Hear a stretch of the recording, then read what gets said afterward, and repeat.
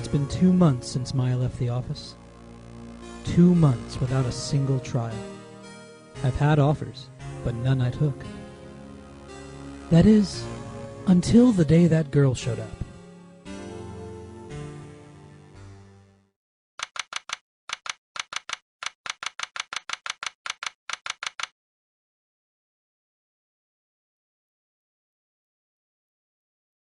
Why do I come here to the office every day?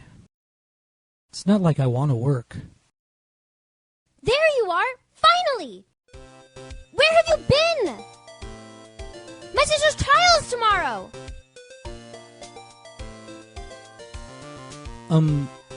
Who are you? It doesn't matter who I am. It only matters who you are. You're the famous defense attorney Mia Fey.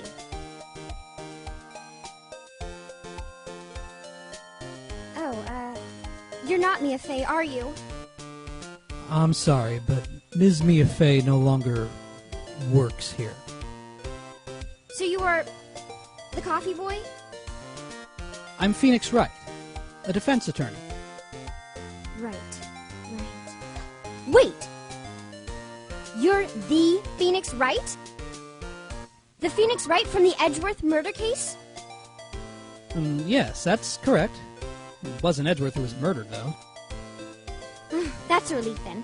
You're better than nobody. I'm sorry, I'm afraid I'm not taking cases right now. But you are Phoenix Wright, right?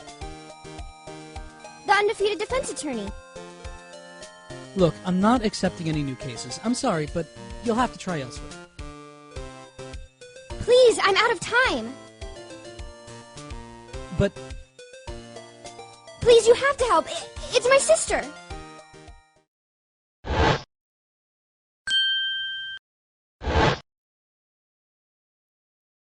Maya? Could it be?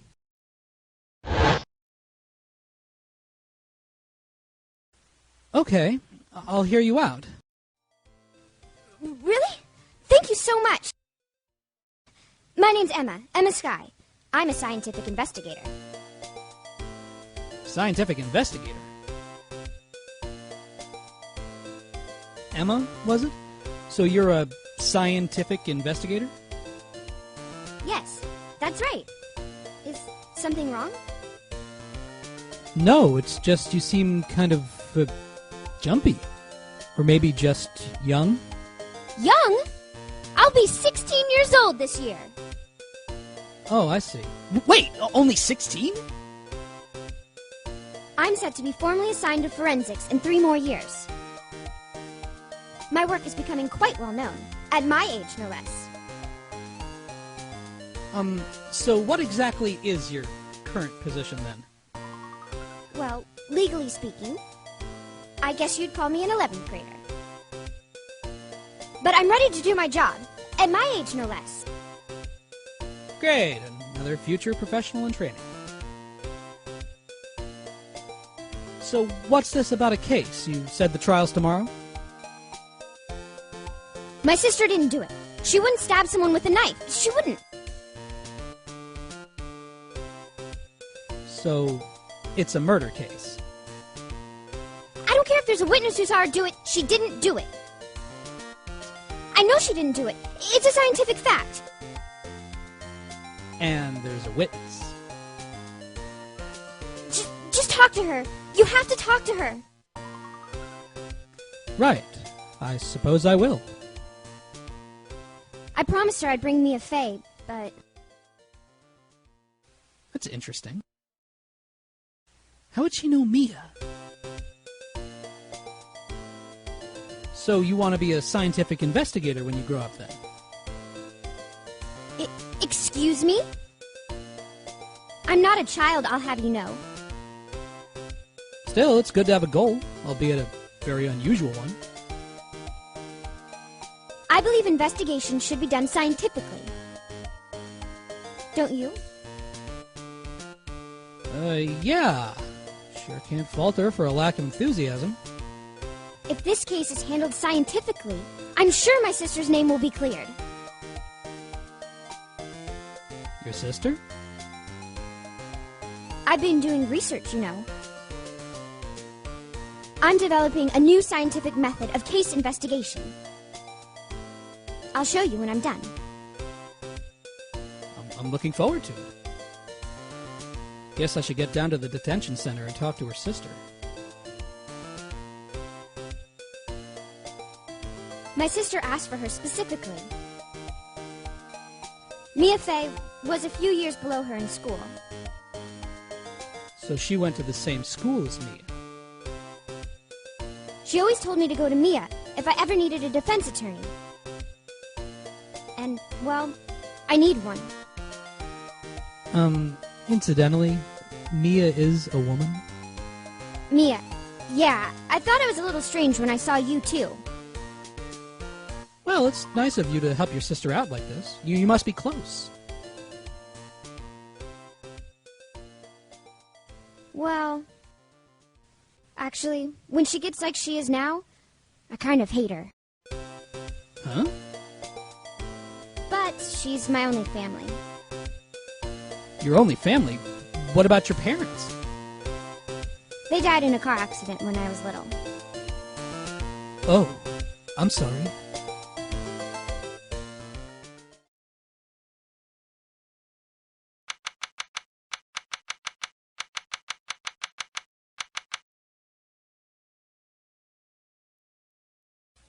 I wonder what's wrong with Emma. She got quiet all of a sudden as soon as we arrived. Guard, I thought I told you I didn't want visitors. Sorry, ma'am. It's just your sister. No excuses. Or did you not want to raise this year? Understood, ma'am. What was that all about?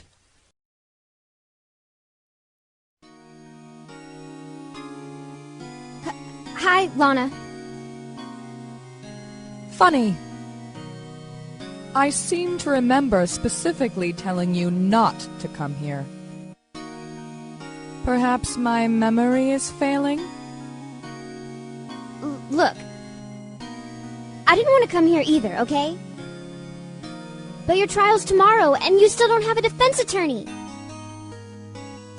I'll be in one in court tomorrow. This has nothing to do with you, Emma.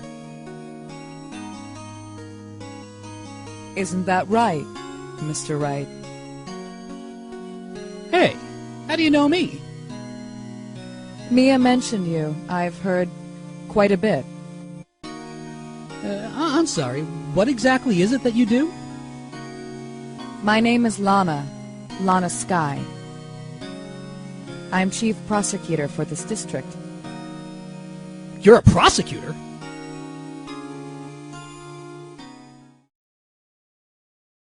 Two sisters, one a lawyer. Could this be a coincidence? Emma, Lana, I mean, they're just like...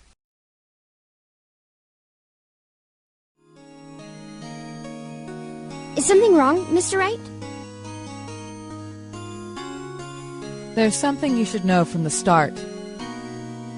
Which is? The suspect in this case has confessed to the crime. Huh? Wait! But the suspect is... Me. I did it. Well, Mr. Wright? Well, why don't you begin by telling me exactly what happened? The crime took place yesterday, February 21st at 5:15 p.m. That's quite specific. It was in the witness's deposition. The witness clearly saw me committing the crime. Oh. My, that was a bit of bad luck, wasn't it? The crime took place in the underground parking lot at the prosecutor's office. The body was found in the trunk of my subordinate's car. The prosecutor's office, huh? In your subordinate's car trunk. Classy. I was arrested on the spot. Caught red-handed, as it were. My. So, who was the victim? An investigator with the police department. I suppose the correct term is detective. a detective? Death was due to a loss of blood. He was stabbed once in the stomach. By you. Death wasn't immediate, but the wound was fatal. I see. Allow me to repeat myself, Mr. Wright. The victim was a detective. You know what that means, don't you? Uh-oh. What? Mr. Wright, what does it mean? Well, it means... The police department will consider it a matter of pride to have me found guilty. They will use any means at their disposal to do so. This case gets worse and worse with everything I learn. So, you're the chief prosecutor. That is correct.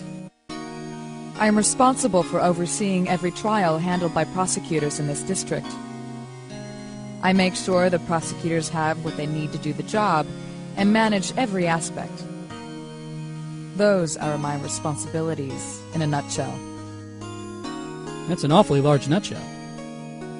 Still, I'm a little surprised. I would think you'd recognize the district's chief prosecutor, Mr. Wright. Huh? In fact, it seems impossible you wouldn't. Lana? What happened to your hand?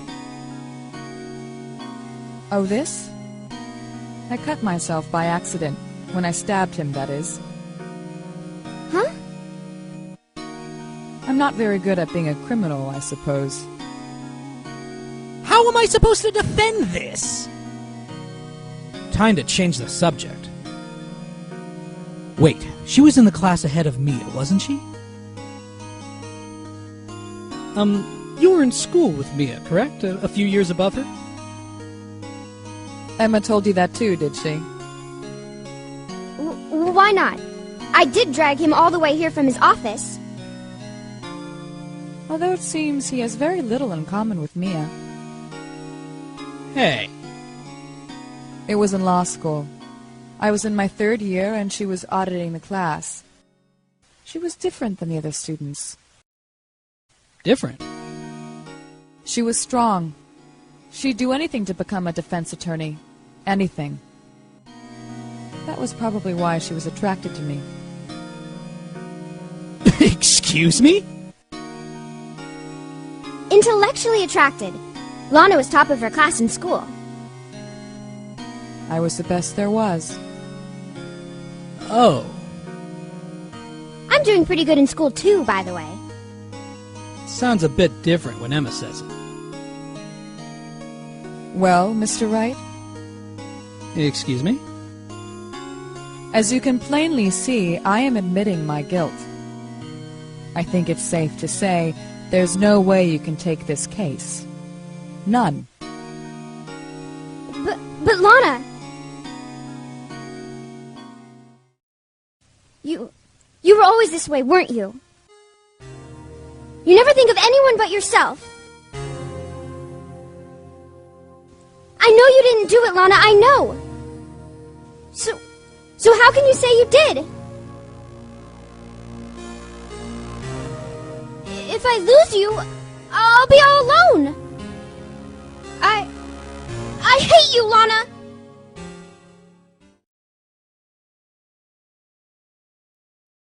Mr. Wright? Yes? I believe our discussion here is ended. The rest, I leave to you. You mean you're requesting my services as your defense? Don't lose any sleep over it. Your client has confessed, after all. The case is over. Right. I'll do what I can to get to the bottom of this. Lana has confessed to the crime, yes. But something doesn't fit. It's that look in Emma's eyes. There's something else going on here, and I'm going to find out what.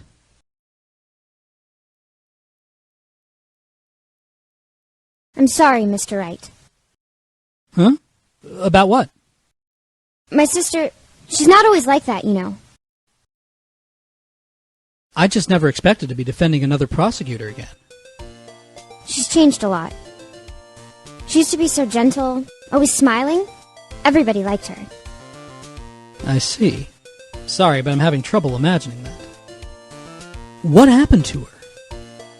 I don't know for certain myself. I think maybe she... Well, maybe not. Sounds like there's something there that defies a simple scientific explanation. Let's go check out this underground parking lot at the prosecutor's office, shall we? Okay.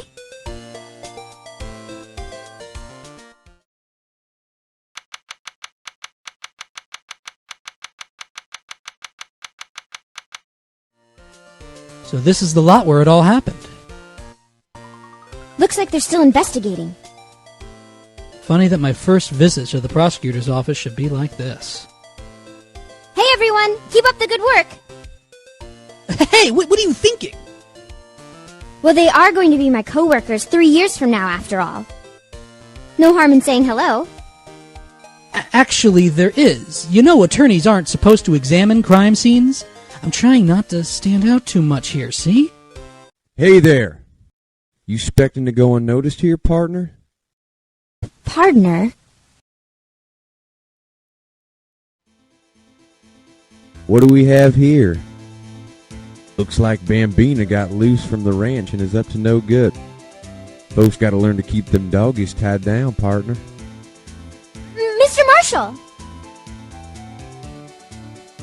Marshall? Looks more like a sheriff to me. Looky here, Bambina, I know how you feel.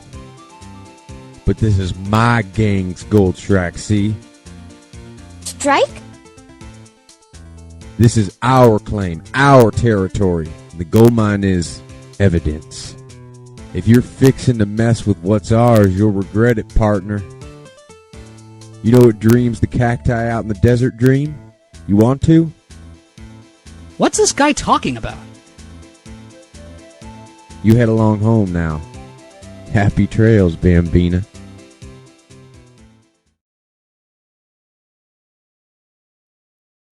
Was that a hombre, a friend of yours? Kind of. Sort of. Yeah. He's a detective. Who thinks he's a sheriff from the Wild West, it seems. Well, no time to waste. Let's get hunting for clues.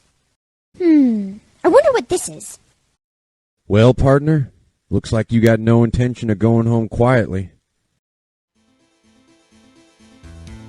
The sheriff. Like I said before, this here's our claim. You best be moseying along, unless you're fixing to bite the bullet. Yeah, scary. Could you just tell us one thing? Who owns that car?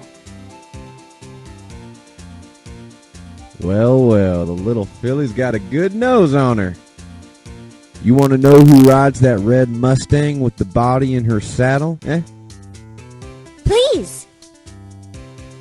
No problem, partner. About time for victuals anyway. Get yourself to the saloon up on the 12th floor of the prospector's office. Might just find you a cerveza you like.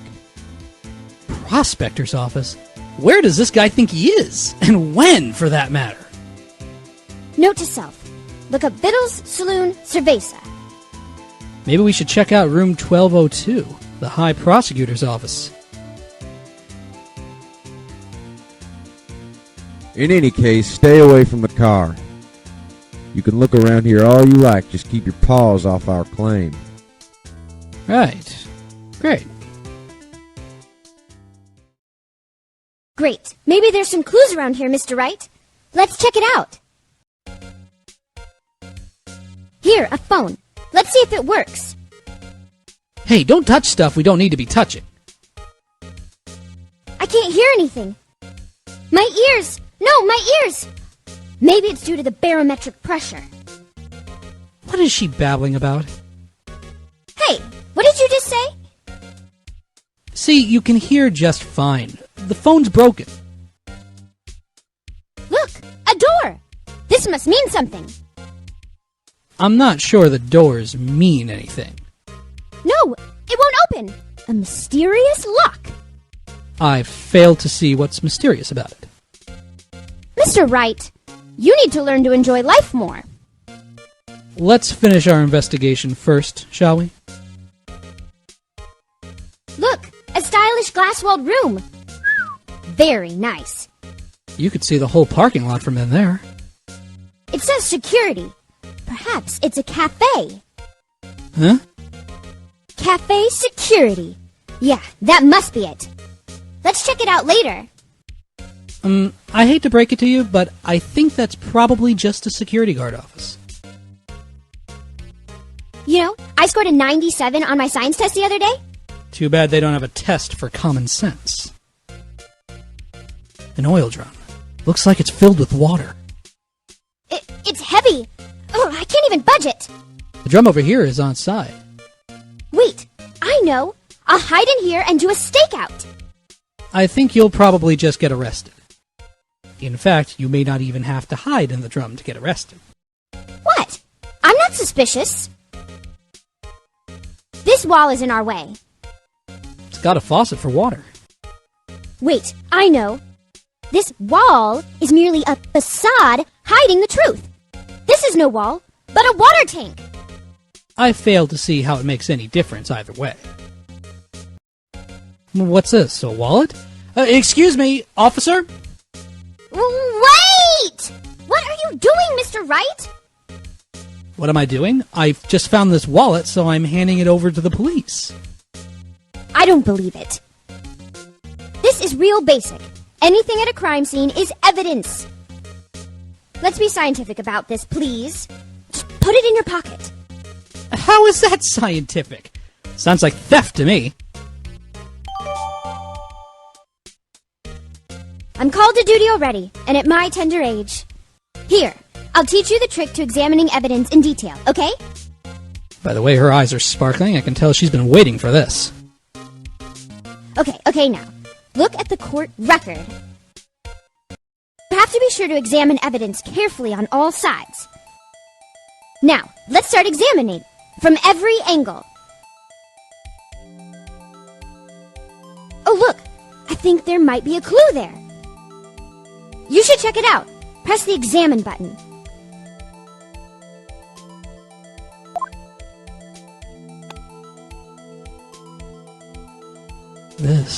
This is an ID card. Detective Bruce Goodman. ID number 5842189. See? Well, isn't scientific investigation useful? I guess, though I don't see what science has to do with it.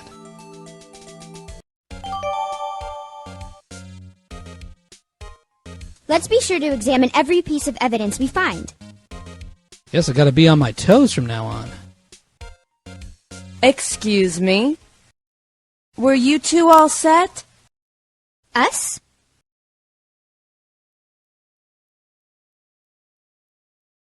What's this? She couldn't be... You're selling lunches? Here? This is a crime scene! Hello. Half and half, was it? Oh, thanks. And you, sir?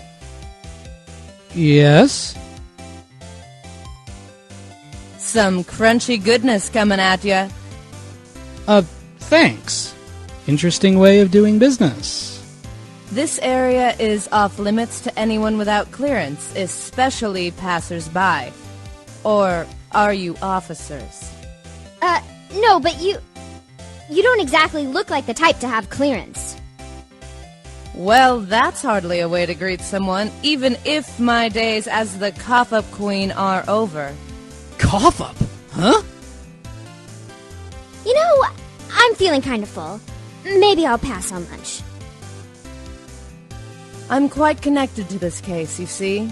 The images are burned into my eyes, you might say. Yes, all the sordid secrets. Secrets? Dear me, you are a slow one, aren't you? I'm referring to the murder, the stabbing of that detective. What? The witness clearly saw me committing the crime. You mean you're the witness my sister was talking about? Please, cough up, Queen. Tell us what happened.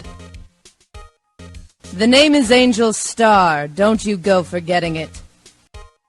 Or, before you know it, I'll have you whimpering at my heels. Yeah, yes, ma'am. Yikes. She means it. Somehow, I knew.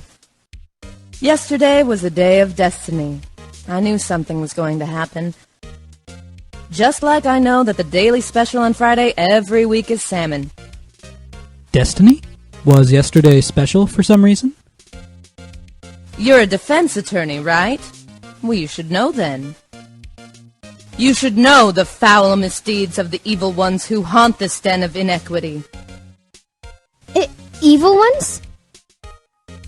Prosecutors. They have no qualms at all about blackening the name of innocence. And yesterday they paid homage to the most evil one of all. They gave an award for King of Prosecutors. What a farce. So she's saying there was some sort of prosecutors' convention yesterday. I was almost compelled to lace their lunches with something foul. Do you have a personal grievance against prosecutors or something? Or is there some kind of scientific evidence to this, evil? Young miss, mock me at your own risk. You'll soon find out why they call me the cough-up queen. Oh! The most heinous of all the evil ones, the one they awarded yesterday. It was in his car that they found the body. Proof that he devours the evilest lunches of all. Really? Really what? I'm totally confused. One thing's clear, this lunch lady has a thing against prosecutors. So what exactly was it that you witnessed, Miss Starr? It was a fascinating spectacle, to be sure. I now feel I know what they say when they talk about a woman's wrath. To see Lana Skye wield that knife so. Her knife flashed in anger, bringing him to a sad end. It was truly a sight to see. You mean you saw the very moment of the crime? The sound of his silvery ties to this world being cruelly cut still rings in my ears, and the rhythmic beat of Lana Skye's knife. Wait a second. You know Lana Skye? Of course. It's quite a feat, becoming chief prosecutor. How many lunchboxes of sin did she pack to make that journey, I wonder? She always travels light. Now why would this pretty lunch lady know the chief prosecutor's name? Could we ask you a bit about yourself, Miss Starr? I come here every day to sell lunches. I import only the freshest and best from the Far East. For some reason, the box lunches are a hit here. Why not make the lunches here rather than import them? Did you say something? No. Only true connoisseurs can understand. The kind you can only tell someone who has tried General Tso's trilobite lunch set. Ah, never mind. You win. I don't even want to appreciate part of a trilobite's flavor. Anyway, I come here every day to sell lunches. My boyfriend works in the security room here at the prosecutor's office. Your boyfriend? See the security room over there? The glass-walled booth? I sell my lunches, and since I'm here anyway, I drop in to see him. Since you're here anyway, I guess selling lunches is more important than romance. So to scientifically analyze the data available so far, you, Miss Starr, are a lunch vendor with an ulterior motive for coming here. Useful analysis. Not. Did you have a bad experience with a prosecutor, Ms. Starr? I sense some hostility. Hostility? Ha! Perhaps. Prosecutors are all alike, and the bigger they get, the worse they smell. Kind of like 10-day-old clams in the chowder. I wonder if Ms. Starr was involved in some sort of legal trouble in the past. That'd be a sure cause of food poisoning. Scientifically speaking, of course. I mean, now you're talking cough-up queen. Thought she was just a lunch vendor, but now I'm not so sure.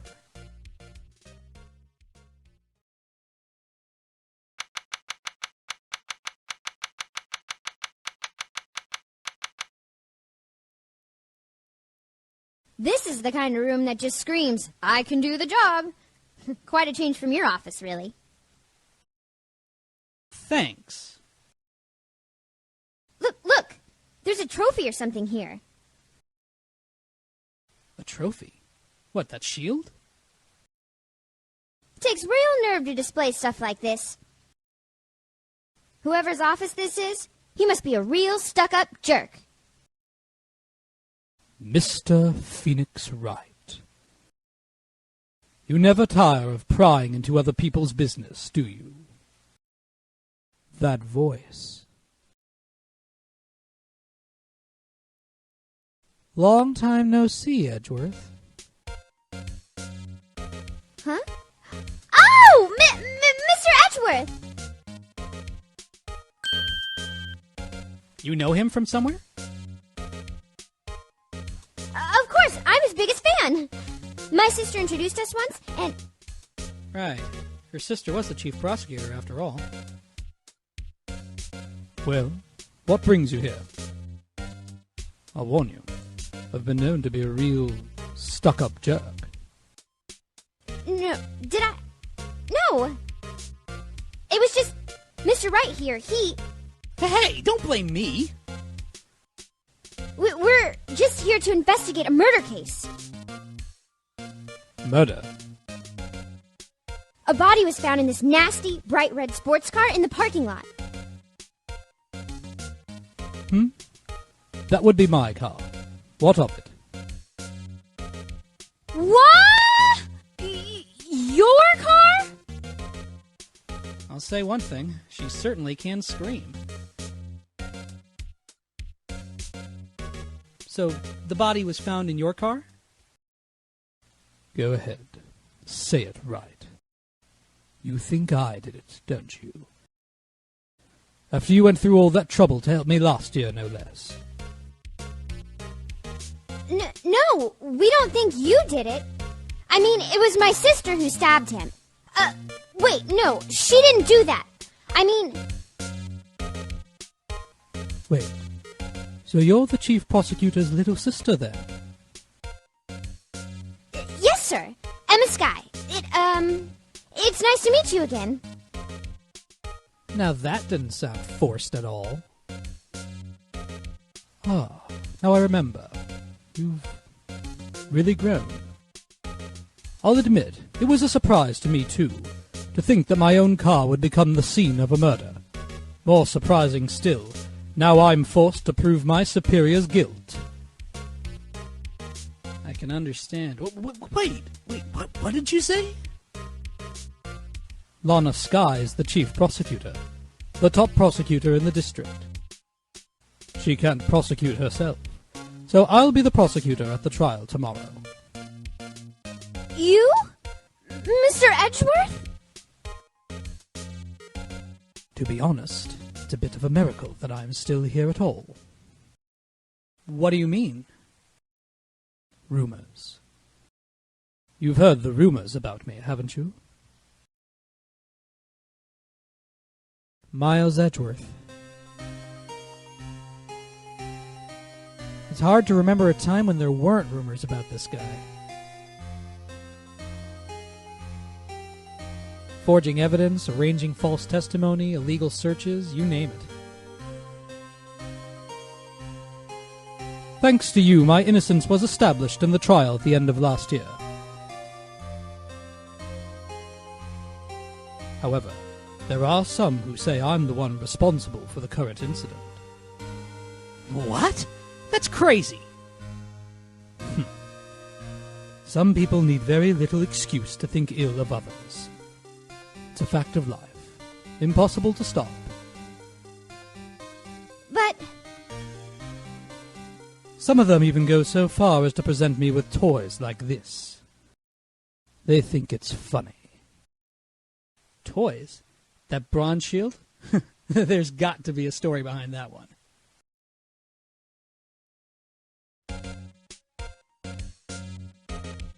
Chief Prosecutor Sky? Yes, we first worked together on a case 2 years ago. It was my first big case. that's right. I remember. 2 years ago. I wasn't even a lawyer yet. Since then, I always felt that she was looking out for me. It appears I was mistaken. Mistaken? Why? I mean, I know she's not the warmest person, but I'm sure she felt some responsibility for you. Then why? Why did she stab someone in the trunk of my car? Not only that, she stabbed him with my knife. What? Mr. Edgeworth? Your knife was the murder weapon? To be specific, it was the knife kept in the toolbox in the trunk of my car.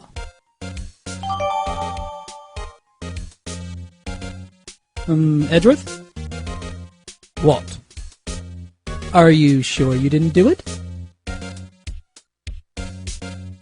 Come on, can't he take a joke? You have a strange sense of humor, Mr. Wright. I've been wondering, what the heck is this? It has a big K on it. Prosecutors. Huh? What's that?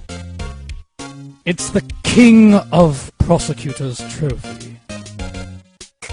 King of Prosecutors? It's a great honor. They send that shield to the best prosecutor each year. What? So? So that K, that's... K stands for King? Yeah, you got a problem with that? I didn't design the thing. King of Prosecutors. Kind of like Employee of the Month, only better.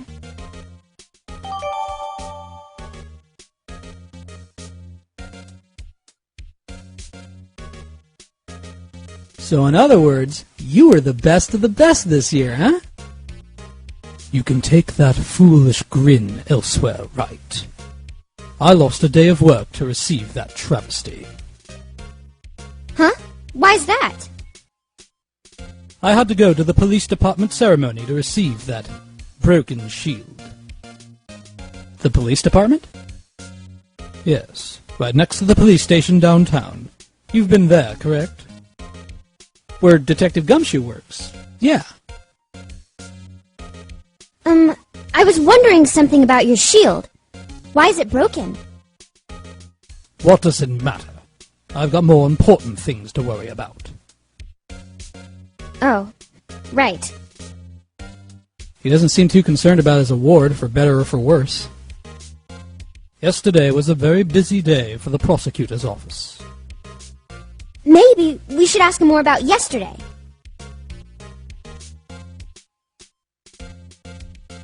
Could you tell me more about yesterday, the day of the murder? Yesterday was the annual cleaning day at the prosecutor's office. Cleaning day?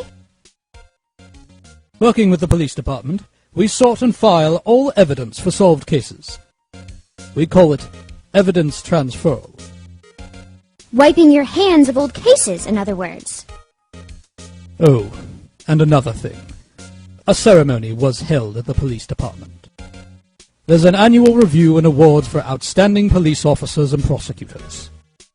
And that's when you got the shield. I was at the police department yesterday afternoon. I got back here at 5:12. That's very precise. People like myself and Mr. Edgeworth pride ourselves in our precision, Mr. Wright. No, I place little faith in my memory. The only thing I trust is solid evidence.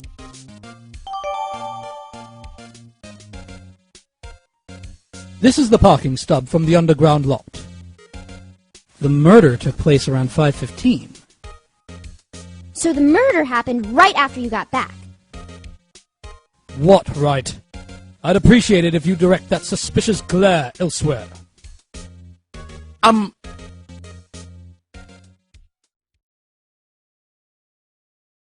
Excuse me, but is Mr. Edgeworth, anywhere on the premises? I'm Edgeworth. What is it?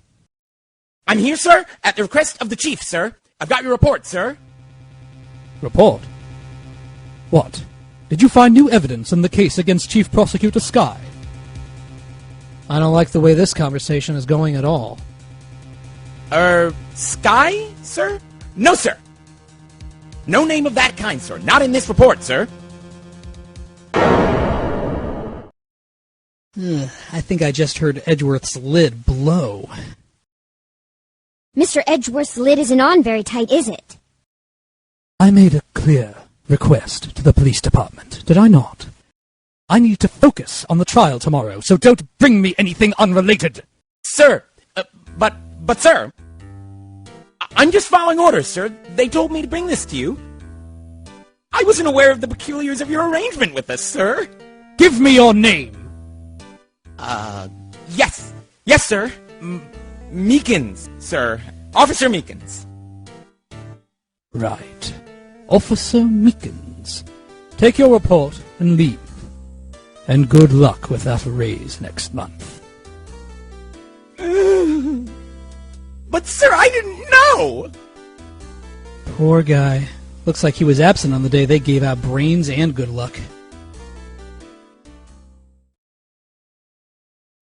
Right. Yes, sir.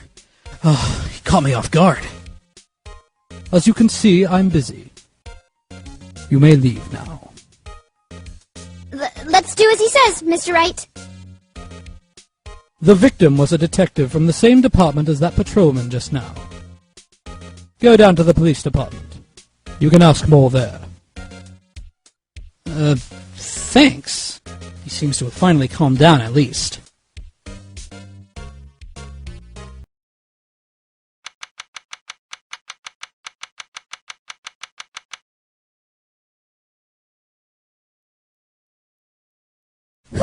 We're finally here.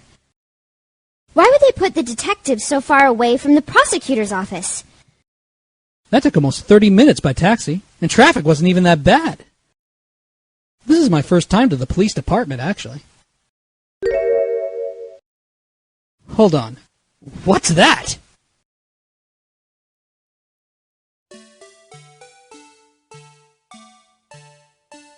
Disturbing. Why does it undulate like that? Oh, wait, I know. This is the Blue Badger. They're trying to make him the police mascot. Wow, Mr. Wright, you know a lot about the police department. Still, he does seem familiar somehow. Forget the Blue Badger. Who's that next to him? Someone appears to be dancing with the Blue Badger. Uh-oh. He noticed me. He sure is running over here fast. Hey, pal! What are you doing here? That's my line, Detective Gumshoe. Specifically, why were you dancing over there? What? Well... Well, at least he doesn't seem to be busy. This is our chance to get information. Hey, I'll have you know, I'm a very busy man, pal. I'll give you one word of advice, pal. You'd better not agree to defend the suspect in this case. Why not? Huh? Well, it's just that the chief prosecutor has confessed to the crime. She says she summoned a detective to the prosecutor's office, and she killed him. But what if she's not telling the truth? Yes, well, no. Come on, pal, there's plenty of evidence against her. But what if the evidence was faked? Hey, pal, can I speak to you for a second? Huh? Me? Why is this little girl so peeved at me? She's a relative of the suspect, Lana Sky's sister. Whoa! The chief prosecutor's little sister? Just please investigate this case carefully, okay? Scientifically! Yes, sir. Oh, by the way, you might want to keep your voices down. You don't want to be overheard using words like faked. Huh? It's a sensitive issue with us these days. So, what are you doing here, Detective Gumshoe? Me? Oh, well, nothing, really. They kicked me out of criminal affairs. Detective Gumshoe, what did you do this time? What do you mean, this time? Then what happened? I know things are busy right now. I mean, with my sister's case and all. It's true, we've never had a chief prosecutor murder anyone before. Only the highest-ranked people are being led into criminal affairs now. The lowest-ranking guy in there is our chief of detectives. They're not letting any of us rank-and-file detectives in at all. None of you? I know this is an important trial, but isn't that a little odd? So anyway, I thought I'd spend the day getting the Badger dance down pat. Isn't there anything else you could be doing? The chief of police himself is directing this investigation, pal. And Officer Marshall was assigned to the underground parking lot. Officer Marshall? Now that I think about it, Emma did seem to know that Marshall guy. A patrolman in charge of a crime scene. It's unheard of, pal.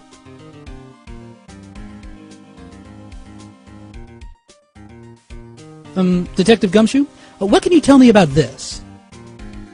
Huh? Hey, pal, this is a detective's ID card. You can't just keep that, you have to turn it into the police. It's people like you that get me into so much trouble all the time. Meaning Detective Gumshoe must drop his card a lot. Let's see. Bruce Goodman. Goodman. Sounds familiar. Nah, my mistake. But don't you work together with him in criminal affairs? Whoa, now I remember. Bruce Goodman, he's the victim. That's what I thought. Can you tell us more, Detective Gumshoe?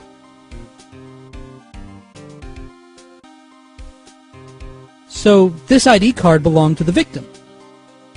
He was a detective like myself, Detective Bruce Goodman. Don't you think it's strange?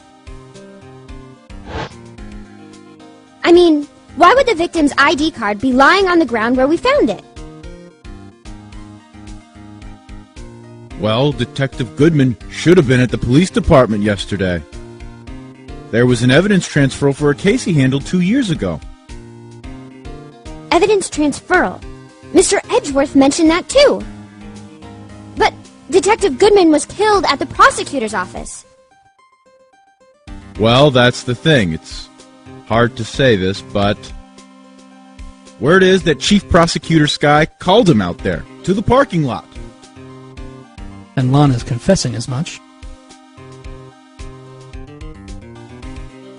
Hey, that's it. That's the King of Prosecutors Award that Mr. Edgeworth got yesterday. Were you at the award ceremony, Detective Gumshoe?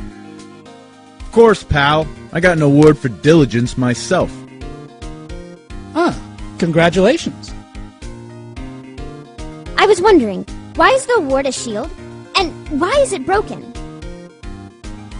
Oh, there's a reason. I'll tell you what it is later. Apparently, he's forgotten.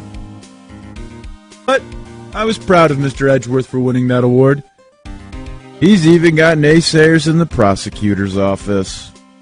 Yeah, we've heard about the rumors. Found in Mr. Edgeworth's car, stabbed with Mr. Edgeworth's knife. Huh? What would drive Chief Prosecutor Skye to do such a thing? Wait, I didn't mean...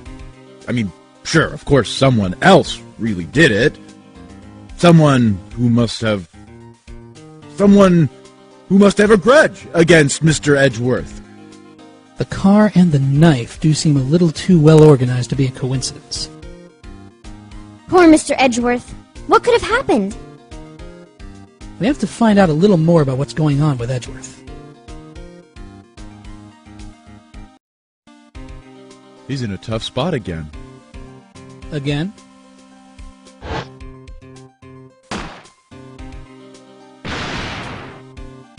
Well, it all started with the murder of that defense attorney, Hammond. But Mr. Edgeworth was found innocent. Listen, pal, there have always been rumors about Edgeworth, forging evidence, making deals with witnesses. Nothing outright, but there were always whispered rumors. Ever since he was accused of murder, no one's whispering. They're practically shouting. But there's no evidence against him. Well, Mr. Edgeworth has always had unusually strong ties to the department higher-ups. It's only natural that people would be suspicious. I had no idea he was under the gun. Anyway, this latest case has started a new rumor. People say the only reason he took this case is because he's aiming for the chief prosecutor position himself. What? But I know the truth, pal. Nobody wants to be the one who has to prosecute the chief prosecutor. Mr. Edgeworth is biting the bullet on this one. He's doing this for all of us.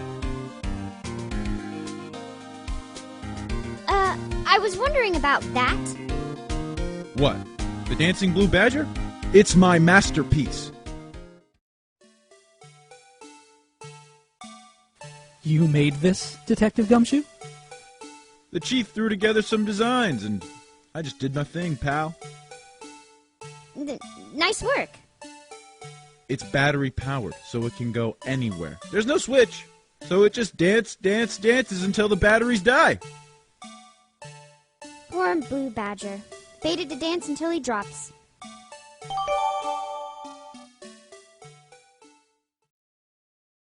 And that's all I know about that.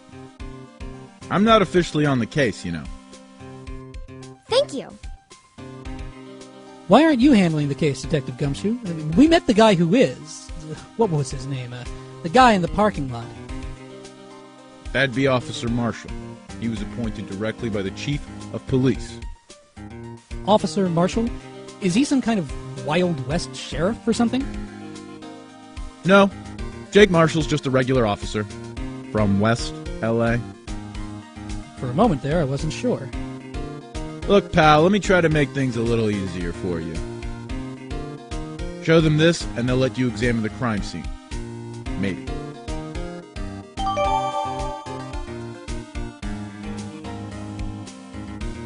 I'll be surprised if this gets us anywhere.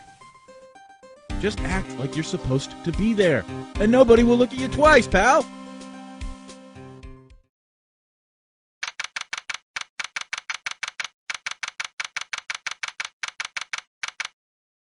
Looks like the investigation is still going. I have to be getting back to the shop. Sorry, looks like I'll be stuck in this pit till the sun sleeps. I'll see you in my dreams tonight then, baby. Oh, still here? Hello. Why the surprised looks? Didn't I mention? I've got a boyfriend in criminal affairs, too. What happened to the security guard? Hey, what's wrong, Bambina? You're looking like a doggy that's lost its herd. Jake Marshall. Strange guy to put in charge of a crime scene. Would you mind reading this for me? What's this? I warn you, fan letters to me go right in the spittoon. It's a letter of introduction from Detective Gumshoe. May we investigate? Gumshoe? Oh, that old cow dog? He holding a birthday party or something? Huh? Look, where it should say letter of introduction, it says invitation. Ah, I think he just miswrote it. Great, Detective Gumshoe. I owe you one. No worries. This proves it's from Detective Gumshoe. Better than a blood test. Guess I'd better let you in then. Thank you, Officer Marshall. Officer Marshall isn't a detective. He's a patrolman. That reminds me of something. That is odd. Isn't a crime scene supposed to be handled by a detective or higher? Well, folks, the clues are calling. Welcome to our gold strike. Be like the settler. Strike out for lands unknown. Manifest destiny. Let's have a hootenanny. Note to self. Police investigations are like settling land. Well, Mr. Wright, what do you say? I say I won't be needing this anymore.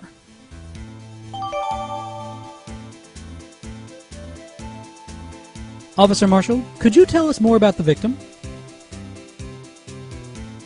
Good men always die young. Remember that, partner. Could you be a little more specific? Bruce Goodman. He was a detective, right?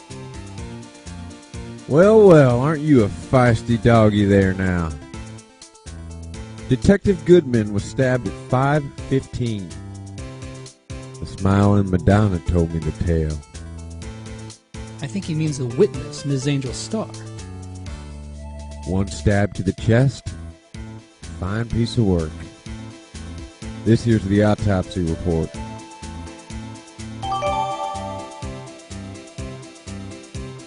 Was my sister involved with the victim in any way? Funny you should mention that, Bambina. Chief Prospector Sky and Detective Goodman had nothing in common at all. Nothing in common? They apparently worked together on a case a few years back. So, there's no motive. Goodman wasn't a particularly gifted detective. That's one reason why he didn't do much work with the chief prospector. But my sister called the victim here on the day of the murder, right? Here, to this parking lot. So it seems. Like calling an unarmed man to a shootout at high noon. I don't mean any offense, but... Officer Marshall, you're a patrolman, right? Not a detective.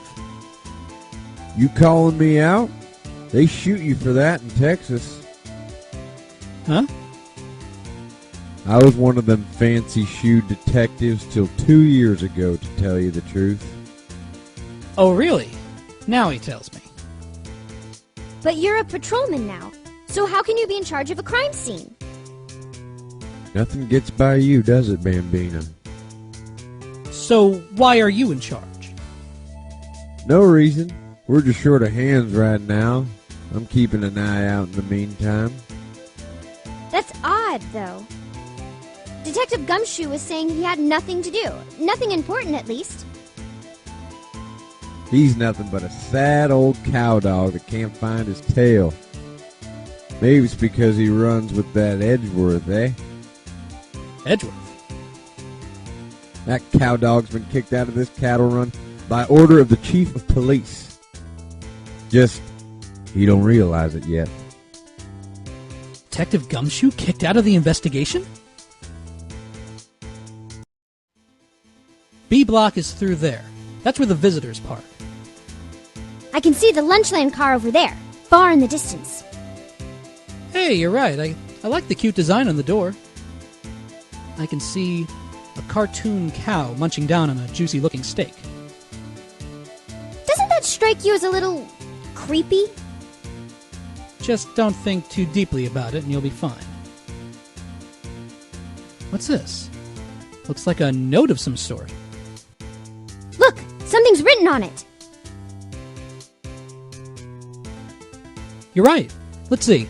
67S12/2. There's a name printed on the paper above that. Goodman. Maybe it fell out of his pocket when he was killed. Well, so? What does it mean, Mr. Wright? How am I supposed to know? Note to self. For deductive reasoning, go to Edgeworth, not Wright. I'm sure Edgeworth wouldn't know what this means either.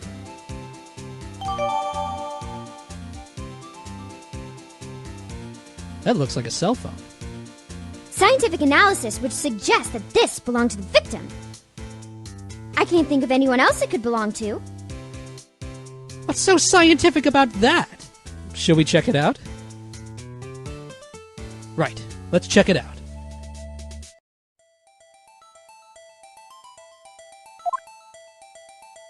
Man, what a boring strap. Well, what's wrong with it? Everyone has different tastes, you know. Here, check out mine. It's a pink princess strap.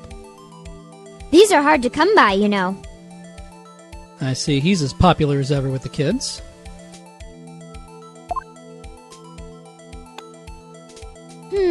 The display is still on the redial button. Redial? Mr. Wright? Most phones keep a record of all the calls you've made and received. You just press the blue button to dial the last number you called. Convenient, isn't it? I'm surprised you didn't know about it. Sorry to disappoint you, but even I know about things like redial. Huh? Oh, I'm sorry. It's just you never know with people from your generation. Whatever. Let's check this phone out.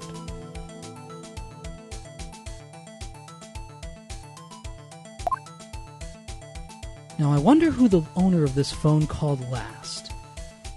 Note to self. A defense attorney doesn't think first, he just pushes the button.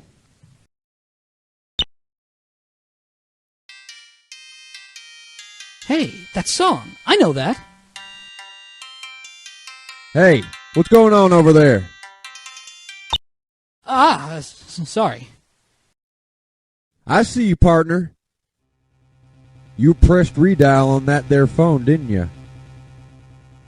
Oh, well, yeah. Whose phone is this anyway? It was on the ground over there.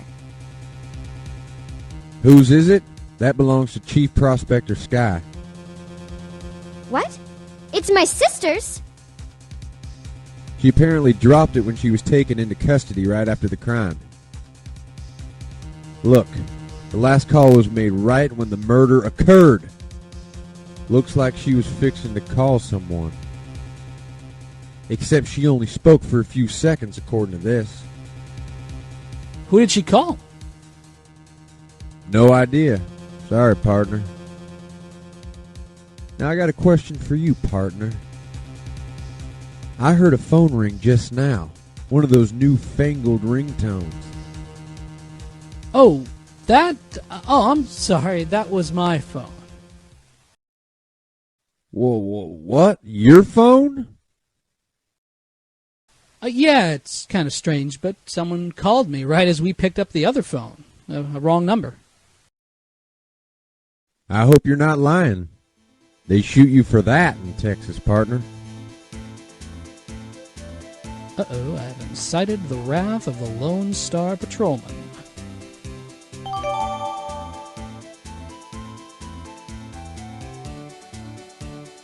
So there's no connection between Detective Goodman and my sister. That's correct, but there's a gold mine of evidence against her. And the prospector tomorrow is none other than Edgeworth himself. I'm afraid your sister's fate is decided, Bambina. Many condolences.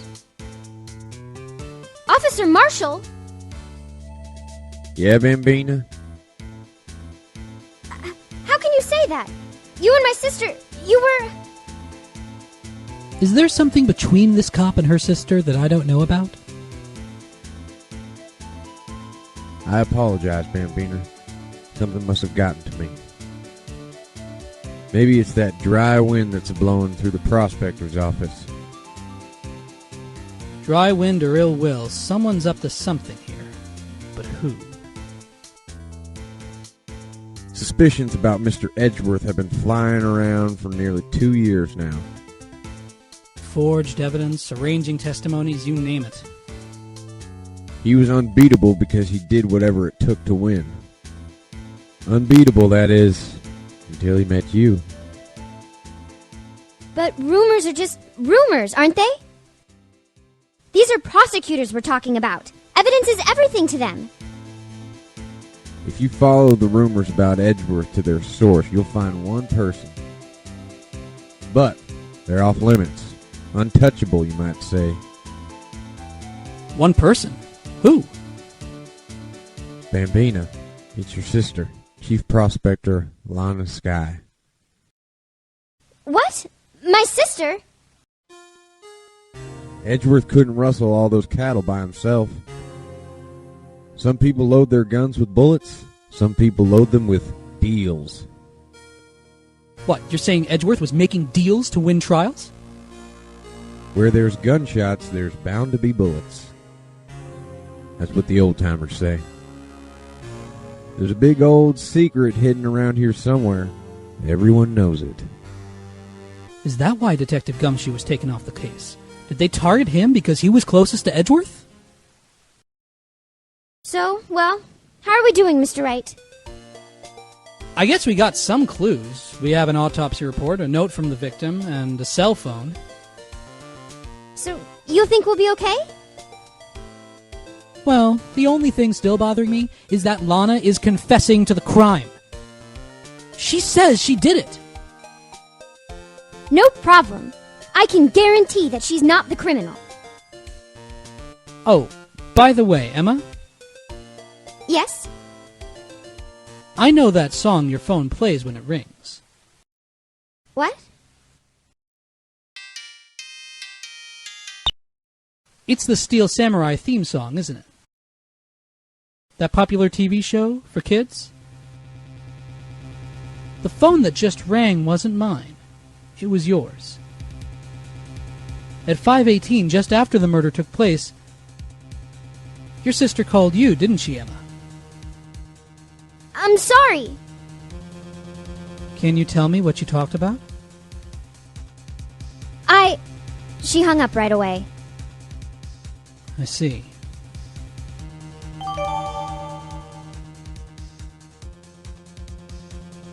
A detective is murdered, and the suspect is the top prosecutor in the district. I've got a bad feeling about this. Like, maybe I still don't know everything that went on here.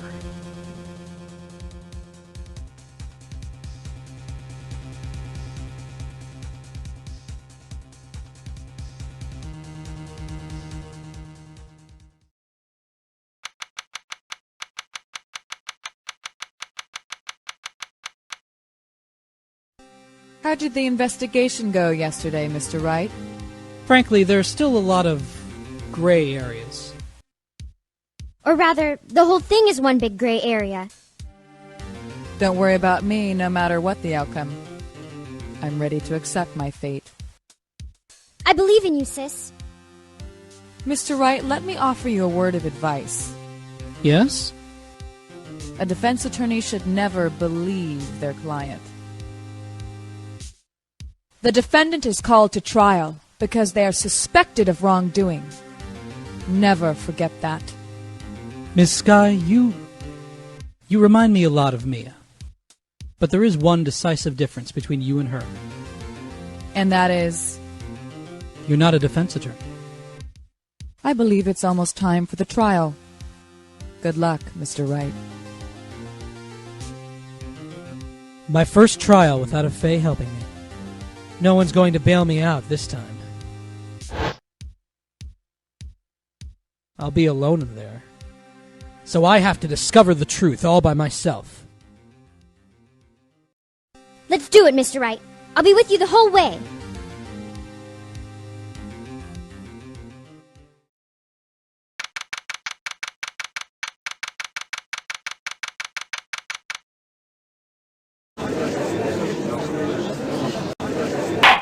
The court is now in session for the trial of Miss Lana Sky.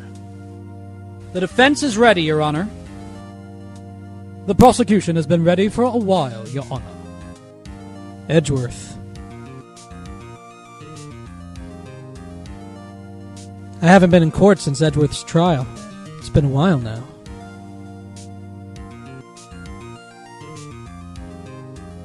I hope that personal feelings will not be a part of the proceedings today, Mr. Wright. I will choose the path I think is right, regardless of what those around me might say. The judgment to be made here is in our hands, not those of anyone else. Very well, Mr. Edgeworth.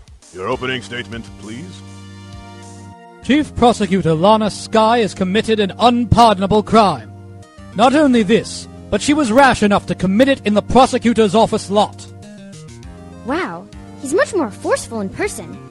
I suddenly feel like confessing to everything.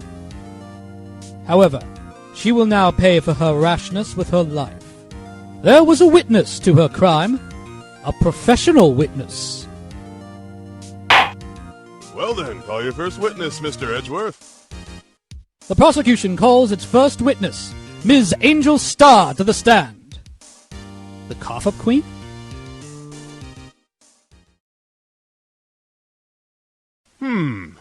Haven't I seen you somewhere? You ordered the caviar lunch, right? Ho ho ho ho! Caviar! I've never eaten caviar before. The judge is really wolfing it down. And for you, I have a Fiesta Bowl. Thanks. Will the witness state her name and profession? And you, sir? Did you order the fingerprint lunchbox? It is too early for lunch. Your name and profession, please. Well, Your Honor, how does it taste? So this is why everyone raves about caviar. Oh, it's so tasty, it hurts. I always thought caviar would taste like pickled tapioca. What the heck does pickled tapioca taste like? Name, profession, now! Me? The name is Angel Starr. Don't go forgetting it. I find myself running Lunchland these days. Is that what you wanted me to say, Mr. Edgeworth? Very well, witness. Please describe the incident to us. The prosecution will wait. I'm not finished eating. Hurry it up. Very well, Mr. Edgeworth. As you know, we usually call on the police to provide a description of the crime. Your Honor, as Mr. Edgeworth has said to the court, I am a professional. What exactly does that mean? Until 2 years ago, Ms. Angel Starr was a special investigator with the police.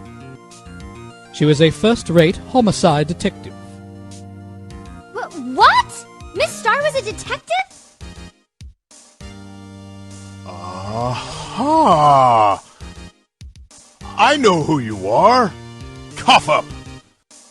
Cough up, Queen. Angel Starr, Your Honor. Long time no see. Very well.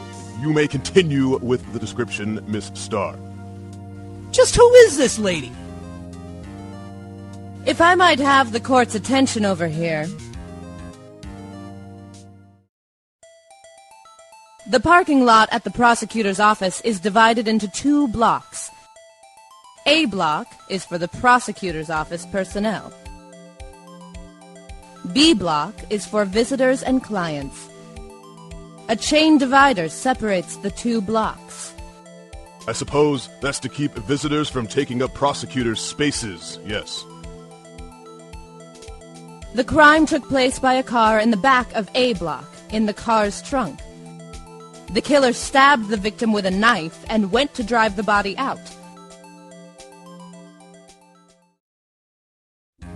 Unfortunately for her, there was a witness, and an arrest was made on the spot.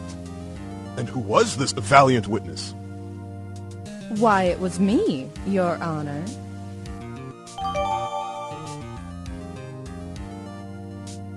Witness, did you see the very moment of the crime? Of course, Your Honor. Immediately after that, I apprehended the chief prosecutor. It seems, rather cut and dry, doesn't it? Well, Mr. Wright? I can't agree on principle, Your Honor. It seems that some poor losers are unwilling to accept the truth, Your Honor. Shall I proceed to crush what little hope they have remaining? If you can, then give them your worst, Miss Starr. Wait, are they talking about me?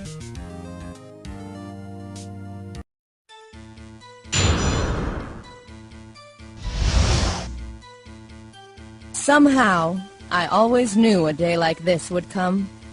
I was on my way to deliver a lunchbox to my boyfriend. When I sensed something, perhaps it was my finely honed detective instincts working. Then, through a wire fence, I saw the chief prosecutor standing next to a garish car. The chief prosecutor was holding a knife in her right hand.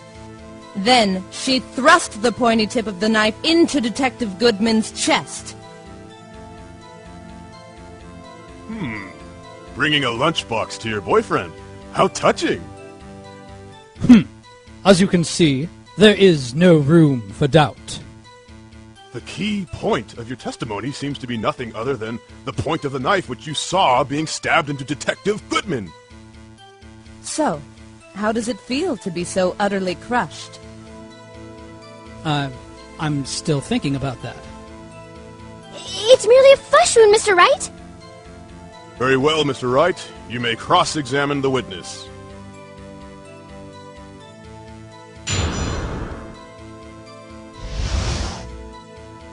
Somehow, I always knew a day like this would come. Hold it! How did you know? I respect the prosecutor's basic abhorrence of crime, yet their methods are ugly and twisted. Twisted methods will always lead to tragedy. The lunch lady's uninformed opinion is duly noted. Given that they are used to erasing inconvenient evidence at their whim, killing off a detective that knew too much is merely an extension of that. Ms. Starr, do you have something personal against prosecutors? I felt that I had found my dream job when I became an investigator. And if I hadn't been laid off by those prosecutors over there, I'd still be one. Laid off? She was fired.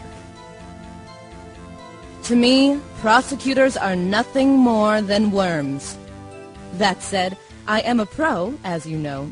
My testimony is unbiased and flawless. Very well. You may continue, Miss Starr. I was on my way to deliver a lunchbox to my boyfriend. Hold it! This boyfriend, he's the detective? Not that boyfriend, the security guard. That boyfriend? You have several? Yes. This boyfriend, that boyfriend, and the other boyfriend. Care to join? The yet another boyfriend position is still open for applicants. I'll stick with the lunch, thanks. Note to self. The judge had to think before replying. The security guard room is in the lot, in A block. It's up on the second level, so you can see everything from there. That would be the room with the security sign. Incidentally, did you bring your lunchboxes by car? Since I'm a visitor now, I parked in B block. So, she was in B block when she witnessed the crime. Then, through a wire fence, I saw the chief prosecutor standing next to a garish car. Hold it! By garish car, you mean... Mr. Edgeworth's car, yes. Mr. Edgeworth's? Incidentally, the knife with which the victim was stabbed was also Mr. Edgeworth's. Wasn't it? Indeed it was.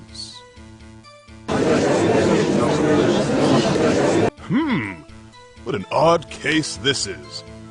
And the person you saw, you are sure it was the defendant? I saw her from no further than 30 feet away. I am certain it was her. If she's telling the truth, we're doomed. Let's just do what we can. Even if we don't have any proof. We can always complain. Witness, in your testimony, you clearly stated the following. Prosecutors are nothing more than worms. Ergo, You are a biased witness. You might want to keep those silly opinions to yourself in the future, rookie. Huh? Rookie? Unless you're willing to risk the consequences of doubting me. I'll fry you like a fritter, crispy on the outside, chewy on the inside. That was inspiring. I believe I've heard that tagline elsewhere. You could cry plagiarism. I may be relegated to the lowly post of lunch lady, but my instincts are honed. A photograph? You took this? The moment I witnessed the crime, my reflexes took over and snap! I took a picture.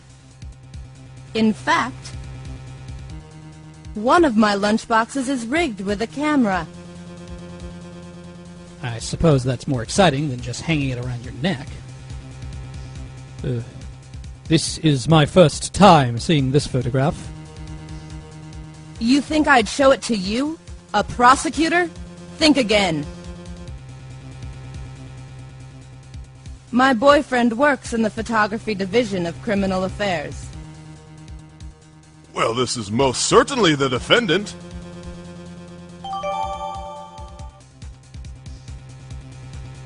Uh-oh, that is unmistakably Lana Skye. So, what was the defendant doing at the time? Then, she thrust the pointy tip of the knife into Detective Goodman's chest. Hold it!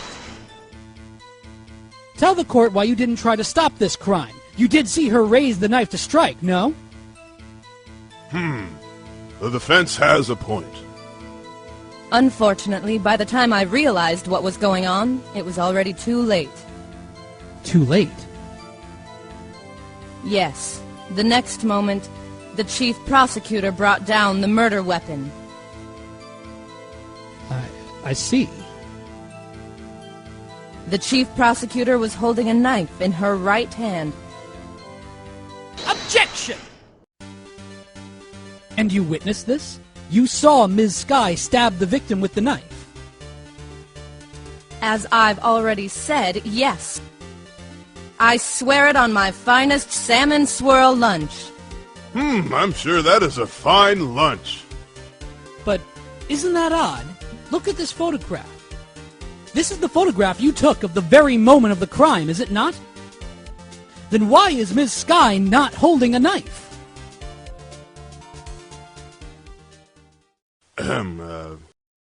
Mr. Edgeworth, your thoughts? Objection. Let's be a little more careful with our evidence, shall we? It is you that needs to be more careful, Mr. Wright. What do you mean, Mr. Edgeworth? This photograph was not taken the moment before the stabbing. This was taken the moment after the stabbing. Objection! How can you tell that? Blood splatter. Huh? See the dark crimson stain on the chief prosecutor's coat? It's a black and white photograph. Ah, yes. It's hard to tell, but this could be blood. Well, Mr. Wright, I see no problem here. No problem, except you. Mr. Wright, are you going to just sit there and take that kind of abuse? You got a better idea?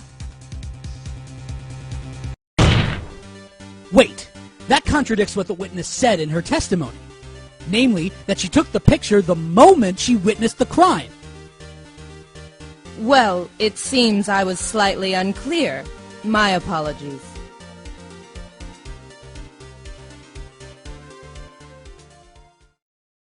That's it? If you run out of lunch, you order seconds. Problem solved. If you don't like it, try ordering the jumbo-sized lunch from the get-go. Good advice. I'm not sure I understood it, but good advice. I didn't have time to stop her. Prosecutor Skye was cold, calculating, like a robot. She killed without pain or remorse. It was a premeditated murder. Objection! Premeditated? How do you know? Look at the chief prosecutor's hands in that photograph. Well, are those gloves? Surgical gloves made of thin rubber, most likely. Why would she have those on? If it was not premeditated, she would not be wearing those gloves. Ah!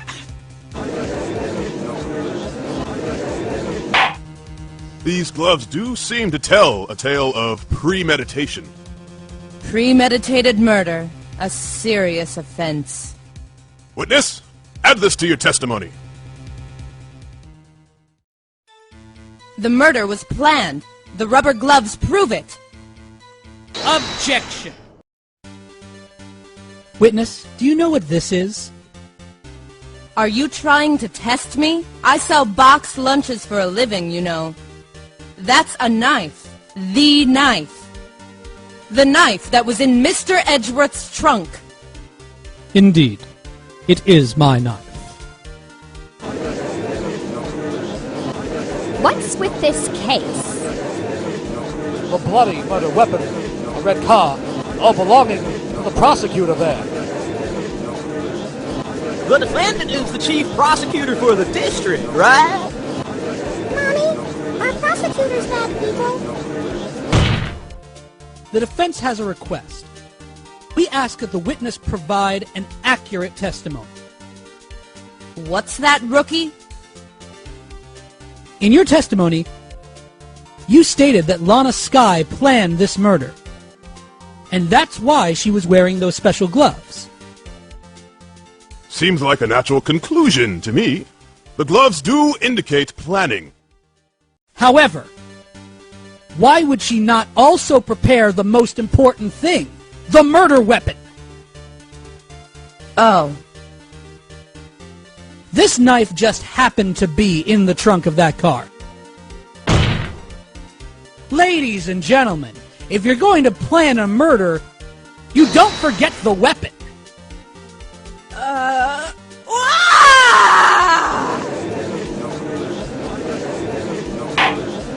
Order! Order! Order!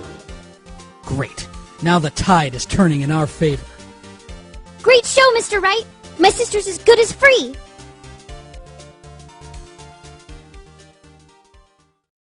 Right.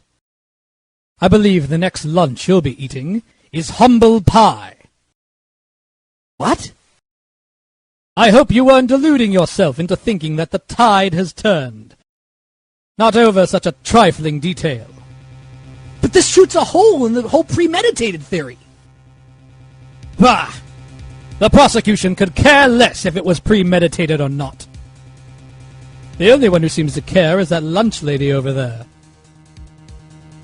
The defendant, Lana Skye, murdered a detective with a knife. That is the only thing the prosecution need prove. Nothing else. Very good, Mr. Prosecutor. I suppose you think you're clever now. But you know as well as I do that she planned on killing him. It was planned. If it wasn't, why would she have been wearing... I believe I'd like to hear your testimony again. Witness, please tell us only what you saw, not what you thought. How dare you! My powers of deduction are not to be underestimated. Really now?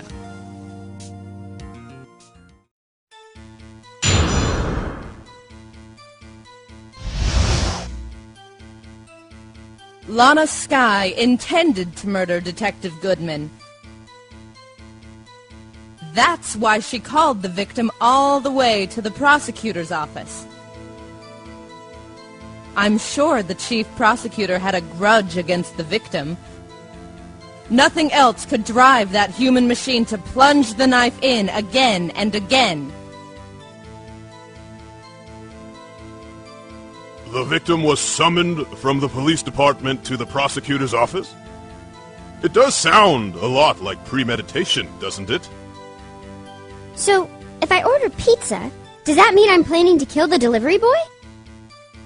In any case, the defense may now cross-examine the witness.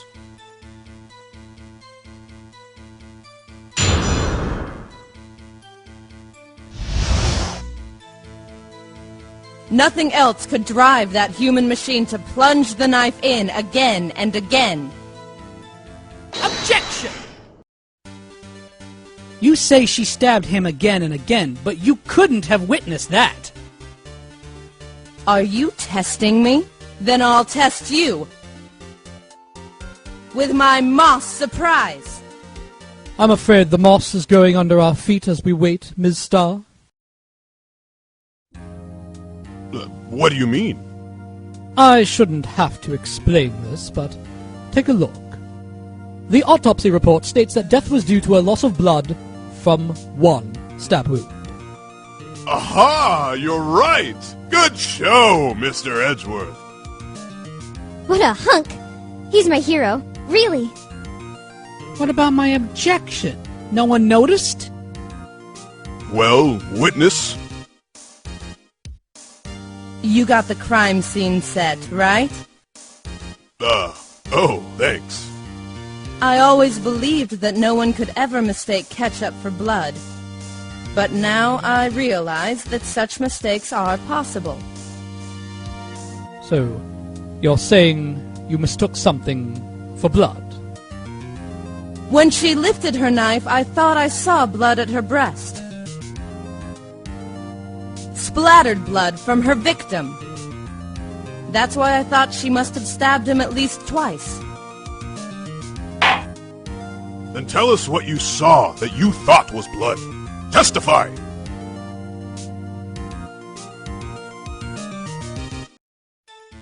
Her red muffler looked like blood to me. That's how ghastly the whole scene was.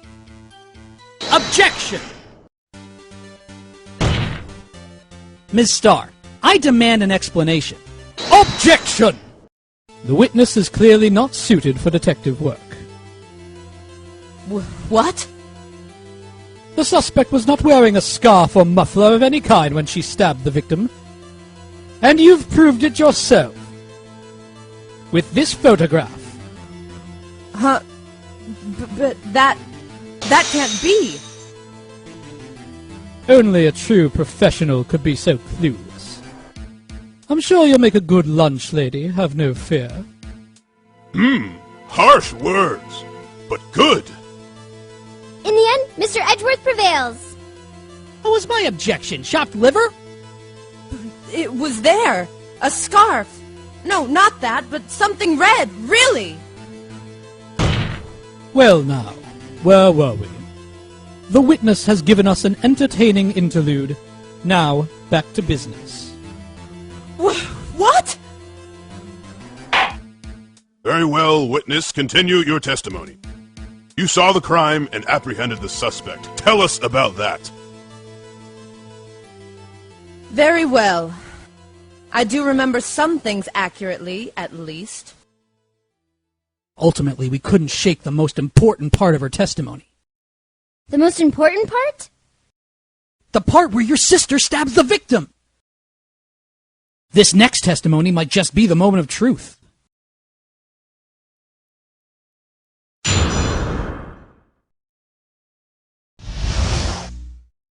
After the murder, the suspect attempted to run behind a partition off to her side. I quickly caught her, explained her rights to her, and arrested her on the spot. Ah, yes. When I arrested her, she mentioned the muffler. That's what had me confused in my earlier testimony. The chief prosecutor made to escape, but against Angel Starr, resistance is futile. You are quite determined about this scarf, aren't you? I strike like a snake and bite like a cobra. That's me, Angel Starr. That wasn't a very good metaphor. First of all, a cobra is a kind of snake. Don't bother me with details, unless you want to get bitten. No thanks. Note to self. Attorney Wright gets bitten by snake. The chief prosecutor tried to resist, but her efforts were in vain. She knocked my hands aside, kicked over an oil drum. Oil drum? Hard to imagine. Oh, she's beautiful but deadly. A predator, this one. A leopard woman. Rawr! Very well, Mr. Wright. Your cross-examination, if you will.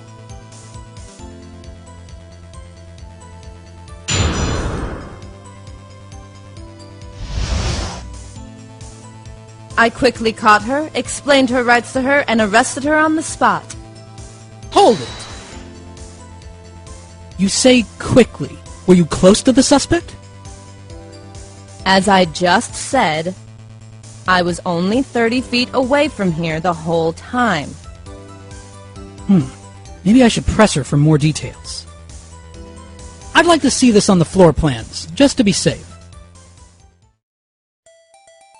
The Lunchland car was... She was a visitor, thus she was parked in B block. So you witnessed the murder from here? That would make it about 30 feet from the car, yes. Is that correct, Miss Starr? Yes, that's right. But there was a chain-link fence in front of you? I went over it, of course. Amazing! The cough-up queen, lunch lady athlete indeed. It would have taken her a little time to climb over that fence. She couldn't have gotten to my sister that fast. Yeah, that fence was about 9 feet high, too. How come Ms. Sky didn't get away?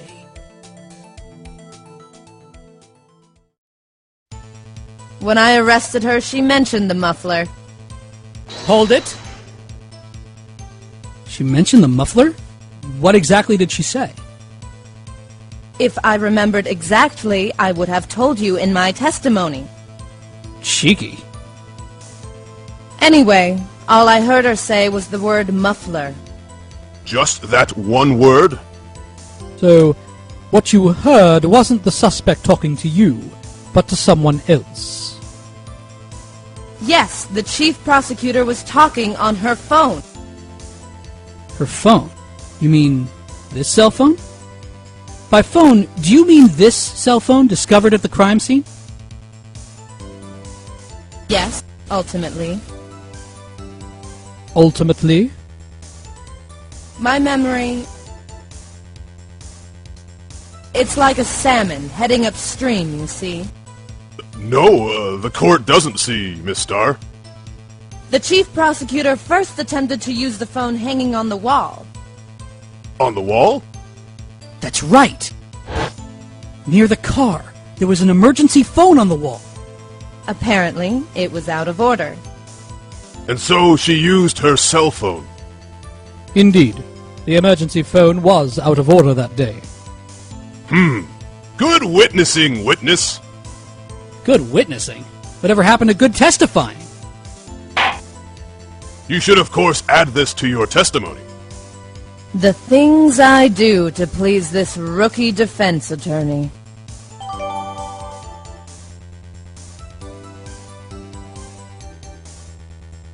She gave up trying to use the phone on the wall and just used her cell phone. Hold it! Do you think you could restate your testimony for the court? Aha! I was going to ask the same thing. I'll only say this one time, so listen close, rookies.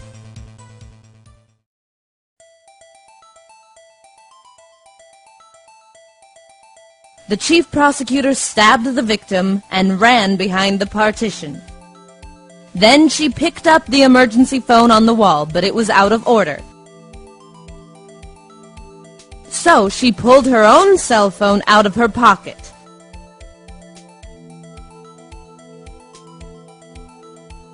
And during that time, you climbed over the chain-link fence. Then, when I boldly grabbed her arm, the chief prosecutor hung up her phone. And you saw her doing this? What is it, Mr. Wright? She gave up trying to use the phone on the wall and just used her cell phone. Objection! I have to conclude that you have a personal grudge against Ms. Lana Sky. Objection! The witness is a former detective. Her testimony is unmarred by personal bias. Well, who would have thought you would be my knight in shining armor, prosecutor? You who, together with the chief prosecutor, kicked me out 2 years ago. Well, Ms. Starr, this is a fatal contradiction with your testimony. How do you explain this? I don't know what you're talking about. Mess with me, and I'll make you cough it all up. Let's look at the floor plans. You said you witnessed the crime from this point. However, if that's true, you couldn't possibly have seen Ms. Skye making that phone call. I believe you see what I'm getting at. That emergency phone was on the back side of this partition. If, indeed, you were in B block, you couldn't have seen it. What? What? Order! Order! What is the meaning of this? It's simple, Your Honor. She's not coughing up lunch. She's coughing up lies. Objection! That's quite a claim, Mr. Wright. Perhaps you will allow me a question.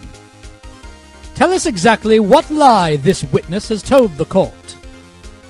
Here's where the counterattack begins. I can't afford to get this wrong. The witness lied about... She tried to use the emergency phone, but it was out of order. What is significant about this fact? Nothing. It would be pointless for her to lie about it. Pointless to lie. I see. The witness did actually see Ms. Skye using the emergency phone. In other words, Ms. Starr witnessed the crime from a different location. Objection! A different location? Now that's a pointless lie if I ever heard one. Objection! Before you call my lie pointless, at least let me tell it. Let me ask a question to our clever wordsmith, Mr. Wright. Just where was the witness when she saw the crime? All the testimony we've heard until now points in one direction. The place from where Ms. Starr witnessed this crime was... here. Take that! This is the only place where she could have been. The security guard room? Indeed. The security room in the underground parking lot is well positioned. It's built on the second level, so you can see the entire lot. She would have been able to see the emergency phone from there. But why there? There are many other places where she could have seen the phone. Not in this case, Your Honor. The witness, not being a part of the prosecutor's office, couldn't park in A block. The only place where she could have seen the crime and the back of the partition is here. I remember in your testimony you said you brought a lunch to your boyfriend in the security guard room, yes? Well, Ms. Starr? How many years have I been getting the better of men? To think that the tables could be turned. Today, a man has got the better of Angel Starr.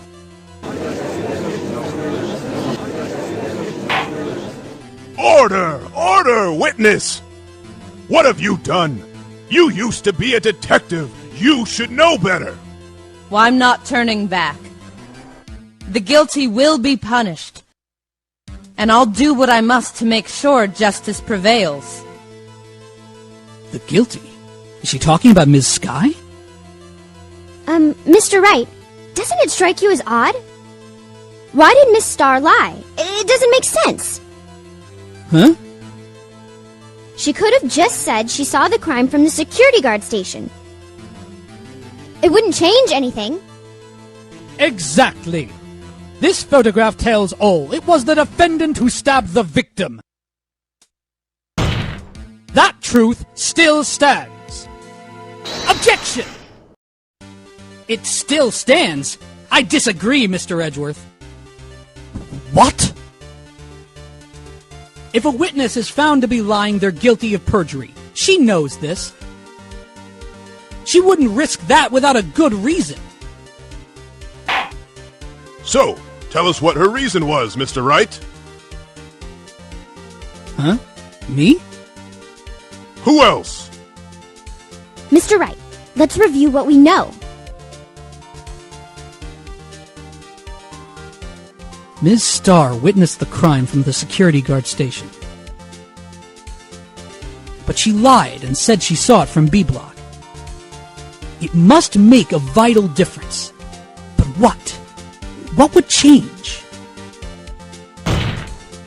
It changes the distance between her and the scene of the crime. Objection!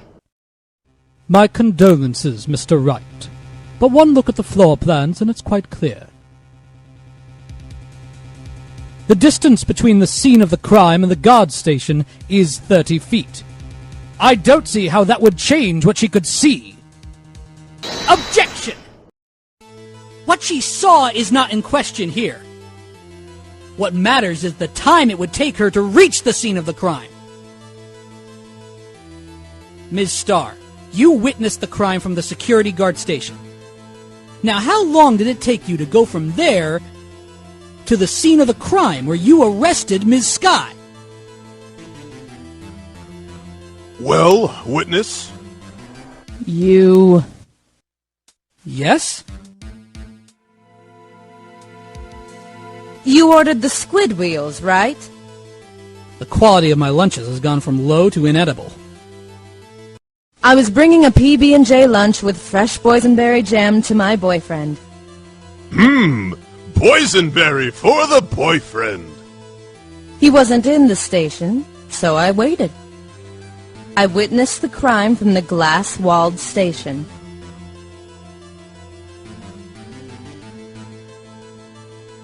And before I knew what I was doing, I found myself running towards the scene. But the door was locked. I couldn't open it.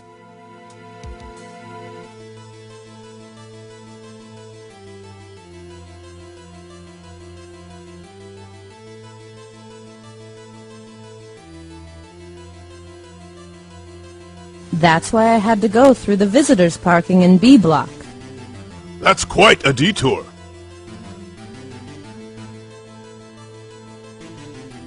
It probably took me at least 5 minutes to get to the scene of the crime. 5 minutes? This changes things considerably. But it was that woman over there in the defendant's chair who stabbed him. I know it. I have photographic evidence. I swear it. I swear it on my finest plastic spork.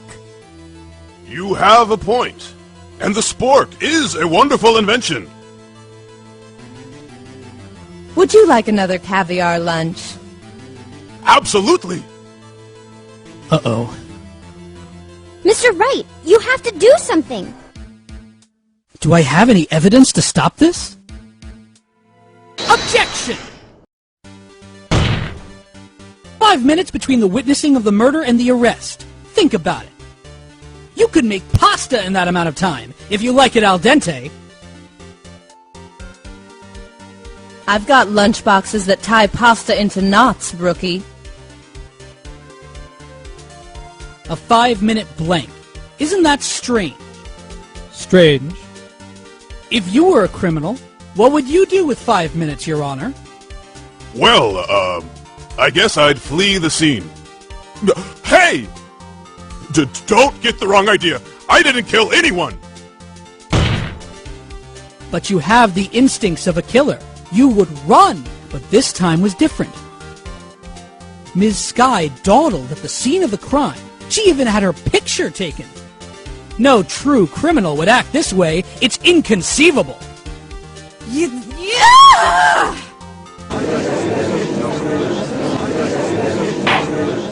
Well then, it seems we've come to the end of this testimony. She has a grudge against the defendant, and there is a blank in her testimony. Mr. Edgeworth, is the next witness ready to go? Unfortunately, I appear to have overestimated this witness on account of her professional history. We did it! We screwed that can shut, Mr. Wright. That was too close. I'm afraid that the cough-up queen has been dethroned.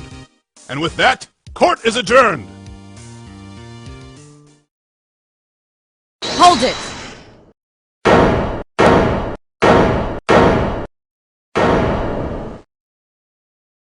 Mr. Edgeworth, you ordered the squid reels, right? That's the one she tried to foist off on me. I prefer not to take the defense team's leftovers. Anything else to say? I might be able to save you. I have decisive evidence. What was that? Is this another one of her trick lunchboxes? My apologies, but we have no further questions to ask of you, Miss Starr. Ah. Is this your jumbo lunchbox? Woohoo! A triple-decker! I'll definitely get the witnesses to dominate them. I'll allow one more testimony.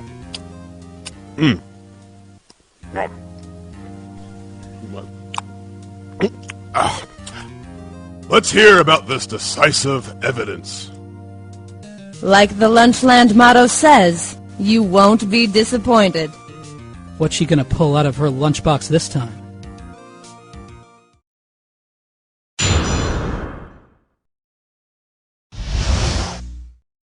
I should have mentioned those 5 minutes when I wasn't looking at the crime scene. And now, to the matter of the victim's shoe. Did I not bring this up? 2 types of blood were found on this shoe. One was, of course, the victim's, and the other was the defendant, Miss Lana Sky's blood. This shoe proves it. It's flawless, decisive evidence. What? There was blood found on that shoe? Try Lunchland for all your lunch and decisive evidence needs. Objection! Witness, what's the meaning of this? Why is this the first time I've heard of this evidence? Simple. As I've already said, I don't trust you with evidence, Mr. Edgeworth. That's why I took the liberty of investigating this myself. And you had blood tests performed? Didn't I mention? I have 3 boyfriends in forensics. In any case, Your Honor, I can't accept this as evidence. What? You should know the 2 rules of evidence law, Ms. Starr. Rule 1. No evidence shall be shown without the approval of the police department. In other words, this shoe is illegal evidence. At least, for the time being. Is that right, Mr. Wright? It seems so. Edgeworth sure is celebrating. Not so fast, Mr. Edgeworth. Don't forget, I used to be a detective. As I mentioned previously, this shoe has already been tested by a member of the forensics department. As you can see, it was approved by the police department as of today. Even the general public can produce official evidence, Mr. Edgeworth. Is that right, Mr. Wright? It seems so. Edgeworth is looking pretty sullen. You could at least study some evidence law, really. The prosecution's complaints notwithstanding, it appears that this evidence satisfies the first rule of evidence law. Well, it seems you have yet another count against you, witness. Anything to ensure that the guilty are properly judged. Very well, Mr. Wright. You may cross-examine the witness.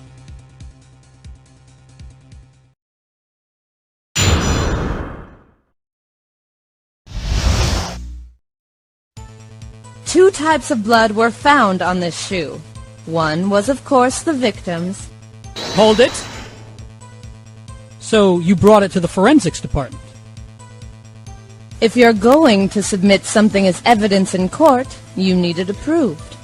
To do that, evidence must be analyzed by a forensics expert. And she got away with her little coup because she used to be a detective. The shoe does appear to have bloodstains on it.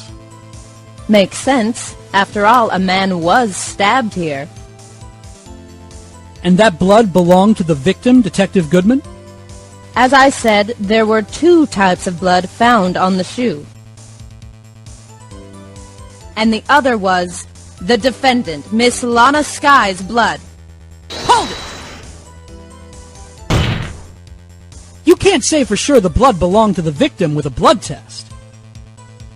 You claim to know something about blood tests, rookie? Huh. Well, speak up! Well, blood comes in 4 types, A, B, O, and AB. However, you can't tell from a blood test whether a murder was performed in cold blood.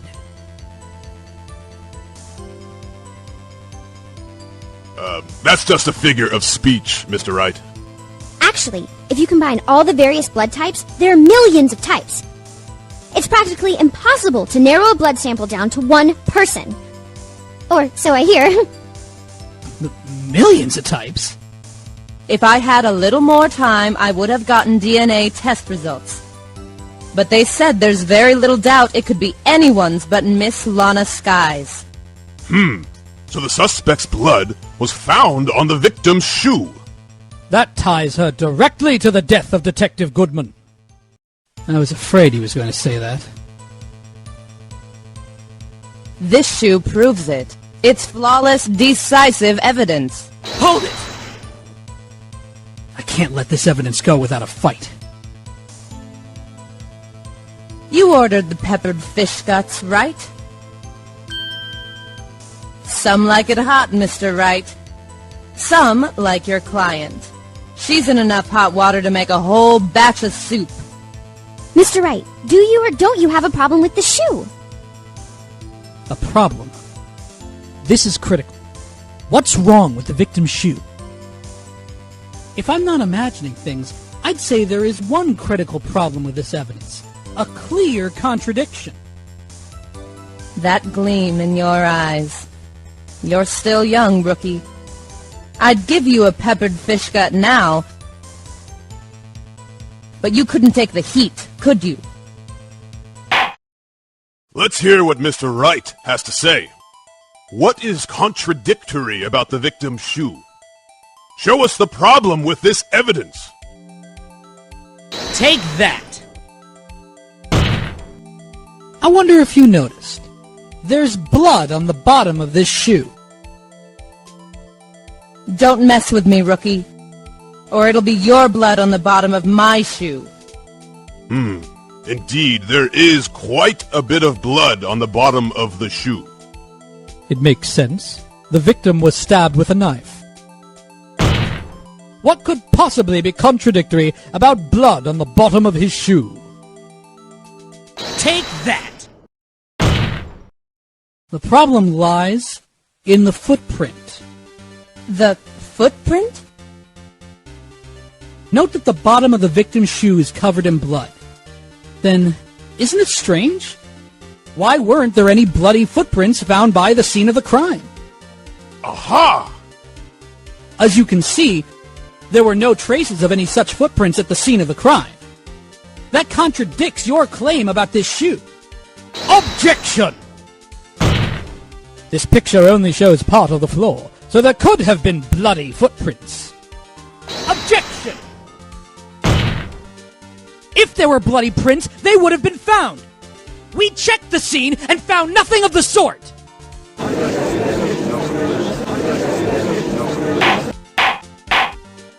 Order! Order! Order! Well, witness? What? Great going, Mr. Wright. But it's true that the lack of a footprint is a contradiction. But then we have to ask why there wasn't a footprint. Oh. That's true. There has to be a reason why there wasn't a footprint. Think, Mr. Wright, think! Hey, I don't know why it's not there. I'm just good at finding contradictions. What? Hold it!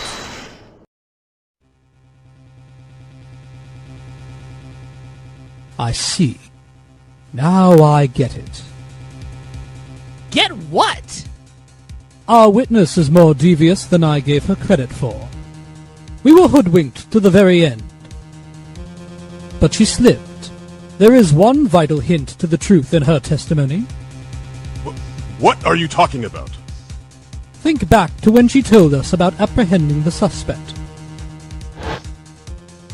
The chief prosecutor tried to resist, but her efforts were in vain.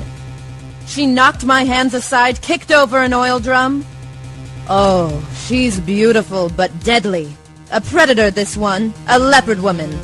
Rawr!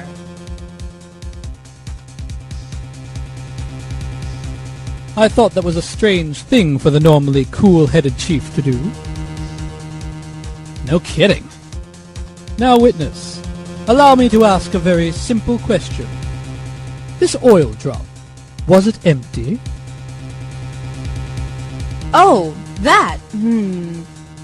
I'm not sure I like your attitude, Mr. Edgeworth. Though apparently you're not the slowest conveyor belt in the lunchbox factory. Witness! Well, was the oil drum empty? The oil drum kicked over by the chief prosecutor was brimming with water. Water? What does that mean? Still don't get it, Mr. Wright? Do you want to know the reason she knocked it over? The real reason? Aha! You don't mean... Yes. The suspect knocked over that oil drum for one reason, and one reason alone. To erase the bloodstains that would become evidence against her.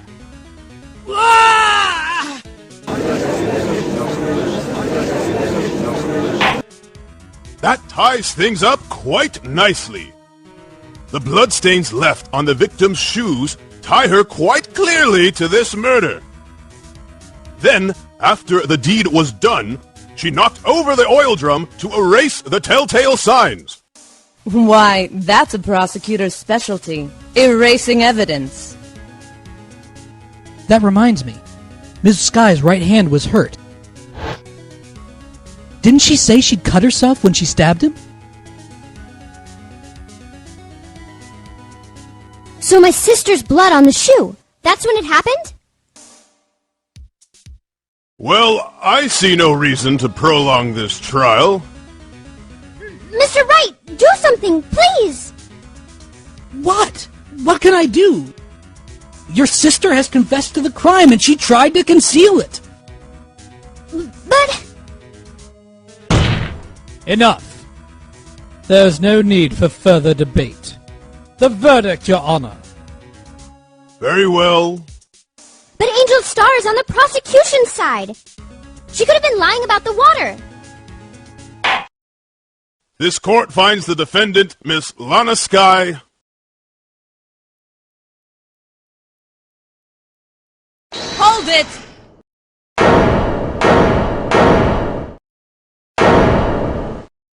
Little girl, what did you just say? Huh? Me? Did you say that I, Angel Star, was on the prosecution's side? Well, yeah, you are. You're saying my sister hid evidence by erasing the bloody footprints. Well, I thought you'd had your fill, but here you are demanding a second helping. Another lunchbox. A lunchbox called evidence. Wait. Witness, don't tell me you have something else. Objection! You've reached your verdict, Your Honor. Any further comments will be held in contempt of court. Your threats don't scare the cough-up queen. Look at this.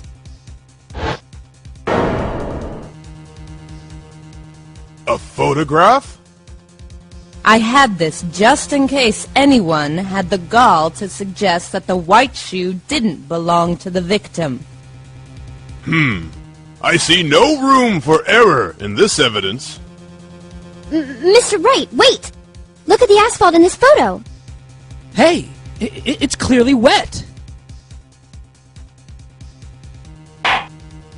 Erasing the last trace of doubt from the court's mind. Immediately after the murder, the crime scene was washed with water. I'm sorry, Mr. Wright. I guess I couldn't help after all. It's not your fault. I knew I couldn't win this case from the beginning. And it seems this is what your sister wanted anyway.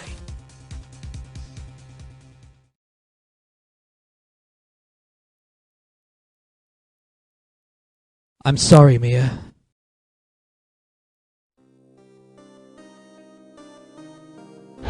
Right. Wet or not. Don't be so quick to throw in the towel. Get yourself up off the asphalt, take another good look. Don't give up. Not until the bitter end.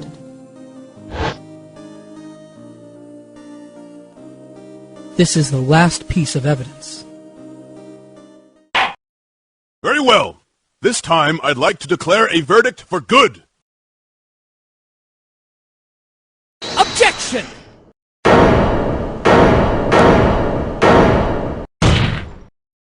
Your Honor, wait!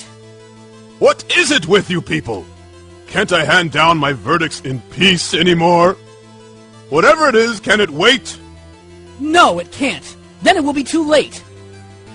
Look at this photograph. The last one submitted. This trial isn't over until we give each piece of evidence proper consideration. So, Wright, are you saying there's a problem with this latest piece of evidence? Yeah! I'll think later. Yeah, there's a problem. Right or wrong, I've got to go ahead with this. I suppose since we've come this far, we should give every claim a fair shake. Very well, Mr. Wright. Show the court the problem in this photograph. Take that!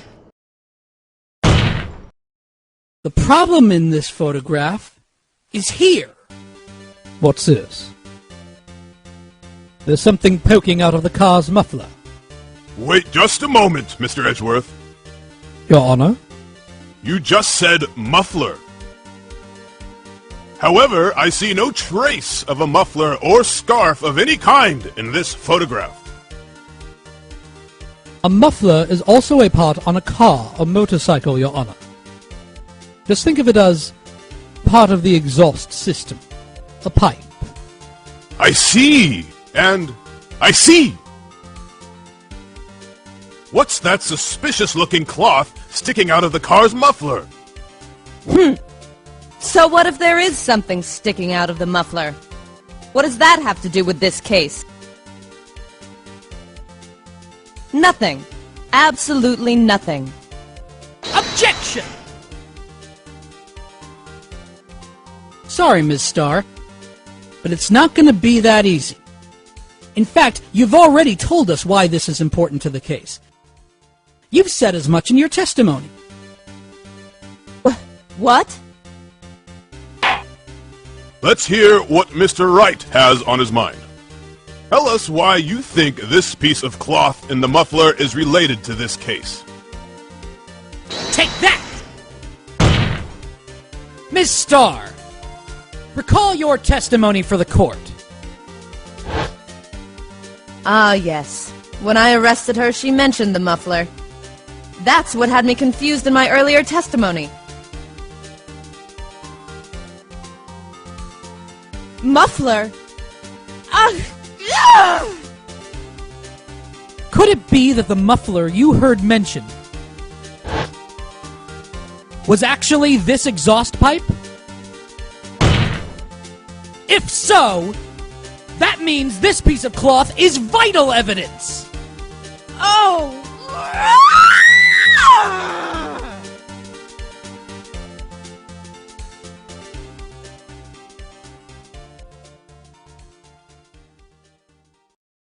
Well, it seems we will have to suspend the proceedings. suspend? I find myself wondering about that piece of cloth.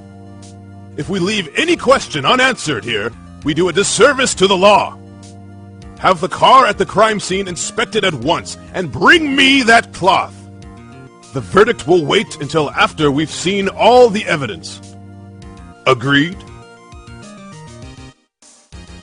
I suppose so.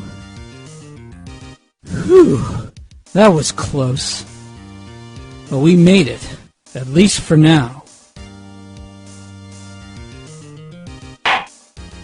The court will adjourn for a 30-minute recess. It's lunchtime after all.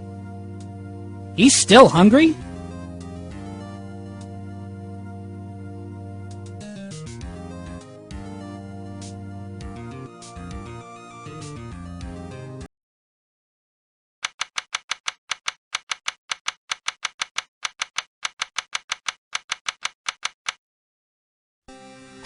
Mr. Wright? Huh? What? Are trials always like this with you? Like you're swimming up from the bottom of a lake, about to reach the surface, but no matter how hard you paddle, you never seem to get there? Pretty much.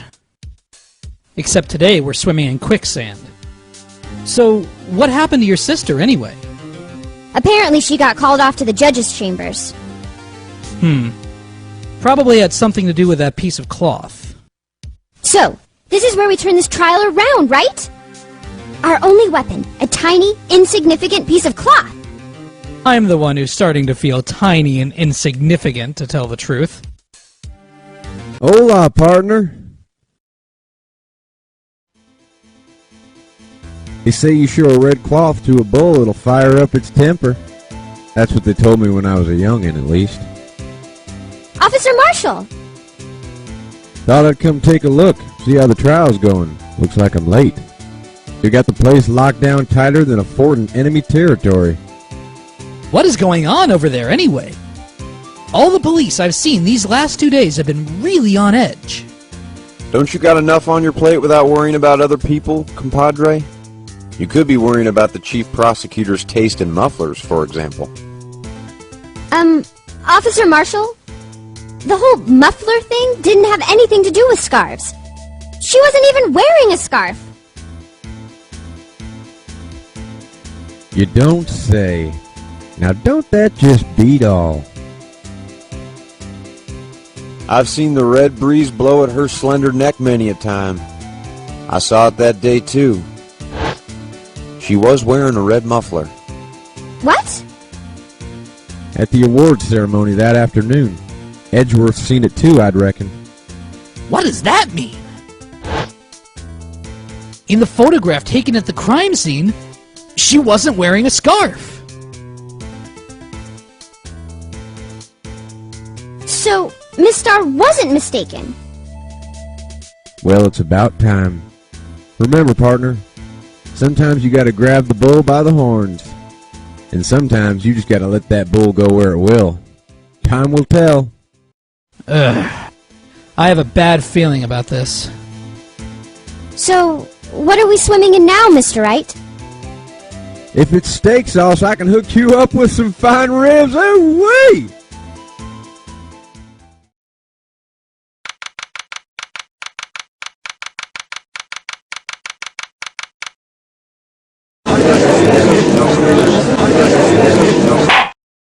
I'd like to resume.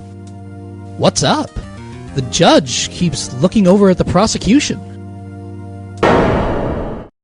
Is something wrong, Mr. Edgeworth? Your face is blue, your lips are purple, you're sweating bullets. That furrowed brow, those grinding teeth, those watery eyes. What's more, your eyes are unfocused. You're doubled over, your back is bent. It can't be. This can't happen. I wonder what happened to Mr. Edgeworth. Well then, I believe it is time we continued on with this trial. During our recess, I had requested that the prosecution conduct an investigation. This is unacceptable! It seems our prosecutor is quite beside himself. Excuse me. Knock, knock. Who's there? What's with this guy? A strange, stuffy aura seems to be filling the courtroom. Hey! The temperature rose 5.7 degrees when that man came in. Who on earth is he? Ah, it's you.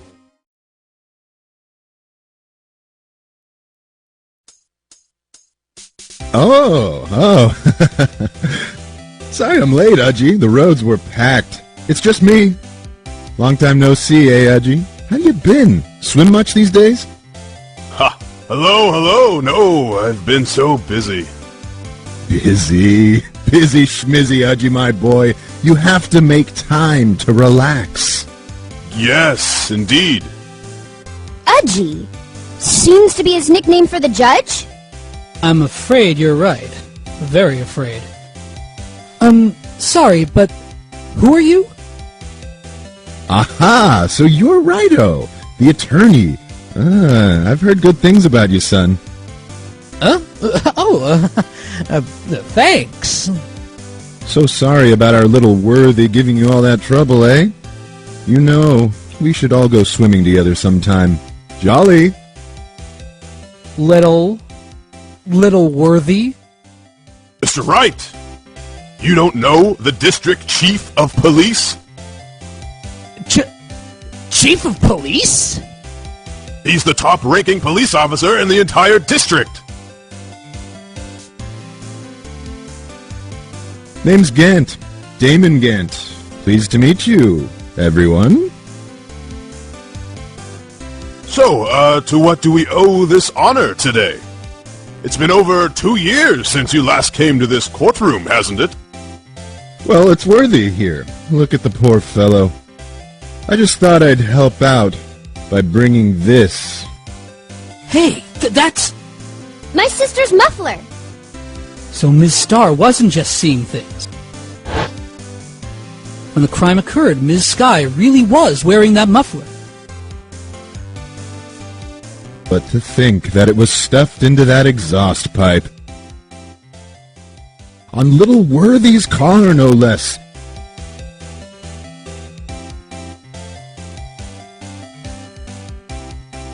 It's really quite embarrassing, even for us. What's this? It's what you'd call a switchblade knife. Quite perplexing, this. Objection! Chief, what kind of outfit are you running? Mr. Edgeworth! How could they miss such a vital piece of evidence?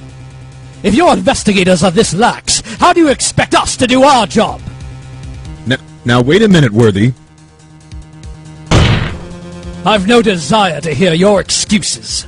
I'm telling you to wait. Or didn't you hear me? Have a look at this document where it says person in charge of investigation. There's no mistaking that signature. Miles Edgeworth? That's no fair! The day of the crime, I had... You're head in the clouds because you got that award. I know how you feel. But you're the person in charge. I'll expect a written apology. What? Are you serious? Don't be too upset. We'll find a way to clean up this mess that you made.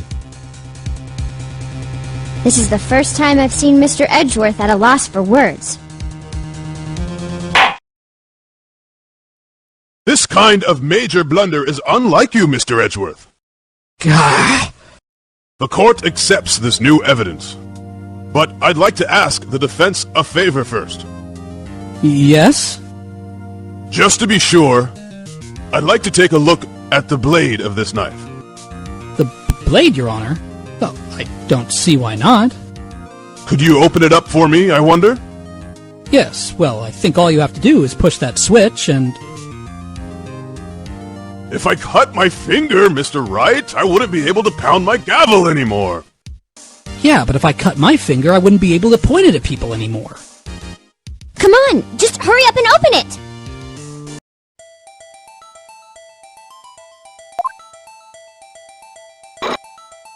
Ah! Don't scare me like that! I'm the one who's scared. Look at this knife blade. The tip is broken off. And this dark red stain. Blood?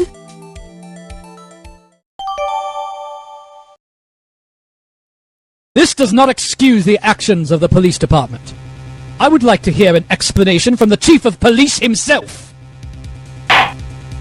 I'm terribly sorry, but could I ask you to testify for us about the split between the prosecutors and the police, and this knife? Sure thing. Not a problem. Not even a little one. Really.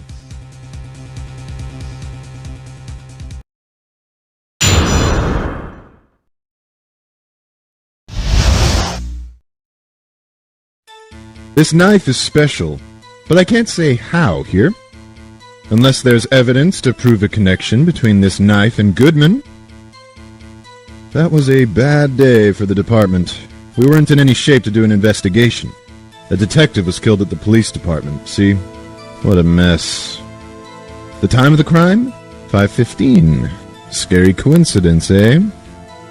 It's not officially linked to this here case, so I can't talk much about it.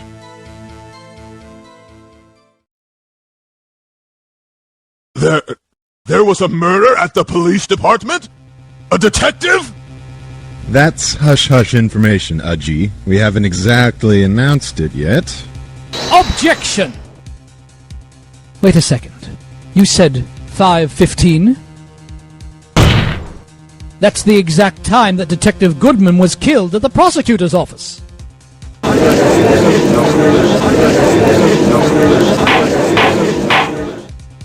Order! Order! Order!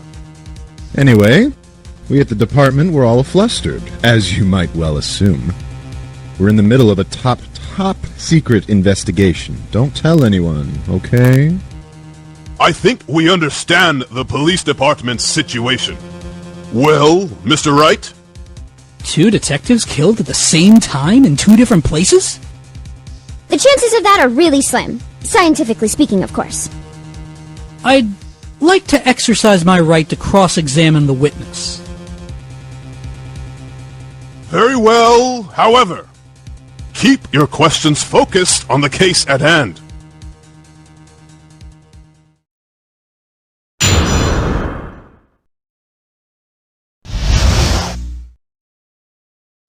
This knife is special, but I can't say how here. Hold it! Excuse me, special? Mm-hmm. Hard to come by this particular knife anywhere else. Might that special thing be this little tag? Oh, sorry, Rido, but I can't say that now. Not that. We've established that the knife in Goodman's chest was this knife. Now, why was there another knife at the scene of the crime? That's quite a mystery. And like a mystery, it's wrapped in something. A muffler. A detective was killed at the police department. See? What a mess. Hold it! On the same day that a detective was killed in the prosecutor's parking lot, another detective was killed at the police department? That's a fact. Surprising, isn't it, Aji? I'm at a loss for words. And the perpetrator? Do you have a suspect? Well, there was a suspect. Just arrested him, in fact. Just arrested? That was quick. But there's still a lot of unanswered questions. Maybe you could help, right? I suppose I could help. If you help me by giving me data on your case. Ooh, good one. This kid's sharp. Okay, here's the deal. I'll tell you one thing, and one thing only. Well, how was the detective killed? How was he killed? Now, that's the interesting part. It's what we in the force call a stabbing. With A knife. A knife? That's exactly the same as Detective Goodman. That's the spirit we're cooking now.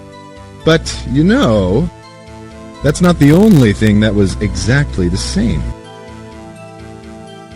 What do you mean? There were more similarities between the two cases than the cause of death. Seems like I'm going to have to press this a bit harder. Unless there's evidence to prove a connection between this knife and Goodman. Objection! Wait a second. Ah, at last, an honest-to-goodness objection. This knife. This has to have something to do with Detective Goodman. What do you mean? Aha! An honest-to-goodness what do you mean from the judge. This is great. Look at the tag on this knife. It reads SL92.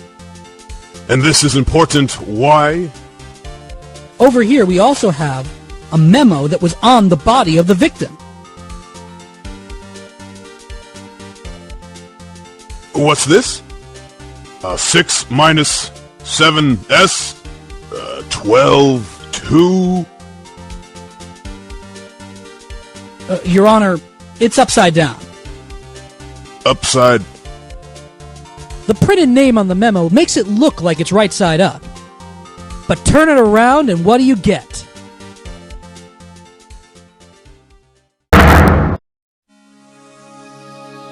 Aha! When he wrote this note, he was holding the paper upside down. SL9. That's the same thing that is written on the knife's tag.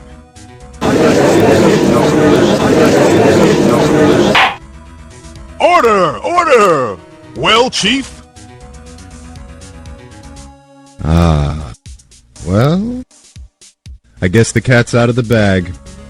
You win, Rido. I win? Ah. What game is this guy playing? This knife was evidence in a case. It was stolen from the department's evidence room. Hold it. So this knife was stolen? Yes, but on the day of the murder. It was evidence, you say. Was it, in fact, a murder weapon? Nice, nice, nice. Good show, little Worthy. It was a murder weapon, as it happens. It was evidence from a case long since solved.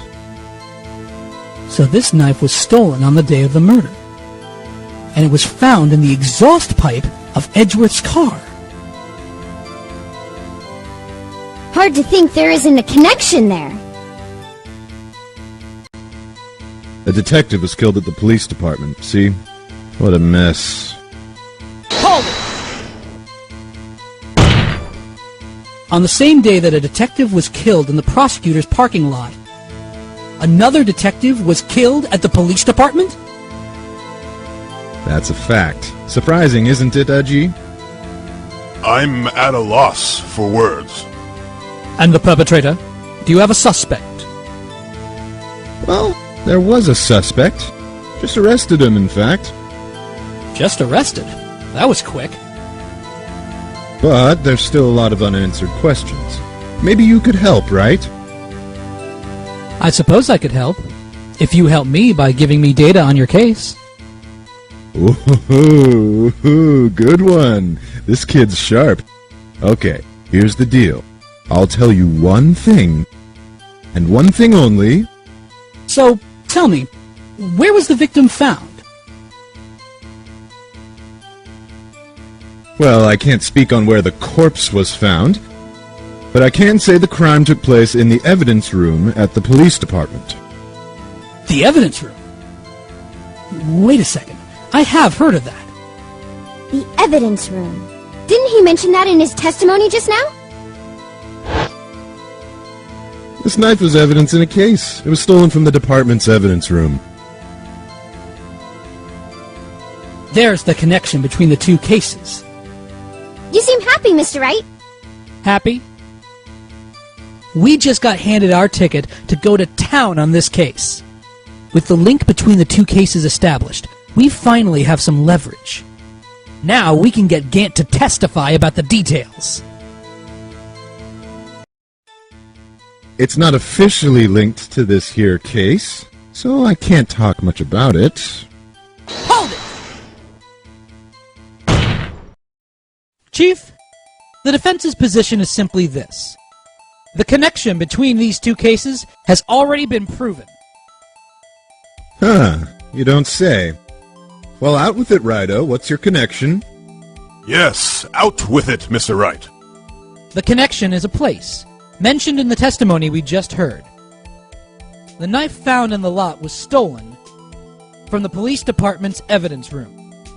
Not to mention the victim had written down the numbers on the knife's evidence tag.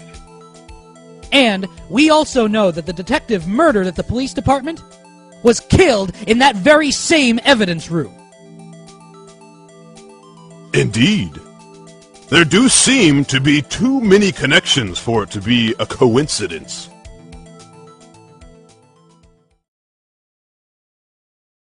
You two make a good pair. Took my men 2 days to find out what you deduced right here. Chief, I request that you release your information on the victim at the police department. See, that's the tricky part. It hasn't been announced yet and all. Can we get the information unofficially? Sure, why not? It's unofficial after all. What? Really? Who would have guessed? I'll cooperate, but I can't reveal the name of the victim at the department, okay? Hold it! If you're going to tell us a little, why not tell us everything? Ah, well, case information is sticky stuff. You have to do everything properly. Oh well, I guess I might as well try to get what I can out of him. Okay, how about you tell me the victim's ID number? Sure, why not? Not like you'll be able to tell who it is from that. Of course not. You won't tell me their name after all. We keep a tight lid on ID numbers, so don't go getting your hopes up. The number is 584-2189. Well, that's quite long. And we have to remember these. It drives me nuts. 8-2. I can't do it. You didn't even get the first number right. Well, Mr. Wright, does this tell you anything? The ID number of the victim at the police department. 584-2189. Actually, it does, Your Honor. It does. I think. Meaning? It has to be what I think it is. But what does this mean? Well, let's hear what the defense has to say. You say the ID number of the detective who was murdered at the police department tells you something? What does it tell you? Take that! Witness!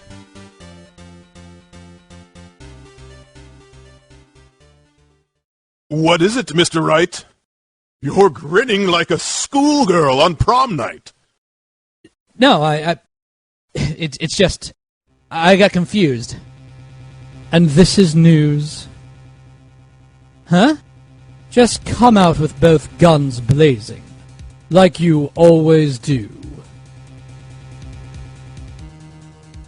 The police department, the prosecutor's office. 2 places, 2 detectives murdered at one time.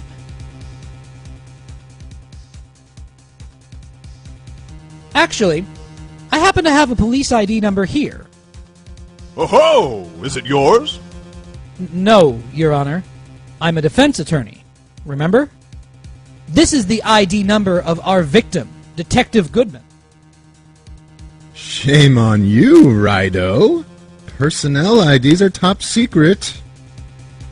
Detective Goodman's ID number is 584-2189.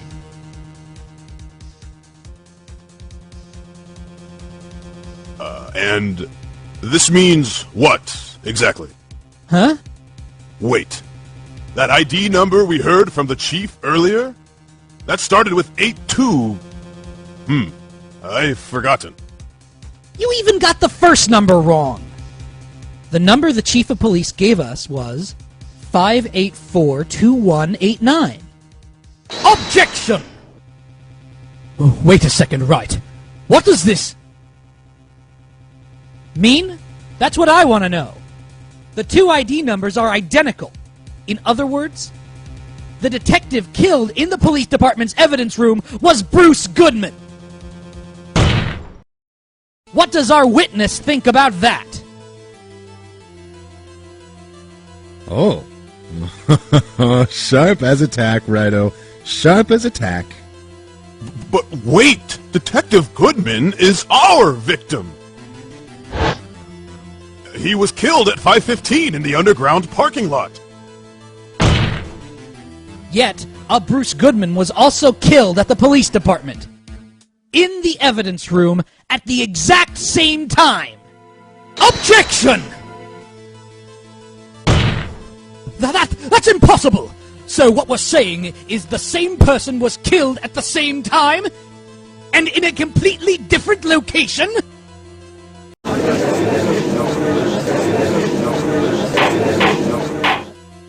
Order, order, order! Chief, what does this mean? Objection! No. What I want to know is why didn't I hear about this? Yes, it's top secret, fine, but I'm the prosecutor in charge of the case. Now, just wait a second, Worthy. No need to get all flustered. Your Honor, the police department has made a grave error in this case. Wait. I said wait. Or didn't you hear me? The oversight? The grave error? Mr. Edgeworth, they're yours. What? How? How dare? We informed you yesterday. I believe it was our Officer Meekins who brought you the news. Officer Meekins? Mr. Wright, where have we heard that name before? Wait! Aha!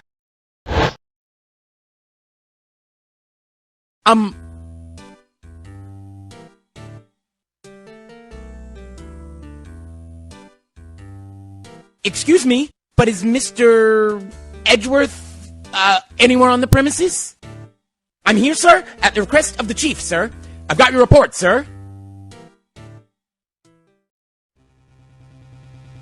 You don't mean him? According to Meekins, you didn't accept the report? Hard to believe. But your officer, he told me! He said that report had nothing to do with the Lana Sky incident! Detective Bruce Goodman murdered in the police department evidence room. Mr. Edgeworth, the victim's name is written right on the top of the report. Ah! Why didn't your officer tell me? Honestly, I'm not sure if that officer was capable of making the connection. He did seem... challenged. In any case, this is a serious error, a gross negligence of duty on your part, Worthy. Objection! But sir, you could have submitted that report this morning to the court as evidence. Then I...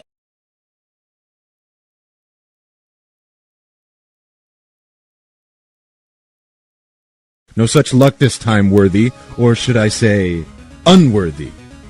What? Now, what was the second rule of evidence law, Well, Mr. Wright? Huh? Oh, it's Rule 2. New evidence may only be submitted if it concerns the case on trial. And how is this relevant? Normally, you submit a list of evidence to be used in court before the trial. This report wasn't on that list. So, what does this mean? I couldn't submit this evidence until a connection was proven in court. That connection was just proven by Wright-o over here. Good job, Wright-o, my boy. Huh? Oh, I was just doing my job. No. No!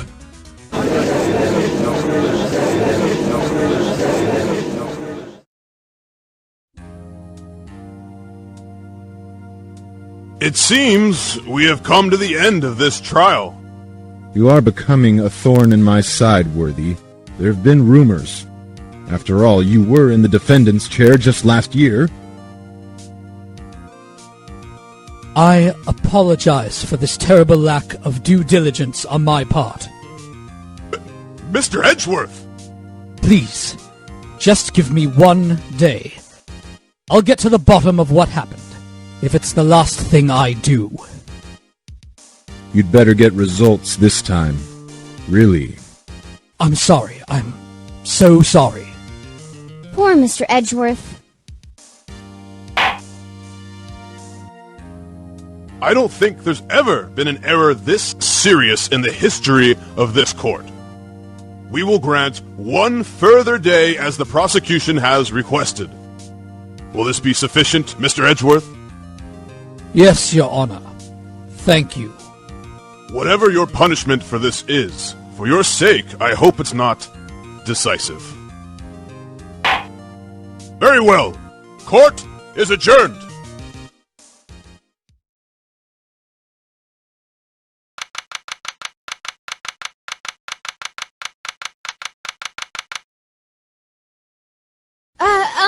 Mr. Wright? So, what's going on with the case, anyway?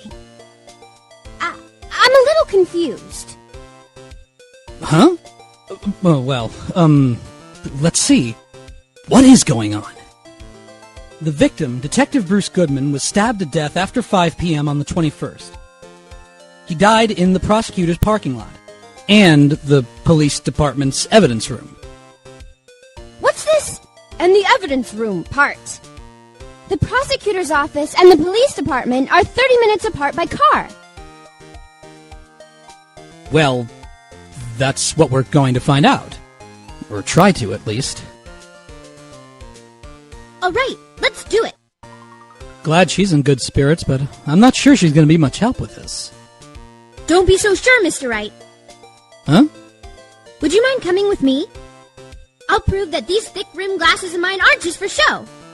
Let's go! Science awaits us!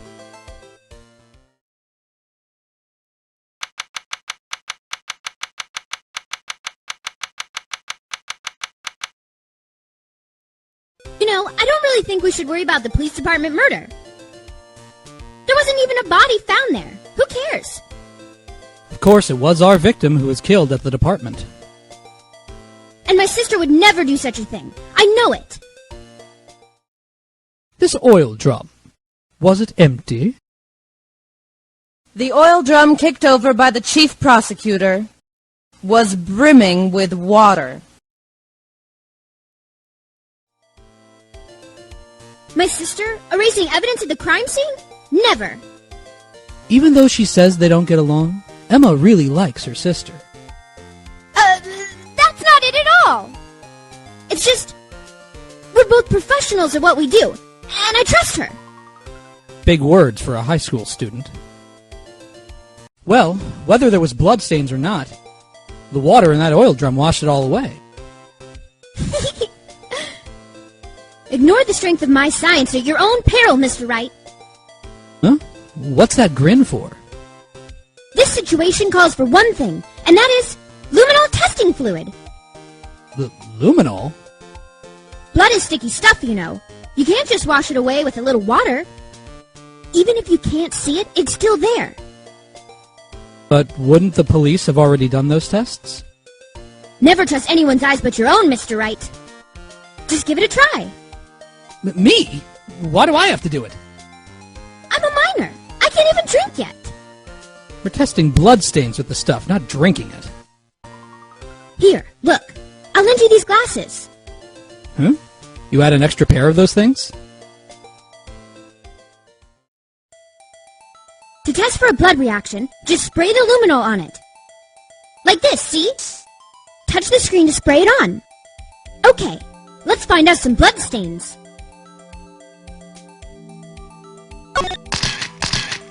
I can see your eyes shining behind those glasses. So, is this a bloodstain? It's so... Ugh! Emma, you're shaking. It's just... This is my first time seeing real blood. Scientific investigation in action. Oh, okay. Well, we definitely know that this is a bloodstain. But doesn't something strike you as odd? Scientifically speaking, of course. What's odd about this? Scientifically. The perpetrator and Detective Goodman fought here, right? Don't you think there'd be a little more blood? I definitely think so. I mean, look at all the blood on the sole of the victim's shoe. It's strange. If they fought here, there'd have to be more bloodstains than this. Hey, Mr. Wright? See how I'm marking up the floor plans when we find a bloodstain? See, I'm pretty handy to have around, right? Yeah, that's very useful information to have. I saved up my allowance to buy this.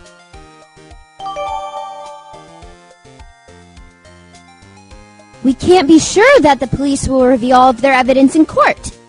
Sometimes they fail to mention evidence that doesn't fit with their view of the case. And we'll drag that hidden evidence out into the light of day. Yeah! It feels like we're really investigating a crime now, doesn't it? This luminol stuff is going to come in handy. Ha! I wonder how that fluid of yours would react to a nice deli box. Miss Starr! You only trust your own eyes, Not bad, you two. This day-old deli box is on the house. Sorry, it's just that kind of lead-in doesn't really get my mouth watering. You certainly put me in a tight spot today.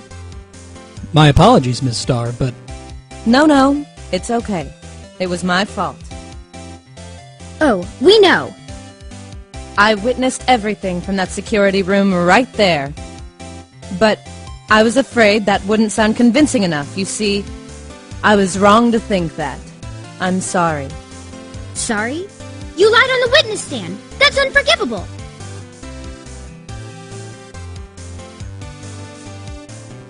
Little girl, don't forget what's important here. Even if the place I witnessed the events from was different, I still saw what I saw. I saw Chief Prosecutor Sky stab a man in cold blood, and that testimony still stands. I swear it, on my honor as a detective, she stabbed Goodman.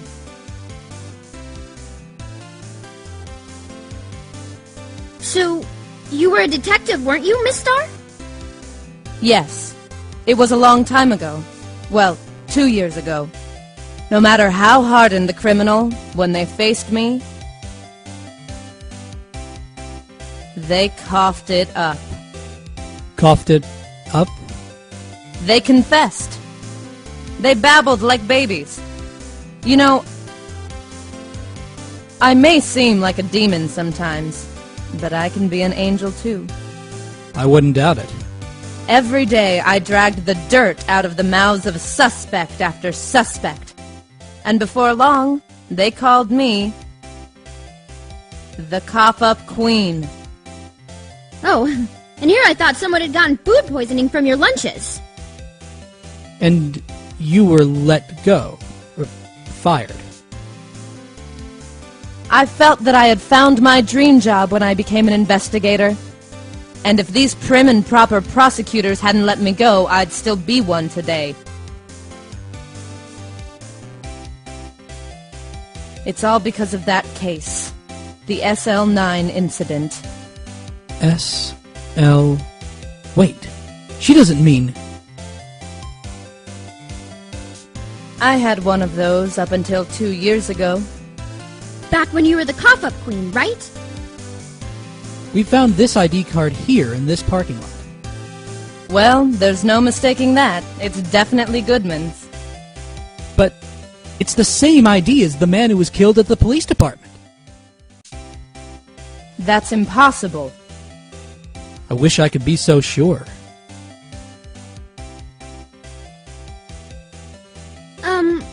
What do you think about this? SL9 incident. On that knife. And on that note. Goodman was the head detective on that case, you know. Really? That knife was evidence from that case. The murder weapon. It was due for transferal the very day that Goodman was killed.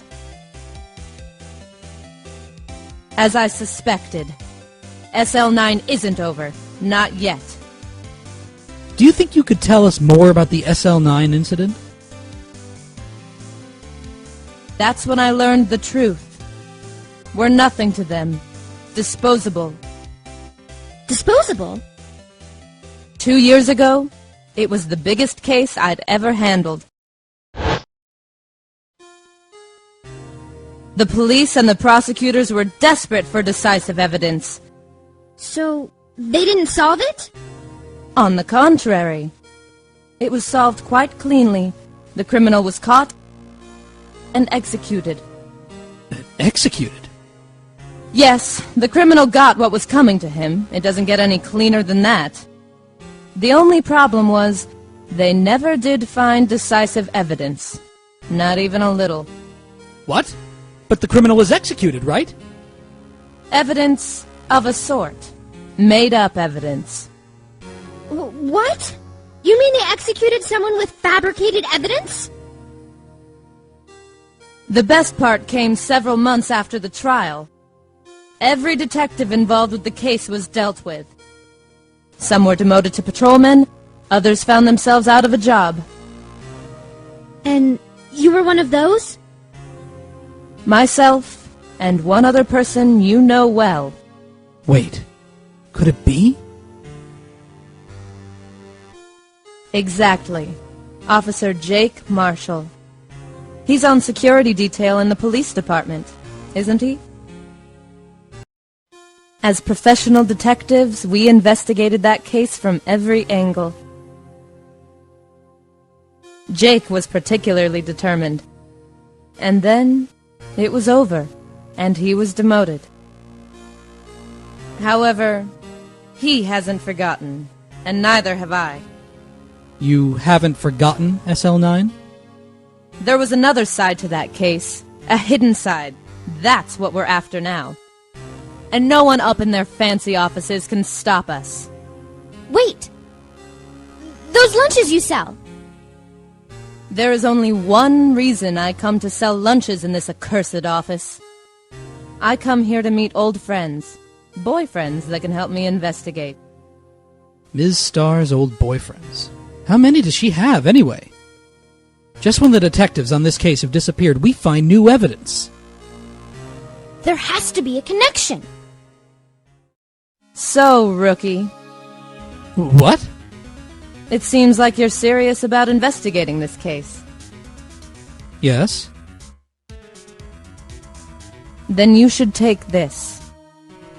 A Salisbury steak lunch? I know a certain guy who might help you if you tempt him with this treat.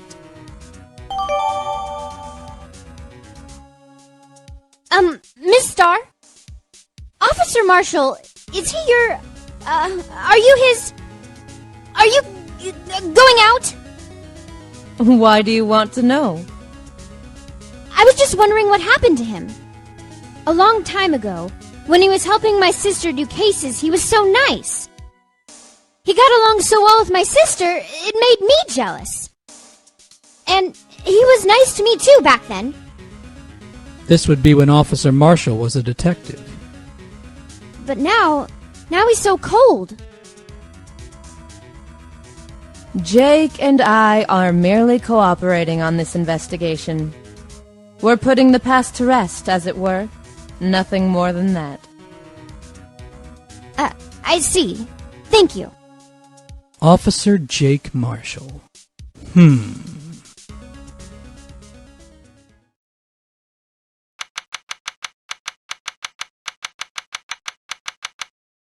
It's even busier here today than it was yesterday.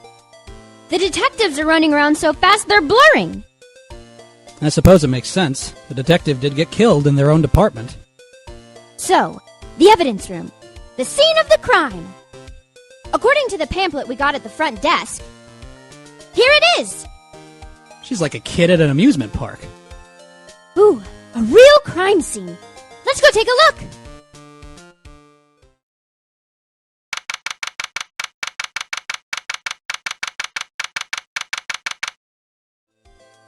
What's with the decor in this place?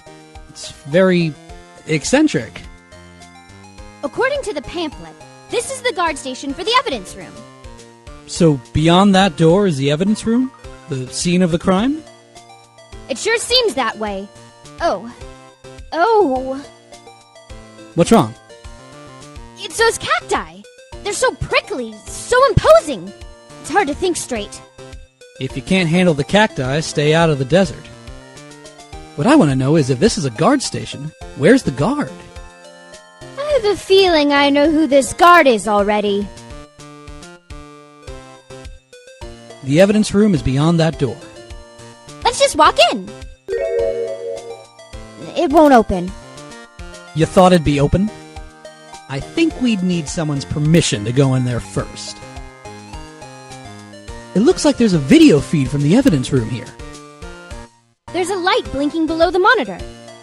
It says recording. I bet we could use this computer to check on who went in and out of here.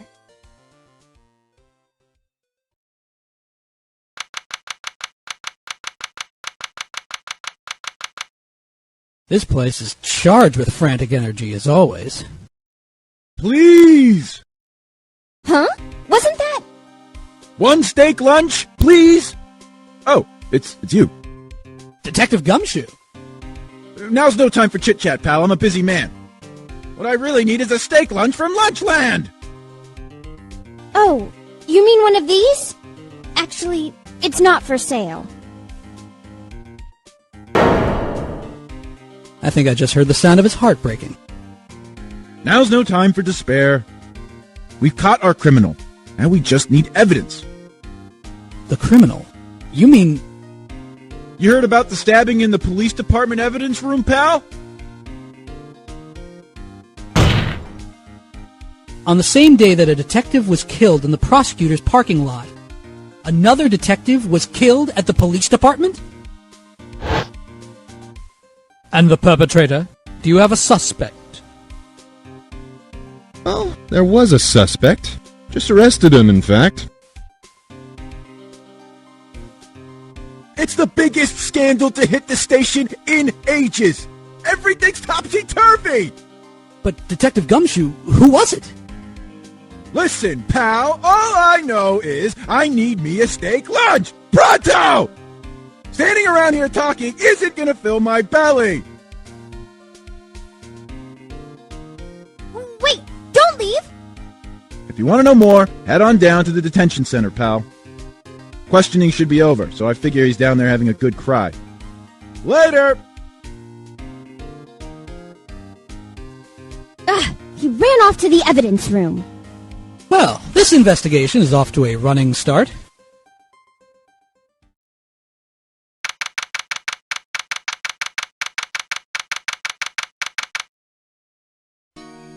Still, I do feel better about things. A little. I mean, they caught the person who stabbed Detective Goodman, didn't they? Yeah, I guess they did. Best not to go too far down that road right now. Things will just get confusing. What was that? Sir, that's what I'm saying. Me, a perpetrator? I'd say I was the perpetrated against, sir. That's what I'd say.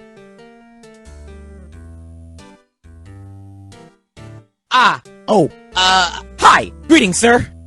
Wait, I know who you are.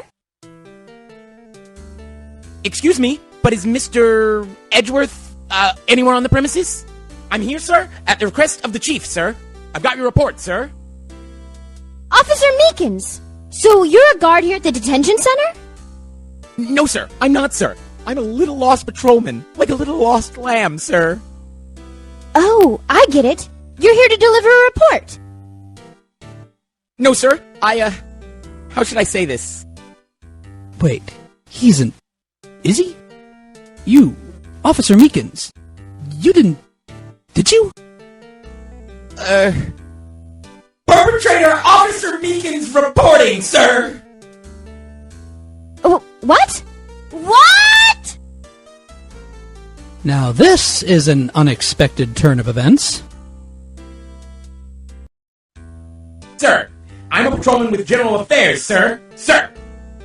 Ow. I can hear you fine, Officer Meekins. I had some business that day, sir, and so I went to the evidence room, sir. The guard office in front of the room was empty, sir. So normally there's a guard at the evidence room. That's right, sir, because evidence is kept in the evidence room, sir. Now, the security officer was none other than Officer Marshall. Marshall? Then, sir, I happened to glance at the security room monitor. That's when I saw him, sir. A suspicious person in the evidence room. A suspicious person, sir. A suspicious person. What the heck is this guy doing? So what happened then? After that, sir, everything went white. I saw red. I blacked out. And when I came to, I was here in the detention center. How long were you out? Days? Might I ask, what happened to your hand? Sir, there was no one to bandage me, sir. So I did what I could to wrap it up, sir. Bandage on his hand. Just like Ms. Sky. Yet another similarity between this case and the one at the prosecutor's office. First things first. Tell us how you hurt your hand. And your hand? That happened when Detective Goodman was stabbed? Well, you see, sir, Don't you think you should just confess? But sir, but there was nothing I could do. Nothing you could do? Sir, to tell the truth, sir, when it happened, when the detective pointed that knife at me, I just hollered, sir. And the next thing I knew, I was unconscious. The next thing you knew, you were... Huh? Then, when I opened my eyes, I was alone in the evidence room, sir. All alone. Alone. Because Detective Goodman had disappeared! What? Then when I looked down, I was gushing blood from my hand, sir. Oh, the shock! Oh, the sorrow, sir! Can you imagine how I felt? The victim's body disappeared. That's some story. I don't mean to pry, but you are the perpetrator, correct?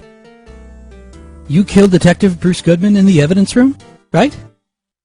Sir, please don't look at me with those sad puppy dog eyes, sir. If you have to label me as a persecutor or victim, sir, then label me victim. I would, but you happen to be in detention. And alive and well at that. Yes, well, that's true, sir. I suppose you could say that.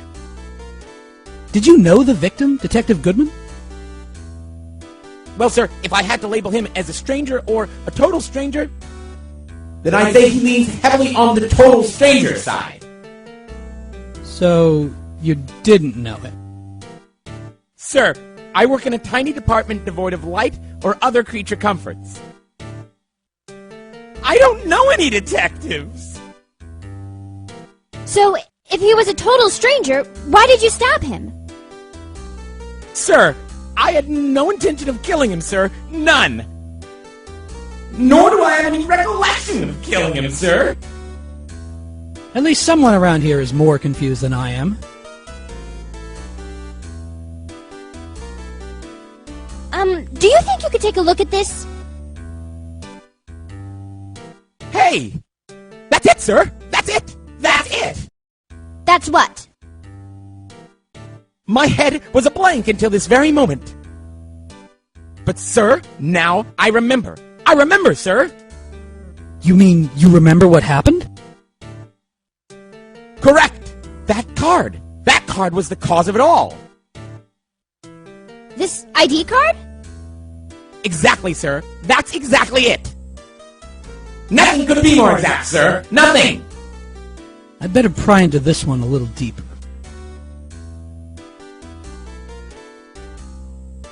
Can you tell me what it is you do remember? Well, sir, you might say I'm a lost little patrolman. A lost little lamb, if you will. I didn't know Mr. Detective Goodman, who was in the evidence room. And that's why you thought he looked suspicious?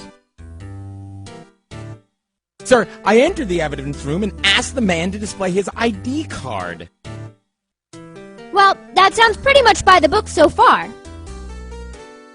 That's right, sir. That's what I've been trying to tell you.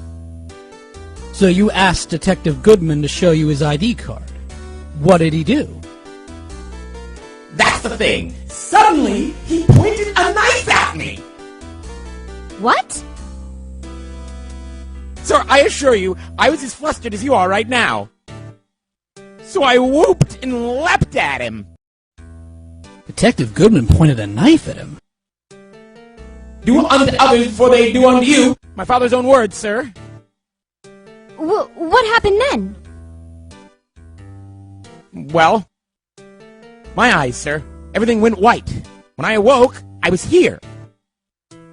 Right.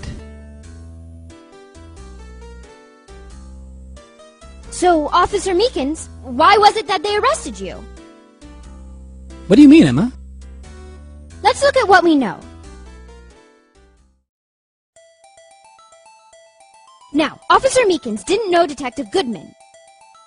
And the victim who he met at the scene of the crime didn't show his ID card. In other words, we have no way of knowing if the victim was really the victim. And if this body just disappeared from the evidence room, we don't even know if anyone actually died. That's it, sir, That's what I wanted to say. That is, I did say something along those lines. Huh, but you still ended up here. They told me it had to be him, sir, on that day at that time. Detective Goodman was definitely in the evidence room. That's what they said. But you don't remember the events clearly? No, but the videotape is quite clear. Huh? Videotape? From the security camera. The crime! My crime! The crime I swore to stamp out! It's there! It's me! It's on tape!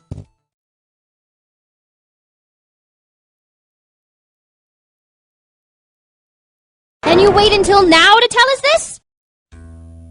I'm sorry, sir. Really sorry, sir. I'll hand over my badge. I don't deserve it. No thanks. I have my own.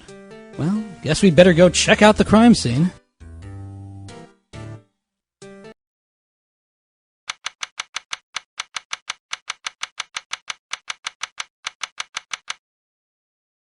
Hey, Mr. Wright!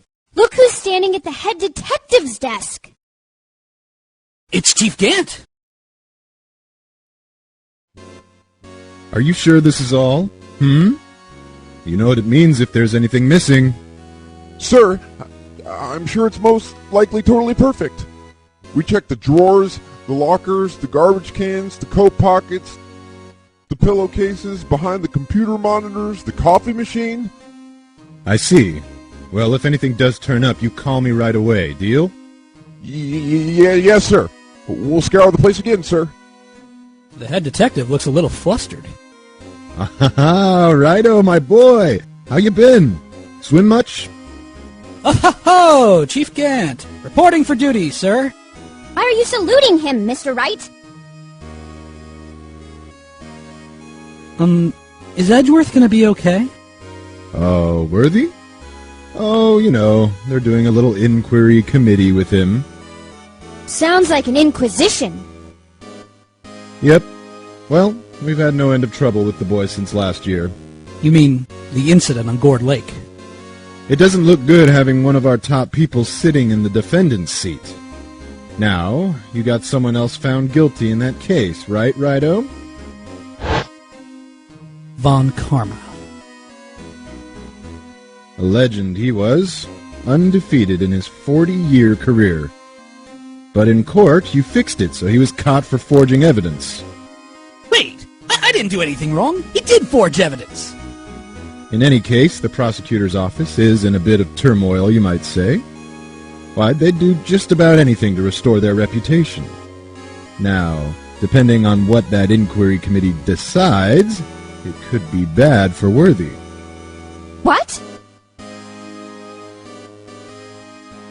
It's downright odd, I tell you. I mean, it happened at exactly the same time. The murder at the prosecutor's office. Scientifically speaking, it's impossible. Yes, but that's what the evidence is saying. Goodman was stabbed in 2 locations at the same time. That's what it says. What evidence is this? Now, Righto, I can't give away all our secrets just like that. And this in particular, well, it's a little sensitive, and I can't talk about it. I wasn't expecting much, anyway. You know, one thing I hate most of all is hiding stuff. Secrets. Ooh, can't stand them. But you know, it's a full-time job just keeping the head detective's trap shut. Ah, he was the one you were picking on earlier. Huh? You saw that? Whoops. I wonder what it was he wanted the head detective to do. Let's see if we can kind of discreetly ask him. Oh, sorry you had to see that.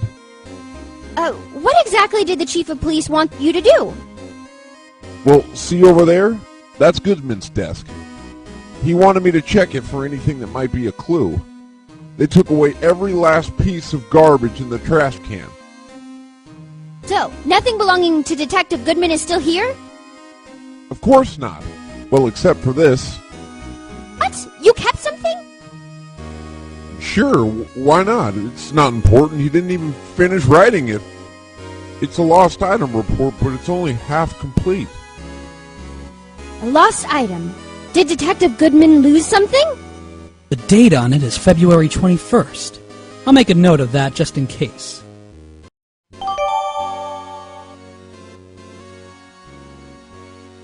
I should probably get a quick look around the crime scene.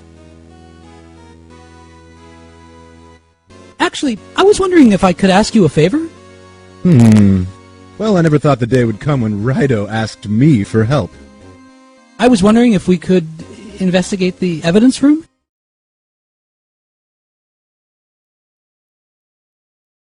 Now, Righto. Actually, I'm sorry. I don't need to investigate after all. Righto, please, do I look like a selfish man? Huh? Heck, if anyone asked me, "Sir, can I borrow $50?" I'd give them $50, no problem.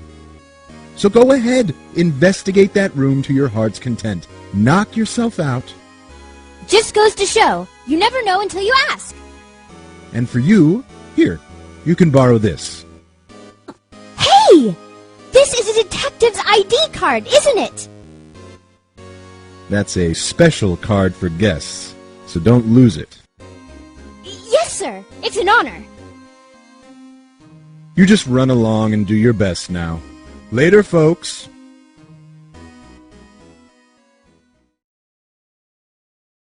It looks pretty cool in my lapel, doesn't it? Just think, a real ID! You seem happy. Yes, sir. Because, sir, we get to go into the evidence room now, sir. I think this place is a bad influence on the girl. The evidence room is beyond that door. And we have the ID card from Chief Gant. Let's just walk in. It won't open. Aha! The card reader is turned off, see? What is that security guard thinking? Howdy, partners. Well, what's made my Bambina sky so gray? Officer Marshall. Somehow I knew. As you may have surmised, this here's my saloon. We're here to investigate the crime scene. Yee-haw! That card you got there on your chest. That's better than a sheriff's badge in these parts. Yeehaw! Well, what are you standing there for? Get along, little doggies. The crime scene's awaiting. Looks like the card reader's on again. While we're here, I was wondering if we could ask you some questions. Sorry, cowboy, but I got no mind to tangle with you hombres. You're busy then? Did I say that? I only said I didn't wish to speak with you. Actually, you said you had no mind to tango with us hombres.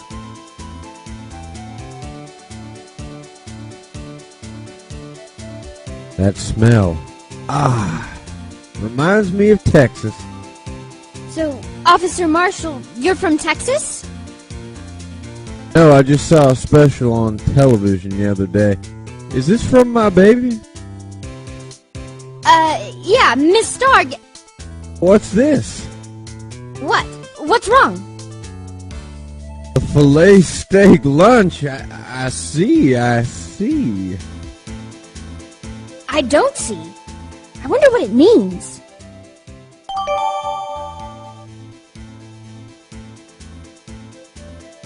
All right, Bambina. You win. Ask anything.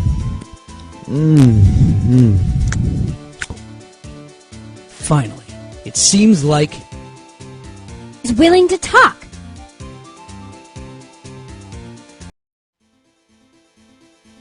Officer Marshall, you're in charge of security for the evidence room, right?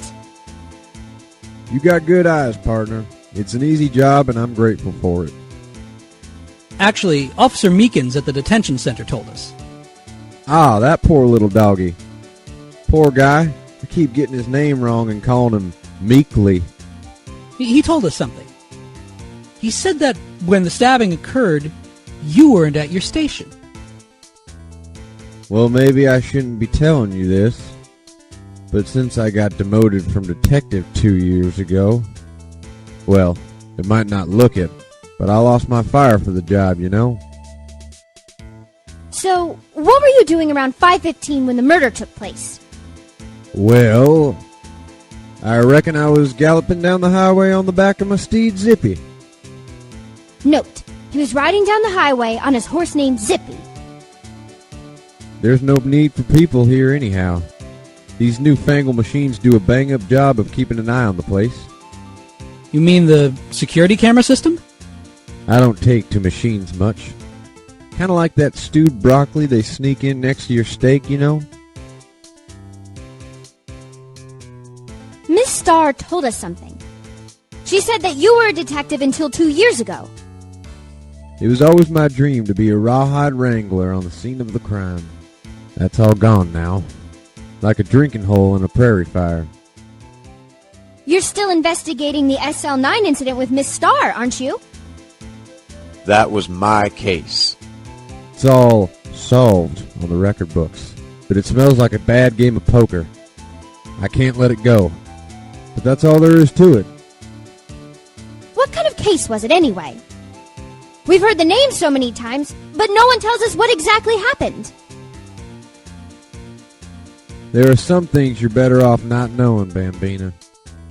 Anyway, that case is officially dead as of 2 days ago. 2 days ago? The day of our case? That's right. The evidence transferals. Edgeworth was talking about the transferals, too. I know what maybe 2 of the machines in here do. Only 2 of them? There must be a dozen! Like I said, Bambina, me and machines, well, I like them about as much as I like stewed cauliflower with my steaks. The easiest ones to understand are these here security cameras. Those are the ones that Officer Meekins mentioned.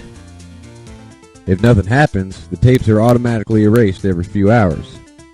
And Officer Meekins and Detective Goodman, are they on one of those tapes? I reckon they might be. You're the security guard and you reckon? One more thing. When you go into the evidence room, you need an ID card. Thus the card reader by the door. The card reader leaves a record of every ID card passed through.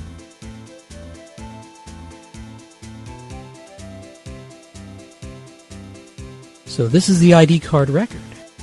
Hey, I've seen that somewhere before.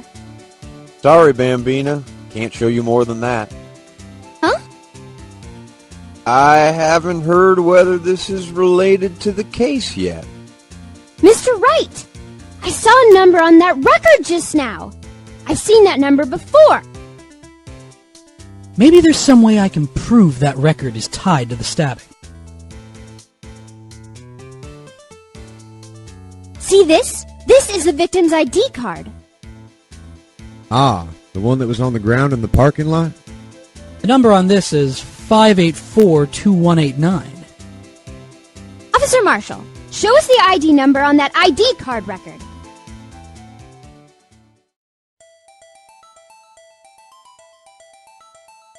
Look, the fourth number. It's a perfect match. It was used at 5:14, right before the stabbing. What's more, there's only one of them cards in the world. So, when the incident occurred, Detective Goodman was in the evidence room. But wait, what did Officer Meekin say? Sir, I entered the evidence room and asked the man to display his ID card. So you asked Detective Goodman to show you his ID card. What did he do? That's the thing. Suddenly, he pointed a knife at me.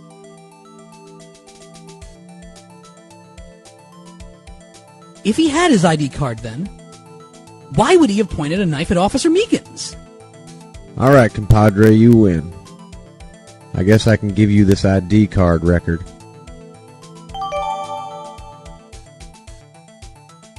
I've got an idea. Maybe I should show this list to other people with IDs here. Sorry, but could you explain what this whole transferal thing is about? We keep only evidence from solved cases in this room. They're kept here under the presiding detective's supervision for 2 years. So we can reinvestigate them if it turns out there was a mistake, see? So what happens to the evidence after 2 years?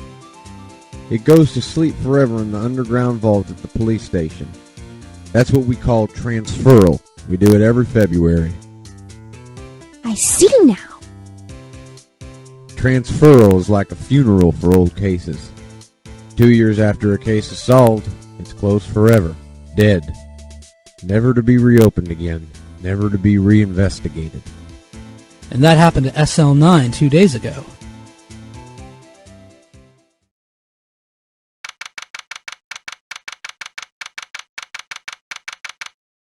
It's quiet. The investigation must be over here.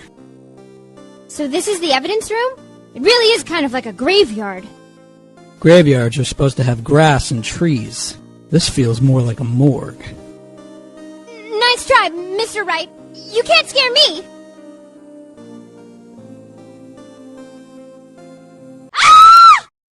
Ah!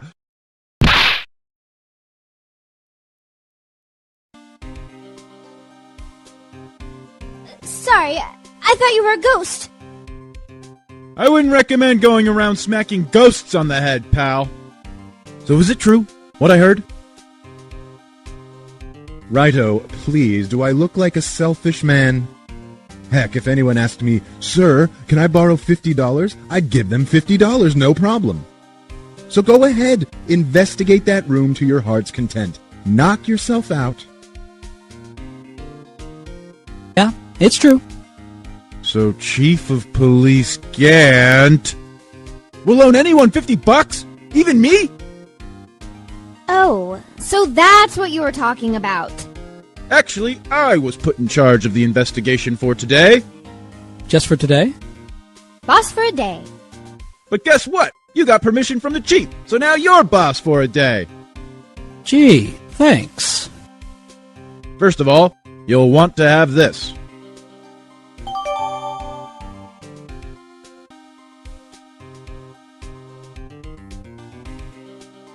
Detective Gumshoe, your boss for the day? That's right. It's an honor. After all, the murder took place right here in the police department. But if you're boss, why are you all alone? Where are your underlings? They're using our findings from yesterday's investigation to prepare for the trial. In other words, Detective Gumshoe got kicked out of the investigation again. I'm adamant, though. I'm going to take control and put this case to rest. And in my own evidence locker, pal. You have a locker in here too, Detective Gumshoe? Ha ha ha! Of course. I am a detective, after all. They gave me a locker that only I can open, pal. Only you can open? This place is more high-tech than you might think. Every locker is fixed so that only one detective can open it. Using this ID card? Well, that's the thing, pal. ID cards can be lost. Why, I'm on my third card since entering the force already. That sounds like a lot. Yes, but even I can't lose my own right hand. Right hand? Oh, you mean your fingerprint? Exactly, pal. The lock for each locker is coated with a fingerprint. And that's the only locker we can open. Funny, they look like normal lockers. These are the latest model. There's a trick to the handles, see? The handles? On the other side of the handles is a sensor, and if the wrong person touches it... Zap! You get a shock! If that's what happened, my hand would be black and smoking every day.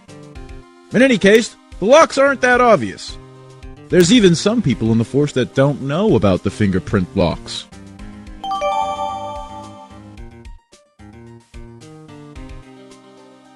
I'll always believe in Mr. Edgeworth, no matter what happens. So, Mr. Edgeworth is with the inquiry committee now, right? They're trying to figure out who's responsible for the mess up in court today. I see. I guess this is what you call fate. Mr. Edgeworth just can't get away from that case. That case?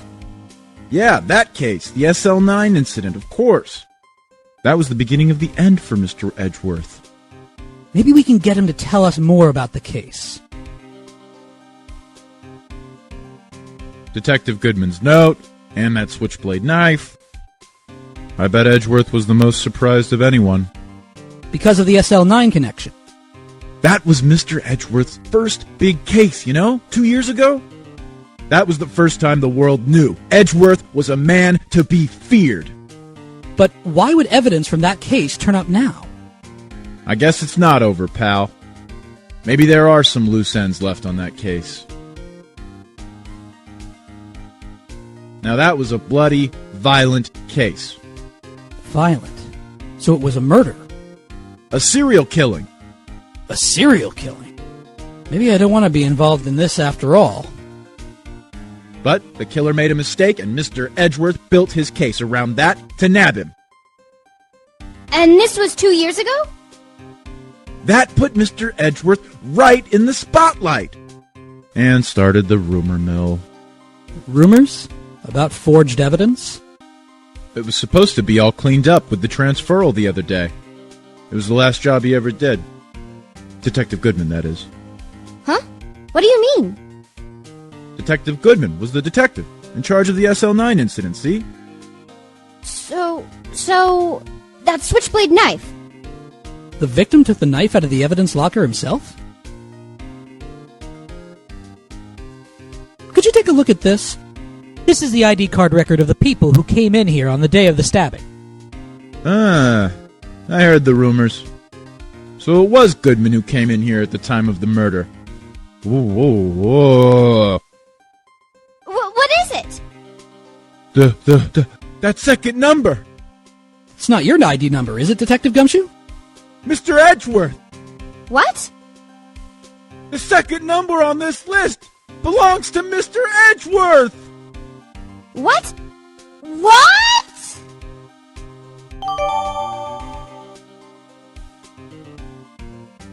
Why would Edgeworth have come to the evidence room?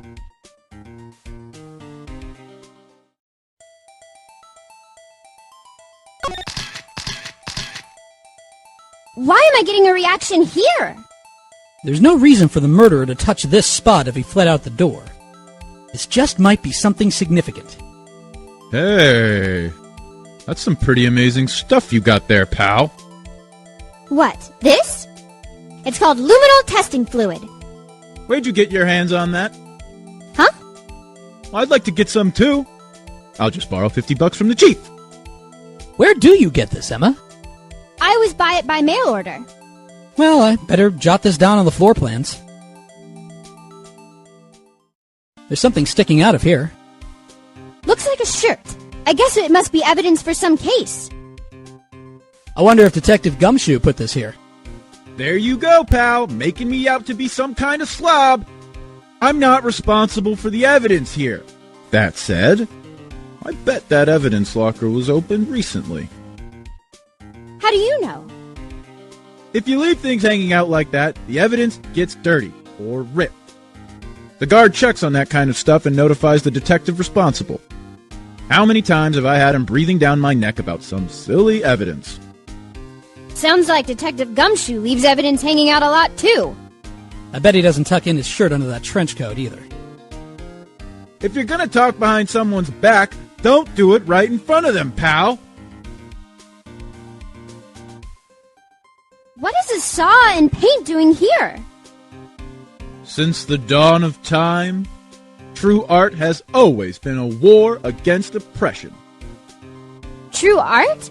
I noticed that there's blue and yellow paint here. Perhaps we're witnessing the birthplace of the Blue Badger?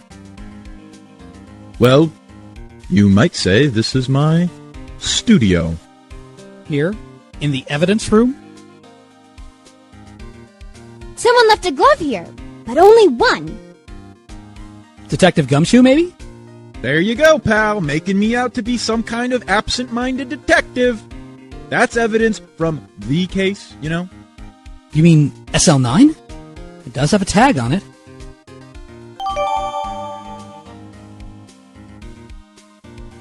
Look, this one's open! And there's an indicator tag stuck on it still. That locker is coated with Detective Goodman's fingerprint. Detective Goodman's locker? Are you sure it's okay to leave it open like that? Well, it'd be hard to get it open again if we closed it. It's empty. They must have taken the contents elsewhere. Wow, someone must have broken something big to make all these pieces. Detective Gumshoe, perhaps? There you go, pal, making me out to be some kind of hooligan. That's apparently from the case. The case? The SL9 incident, pal. See the sticker on one of the pieces there? Another piece of SL9 evidence. I wonder what shape these pieces were in before whatever it was broke. You want to try to put it back together? Ha! Good luck, pal. That's no job for amateurs. Why, I spent a good 3 hours on that before I had to give up. That's why I always carry around a tube of glue. Well, this piece looks like the bottom. Let's try putting the rest in place.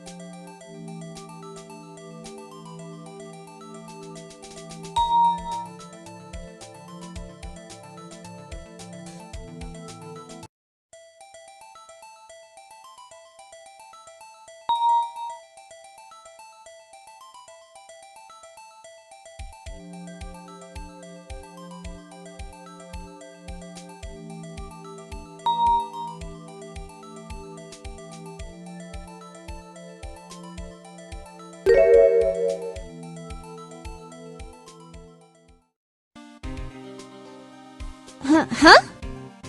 Well, I think we did it. But some of the pieces are missing. That only took me 2 minutes to do. The problem is finishing it. Were some of the pieces stolen? I bet they were missing to begin with. Still, it doesn't look like the most stable kind of jar. I kind of understand how it got broken.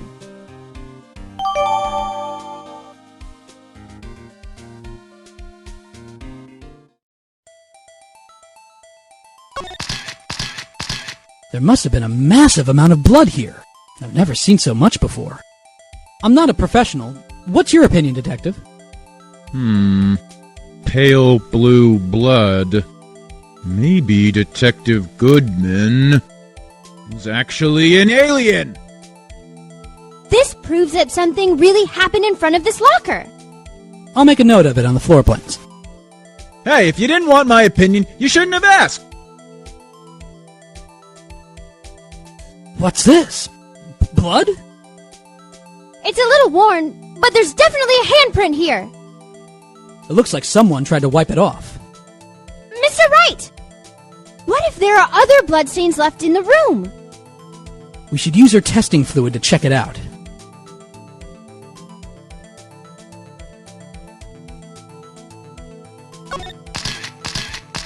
I knew it! This is someone's right handprint!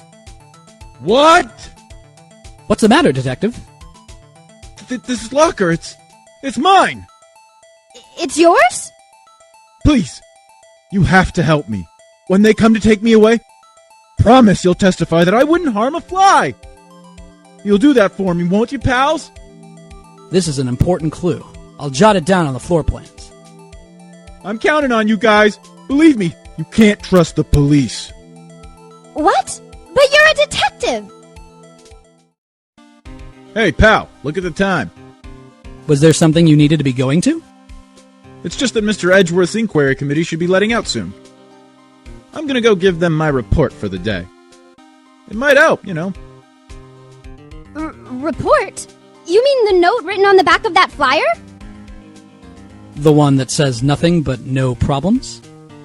Hey, it's Mr. Edgeworth we're talking about. I'm sure he can use a report like this. I believe in him. Who needs enemies when you've got friends like Detective Gumshoe? I'm off, pal. Later. I should probably see what Edgeworth has to say, too.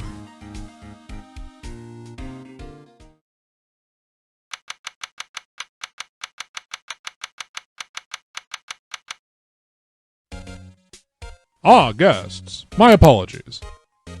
Oh, it's you. Have we met somewhere? Huh? Mr. Edgeworth, I beg your leave. So long. Is Edgeworth here? There, standing by the window. A teacup in his hand. Ah, it's you. He has the hotel bring him tea service? Mr. Edgeworth, you're back from the district prosecutor's office inquiry? Precisely. By the way, Detective Gumshoe is looking for you. Oh, yes. He brought me some information, it seems. Really? Was it helpful? Apparently a new French restaurant is opening near here. I think he was trying to console me, somehow. I think the report is on the other side, Edgeworth.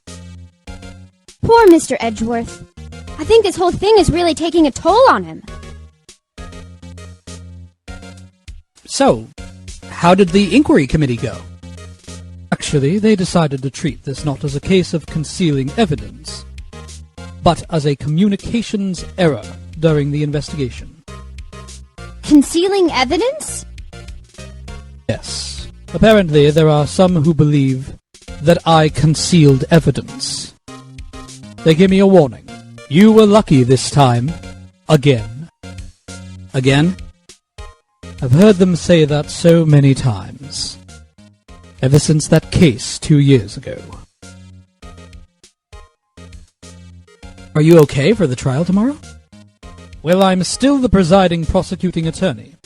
However, something happened? They gave control of the investigation over to the police department. The police department? Yes. Any further investigation for this case will be directed by the Chief of Police, Gant. I can do nothing but wait for his results. I see. Why, I ask you, why? All along I've done only what I believe is right. I have nothing to be ashamed of. But still... Wow, I've never seen him this out of sorts. Oh, right, I'd better check this now. As I was saying, What's this? A record of ID card usage. Edgeworth, you went into the evidence room that day, didn't you? Just before the incident occurred, no less. Yes, that's true. Why, Mr. Edgeworth? Please don't look at me like that. I was asked to go. By Chief Gant, no less. The Chief of Police? He wanted evidence for a case that wrapped up half a year ago. He told me he wanted me to keep it here in the prosecutor's office. But it was solved, right? It would have to be if the evidence was already filed. The chief is never one to explain himself. In any case, on the day of the stabbings, I brought this back here. Can I ask what kind of case it was? I can't say. It really has nothing to do with the current case. Now I'm curious about this other case. I'd better make a note of it.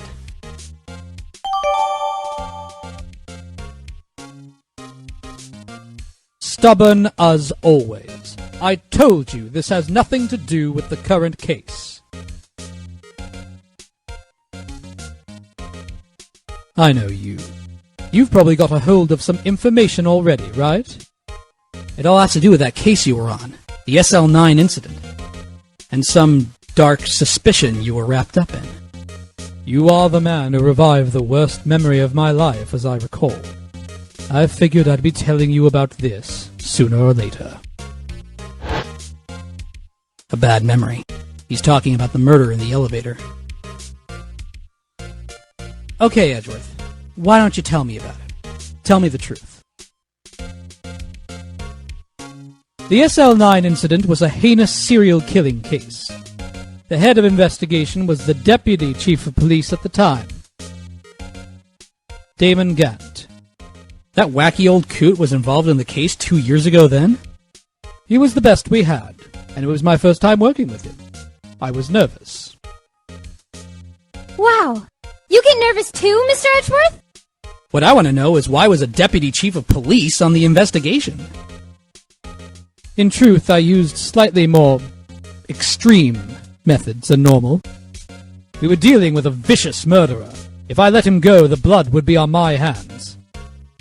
We won our guilty verdict, and the killer was executed. Wait, you didn't... Of course not. I didn't touch the evidence.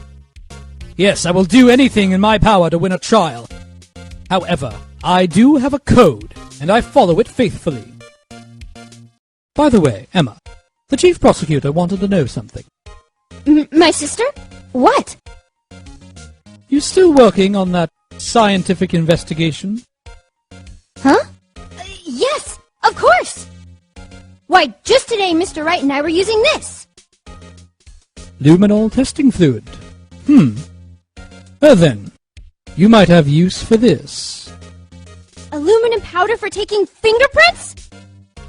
It's been chemically treated for better adhesion. For me? Are you sure? We are the enemy, you know. I've no say in today's investigation. Do as you will. Edgeworth, I'm really... No need to thank me. Here, take your powder and these fingerprint files for everyone involved.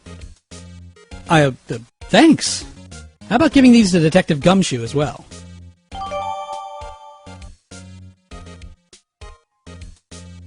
Well, let's get going. One last investigation. Right. I do seem to remember seeing a suspicious handprint somewhere.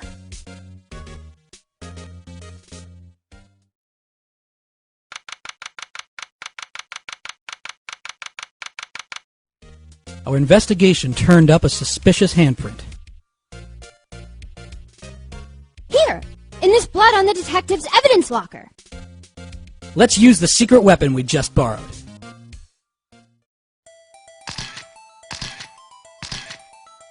Right. Let's get started. First, choose a finger. A finger? Each finger leaves behind a slightly different imprint. So let's choose the finger that will have left behind the clearest print.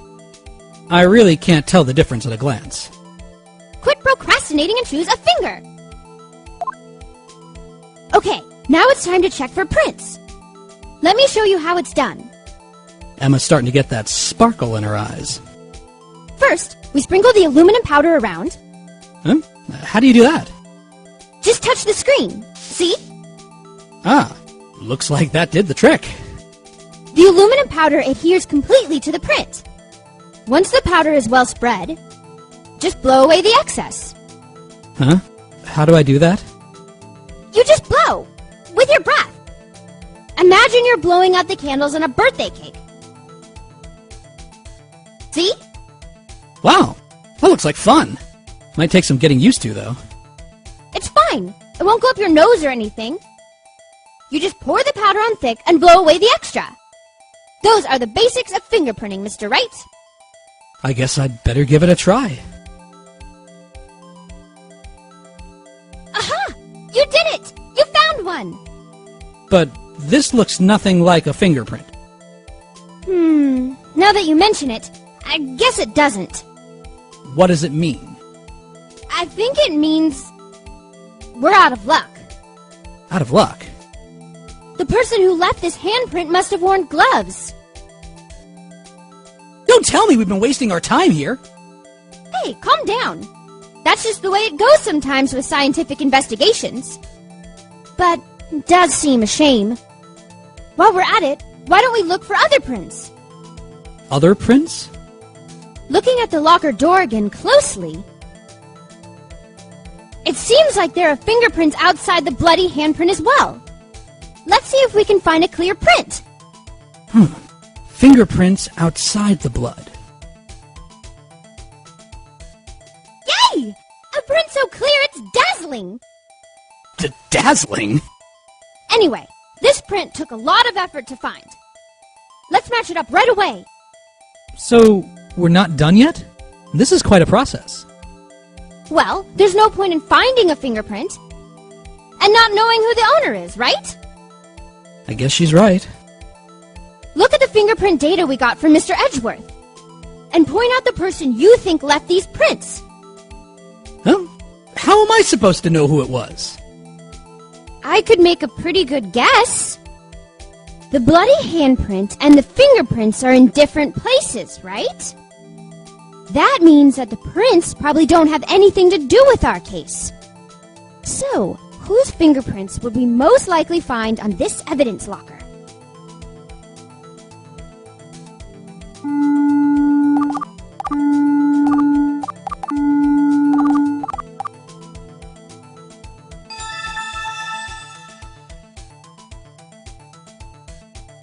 Aha! So, these prints belong to Detective Gumshoe. Something wrong, Mr. Wright? You gave me this so what look. I guess that's probably because I was thinking, so what? Okay, so we came up with nothing this time, but there's always next time. Sometimes you hit, sometimes you miss.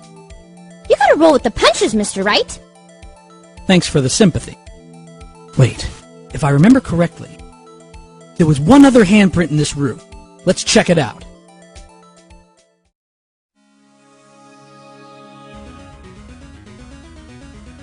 This is where we got a luminol fluid reaction, right? Right, there was a handprint here. Okay, want to try using this? There go her eyes, sparkling again. Okay, let's check for prints. That's the spirit. Oh, but I have to warn you about something first. What? The area with the blood was wiped away, right? We only ended up finding it using chemical means. Any prints in that area will have been wiped away too. Oh, right. So, that means no prints. Would you say the probability of your hypothesis is high? Don't ask me. Anyway, We must try to find prints that weren't wiped away. Prints other than the ones left by the bloody hand.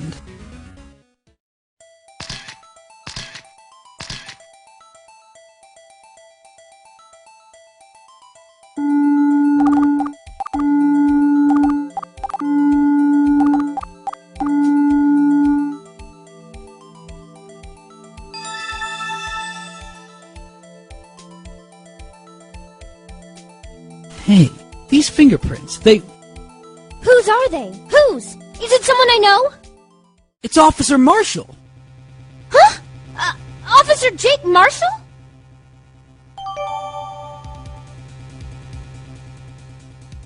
That's got to be a coincidence. He's not involved in the crime. Emma, this is decidedly different from Detective Gumshoe's prints. The luminol reaction, the blood, and the fingerprints are in the same place. Oh. Oh! So we have Jake Marshall's fingerprints on a white bloodstain.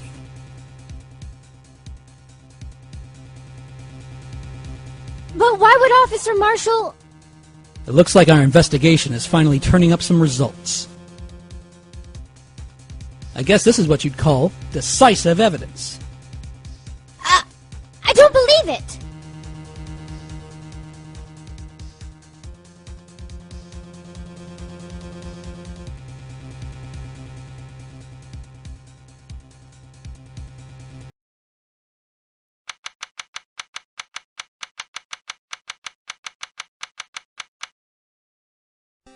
So, what do you think, Mr. Wright? I think the prosecution is as confused as we are. After all, the victim was murdered in 2 different places at the same time, and a different suspect was arrested at the other crime scene. Lana! Good morning, Mr. Wright.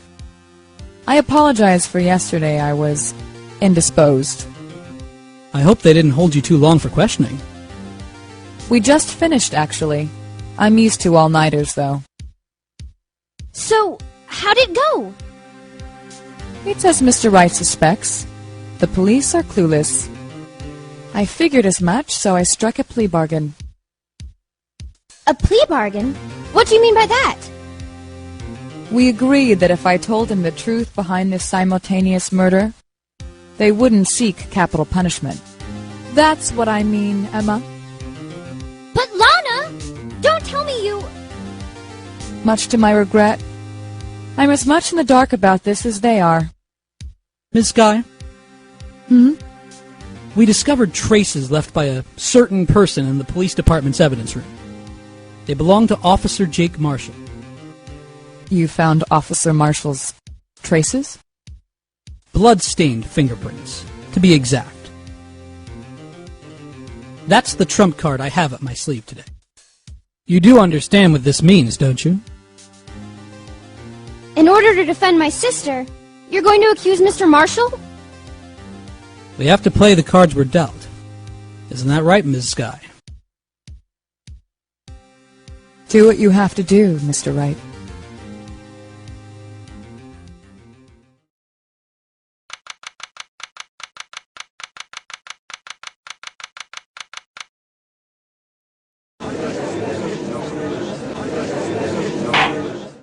Court is now in session for the trial of Miss Lana Skye.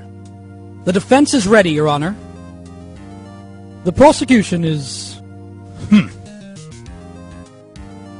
I'm afraid you'll have to clarify. It takes 30 minutes by car to reach criminal affairs from the prosecutor's office. The victim, Bruce Goodman, was slain at both places at the same time. But that's not physically possible, is it? What's more, I hear the victim from the evidence room just disappeared? Yes, and the body eventually reappeared in the trunk of Mr. Edgeworth's car. Wow, this is one messed up trial. One of my duties as prosecutor is to present impartial evidence. Today, I will present evidence relating to the murder at the police department. In so doing, I believe the way in which we should proceed will reveal itself. Now that's what sets Mr. Edgeworth apart. He sounds so on top of things. even though he doesn't know what's going on himself. And that's supposed to be an admirable trait? Very well, let the trial resume. On the day of the crime, what exactly transpired at the police department? Mr. Edgeworth, you may call your first witness of the day to the stand. For its first witness, the prosecution calls the suspect of the murder that occurred at the police department. The suspect? You mean the so-called murderer? Whew, boy. Things are getting wild from the get-go.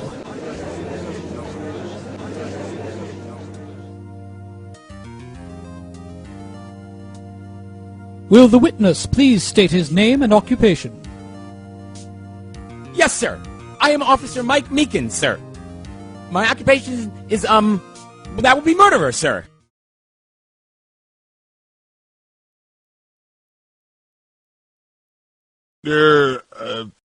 So you're telling us you're a professional killer? Sir, it was me, sir. I'm the one who did it. I'll never kill anyone again, sir. You've got to believe me, sir. Actually, what we'd like to hear from you is... Sir, I'm what you would call part of the younger generation, sir. A person whose actions adults can't possibly comprehend. Please, Mr. Edgeworth, sir, help me, sir. Officer Meekins. Yes, sir. Give us your report of the crime. Consider that an order.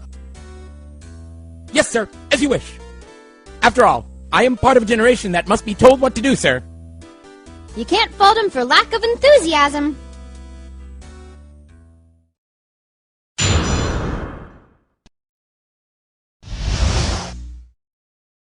Although it's not my normal duty, I was assigned to guard the evidence room that day. I spotted a suspicious man on the security screen and rushed into the room. I was only doing what I was trained to do, sir. I was suddenly attacked. I fought for my life. Then I did it. After that, I passed out until another officer smacked me awake.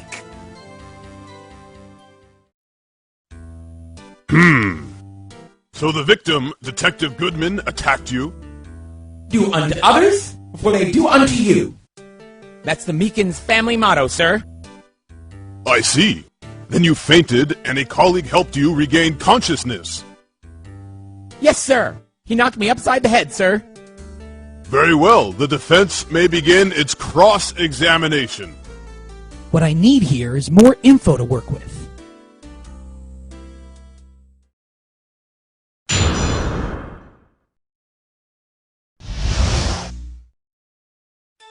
Although it's not my normal duty, I was assigned to guard the evidence room that day. Hold it. Mr. Meekins, you work in the General Affairs Department, do you not? Yes, sir. I am in charge of hiring new recruits, sir. Yikes! Now there's a scary thought. Evidence transfer was taking place on the day of the crime, which meant many officers were given special tasks not ordinarily performed.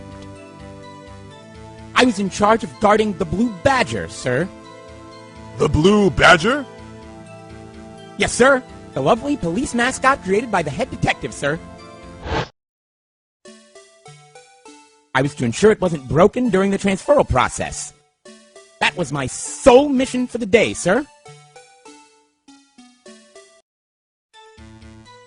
I see. Sounds like a very, important mission.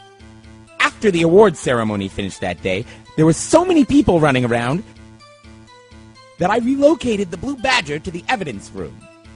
Oh, so that's why you went to the evidence room. Tell us, what did you see when you got there? I spotted a suspicious man on the security screen and rushed into the room. Hold it. In order to enter the evidence room, you need an ID card, am I correct? Precisely, sir. I have one right here around my neck. So then, your ID number should be listed in here, right?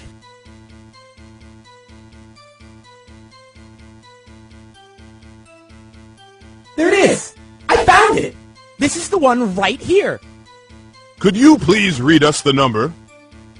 Yes, sir. It's 4989596.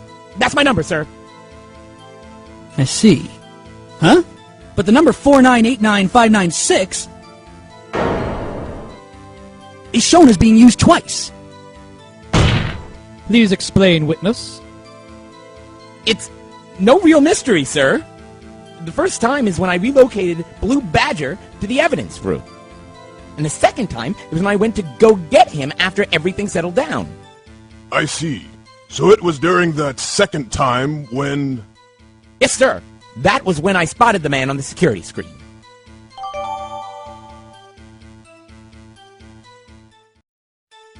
I was only doing what I was trained to do, sir. I was suddenly attacked. Hold it. So you were attacked. Can you please tell us exactly what happened to you? It was a knife, sir. A knife! Detective Goodman pulled a knife on you? What happened then? Well, with me charging in on him like that, he looked as surprised as I was. You aren't exactly the kind of person someone would want to run into.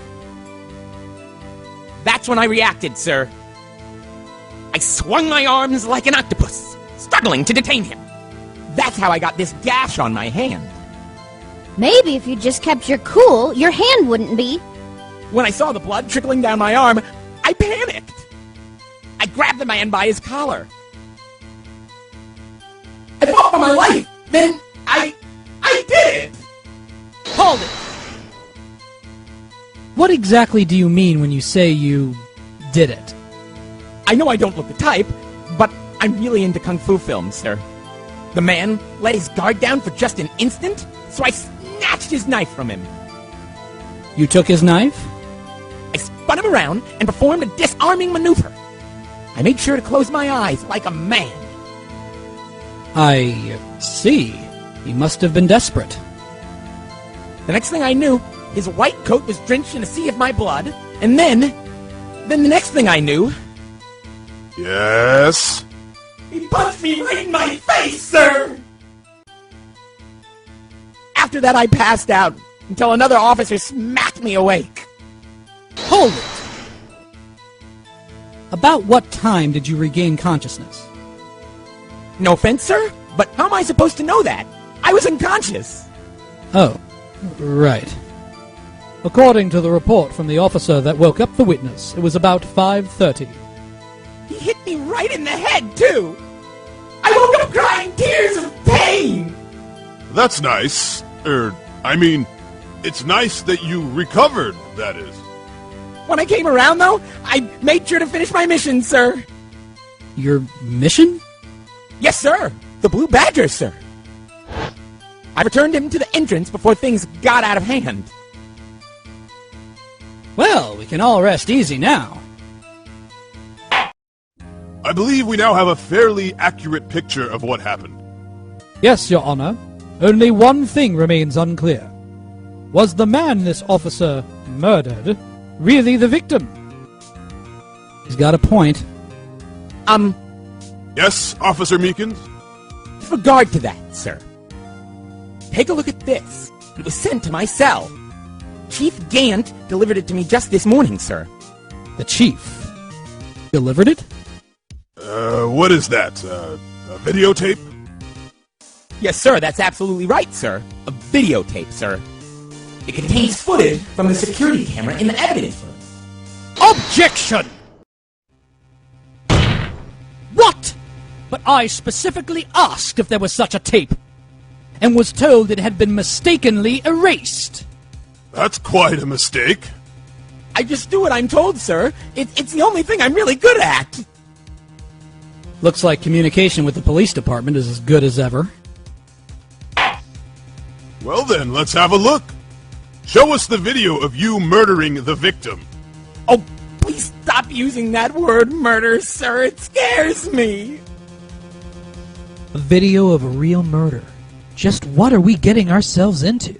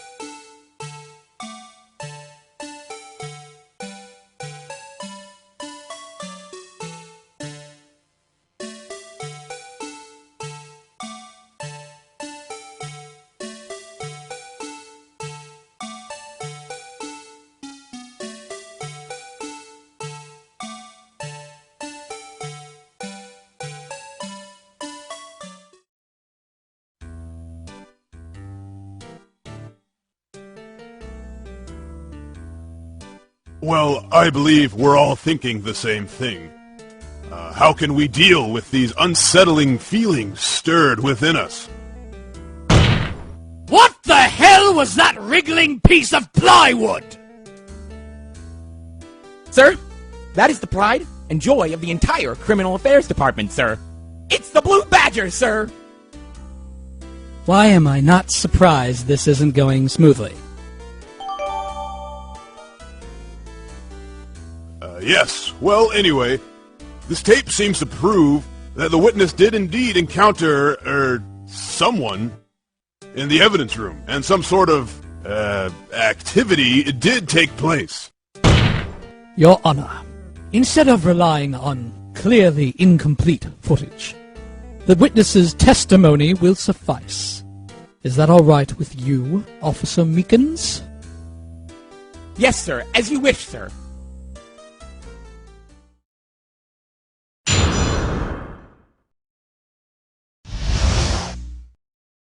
His face can't be clearly seen in the video. But there's no question that the other person was Detective Goodman, sir. I mean, he opened the locker, which required Detective Goodman's fingerprint to do. The locker he opened is unquestionably Detective Goodman's locker, sir. So it must be him! No one else could have unlocked it! What's this about a fingerprint? Each detective has been given a locker, equipped with a fingerprint-activated lock. These locks ensure that each locker can only be opened by the detective it belongs to. Intriguing. That would mean the victim at the crime scene would have to have been Detective Goodman. Very well. The defense may begin its cross-examination. I don't know where this cross-examination will lead, but everything begins with contradictions. That's where I have to start.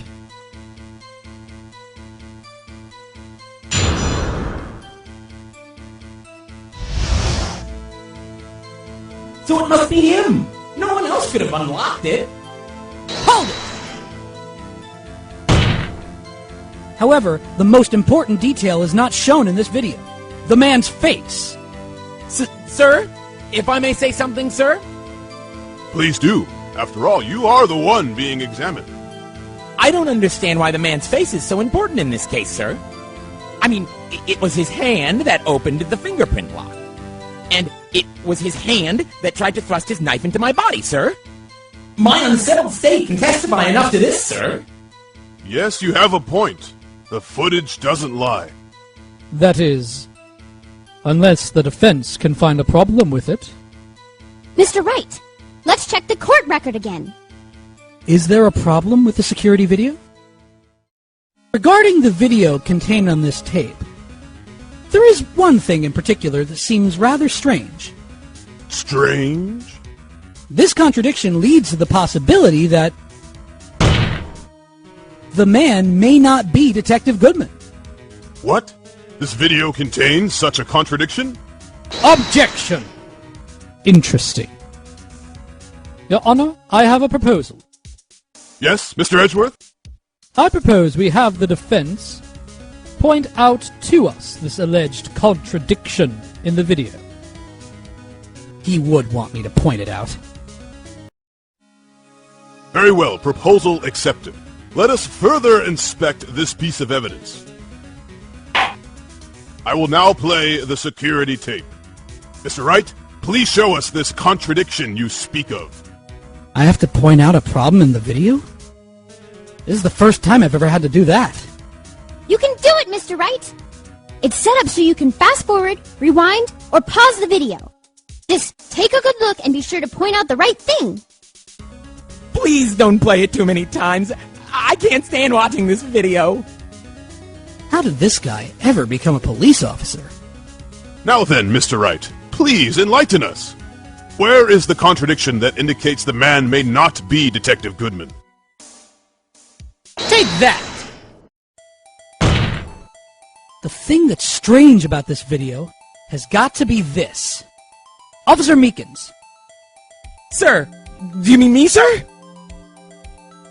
As I understand it, the locker apparatus works like this. When you grab the handle, a sensor reads your fingerprint.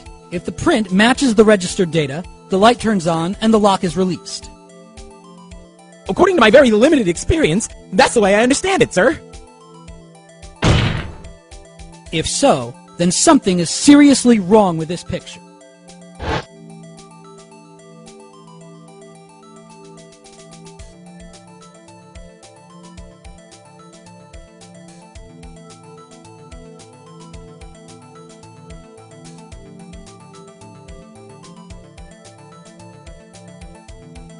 When the victim reaches for the handle to open the locker, let's rewind to a little earlier.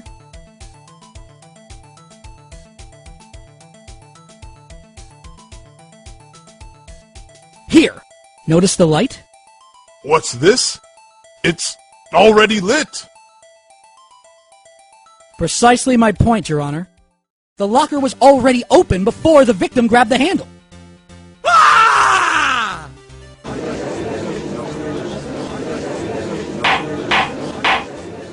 Order! Order! What's the meaning of this? It's very simple, Your Honor. The locker wasn't locked on the day of the crime. Objection! But the locker locks are controlled by an electronic system. When a door is shut, a sensor is triggered and the locker is automatically locked. Oh, I know! It must have broken down! Of course, I'm not an expert in this. That's not likely, Your Honor. The sensor would detect and report any malfunction. Oh well, it just goes to show novices should keep their mouths shut. So then, Mr. Wright, do you have an explanation? Me, Your Honor? Yes, why wasn't the locker locked? Me, Your Honor? Yes. Well, you see, this isn't exactly my field. What do you think, Miss Scientific Investigator? Huh?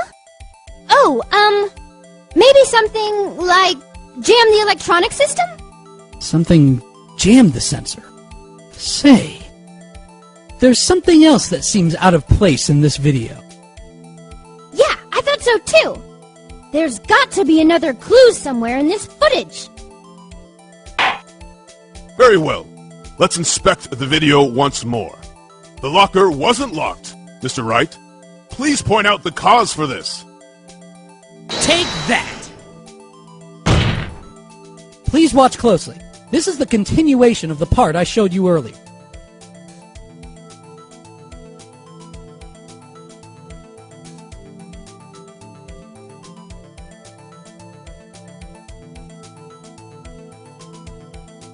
What's this? Something white fell out of the locker. But sir, it's been my experience that things fall out when doors are opened. I often fall out and roll great distances when I open my car door, sir. Objection! We can't be sure that item was in the locker to begin with. What do you mean? The sensor triggers the lock when the door is shut. What if something was inserted, say, between the sensor and the door? Inserted?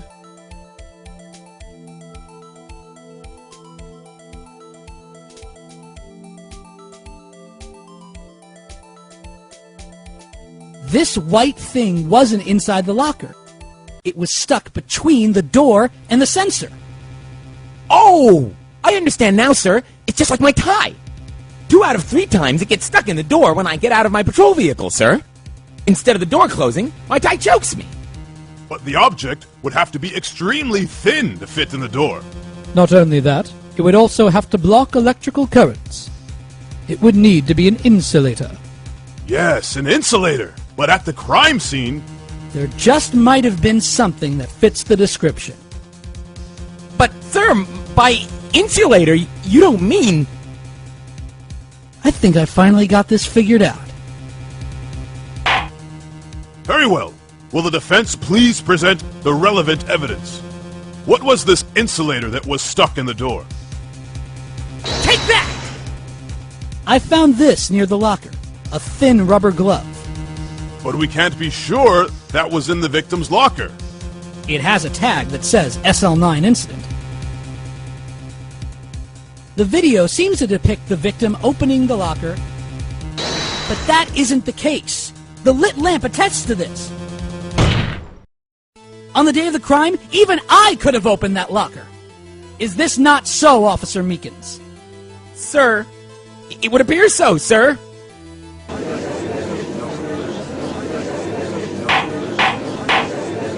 Order! Order! Order! So are we to believe, then, that the victim whom this witness stabbed in the evidence room was not Detective Goodman? Objection! Do not be misled, Your Honor. What do you mean, Mr. Edgeworth? The defense has merely demonstrated that possibility and nothing more. The victim in the video was indeed Bruce Goodman.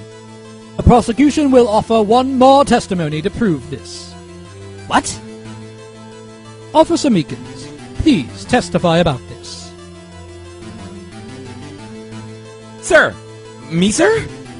I'm not sure what you're referring to, sir.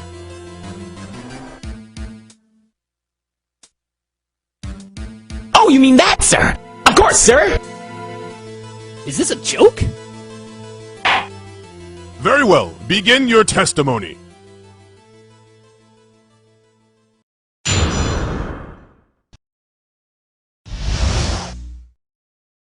There's one other thing that proves the man was Detective Goodman, sir.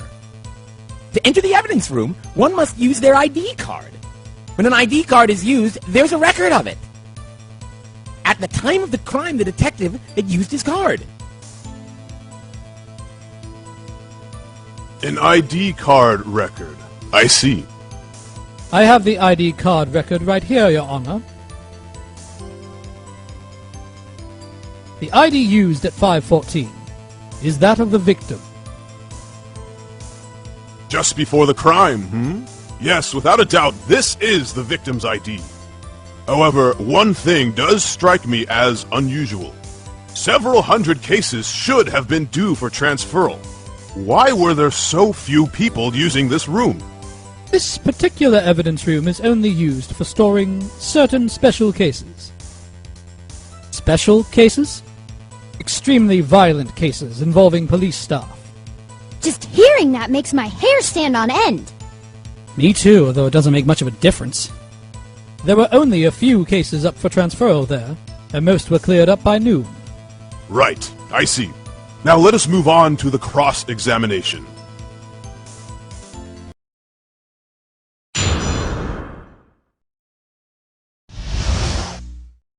When an ID card is used, there's a record of it. Hold it. Let it be noted that this is the record the witness referred to. Let me see. Yes, that would be it. The Detective Goodman... What's the matter? According to this, Mr. Edgeworth, your name is on here. So it is, Your Honor.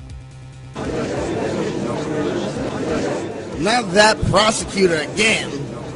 Hey, maybe he's behind all this. Being a prosecutor, he could hide the evidence.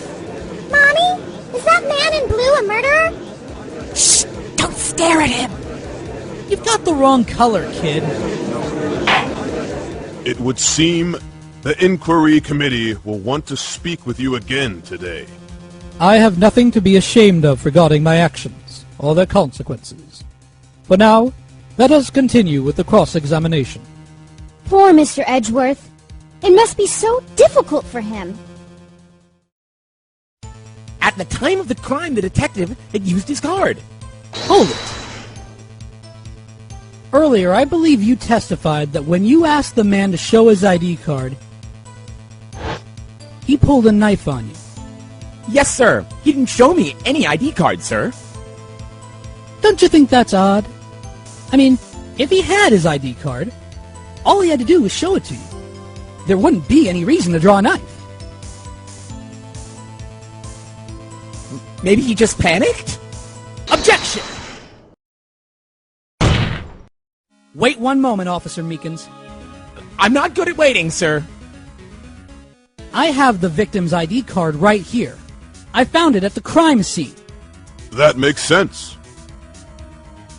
When I say crime scene, I'm not referring to the evidence room at the police department. I mean the other crime scene. The underground parking lot at the prosecutor's office. Your Honor, I have one more piece of evidence to present. It's a very important clue regarding the victim's ID card. A lost item report? It's only half completed. But it shows that Detective Goodman had lost something on the day of the crime. Something important enough to fill out this report. Let me guess. You believe this something to be his ID card, right? I can't say for sure, but there is a high probability. On the day of the crime, Detective Goodman was not carrying his card.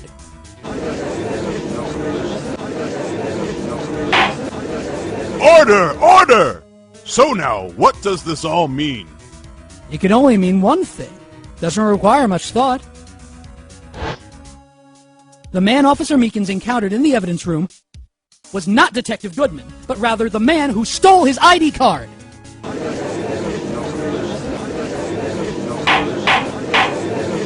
Order! Order! Order! Does the prosecution have a response? I have only one thing to say to the defense. Bravo, Mr. Wright. Bravo? Allow me to summarize the defense's argument. At 5:15 on the day of the crime, the man Officer Meekins encountered in the evidence room was not Detective Goodman. There are two grounds to support this. First, the locker in the evidence room was already unlocked. Second, the victim lost his ID card. Am I correct so far, Mr. Wright? Yes. What's he up to? That being the case, we must inevitably arrive at a single conclusion. If the victim in this video is a fake, then the murder in the evidence room is also fake. In other words, the security camera does not show the instant of the murder.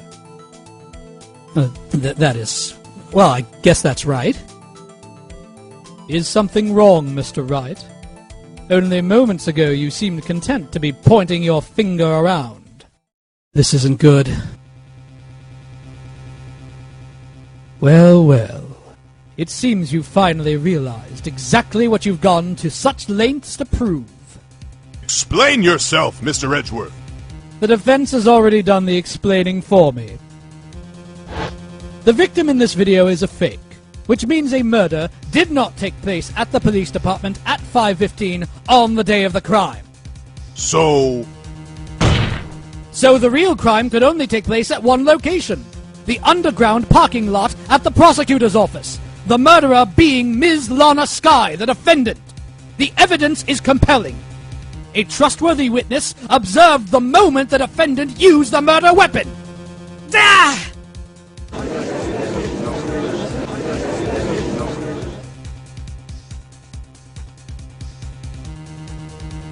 I knew that testimony was way too shabby. It was all a trap from the beginning. the activity in the evidence room still leaves many questions unanswered. Who exactly was the victim Officer Meekins encountered? And where did this person disappear to? However, this trial's purpose is to examine only the murder of Detective Goodman. Just so, Your Honor. Mr. Wright, you have to do something, or else Lana... What do I do? How am I supposed to get myself out of this mess? Objection! One moment, Your Honor. What now, Mr. Wright? Don't tell me you're objecting to what you've just proven. Of course not. But I almost walked right into the prosecution's trap. What are you talking about? This cross-examination has proven one thing, and one thing only. The security video did not show the actual murder. However, it cannot be said that it is unrelated to the murder in the parking lot.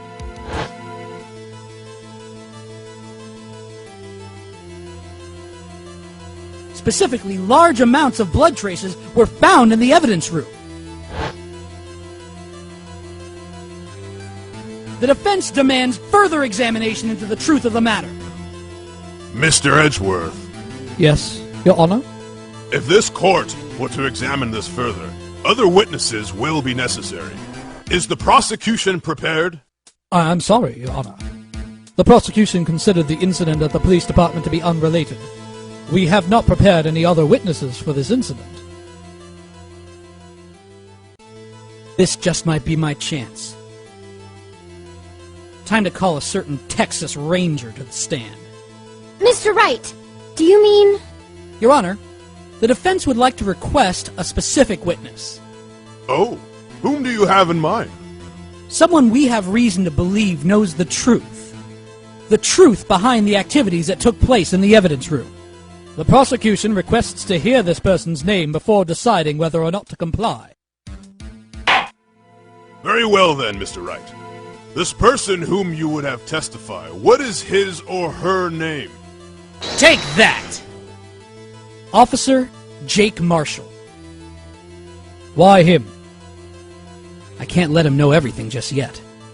He's in charge of the evidence room. I feel we should hear what he has to say. The prosecution agrees to the defense's request. Since he was responsible for guarding the room, we should hear his testimony. Fortunately, he works in the police department. We shouldn't need longer than 20 minutes to prepare. Very well. The court will take a 30-minute recess while the witness is subpoenaed. Will the prosecution please prepare the witness during this time? We will, Your Honor. Court in recess.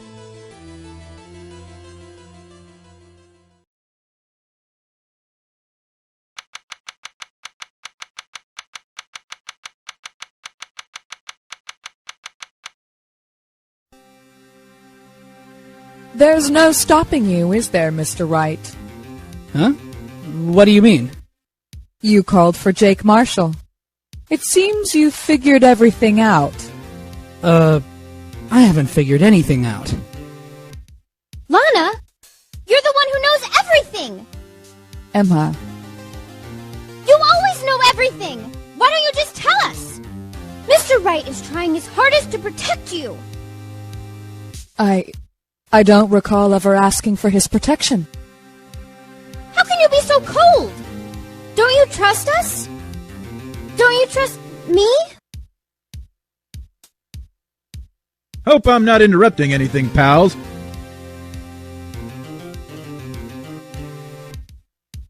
Oh, yes I am. I'll, come back later. Oh, Detective Gumshoe. What is it? You've got a lot of nerve, pal, making a detective run all around while on duty, and, to top it off, you call me here. I've seen happier people at funerals. Sorry, Detective. You better be, pal.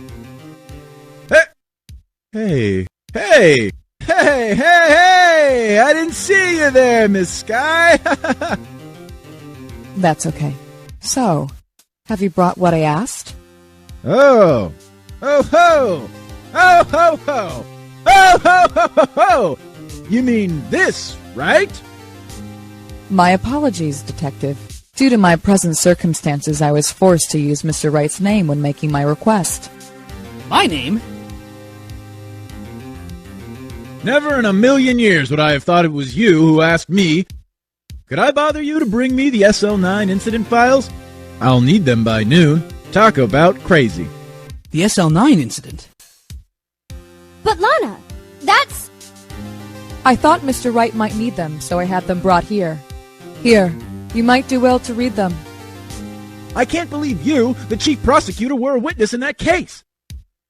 Miss Sky was a witness? Take it from me. You don't want anything to do with serial murders.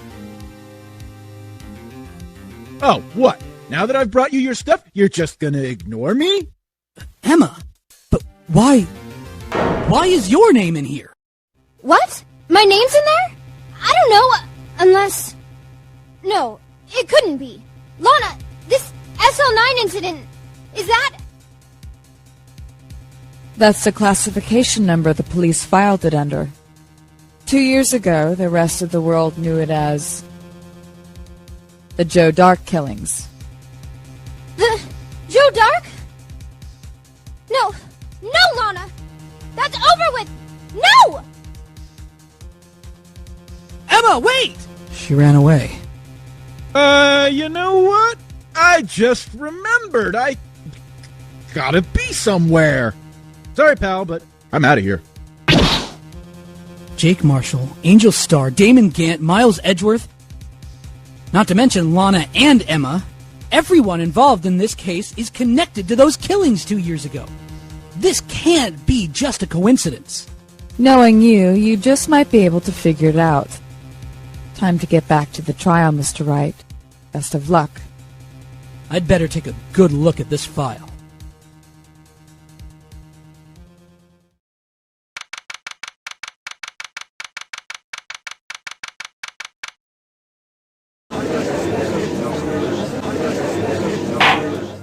The court will now reconvene for the trial of Miss Lana Skye.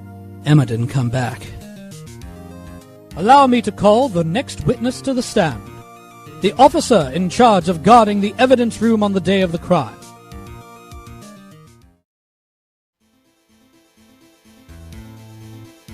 Witness, please state your name and occupation.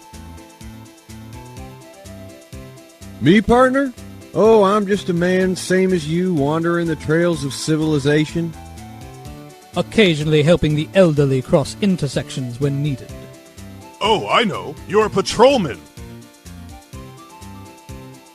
As for my name, if you listen hard enough, you can hear the howling wind calling it out. To be exact, it's Jake Marshall, Your Honor. Howling wind? I've never heard Edgeworth described that way before.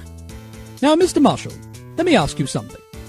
You were in charge of guarding the evidence room on the day the crime took place. Is this correct? According to the papers, partner. What do you mean? A desperado's soul is as boundless as the desert sands. No paper can sum it up. Maybe it's best we get on with this quickly. Please share with us your testimony of the day of the crime. In English!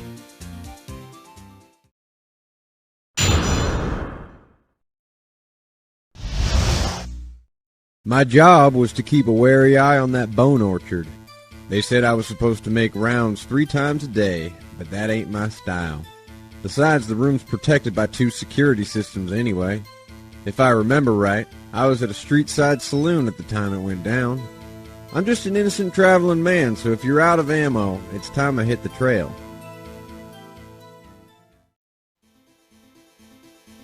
I can't say I particularly care for your attitude. I can't say I care for your beard, but you don't see me complaining. Wait a minute. What do you mean by 2 security systems? I mean the security cameras and the ID card reader. I reckon even a cowpoke like you knows about those. Yes, well, what about the fingerprint-activated locks inside the evidence room? Fingerprint-activated locks? What kind of newfangled doohickeys are those? He's not being very helpful. He's not that good with machines, or with following orders. Everyone's got their weaknesses now, don't they, Mr. Prosecutor? This one seems like trouble. Okay, Mr. Wright, he's all yours.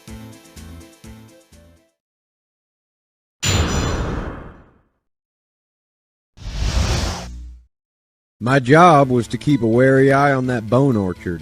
Hold it! How exactly did you keep an eye on the evidence room? I just made sure nothing moved in the security camera monitor. That room's so still, even time dies in there. I was just a caretaker who interred the recordings. You interred them? Videos of nothing aren't that useful. When the time would come, I'd erase the tape. If nothing unusual is recorded, tapes are to be erased every 6 hours. Each time I'd erase a tape, it felt like I was erasing part of my life. This guy has a flair for the dramatic, but it isn't going to do him any good. So, in actuality, you don't physically enter the evidence room.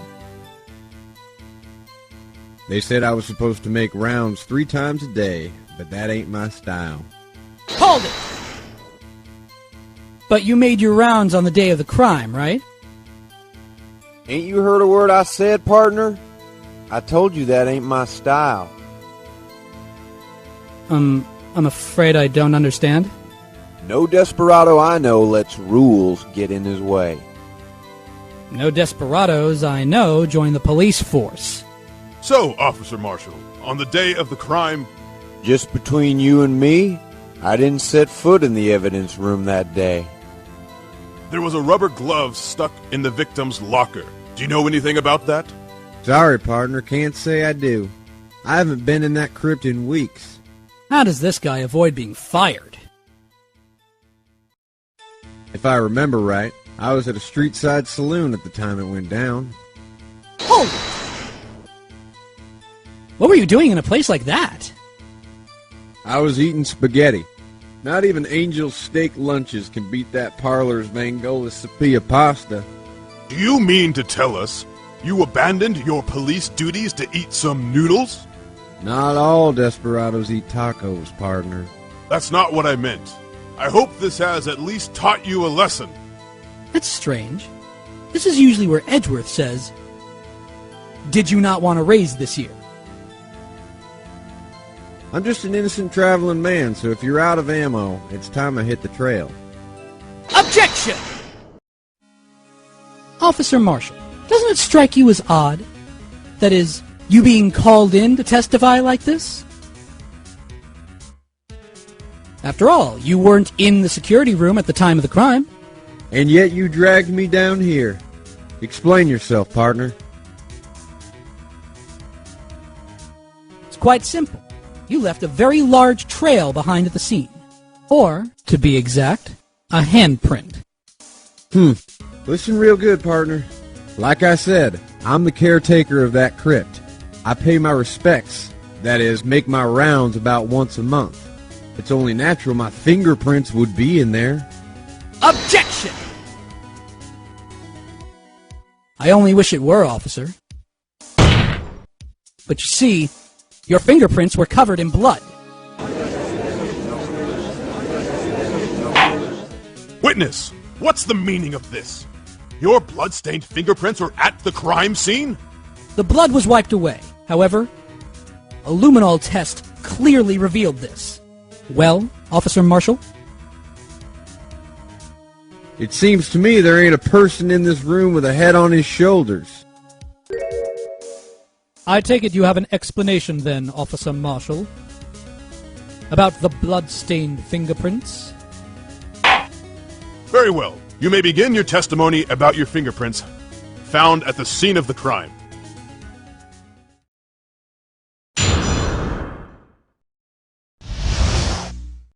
Like I said, it's only natural for my fingerprints to be in that evidence room. One of them just happened to be at the same place as the blood-stained handprint. The murderer touched the locker where my fingerprint was by chance. The bloodstain and the fingerprint are completely unrelated. Or didn't you know the murderer was wearing gloves? See? I had nothing to do with it. The witness's explanation appears valid, although there's room for doubt. Life wouldn't be any fun without any doubt, partner. The defense may now cross-examine the witness. This guy's hiding something. I can feel it. Now's my chance to prove it.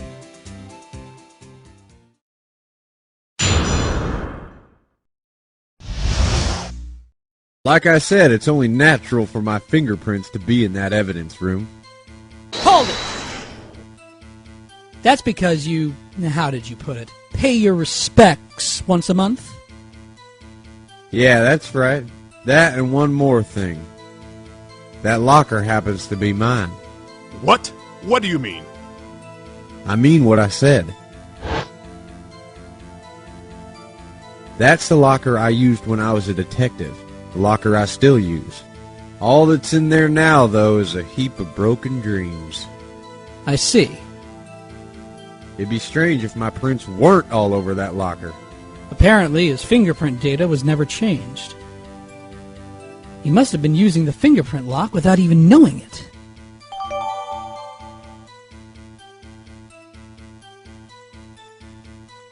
Or didn't you know the murderer was wearing gloves? Hold it! How do you know that? I may be a loner, but I still do my job. I keep up on the reports. There was a blood stain at the scene, thought to be left by the murderer. That's right.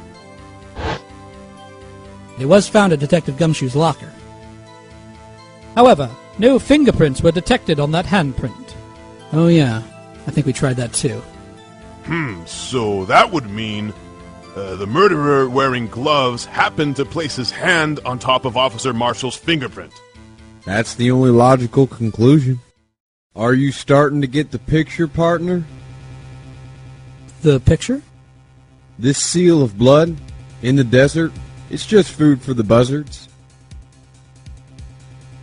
There's only one reality, and that's this. The security tape. So long as my trail isn't in there, you can't say otherwise. This isn't getting us anywhere, Mr. Wright. Please consider carefully where you're going with this cross-examination. Yes, Your Honor. Now then, continue your testimony, Officer Marshall. Too bad it wasn't me in that video, right, partner? Hold it! What do you mean by that? You want to tie me to this crime, isn't that right, partner? If so, that video is the only direct evidence you have. Objection! But that video is next to useless. It's full of blind spots. Blind spots? Places you can't see.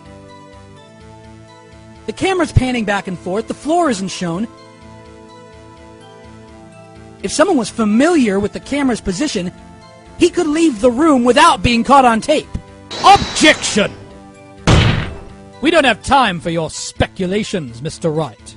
Well, Mr. Wright, if you can show us evidence in this video that indicates Officer Marshall was present, please do so now.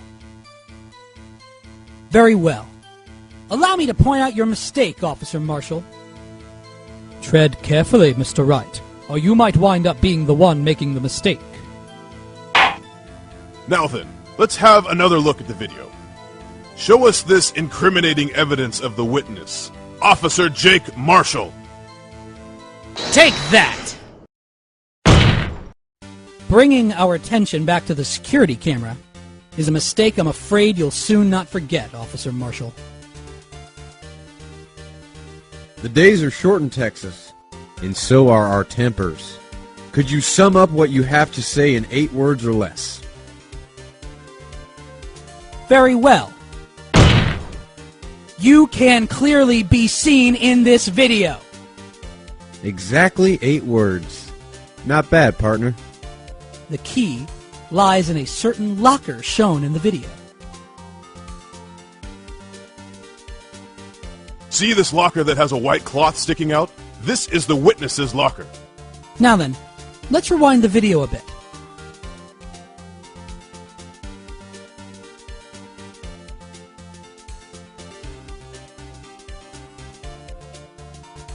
Oh, the white cloth!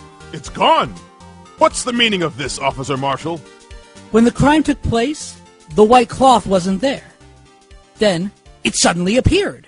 There's only one explanation.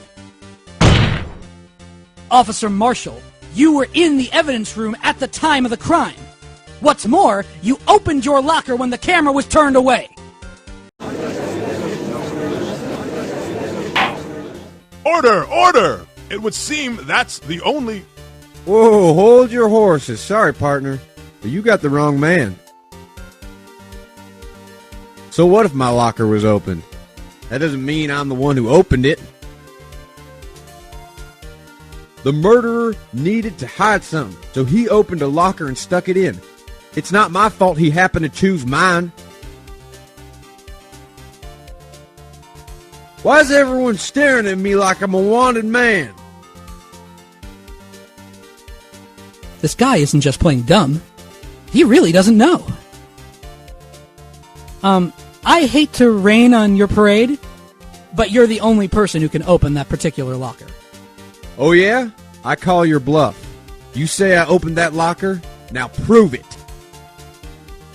Take that! Fingerprint sensor? We talked about this earlier today. The lockers can only be opened by the detectives they belong to. What kind of crazy talk is this? Well, Detective Gumshoe did mention something about this. In any case, the locks aren't that obvious. There's even some people in the force that don't know about the fingerprint locks. So, Sheriff, what do you have to say? In 8 words or less.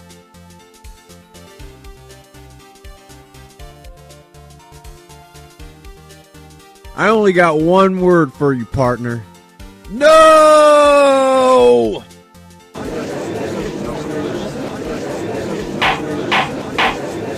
Order! Order! Order! Witness, explain yourself.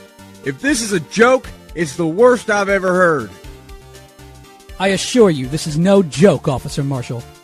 Now then, please tell us what you were doing in the evidence room at the time of the crime. Olay, please answer the question. Is he now a bullfighter? That's all right, Officer Marshall. I believe we can figure out the rest from here. We can? Have a look at these floor plans. There is no place for someone to hide in the evidence room. Yet, Officer Meekins didn't see Officer Marshall. If that's so, then where was the witness? It seems Mr. Wright has an answer. That's right. The only possible conclusion. Well then, let's hear it. Where was Officer Marshall at the time of the crime? Take that! Officer Marshall was standing right here. There? But that's where the victim, Detective Goodman, was. Correct. Unless the man wasn't Detective Goodman. I believe the victim in the video is Officer Marshall. It was you, dressed up like Detective Goodman. Objection! But that's preposterous! Officer Meekins witnessed the detective at the crime scene. Once he saw the man's face, he'd know for sure. Objection! May I point out, though, that Officer Meekins did not know Detective Goodman. He also testified about the man's reaction when confronted. Something about the officer's story puzzled me. If the man had his ID card, why didn't he just show it? Yes, he would have needed it to enter the evidence room, so he must have been carrying it. The answer is simple. He couldn't show it. As you can see, Detective Goodman's picture is on his ID card. Oh, I get it. If he showed that, his cover would have been blown. Officer Meekins would have realized the man wasn't Detective Goodman. Do you have anything to say to this, Officer Marshall? You've got quite an imagination, partner. We got a term for that. It's called circumstantial evidence. Circumstantial evidence? He's still denying it. You're going to have to do better than that to break a detective. Unless you have hard evidence proving I dressed up as the victim. I can't say I particularly care for your uncooperative disposition. I can't say I care for your beard, but you don't see me complaining. Well, Mr. Wright, do you have any evidence? Any evidence proving beyond the shadow of a doubt that Officer Marshall dressed up as the victim? Well, who am I kidding? I don't have anything like that. I can see the fear in your eyes, partner. Seems you're the one who couldn't take the desert heat. Ah! This can't be happening! It's so obvious he's the one! What can I do?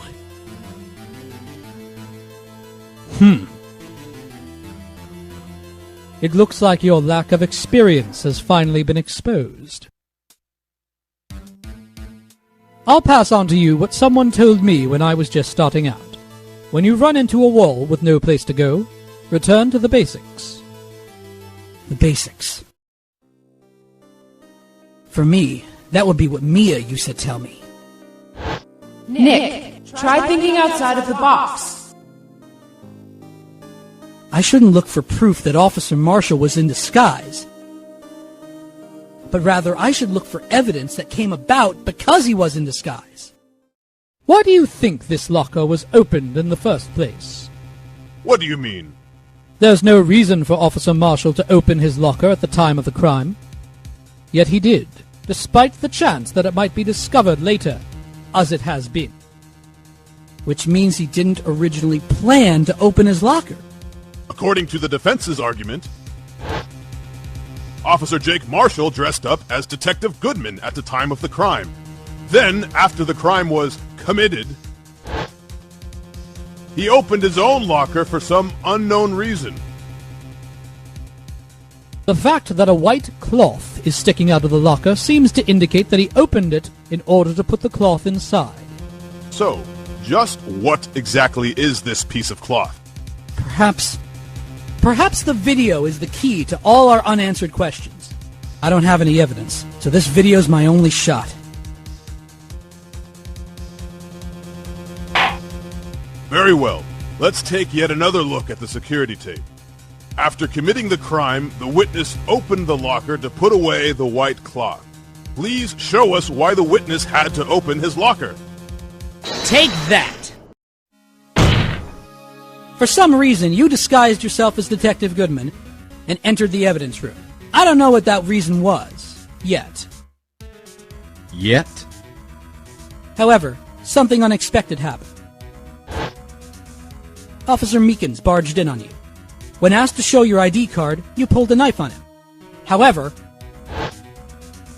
Officer Meekins panicked, and the white coat you were wearing was soiled with blood. A bloody white coat? You couldn't just walk out like that, so you hid the coat in your locker.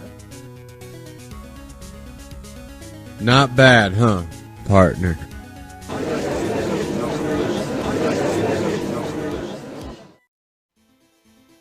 Now then, Officer Marshall, are you ready to tell us the truth?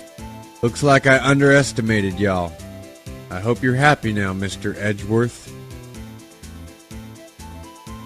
2 years ago, if you were only half as persistent then as you are today, we wouldn't all have to be here now, would we? Officer Marshall, tell the court what you did. All of it. All right. It seems the time has come.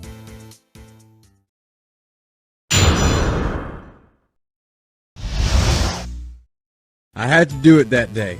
I couldn't just stand by and let it die. I stole the detective's ID and dressed like him. I planned to take out the evidence. I wasn't expecting Officer Meekins. I knocked him out and managed to escape. I knew which areas wouldn't be caught on the camera. There wasn't any murder in the evidence room at 5:15. So the supposed victim was really you? But there's one thing I still don't understand.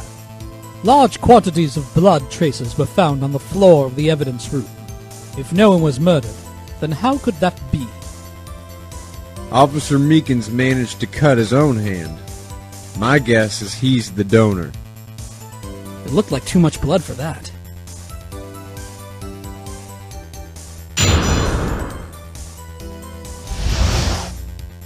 I had to do it that day. I couldn't just stand by and let it die. Hold it! When you say it, you mean... Do you even have to ask, partner? The SL9 incident. 2 years have passed since that case was closed. It was going to completely end with the transferal that day. Not if I have anything to do with it. That incident's not over.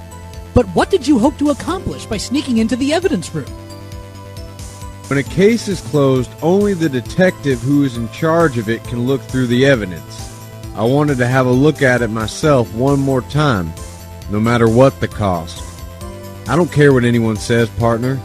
That case is mine. But Officer Marshall wasn't in charge of that investigation. Why does he care so much about it? That day was my last chance. That's why I stole the detective's ID and dressed like him. I planned to take out the evidence. Hold it! Why did you disguise yourself as Detective Goodman? If I didn't make it look like Goodman was carrying out the evidence transferal, I'd be arrested for stealing evidence, which wouldn't get me anywhere. So you did it to fool the security camera. And the detective's ID card? I stole that the morning of the incident. So that really was why Goodman started filling out that lost item report. I returned his ID card. I left it on the floor in the prosecutor's office parking lot. The ID card I found was left there by Officer Marshall. So, essentially, you managed to succeed despite your lack of foresight. What do you mean, partner? I mean the fingerprint-activated lock, of course. No matter how well you disguise yourself, you can't change your fingerprints. Normally, that locker shouldn't have opened. So it opened because a rubber glove was stuck in the door by chance? Then Detective Goodman must have opened the locker before Officer Marshall. I wasn't expecting Officer Meekins. I knocked him out. Hold it! You pulled a knife on Officer Meekins and tried to drive him off? Let's just say I was a little surprised. I only planned on being in the evidence room for no more than 5 minutes. I didn't think anyone would actually come in during that short time. Officer Meekins certainly is a one-in-a-million type of person, mistaking a detective for an intruder and demanding to be shown his ID. I'll have to think a little more about his raise this year. When did Edgeworth get so much influence? Anyway, he threw himself at me and I ended up cutting him slightly. I'm sorry it had to turn out that way, with me knocking him out and everything. By the way, what happened to your knife? Oh, you mean this one? I don't know what to say. So, what happened next? I managed to escape. I knew which areas wouldn't be caught on the camera. Hold it! So you did your research beforehand? Those who go into the desert unprepared don't live long, partner. I didn't think it would make a difference, though. The security tape is erased every 6 hours. If all had gone as planned, no footage would have been left. However, you bloodied your coat in your struggle with Officer Meekins. If someone was in the security room when I came out, the jig would have been up. I opened my locker and stashed it in there. What was Officer Meekins doing during that time? What else? He was sleeping like a baby. So what you're saying is, on that day... There wasn't any murder in the evidence room at 5:15. Hold it! But the blood found at the scene certainly indicates a crime took place. What are you, blind? The victim shown on that tape is me, and I'm not dead yet, partner. So, you stole the evidence from the locker? Actually, no, I didn't. Why not? When I opened the locker, the evidence was already gone. What? Mr. Edgeworth, where is that evidence? It's still missing, Your Honor. Detective Goodman's locker was already empty. Someone else stole the evidence. Officer Marshall, may I ask you one thing? Fire away, partner. It's a free country. Just remember, I'm also free to decide whether or not to answer. Why did you do this? Stealing a detective's ID, injuring a police officer? This is no small offense. Moreover, you're an officer yourself. This will have serious consequences. It can't just be forgiven with a simple cut in salary. Not that salary cuts are ever a valid solution. Like I said, this isn't your case. This one is mine, and I'll do anything it takes to get an answer I'm satisfied with. The witness has an unusual amount of zeal. Let's hear more. I can't just forget the SL9 incident. You know why? Objection! Officer Marshall, I think I understand. I think I know why you care so much about the SL9 incident. Sounds like you've been sipping too much cactus juice, partner. I have the SL9 incident file here. The name Marshall is mentioned in here. In a list of murder victims. Neil Marshall. Are you related to this man? Neil Marshall? Yeah, I'm sure you heard the name. 2 years ago, he received the same lousy prosecutor award you got. What? A prosecutor? You must be talking about the King of Prosecutors Award. Now I remember. Prosecutor Neil Marshall. He handled the SL9 case before I did. That's right. He was killed. And the case fell into your hands. But what's his relation to you? He was my brother. He was investigating the murders with Damon Gant, chief detective at the time.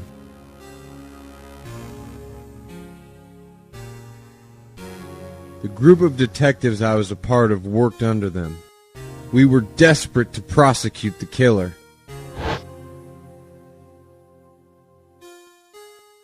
Joe Dark.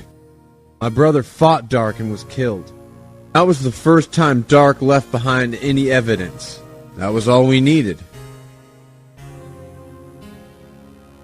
He was arraigned and incarcerated. The case was finally closed. At least, according to the public records. What do you mean? My brother couldn't have been killed by Joe Dark. I knew my brother better than anyone. No one could have beaten him in a fight. And that's it? That's your reason for your insane actions? There's more to my brother's death than what the records say. No matter how much you try to hide it, you can't fool me.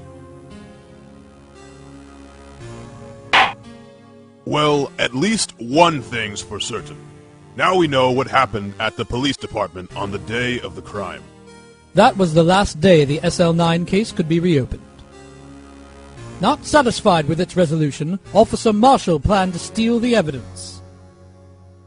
Disguising himself as Detective Goodman, he entered the evidence room. Officer Meekins confronted him, so he rendered him unconscious and fled. Yes, this mystery has finally been cleared up. No murder took place at the police department that day. The things that happen by chance never cease to amaze. At exactly the same time as the murder at the prosecutor's office, this fake murder was going on at the police department. Chance. It's got to be more than just that. So if no one was murdered at the police department on the day of the crime, that means the murder in the prosecutor's office parking lot was the real one. Which in turn means only one person could have committed the crime. Chief Prosecutor Lana Skye. Objection! But wait, a verdict wasn't reached in yesterday's trial. Objection! Which is why we examined the incident at the police department today. But there's only one reason the defendant was not convicted yesterday. There yet remained the mystery of the simultaneous murder at the police department. It seems to me this boy's got the draw on you, partner. All the mysteries at the police department have been uncovered. No contradictions remain. The murder took place at the prosecutor's office. The only suspect is Lana Skye. There were no errors in the testimony of the witness, Angel Starr. If you have a response, make it one word or less.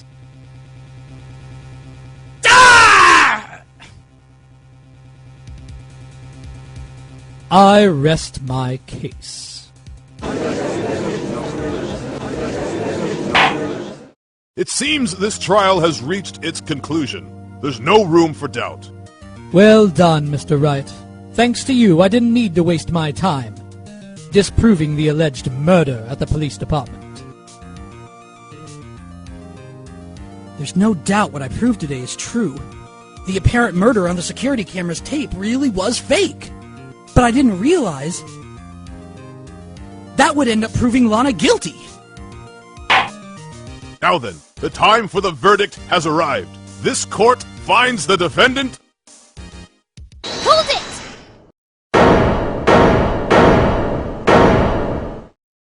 Your Honor, wait! Emma! The defense has an objection. A scientific objection. Right? What do you mean, right? Mr. Wright, are you this girl's guardian? Your Honor. In a sense?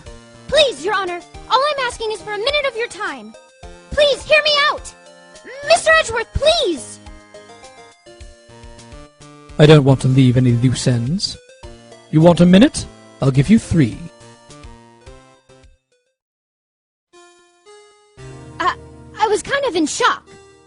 I mean, finding out that the SL9 incident referred to the Joe Dart killings? Now that she mentions it, the names of both Sky sisters were in that file. But that's when I figured it out. I mean, what Officer Marshall was trying to do that day. So I knew his fingerprints had nothing to do with the crime. That left only one thing. The other handprint. You mean the traces of blood found on Detective Gumshoe's locker? But no fingerprints were found on it, right? No, but I figured if I examined it scientifically, I'd be sure to find a clue. So I ran over there and looked at it again. So, did you find something?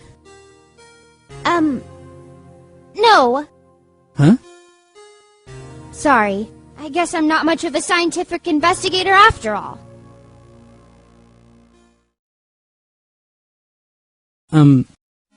Is that all? Please don't be mad. I'm just a high school student. And I'm just an attorney. But, Mr. Wright, those traces of blood are the only clue we have. If we can't find something wrong with them... Please, Mr. Wright, you're a professional. If anyone can save Lana, it's you. Me? Oh boy. Time's up. Now then, Mr. Wright. With regard to the incident at the police department, does any reasonable doubt remain? It appears the defense is troubled by the other blood mark.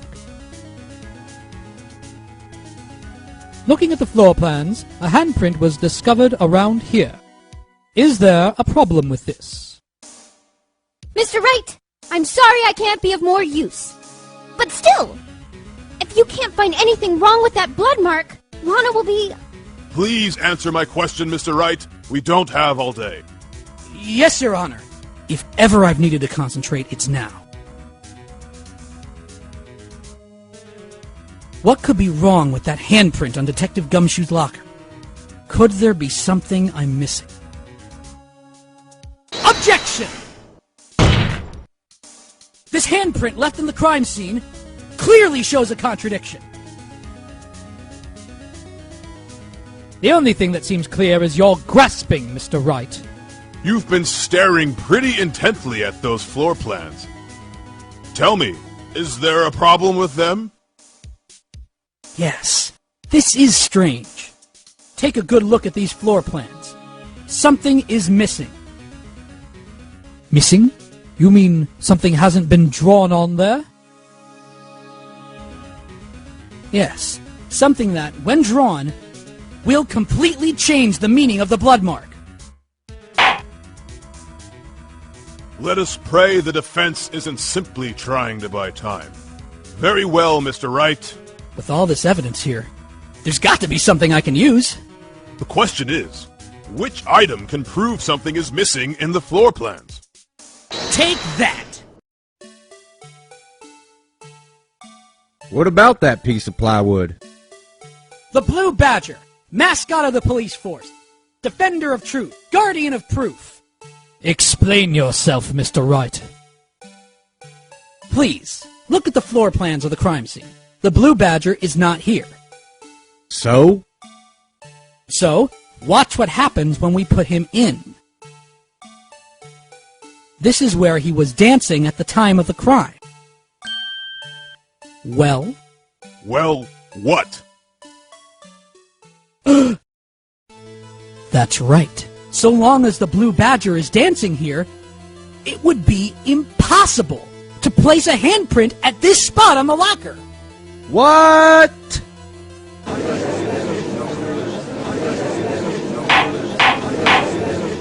So that means... just exactly what does that mean? It means it can't be done. What are you saying? Blood traces were undeniably found on that locker. Don't look at me. I didn't put it there. Mr. Wright, think it through scientifically. Emma. On that afternoon, Officer Meekins was the one who brought the Blue Badger to the evidence room, right? After he put it down, it would be impossible to leave a handprint on that locker. So that must mean this blood mark was left there before the Blue Badger was brought in. Just one moment. I will not allow such far-fetched balderdash in my courtroom. It may sound far-fetched, Your Honor, but it's the only possible explanation. On February 21st, in the police department's evidence room, blood was spilled not once, but twice. But how? One time was captured on this tape, taken by the security camera. Officer Meekins cut his hand, from which a trivial amount of blood fell. The problem is, the other time. Someone bled prior to the struggle shown on this tape. It had to have been Detective Goodman, when he was really murdered. Objection! That's ridiculous! I refute you! Objection! The murder portrayed in the security tape has been proven to be a fake. However, that does not explain the blood mark found on the locker. Objection! So then, assuming this murder you purport really happened, when did it take place? I demand you show evidence that proves it occurred! When did the first incident occur?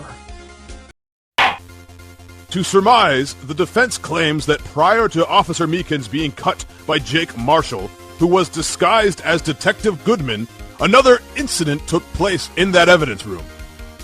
The blood mark on the locker proves this. Very well, then tell us. When did this first incident occur? Proof must be presented. Proof that shows when the murder took place. There's only one piece of evidence that can show that.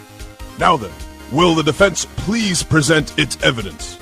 What shows when the first crime took place? Take that!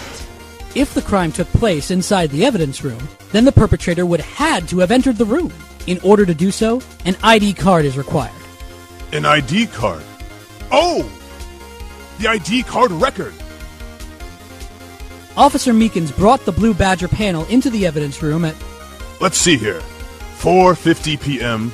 If the crime took place before that time, then it would be 4:40 p.m.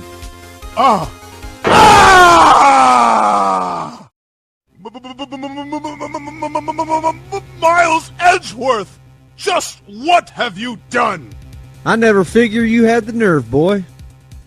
Put off the act, witness. It doesn't take a lot of thought to figure out it couldn't have been me. Nope. I ain't getting it. I'm afraid I don't understand either. It's clear from the luminol test that blood was there. However, when the second crime took place, both Officer Meekins and Officer Marshall failed to notice the blood. That means the blood from the first crime was wiped away by the real murderer. I would have had just 10 minutes to murder the victim, carry his body away, and clean up the blood. Unfortunately, that's physically impossible. That would mean the crime must have taken place before Mr. Edgeworth entered the evidence room. Let's look at the chart again. There's only one other card number remaining. 7777777. Talk about a lucky number. But wait, that doesn't make sense. How could Officer Goodman have entered the evidence room? Since there's no record of his card being used beforehand, he must have entered along with the real murderer. That's the only plausible explanation. He went in with 7777777. Mr. Edgeworth, please look into this ASAP. Find out whose ID number is 77777777. That's 17 too many, Your Honor. Unfortunately, I'm unable to look up the owner of that ID card. At least, at present. What? Explain yourself, son. The ID number 7777777 belongs to someone with a rank of captain or higher. Someone who is a so-called executive officer. We don't have the authority to inquire into such a person's identity. Objection! But that's ridiculous! Just how are we... I'm not finished talking, Mr. Wright. There is one situation in which we can be granted such authority. If an official charge filed against an executive is accepted. An official charge? You're all alike, aren't you? With your cover-ups and your forgeries. That's how the prosecutor's office operates. Objection! I take pride in my work, Officer Marshall. I would appreciate it if you would keep your slander to yourself. Slander, is it? Okay. Let me ask a question. Yes. No, not to you. To her, the defendant sitting over there. Your own little executive. Lana? Objection! Don't be stupid. She's charged with murder. Of course we've looked up her ID number, and it's not 7777777. Don't play me for a fool, partner. That's not what I want to ask. All I want to know is one thing about that incident. The SL9 incident? Answer me this, Chief Prosecutor. In that trial 2 years ago, did you really only use legitimate evidence?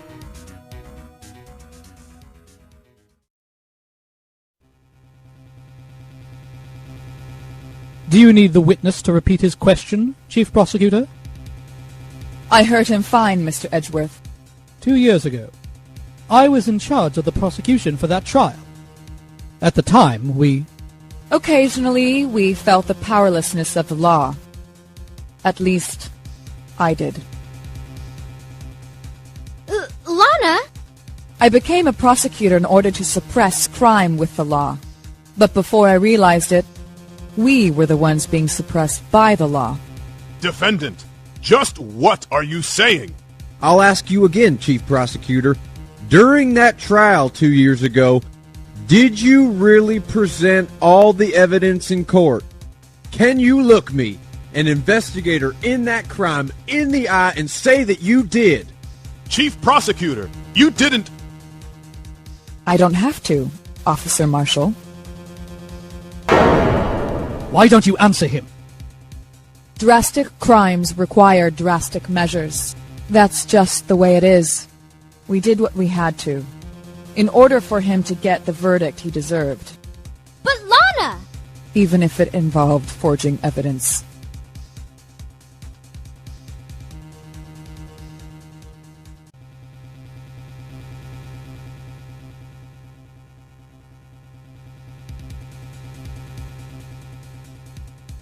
See? That's what I'm talking about. No! No! Order! Order! Order! Order! Lana's remarks caused such a stir, the chaos in the courtroom could not be quelled. The conclusion of the trial would have to wait until the following day.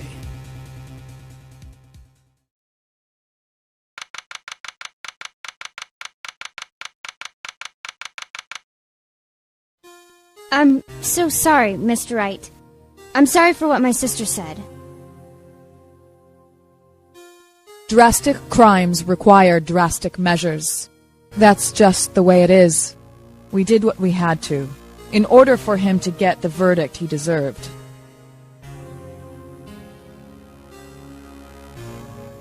I didn't know. I never knew the SL9 incident was just another name for the Joe Dark killings. Sounds like everyone's heard about these killings but me. Lana wanted Dark convicted so badly. That's why she used me.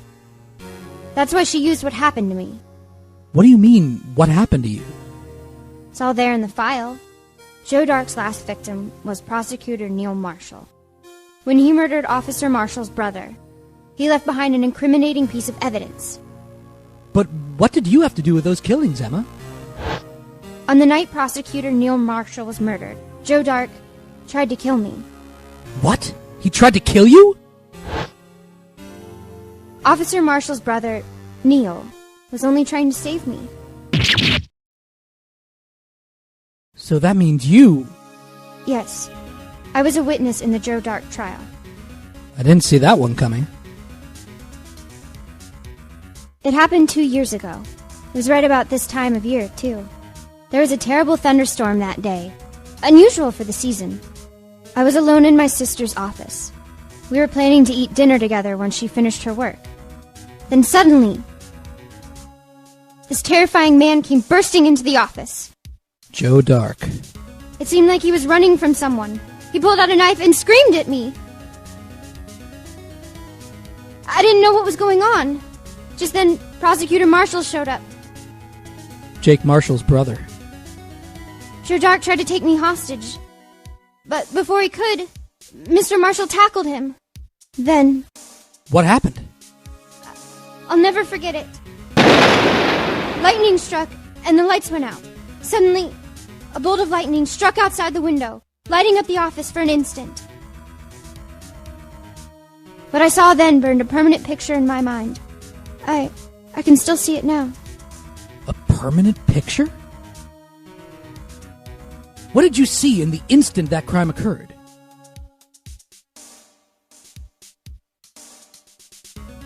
Dark knocked down Mr. Marshall, and then raised his knife.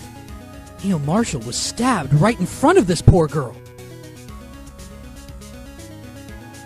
I don't remember what happened after that. Apparently, I passed out.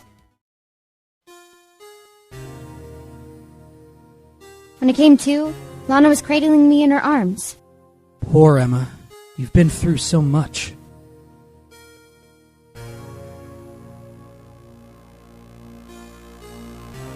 I couldn't bring myself to testify about that instant.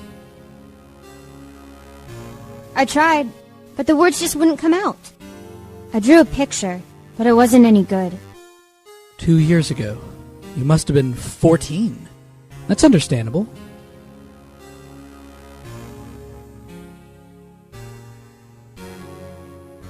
Once it was all over, I made up my mind. I decided that when I grew up, I'd become a scientific investigator. I want to be able to fight crime with my testimonies and find the evidence to make an airtight case. That way, Lana would never have to forge any.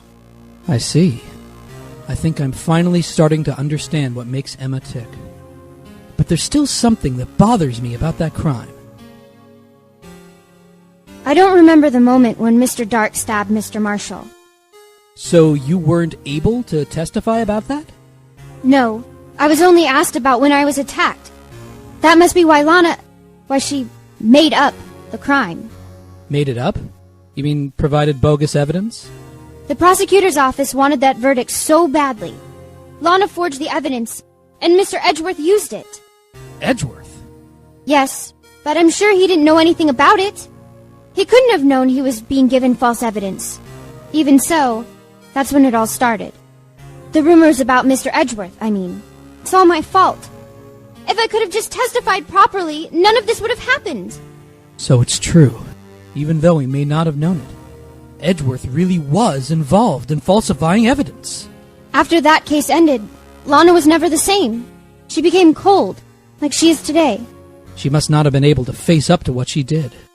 Especially not to Emma. There's something that's puzzling me, Emma. What is it? You said you were in Lana's office at the time, right? That's right. Why then would a serial killer come running in there? Not only that, but he was being chased by a prosecutor? Oh, there's no mystery there. Joe Dark had been taken in for questioning that day. Taken in for questioning? You mean by the police? Of course. This happened at the police department. He tried to run away halfway through the interview and fled into my sister's office. But why did he run all the way over to your sister's office? Because the detective offices and the questioning rooms are right across from the elevator. Across from the elevator? But Lana was the chief prosecutor, wasn't she? No, silly. Didn't I tell you? 2 years ago, Lana was a detective. She was the best in the entire force. What? That's news to me. After the Joe Dark case, she was transferred to the prosecutor's office and made chief prosecutor. Lana used to be a detective? I better have another talk with her.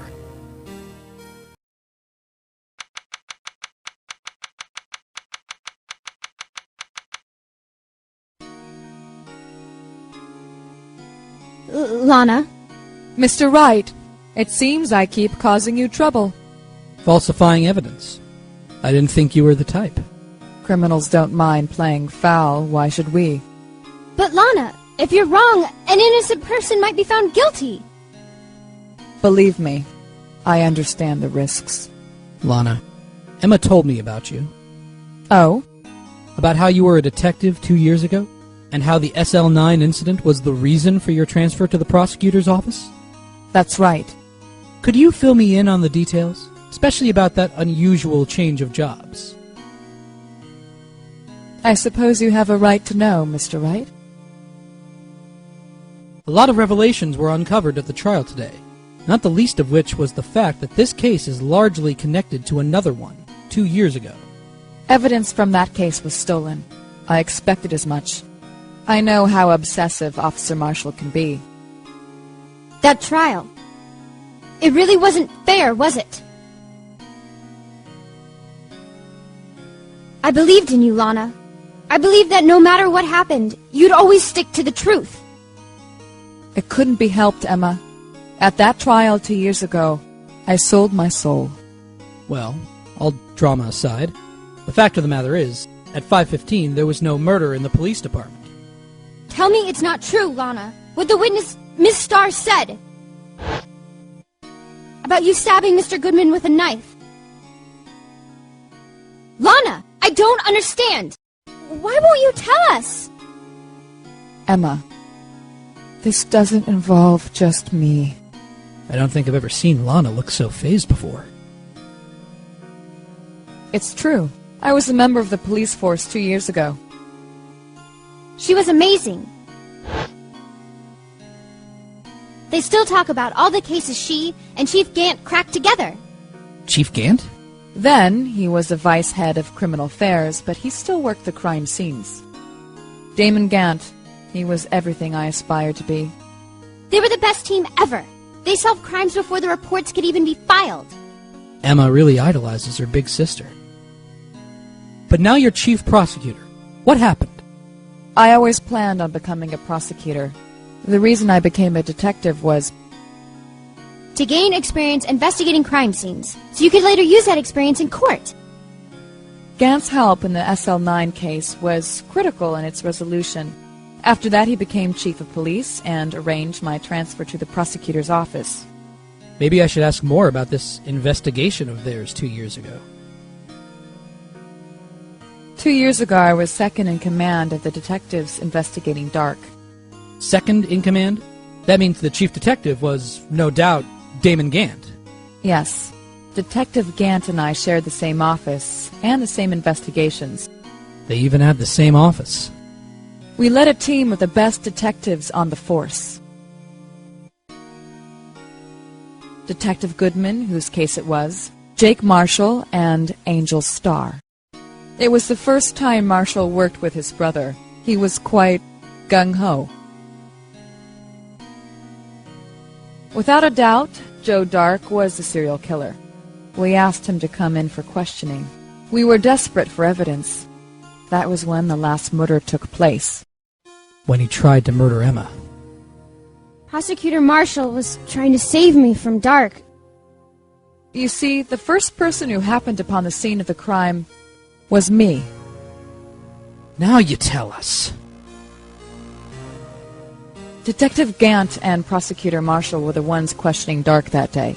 The investigation was in its final stages when Dark must have panicked. He waited until Gant and Marshall let their guards down, then fled the room.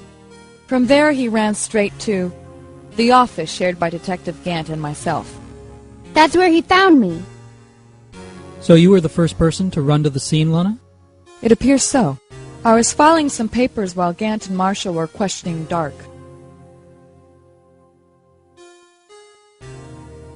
When I returned to my office, I saw 3 bodies on the floor and smelled blood. 3 bodies? Prosecutor Marshall, the victim, Emma, who had passed out, and the suspect, Joe Dark. During the struggle, it seems Mr. Marshall struck a final blow before he died. Joe Dark had incurred a minor concussion and lay unconscious. What did you do? To be honest, I panicked. I picked up Emma, carried her out of the room, and just held her. Can't blame her, after all her sister must have gone through. After that, I placed Dark under immediate arrest. Let me get this straight. You were all involved in the SL9 incident. That's right. Quite a coincidence, I don't buy it. What are you saying? There's no way everyone involved in this trial was also involved in that incident just by chance. But that case was solved 2 years ago. At least one person went to extremes because they didn't believe it was truly solved. Officer Marshall, yes, his actions came as a surprise to me as well. Ever since his brother died, he's changed completely. I guess he wasn't convinced with the ruling against Joe Dark. Life doesn't end with the closing of a case. Everyone has to live the rest of their lives with their memories. That case just might not be over yet. Emma was assaulted by Dark at the police department, right?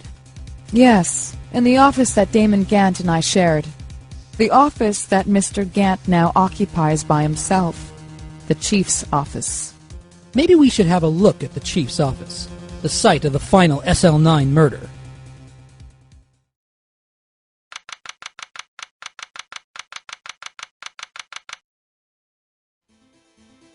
Howdy, Bambina.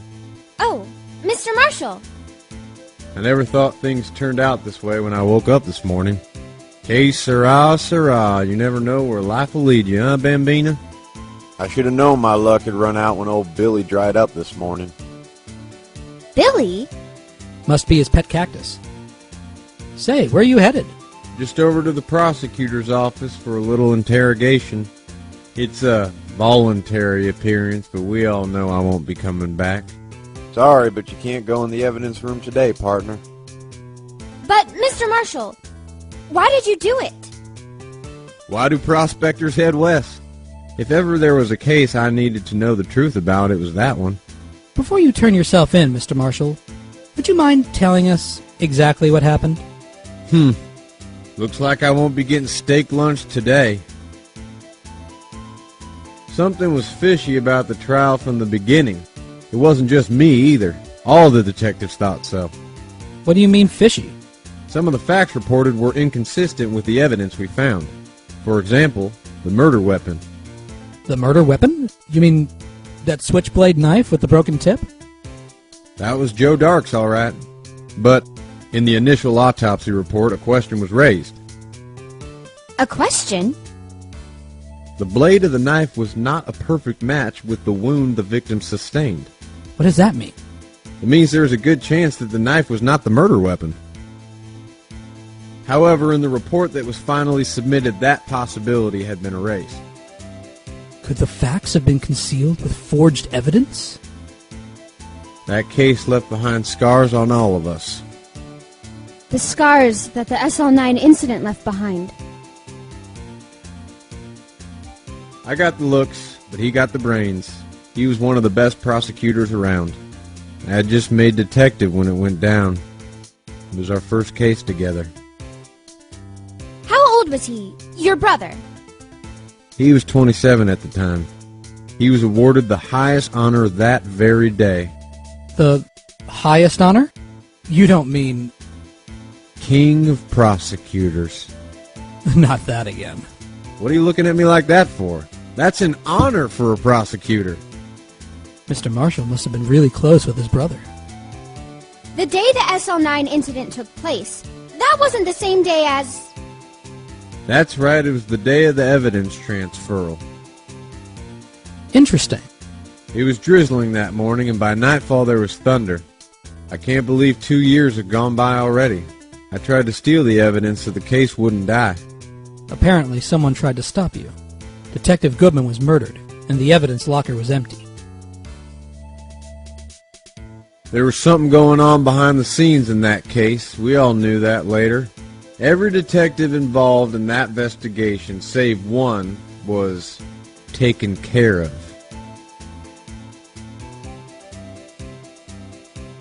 Miss Starr was fired, and I was demoted and boxed away in a tiny room.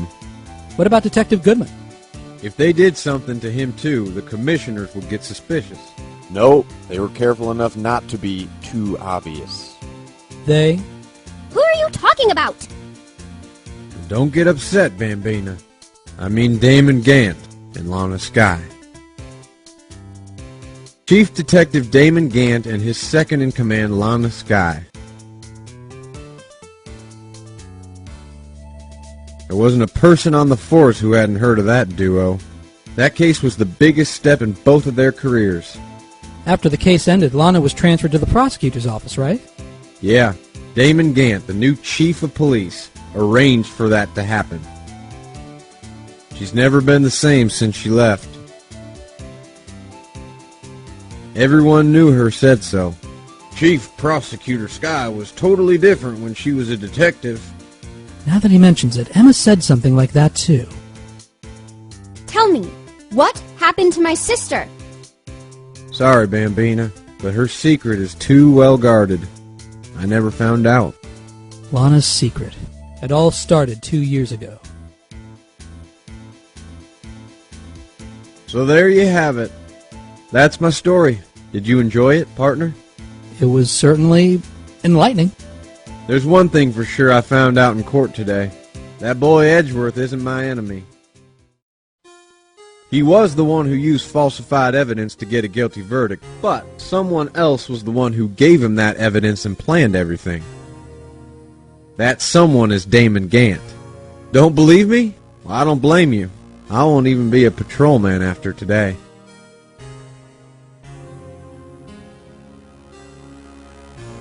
Too bad I won't be around to work with you when you become a real scientific investigator. Adios, Bambina.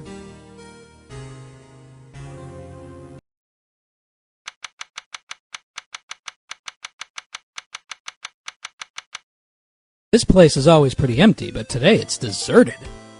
That must mean everyone's busy solving crimes. Oh, if you're looking for the others, they're all in the conference room. Thanks. Wow, he actually talked to us. With the chief prosecutor saying what she did and the decision about what to do about Mr. Edgeworth, not to mention our statement to the media and tomorrow's trial. There's more chaos going on than Thanksgiving and Christmas put together. I think festive is the word usually used for those. Sir? We'd like to have a look around Chief Gant's office. Just head across the hall to the other building and take the elevator to the top floor. Really? You mean it's okay for us to go in there? I mean, we aren't police officers or anything. Hey, you're right. You can't go in there. It's off limits. Now I see where Detective Gumshoe gets his unique charm. Well, what are we waiting for? Let's head to the chief's office.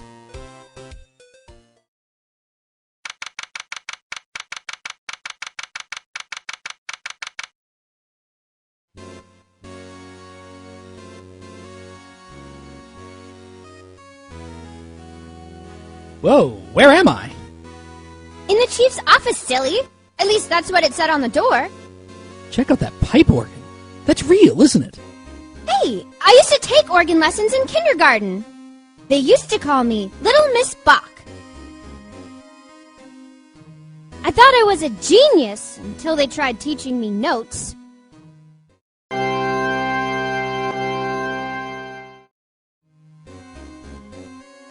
I never could remember where C was. Oh, it's you two. Chief Gant. He put that paper he was reading in his desk. So, Mr. Wright, have you been swimming lately? No, I haven't. I've been kind of busy lately. I can appreciate that. I've had my hands full, too, with Mr. Marshall's misconduct and Lana's provocative statement. Provocative statement? Oh, you mean about the forged evidence? 2 years have passed since that incident. My, how time flies. See that big picture on the wall over there?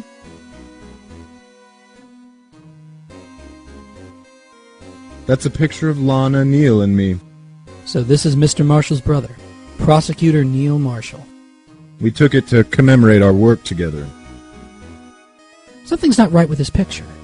I can't quite seem to put my finger on it, though.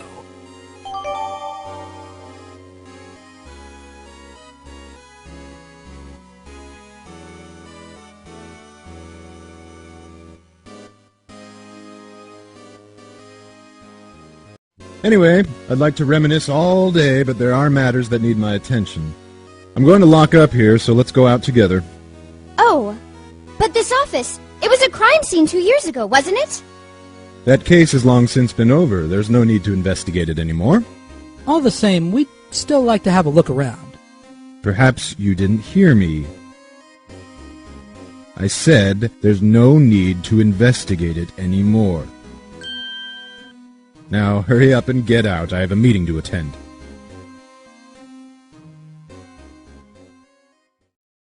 Looks like we aren't welcome. It seems that case isn't over with yet after all. What do you mean? Chief Gant denied our request to search the crime scene. That means there must be a reason he doesn't want us looking around in there. You mean, like a clue? There's got to be a way we can get inside the chief's office.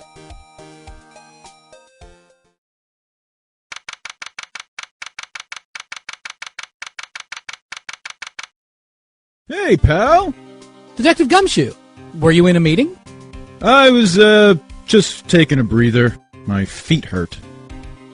From sitting so long in the meeting? Actually, I had to serve everyone coffee. Sounds like Detective Gumshoe's still out of the loop. Say, have either of you seen Mr. Edgeworth? Edgeworth? No. Why do you ask? He's under fire from both the police department and the prosecutor's office. It's almost like the battles between you two in court. That sounds serious. Is it because of what my sister said? That's basically what it all boils down to. That falsified evidence 2 years ago. Now Mr. Edgeworth has the whole world after his blood. Yikes. But why would Edgeworth be blamed? It's not like he knew the evidence was forged. Lana Skye's the guilty party here, isn't she? Regardless, the prosecutor is responsible for the evidence he presents in court. Not only that, but as you know, there have been a lot of rumors going around about Mr. Edgeworth. Those who don't like him haven't been able to do anything because of his amazing talent as a prosecutor. But now with this... Are there really so many people who hate him? In our world, only those with talent rise to the top. Mr. Edgeworth not only had that, but he's young. There's no better recipe I know of for making enemies. Hey, Dick, keep up the good work. Yes, sir.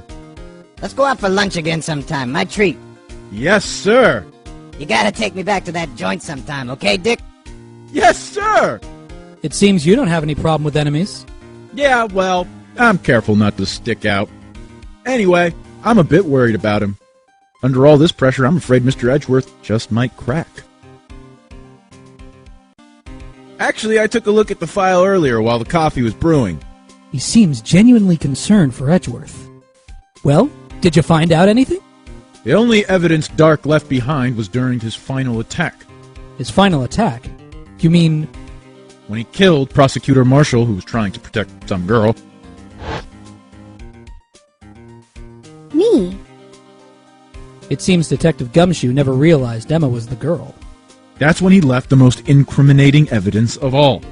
Well, what was it?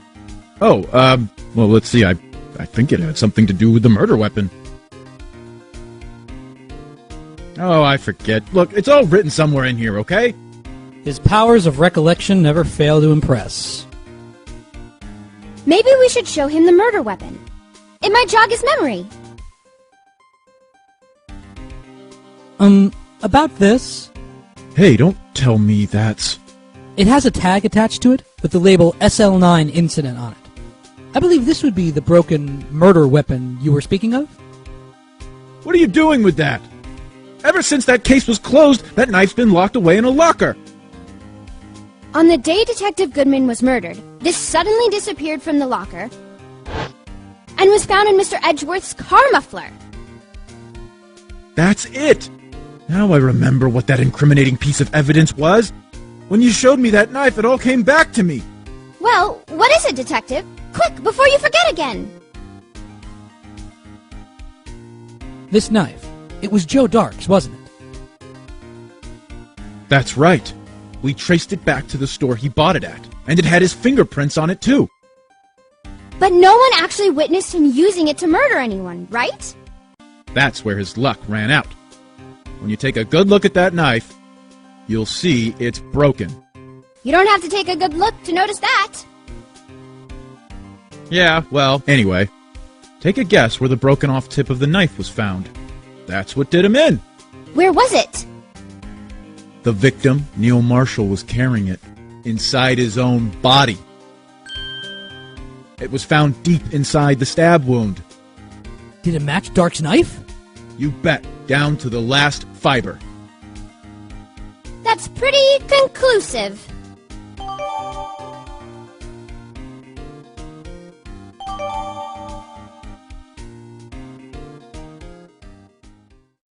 Joe Dark was 42 at the time of the crime. He was just your run-of-the-mill businessman.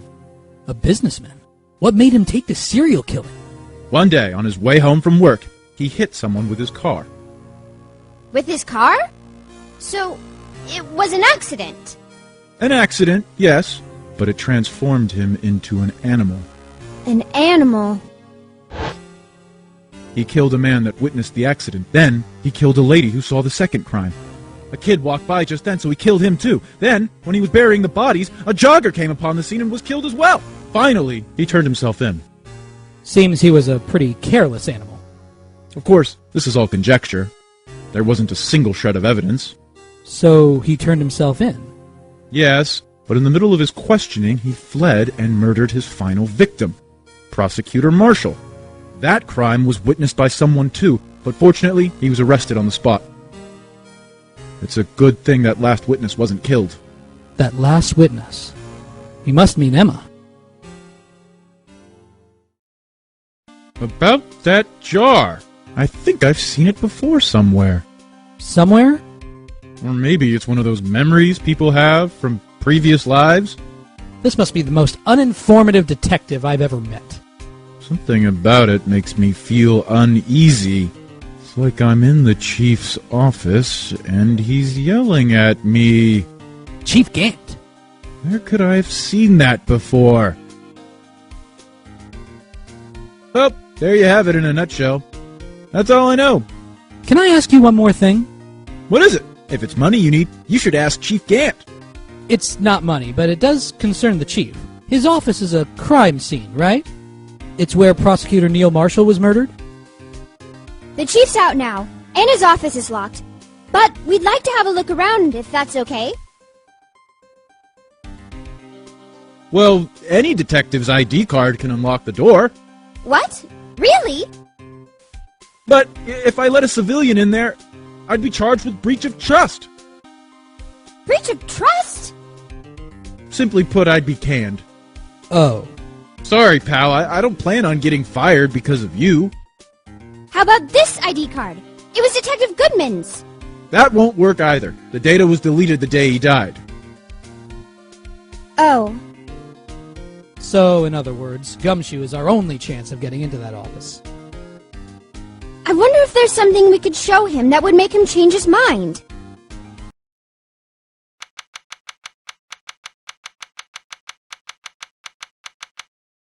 I wonder if Edgeworth is back yet. There he is! It looks like he's writing something. Huh? What are you doing here? He sure was quick to throw that paper on the floor. Tough day in court, huh? I've had to live the past 2 years with rumors flying around. What's another allegation to me? Cheer up, Mr. Edgeworth. I'm rooting for you. That's Edgeworth for you. Always trying to hide his real feelings. So, what do you want? Unlike some people, I don't have all day. There's no excuse for what I've done. 2 years ago, I used false evidence to obtain a guilty verdict. That's what it all breaks down to, and nothing I do can erase that fact. But you didn't know, did you? I mean, that the evidence was falsified? The police department and the prosecutor's office share a bond of trust. If that bond is broken, we stand to lose everything. The police department's error is my error, my responsibility as the prosecutor in charge. That fact remains the same no matter what excuses I might have. Mr. Edgeworth? I take pride in my work. So tell me why. Why has it all come to this? Even Edgeworth can't keep this kind of emotion bottled up. Are you up for the trial tomorrow? First last year's trial, and now this one. Seems all you do is worry about me. To be honest, you're getting on my nerves. But Mr. Edgeworth, you can't just walk out on the trial. Tomorrow is the last day, It's too late to change prosecutors. I'll bet that's what my superiors are banking on. I never thought that case would come back to haunt me like this. What do you mean? That list of evidence. It seems too short. Most lists run twice as long. It's only half as long as most lists? That is odd.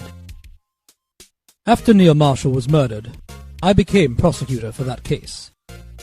I may not have been part of the investigation, but at the time there was only one thing on my mind. I'd use the evidence I was given to prove the suspect guilty. Say, we just saw a picture taken around that time. That picture. Something seems strange about it. Could you tell us again about what happened that day? The day Detective Goodman was murdered? You were participating in a ceremony over at the station, right? I've never cared for ceremonies, but I had to attend that one. Because you were awarded this? Those receiving awards can't exactly skip out on the ceremony. I finished up at the office in the morning, then drove over to the police department. You finished up at the office? Yes, just odds and ends, clerical stuff. I didn't plan on returning to the office that day. That is, until I was asked to take something back. Take something back? This. Oh yeah! Chief Gant asked you to hold on to that, didn't he? Yes, it was a piece of evidence in a case that was closed half a year ago. He asked me to bring it back to the prosecutor's office. That's the story we heard yesterday. So you came back here to the prosecutor's office because the chief asked you to? That's right.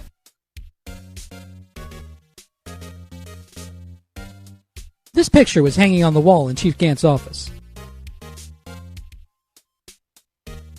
Prosecutor Neil Marshall. He had just started making a name for himself.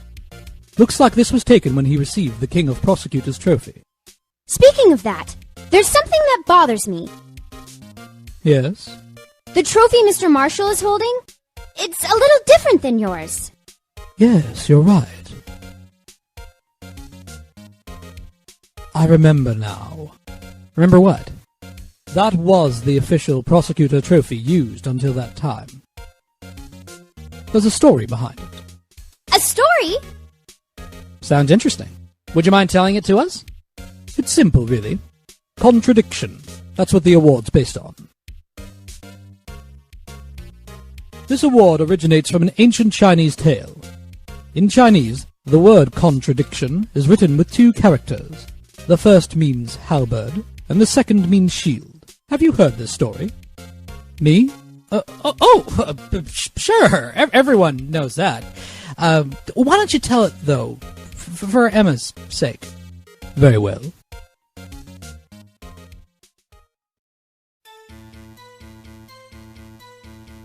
Long ago in the kingdom of Chu, there was an arms merchant. One day, he presented the king with two items. The first was a halberd he claimed could slice through any shield or armor. The second was a shield he claimed could withstand any weapon. Wait a minute. Objection! Those claims contradict each other. Very perceptive. But then again, you've heard this story before, right? Anyway, as you mentioned, the very description of these items discredit them both. When the king pointed this out, the merchant was left speechless. And thus, the Chinese word for contradiction was born. Oh, I see! So the chipped shield and the broken knife symbolize... Precisely so. They symbolize the merchant's items. The ancient tale ends with the merchant at a loss for words, but it's in our nature to pursue matters to their conclusion, even if it results in something as ugly as this. Wow! Thanks, Mr. Edgeworth! I learned something new today! That's funny. If that's so, then why were you only given a shield? You'll have to ask Chief Gant. 2 years ago, he had the halberd part of the award abolished. Chief Gant.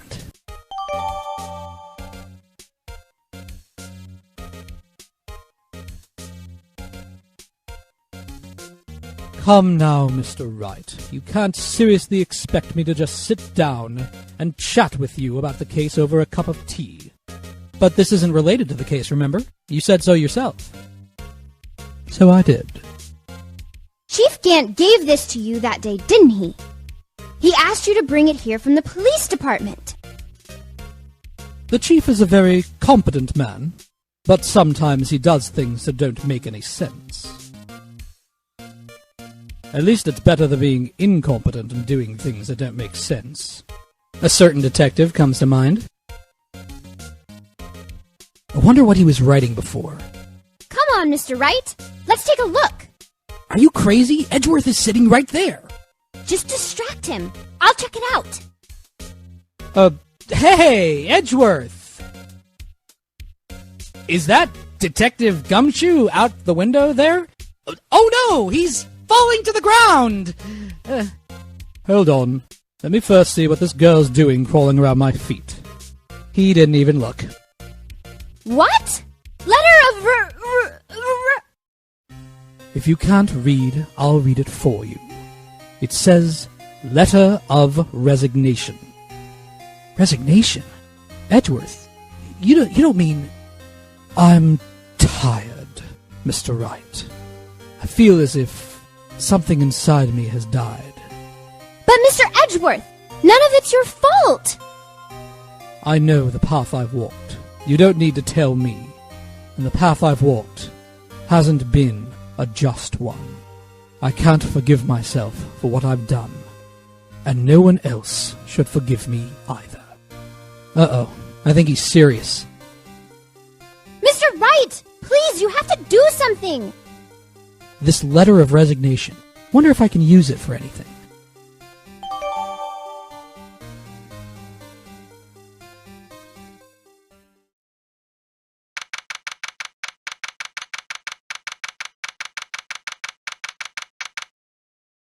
Excuse me.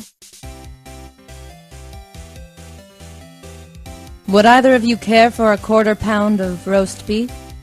Miss Starr. I guess she's out of lunches. You certainly are the curious sort, aren't you? Kind of like the first person who sucked a cow's nipple to discover milk. Still, I never thought you'd go digging up that case from 2 years ago. Everyone in this trial was involved in the SL9 incident. Not only that, but the murder occurred on the very day the evidence from that case was due for transferal. This can't all be attributed to mere coincidence. Aren't you forgetting something? You know, that little scene I happened to witness? The instant Lana stabbed Detective Goodman with a knife. No matter how much of the past you dig up, it won't change what I saw. Roast beef is meant to be savored when eaten. Ms. Starr's hatred towards Lana. It all dates back to 2 years ago. Joe Dark. That's a name I'll not soon forget. We trailed him for half a year. Oh, the pressure. Still, I don't think I was ever more alive than I was then. Those days were steamier than a bowl of hot gravy. Poor old Jake Marshall, though. Must have been going through hell. You mean because of his brother's death? They were close, those two. After Neil died, something took over Jake. He became obsessed. Seeing Jake like that made her all the more desperate. Her? Lana Skye. My sister? The best of the best were put on that SL9 case. Of course, they were led by that legendary duo. Lana and Chief Gant.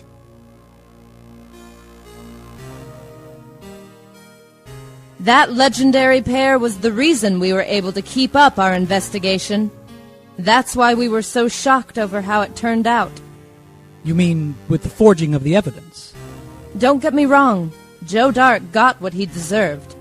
Still, it was obvious the evidence produced in court was being manipulated. Items our team never found would suddenly appear, while other items were kept secret. But you didn't have proof anything illegal was done. I'm proof enough of what happened. After that case, all of us save Goodman were relieved of our duties. Most without even so much as an explanation. Then Lana Skye transferred to the prosecutor's office and became chief prosecutor. Lana always wanted to be a prosecutor. Nothing's quite as simple as it appears. Huh? Lana Skye was merely being used as a pawn. That's my take on the matter. She was being used? Damon Gant and Lana Skye. 2 years ago, Gant was chief detective and Lana second in command. They were the best. They solved all kinds of cases together, didn't they? Damon Gant's magnetism in particular was almost unreal. His magnetism? By that, I mean his ability to attract evidence. He'd produce the most incredible evidence in the cases he handled. Incredible evidence? You mean? Oh, yes. There were rumors about him even back then. No one dared confront him, though. I take it she's talking about forged evidence. Back then, everyone looked up to Lana. All the detectives wanted to be like her. Really? Oh, yes. Myself included. I was a fool, really. She hated anything crooked, and always watched out for the other detectives. That's why she was so concerned for Jake. Mr. Marshall. When Jake's brother was murdered, she felt as if she had lost her own brother. If it wasn't for her, I don't think Jake would have ever recovered from his shock. That's what makes it all the more infuriating. Miss Starr? That's why. I'll never be able to forgive her. Why did she have to turn so cold after that?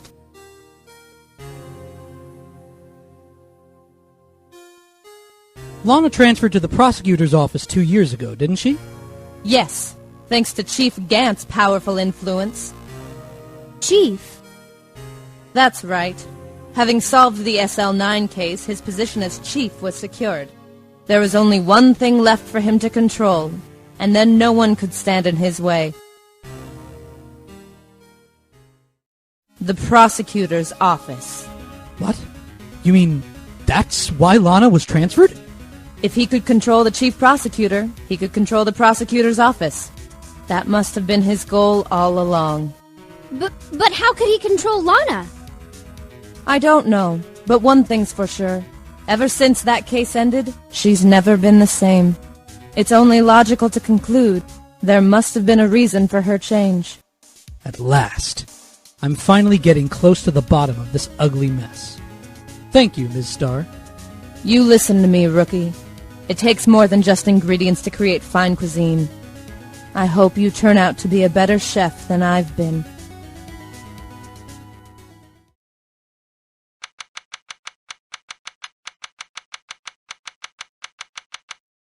Oh, you're back! You're still here? I gotta make 150 copies of these files. Brewing coffee, copying files. I'm turning into a regular DJ. You're a DJ as well? If I'm not mistaken, I think he means desk jockey. Oh, that DJ. I gotta admire your persistency, but my answer's still no. I'm not letting you in the chief's office, period. It'd be my neck on the line. That office is the last crime scene in the SL9 incident. I have to take a look in there. There's got to be something we can do to make the detective change his mind. What's this crumpled up piece of paper?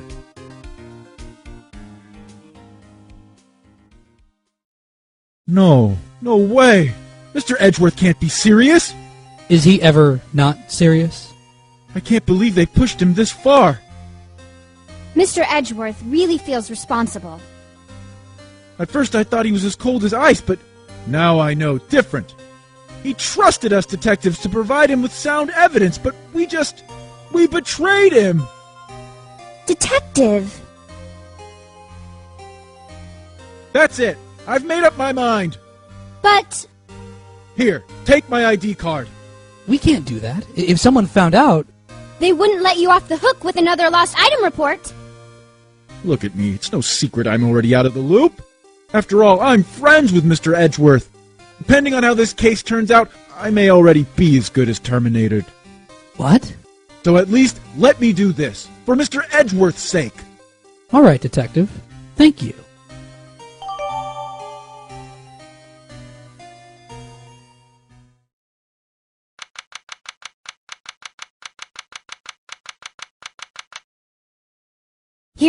files, Mr. Wright.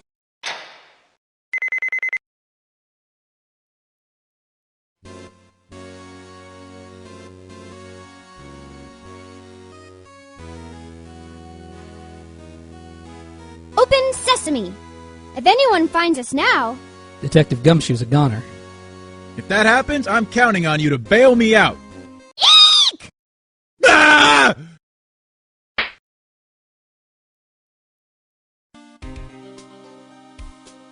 Sorry, I thought you were a ghost. I didn't even know you could slap a ghost. Ah! Detective Gumshoe! What are you doing sneaking up on us like that? I wasn't sneaking. I was just worried something might go wrong. So I came too. If you're here, then what's the point of giving us your ID card? Hey, don't do that to my card!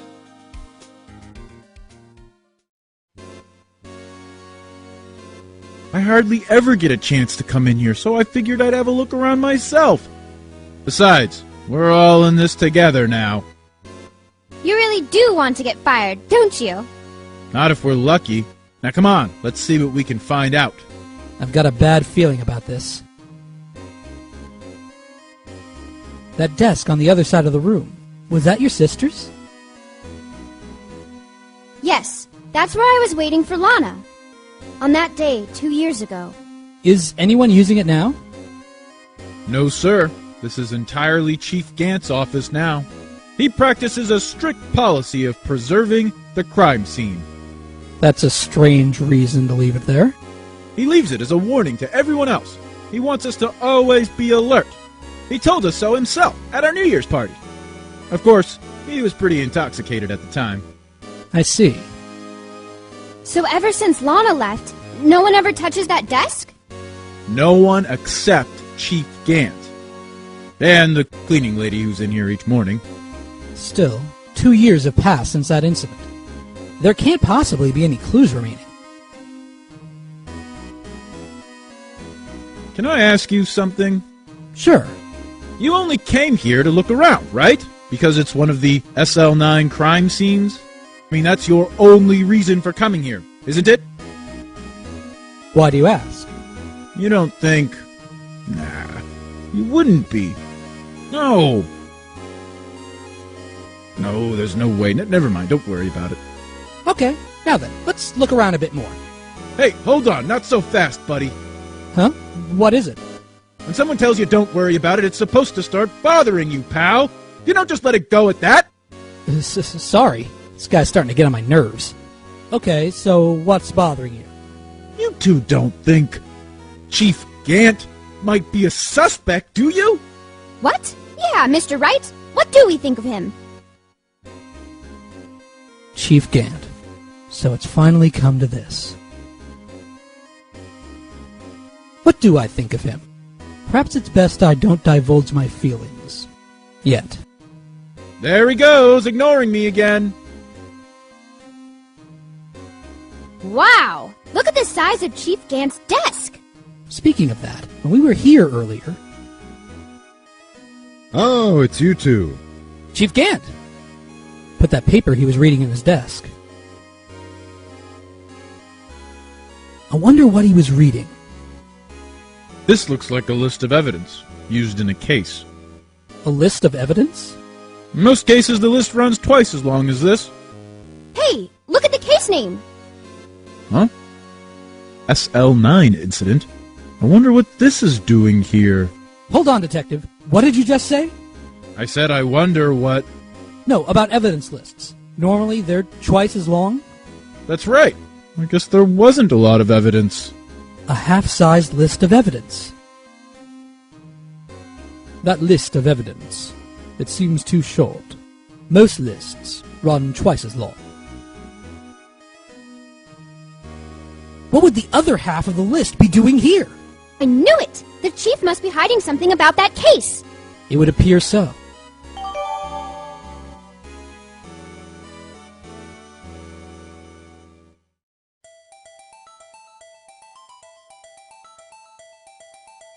I wonder what this is. Looks like someone drew some kind of sketch here. What is it? Did you find something? I can't make it out. I better keep quiet about it for now. Huh? Oh, no, it's nothing. Why are your eyes moving about like that, Mr. Wright? I'd better not forget about this picture.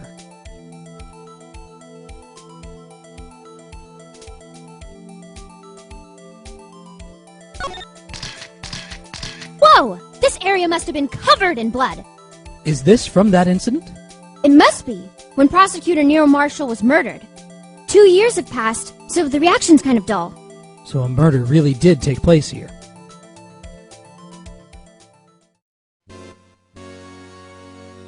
This is a safe, isn't it? Safe? That word is ripe with intrigue. Okay, if you say so. It looks like a code needs to be entered in this panel to open it.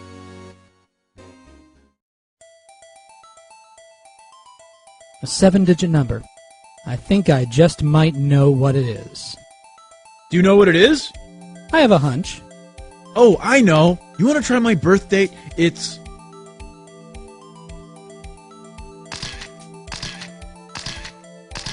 I have a better idea.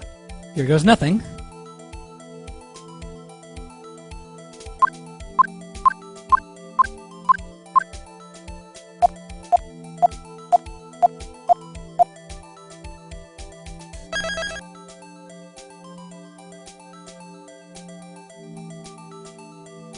Bingo. What number did you enter? Whose birthday was that, pal? 777-7777. The final ID card number on that record. What? The number of the mysterious executive officer who entered the room that day. You mean 777-777? That ID number? I think you're 1 7 shy this time. This can only mean one thing. That's Chief Gant's ID number. Say, anyone care to look inside? Is there any money in there? How much does he have stashed away? Look, it's a shard from a broken cup. This somehow looks familiar. Where have I seen this before? There's something else in here, too. What's this? Looks like a piece of leather cloth.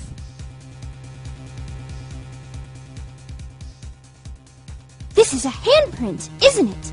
Hey, I saw someone wearing a shirt like that once. You think the chief made up the design? I don't think so.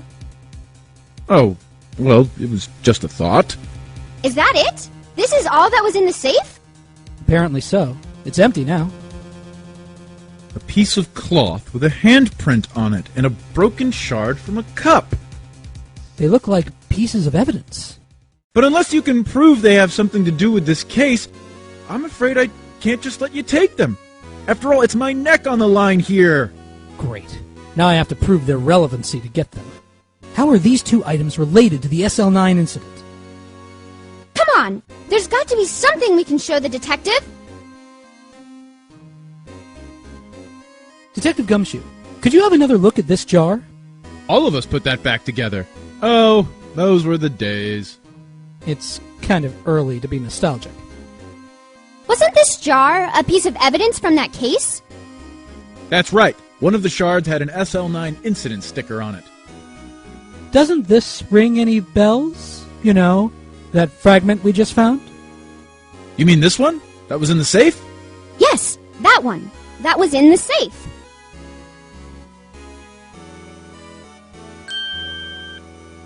Now that you mention it, it's ringing a lot of bells. Let's see if it fits. Here, let me see that shard. I'll take a crack at this. Go ahead, pal. Show us what a rookie can do.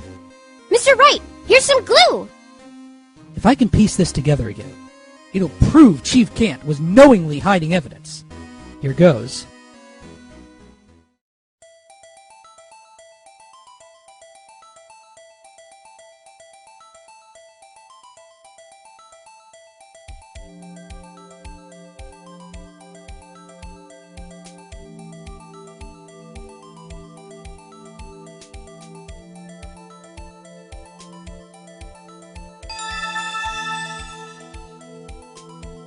There! It fits like a charm. That, of course, means Chief Gant willingly and knowingly hid a piece of this jar in his safe. In other words, he concealed a piece of evidence from the SL9 incident. But... Hey guys, get a load of this. What is it? This piece you just attached? It's different from the others.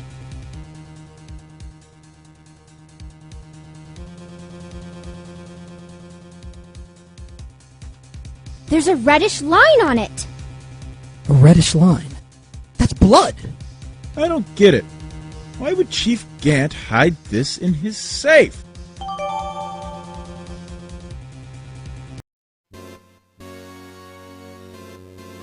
Detective Gumshoe, I'd like you to have a look at this. Hey, I know what that is. So, you want to take some fingerprints?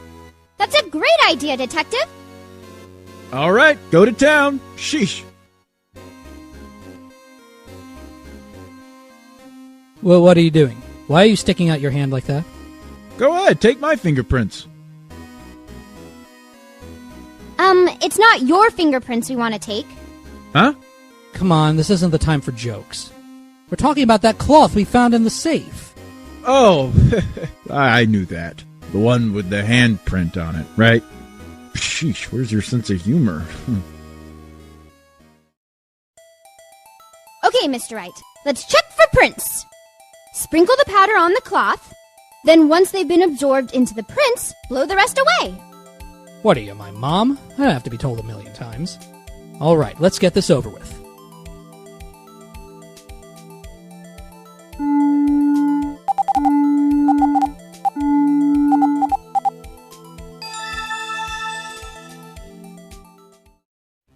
No. How can this be? What are Emma's fingerprints doing here? Hey, you found a match? Whose fingerprints were they? Huh? It seems the prints are too old. They aren't clear enough to get a match. Oh, that's too bad. I thought they'd be Dark's prints. Psst! Hey, you! Over here. What's going on here? What are the kids' prints doing inside the chief's safe? Don't ask me! Let's just keep this information from Emma for now.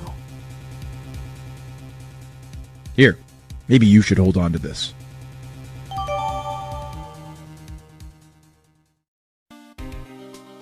Well, was I any help? Of course. Thanks to your ID card, we were able to get some hard evidence. Now that's not very kind, is it? In other words, if it wasn't for his ID card, he would have been useless. Isn't that right, you in the coat? Eek! Chief Gant! We didn't think you'd be back so soon. Fortunately, I'm a man who believes in signs. As I was walking to my meeting, I happened to look out a window and saw a stray dog run right into a pole. Just then I thought of a certain detective. Do you mean me, sir? Now then, I'm afraid I'm going to have to ask you all to leave. Yes, sir. Sorry. Oh, you in the coat? Me, sir? Drop off your ID on the way out. You won't be needing it anymore. But, sir... Now get out. Yes, sir. We'll be on our way, too, then. Wait, you, the one without the spiky hair? Don't go yet. Me, sir? I'd like a word with you. But, sir, I'm not a licensed scientific investigator yet. You with the spiky hair, you're free to go. Mr. Wright!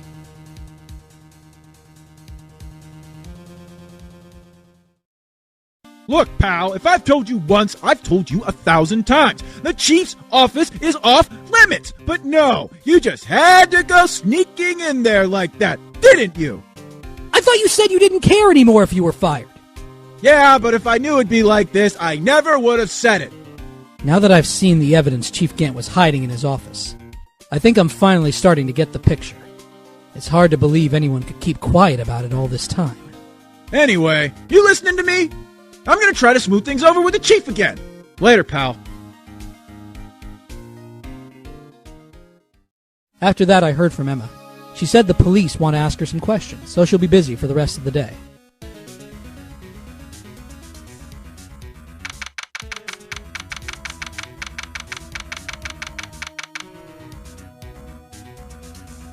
I see. So the chief asked Emma to come in for questioning. It's no use thinking about it. Tomorrow's the final day in court. I'm committed to doing everything I can to defend you, which is why I'm here. But I've already told you all I can. What you've told me over these past couple of days is absolutely nothing.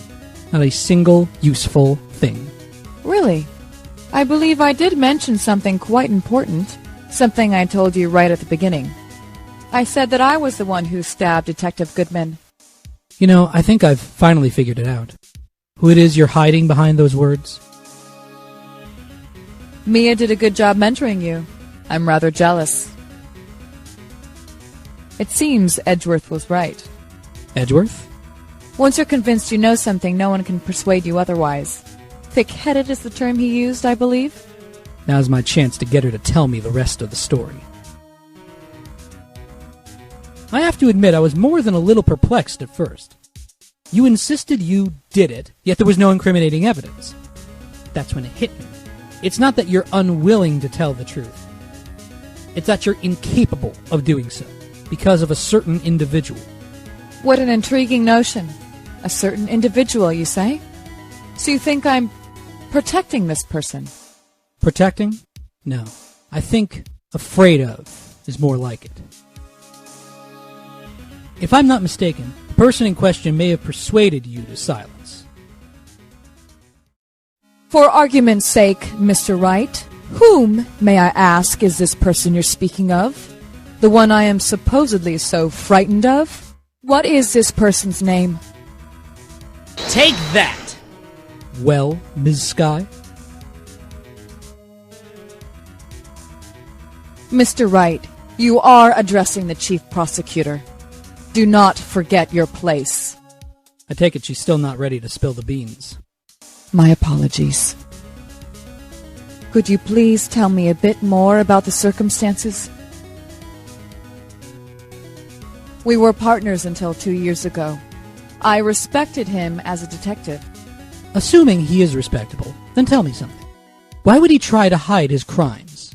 His crimes? Both you and Edgeworth will be brought before a board of inquiry for what you did. Specifically, hiding and forging evidence. Of course, these are serious offenses. Why is it, though, that Chief Gant's name was never mentioned? Chief Gant? Edgeworth didn't know the truth behind the forgery. The only party who could have possibly investigated that evidence was... me. I had access because I was second in command of that investigation. Yes, you, but also one other. Damon Gant. If you intend to accuse Chief Gant, you'll need more than just words. Show me proof that Chief Gant falsified evidence in that case. Take that! I just found this in a safe in the chief's office. This jar piece and this strip of cloth. Do you know what these are? They're pieces of evidence from the SL9 incident. The person concealing evidence was none other than Chief Gant himself. Now tell me, why are you taking all the blame for him? Touché, Mr. Wright. It's as you surmised. I cannot disobey the chief's orders, even if it means being found guilty for murder. Why not? Come now, Mr. Wright, you can't possibly expect me to be able to tell you that. 3 days ago, I had no choice but to cooperate. In the murder of Detective Goodman. Or perhaps I should say, follow orders. Yes, that's more accurate than cooperate. Although I can't tell you the details, I can say that I was given an order that day. I need you to dispose of Bruce Goodman's body. You'll find it inside the trunk of Miles Edgeworth's car.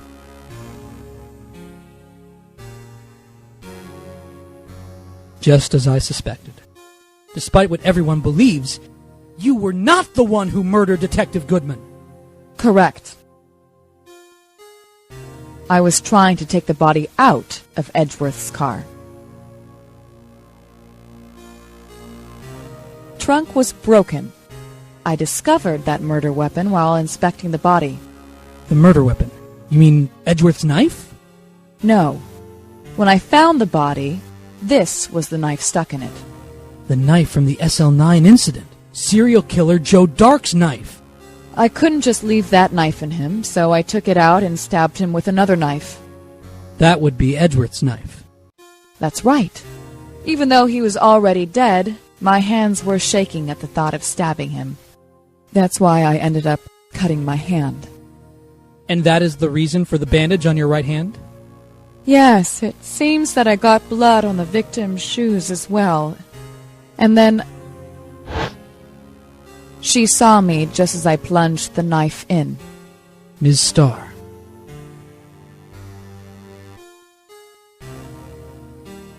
Why did you need to hide Dark's knife so badly? It took a lot of work to finally close the Dark case 2 years ago. It was over with. I didn't ever want it to be opened again. My intent was to prevent that by whatever means possible. So you hid Dark's knife? The weapon used to stab the detective was evidence in the Joe Dark case. If word got out, which it would, the reporters would have a field day with that.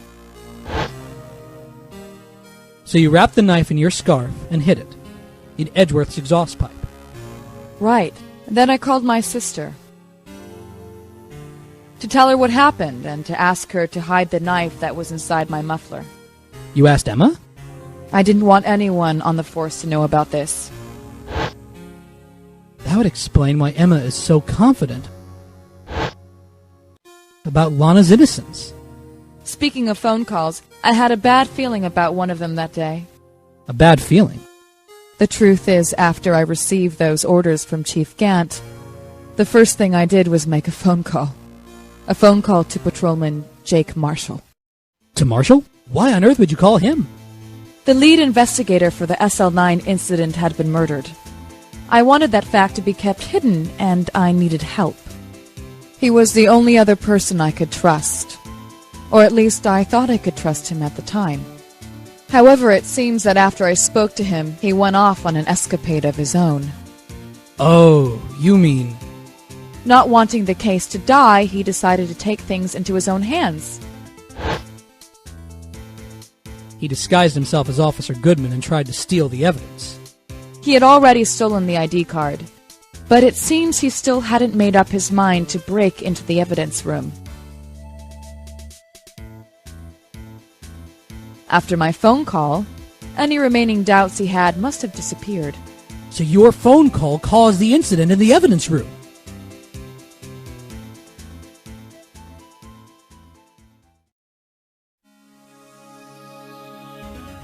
I'm afraid that's all I can tell you. But Lana... You've earned my respect, Mr. Wright, both as a defense attorney and an investigator. Now please, don't pursue this any further in court tomorrow. Tomorrow's trial. There's only one way to drive off Lana's demons. I've got to get to the bottom of everything.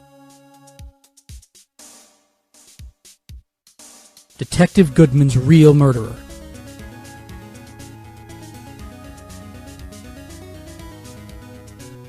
And what went down in the chief's office 2 years ago.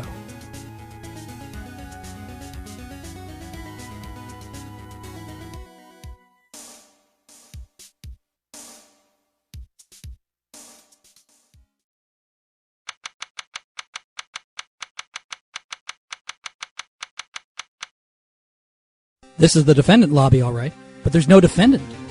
I've been trying to reach Lana all morning. Where could she be? And where's Emma, for that matter? It almost seems as if something's been happening behind the scenes. Edgeworth, knowing you, you've already figured out who the owner of the 7777777 ID number is. Well, I have a pretty strong hunch. Looks like I'm not the only one who's figured it out. You know, the only reason this trial didn't reach a verdict yesterday is because there was still room for doubt on this ID record. If that number does belong to whom you suspect, then no doubt will remain. After all, he hasn't been officially charged with anything. True, not yet. In any event, once all doubt has been removed from that list, I can call for a ruling on the defendant. 5 minutes after the trial starts, Lana will be found guilty. But she didn't do it! I figured you'd say as much. That's why I came here, to hear what you have to say. This is the first time he's ever done something like this. Lana's hiding something, and the only way we'll ever know the truth is to draw it out of her. The truth? Everything goes back to the SL9 incident. Don't be stupid. Today's the last day of the trial. We don't have time to reminisce about the past. That depends on you. If she's found guilty, you'll lose your only chance to find out what really happened. I'll think about it. See you in court, Wright. This is it. If I'm ever gonna find out what Chief Gant has on her, it's now.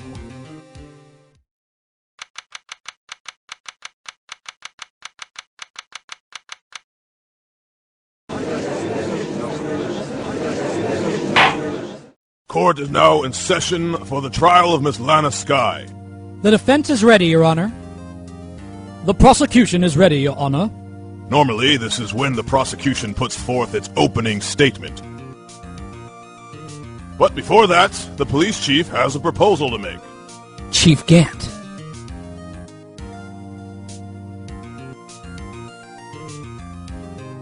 Morning, folks. How's everyone doing? Hey, Udgy. Been back to the pool yet? No, I've been drowning enough as it is in my work. Oh, that's a good one. Don't think I can top that. If you don't mind me asking, Chief, exactly what is this proposal of yours? Lana, that is to say the defendant, has asked me if she could speak directly to the court. She wants to do what? Having heard what she intends to say, I feel she should be granted her request. In the end, it should save everyone a lot of time and trouble.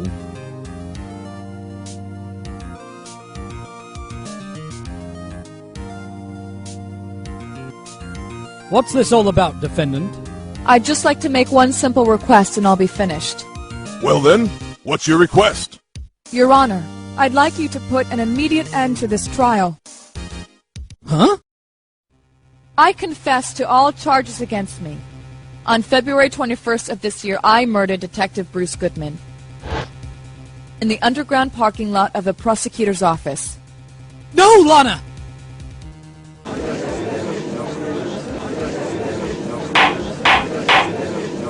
Objection! You can't! Your Honor, the defendant's claim does not change the defense's plea. In that case, Mr. Wright, I no longer require your services. But Lana!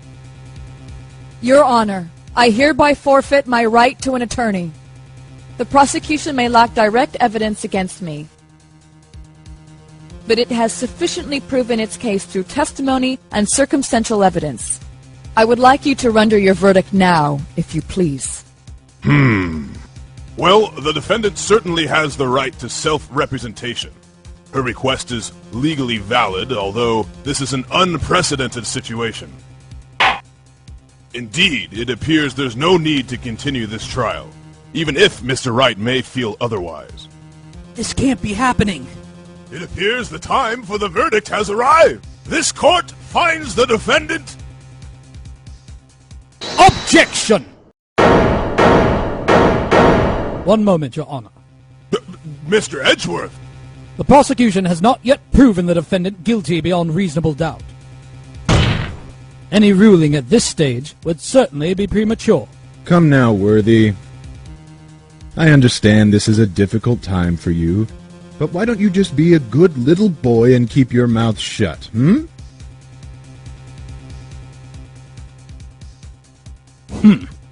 I don't think I care for your tone, Chief Gant. What? Creating another fabrication to cover up your past mistakes? Sorry, but I'm no longer the naive little boy you would have me be. With this sudden confession from the defendant, it's obvious to me some kind of deal was struck behind the scenes. Some kind of deal, Not everyone operates as you do, Worthy. I thought so. Your Honor, the prosecution would like to change its first witness. Oh? To whom? As its first witness, the prosecution would like to call Ms. Emma Skye. I request the court hears her testimony. Hold it! Mr. Edgeworth, I am exercising my right to self-representation. I don't think we need to continue. I don't care what you think, Ms. Skye. The exposure of the truth sometimes results in tragedy. However, no matter how tragic the truth may be, it would be an even greater tragedy to avert one's eyes from it. Very well. The court shall grant the prosecution's request. That's okay with you, right, Chief Gant? Worthy, you'll live to regret this. Mark my words. Ms. Emma Skye, please take the stand. Looks like Edgeworth has decided to take the horse by the reins.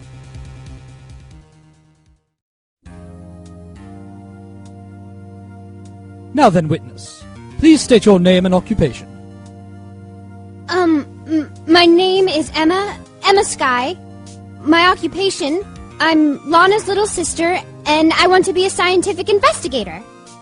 2 years ago, you encountered the serial killer Joe Dark of the Joe Dark killings. Is this correct? Yes. I'm trying my hardest to forget about that, though. I'm sorry, but I'm afraid I'm going to have to ask you to recall those events one more time. Mr. Edgeworth, please remember this trial concerns the murder of Detective Goodman. Is an incident that was resolved 2 years ago really all that relevant? Yes, it most certainly is. Well, okay then. He sure gave in fast. Now, please testify about what happened to you 2 years ago. The trip to yesteryear has finally begun. It's bound to lead to the truth behind this trial.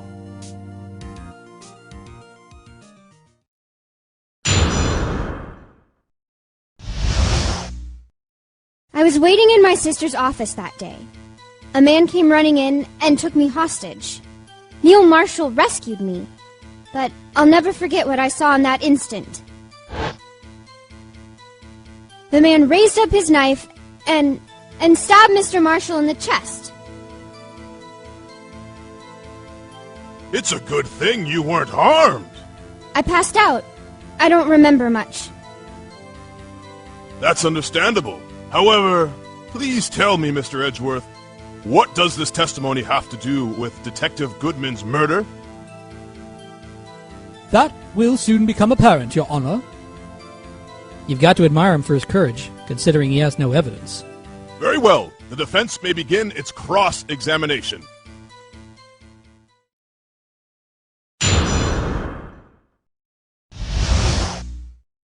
I was waiting in my sister's office that day. Hold it! 2 years ago, the defendant was a detective at the police department, correct? Yes, she was second in command under Chief Detective Gant. My sister, she was the best detective ever. Yes, I remember. Chief Detective Gant and Miss Skye used to be quite the pair. I believe they shared the same office. That's right. I'd always sit at my sister's desk and dream about playing that organ. I wanted to play it that day, too. The police department and the prosecutor's office held a ceremony that day. Lana promised to take me to dinner after she finished work. A man came running in and took me hostage. Hold it! A man? Yes, Joe Dark. He was a serial killer. Joe Dark was brought in for questioning on the day of that ceremony. We were desperate to get anything on him that would lead to an arrest. When he saw his chance, he fled the room, right? Upon fleeing the room, Dark proceeded to take the elevator. He must have been in a panic because the elevator was going up. Then he ran into Skye and Gant's office. There was a lot of noise coming from outside, so I opened up the door to have a look. That's when I saw him. Neil Marshall rescued me. Hold it! What was the prosecutor doing there? That day, there were 2 people present during Dark's questioning. Detective Damon Gant and Prosecutor Neil Marshall. Gant was there too.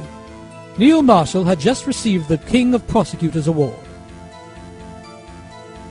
Young and dedicated, he went straight to the questioning room after the ceremony. I assume that would also be why he was the first to run after dark. When Dark grabbed me, I thought I was as good as dead. And that's when Prosecutor Marshall came running in? I don't clearly remember what happened then, but I'll never forget what I saw in that instant. Hold it! Can you tell us about that? Mr. Marshall jumped on Dark. Just then, the lights went out. The lights? It was just about this time of year. There was a terrible storm going on, and lightning struck nearby. So the electricity went out? Wait a minute. If it was pitch dark in that room, you shouldn't have been able to see anything, right? Right, but just then lightning flashed again outside. That sudden flash left an unforgettable image of the scene in my mind. I see. I told the detective about what I saw then. The detective? Yes, Detective Goodman. He was in charge of the case. Detective Bruce Goodman, the victim. So you spoke with Detective Goodman about this 2 years ago? Yes, that's what's so scary about this trial. And you told Detective Goodman about what you saw? Yes, but at the time, the words just wouldn't come out. That's why I drew a picture. A picture? Yes, I think she mentioned that before. Well, Mr. Wright, have you heard enough? The picture the witness drew, I believe it has a very important meaning. Objection! But the list of evidence I was given 2 years ago didn't contain a picture. Witness, would you mind if we added this statement to your testimony? Yes, Your Honor. I drew a picture of that scene once, but it seems to have been lost. Objection! Mr. Edgeworth, this little girl put all her heart into drawing that picture. And yet you still insist on denying its existence. Huh? Hey, I'm not the bad guy. All I'm saying is that as the prosecutor for that case, I wasn't handed such a picture. That may well be. But that doesn't mean it doesn't exist. Behold! This is the evidence list for the SL9 incident? Please, turn it over, Your Honor. Turn it over? Turn it... Ah! What's this? Yes, what is that? Hey, that's it! That's the picture I drew! Indeed, two men appear to be wrestling here. Objection! What's the meaning of this? What are you doing with that list? Me? Only the prosecutor in charge should have access to that list. Huh? These lists, they're different from each other. What? It would appear, Mr. Edgeworth, that the evidence list you were handed 2 years ago was incomplete. These two lists fit together to form one. You can see the marks here where they were torn apart from each other. So you see, Mr. Edgeworth, it's quite obvious what happened. 2 years ago, only half of the evidence in that case ever reached you. What? What?!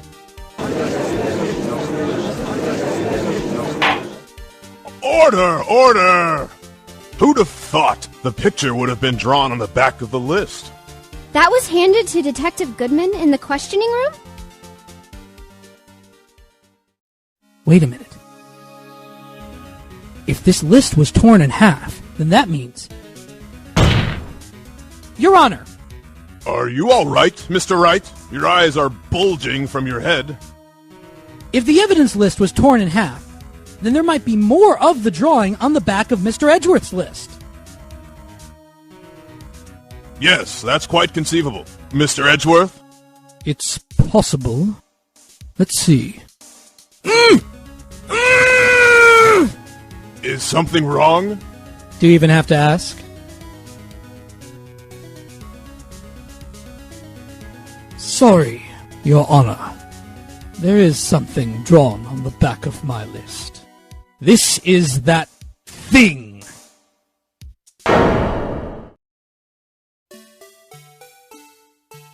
That's that That thing! The thing that was dancing in the evidence room! Apparently, the head of criminal affairs used this for his blueprint. I guess he was out of scrap paper.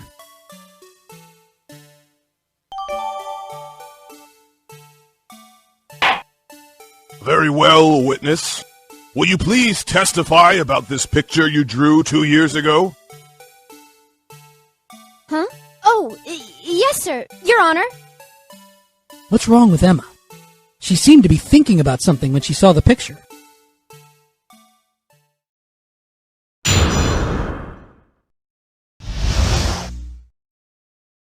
This is the picture I drew 2 years ago. The flash of lightning was so bright, all I could see were shadows. After that, I must have fainted. This picture shows exactly what I saw that instant. To think a flash of lightning could burn such an image in your mind. Thanks to that, though, she was able to show us exactly what she saw. Well, I don't see any contradictions here. This clearly shows Joe Dark about to murder prosecutor Neil Marshall. The defense may now begin its cross-examination.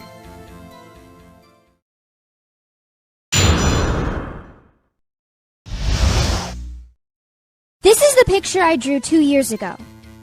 Hold it! Did you draw this picture right after the incident? I think I drew it 2 or 3 days later. At first, I was in such a state of shock that I couldn't do anything. During that time, the detective team was reorganized.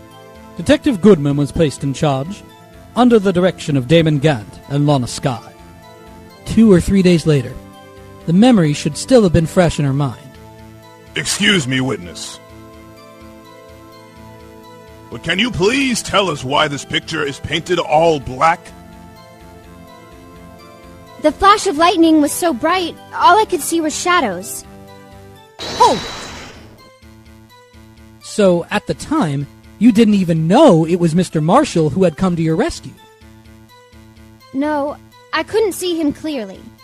The lightning was so bright, and I was knocked to the floor. You were knocked to the floor? Dark had a tight grip on me, but when Mr. Marshall jumped on him, I was knocked away. I turned around, and that's when the lightning flashed. Poor Emma. I'm just glad she wasn't hurt. What happened after the lightning flashed? This picture shows exactly what I saw that instant. Objection! I hate to be the bearer of bad news, but this picture the witness drew contains a blatant contradiction. What? But I still remember it just like it was yesterday. Mr. Wright, perhaps it would be faster if you simply pointed out this contradiction for us. What part of this picture contradicts the autopsy report? Take that!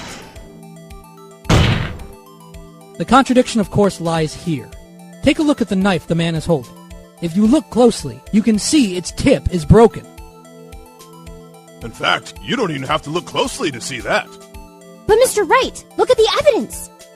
See the murder weapon? Its tip is broken too.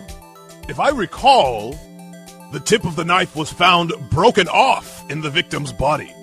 It was the conclusive piece of evidence that proved Joe Dark was the murderer. I'm afraid it's not so simple, Emma.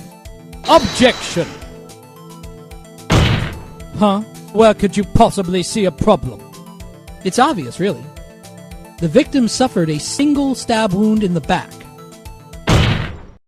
If the victim was only stabbed once, then the murder weapon should not yet be broken. Ah! What's the meaning of this? Objection! Perhaps the knife was broken beforehand. Objection! Sorry, but I'm afraid that's not possible. The tip of the knife was found inside the victim's body. If it was broken beforehand, it couldn't possibly wind up there. That's right. But what does this mean? Objection! The tip of the knife was undeniably discovered within the victim's body. The only possible explanation is the witness's memory is mistaken. Objection! That's why I asked her so many times if she was sure she remembered correctly. I believe you were annoyed at the time, but she was sure she remembered correctly. But there's no other way to explain this inconsistency. Objection! Not so fast, Mr. Edgeworth. There is another explanation. Have you forgotten already? About a little something called falsified evidence? You're treading on thin ice, Wright. All I'm saying is that this broken knife might be the piece of evidence that was forged. You can't deny the possibility. No. Ah!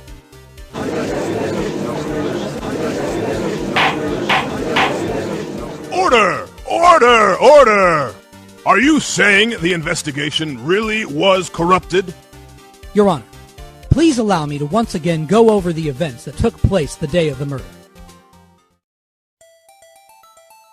The police department and the prosecutor's office were holding a ceremony that day. After receiving the King of Prosecutors Award at the ceremony, Neil Marshall questioned Joe Dark along with Damon Gant. During his questioning, Joe Dark fled the room. Prosecutor Marshall chased after him and was killed by Dark. It is my belief that somewhere in this story there is a lie. I'm not lying. The man really was holding up a broken knife. If that's true, then there's no other way around it. This could not have been the actual murder weapon. There must have been another broken knife. What are the chances of there being two broken knives? Another broken knife besides Joe Dark's. Could there have been one? If the witness is this adamant about the accuracy of what she saw, it can't just be explained away by a simple observational error. Mr. Wright. In that instant, Emma really did see a broken knife. I assume, then, that you have some information about this other broken knife? If so, please feel free to enlighten us. The murder weapon was already broken prior to the murder. There's only one way. Take a look at this. Here's the real murder weapon. Take that! The answer lies in the past. 2 years in the past. Right here, inside this picture. This is a picture of the award ceremony. Ah! What is it, Mr. Edgeworth? It's the broken murder weapon! Notice the award Prosecutor Marshall is holding. That's a broken knife! As we earlier concluded, the knife in the picture was not Joe Dark's knife. That being the case, the knife the witness saw was in all likelihood this award.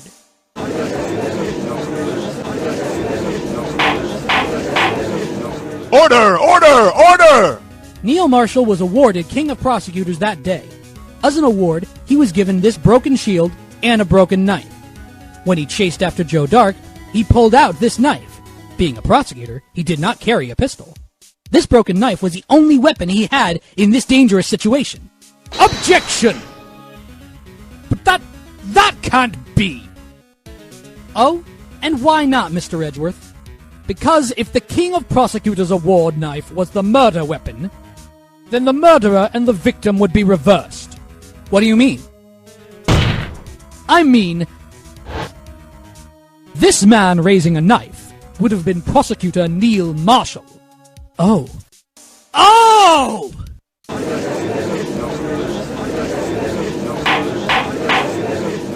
But the prosecutor was the one who actually died. That's true. What's going on here? It seems Mr. Wright has been a bit too eager to jump to conclusions. Hold it! Wait! I remember now! I remember everything! Witness? Mr. Edgeworth! What is it? Could you show me your evidence list again, please? His list? The one with that picture scribbled on the back?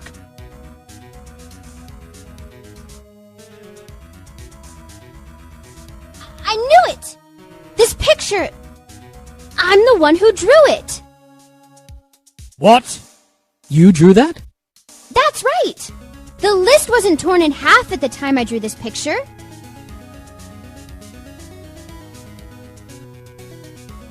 All this time I've been trying so hard to forget. I must have locked this part away deep inside me.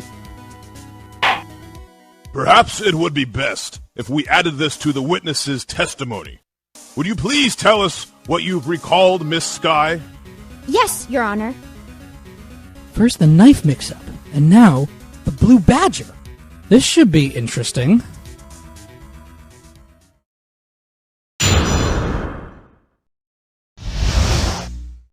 When I saw that man raise his knife, I panicked and rushed toward both of them. I think I knocked away the man with the knife.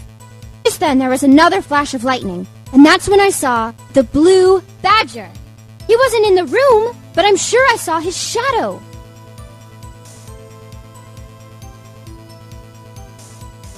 This is certainly most unusual. Objection. Try impossible. The head detective of criminal affairs didn't even design him until this year. That would mean he didn't even exist 2 years ago. Yes, well, the defense may now begin its cross-examination. Hold it! Stop! Please, don't pursue this any further. Lana! What's the meaning of this? Please remain seated in the defendant's chair. But you can't do this. I've already confessed to the crime. Why can't you just leave it at that? Chief Prosecutor Sky, we've already come this far. It's too late to turn back. Silence! The defense will now begin its cross-examination. Bailiff, please detain the defendant. Seems we're finally getting to the core of the matter.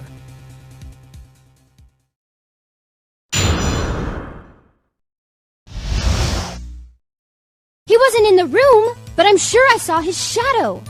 Hold it! His shadow?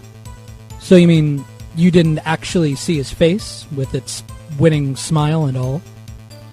That's right, but I still remember it. He had 3 creepy horns. Objection! This is pointless. That thing couldn't have possibly existed 2 years ago. The witness must be mistaken. Objection! That may well be. But what's important is what caused her to think she saw what she did. Oh, and I suppose you have an explanation. If so, then by all means, please tell us what this shadow really was. What was it Emma saw when that lightning flashed? Who is this blue badger, really? The blue badger hadn't even been dreamed up when Emma drew this picture. Yet she's certain she saw its shadow. Ladies and gentlemen, it is the defense's belief that on that fateful day 2 years ago, there indeed was something that looked similar to the blue badger. Something that is now sitting in this very room. Mr. Wright! In this room? Very well, Mr. Wright. What is it that the witness saw in that instant? Please show us this mysterious blue badger look-alike. Take that! The mysterious blue badger was in fact this. But that's... what exactly is that? I believe it's some sort of jar. But Mr. Wright, that doesn't look anything like the blue badger. Indeed it doesn't. As it stands now, it's just a plain jar. However, what if we were to change our viewpoint? Our viewpoint? I've got to show them the correct angle to look at this from. Take that! Well, is this a miracle or what?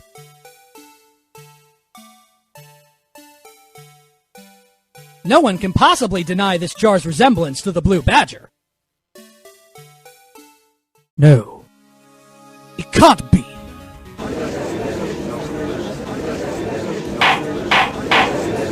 Order! Order! The defense has proven its claim.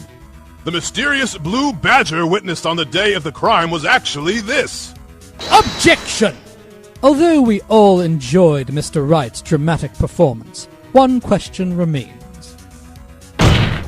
What's your point? What do you mean? So that badger thing was actually just a jar. That doesn't change anything.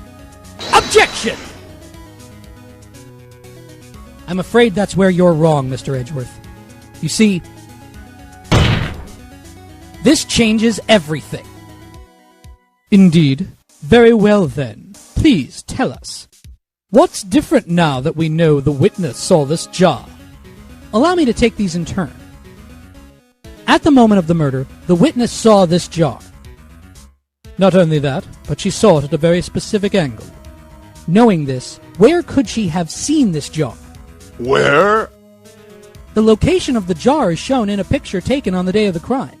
It's on a shelf in the office of Damon Gant. Objection! But the body was found lying near Lana Sky's desk. The witness testified so herself. Objection! Yes, and it is these two facts that reveal what actually transpired. You see, the struggle between Dark and Marshall did not take place in Lana Sky's office. It happened on the other side of the room, in Chief Gant's office. Objection! Are you implying the murderer moved the victim's body from Damon Gant's office to Lana Sky's office? Yes. Why would he do that? There's no reason! Exactly. If there wasn't a reason, he wouldn't have gone through the trouble. The only logical conclusion is that there was a reason. Do you know what that reason was, Mr. Wright? I finally figured it out. So this is why Lana tried to stop the trial. It's too late to quit now, though. Please recall the witness's testimony. She said she knocked away the man who was holding up the knife. In the next instant, the jar was hit and flew through the air. Now tell me, what could have sent the jar flying? That would have to have been the impact the man made when he was knocked into the wall? Ladies and gentlemen, if I may draw your attention to this picture once more. If the man was knocked in the direction of the shelf the jar was sitting on, what would he have hit? The suit of armor, holding a very sharp and dangerous-looking sword. Yes. And since the man who was knocked into the armor was carrying a broken knife, he would have had to have been Neil Marshall, wielding the prosecutor's award. No, Mr. Wright, you can't be thinking. Yes, there is another possibility of what actually happened in that room. Another possibility? Of course, the perpetrator would have had no idea, but nevertheless, I don't know if I can go through with this. Mr. Wright, what's the matter? If events took place as the defense theorizes, then the outcome is obvious. In that moment, assuming the man Emma Sky knocked away was actually Prosecutor Neil Marshall.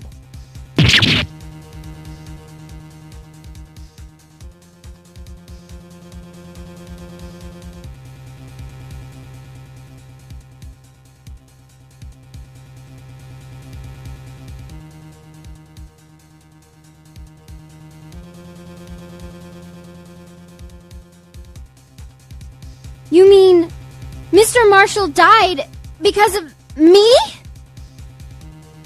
No!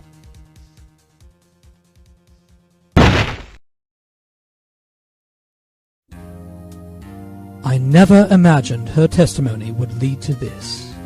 So it was the witness who took the victim's life, and then proved so with her own testimony. This is unprecedented!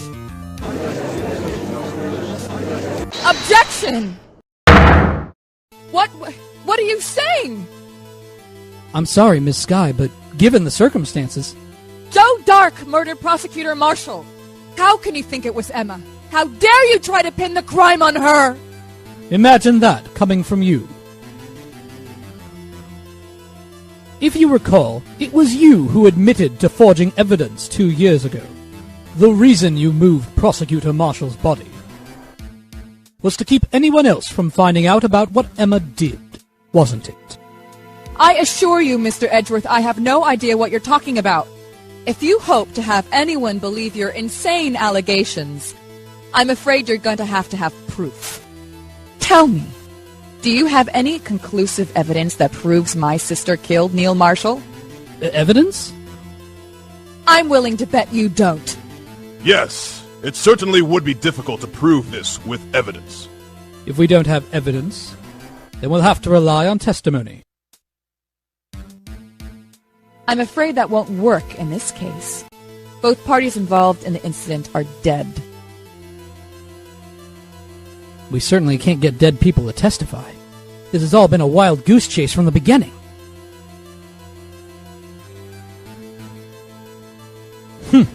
Touché, Ms. Skye.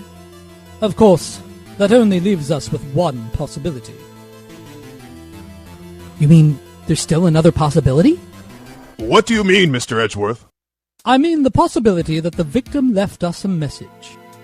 For better or for worse, Mr. Marshall did not die instantly. He may have left behind the name of the person who took his life. Somehow. That's impossible. Well, Mr. Wright, this is the only possibility left to you. A message from the deceased? Does such a message exist? I've got to think back to the court record. The real murderer's name that the victim may have left behind.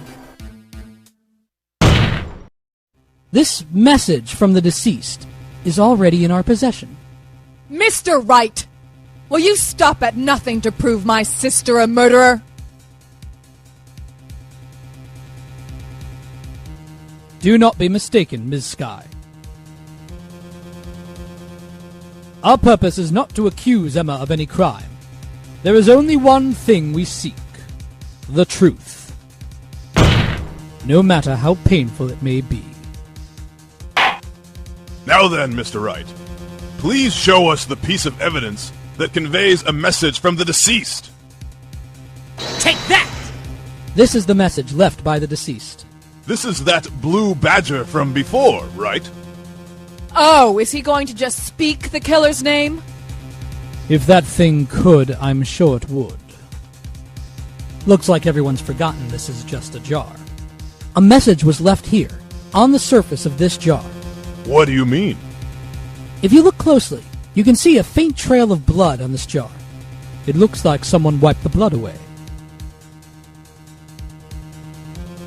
Yes, but notice, for some reason, the blood on some of the fragments was not wiped away. Yes, there is a line here, drawn in blood. So what you're saying is these dots were once lines. Prosecutor Marshall did not die instantly. He used the few precious moments left to him to leave behind a message. One that someone apparently wiped away. But blood must have seeped into the jar where the lines changed directions. Precisely so. All we need to do is connect these points, and the victim's message will become apparent. No. Mr. Wright, what kind of message did the victim leave for us? Your Honor, I believe these bloodstains will reveal to us the answer. I've got to connect these dots to make letters. There's only one thing the victim would have written, given the circumstances. The murderer's name. Take that! It's a defense attorney's duty to prove his client's innocence. That's why all I've been thinking about is saving Lana. After all my efforts, I never thought it would turn out like this. Emma. So this is the final message Prosecutor Marshall left behind.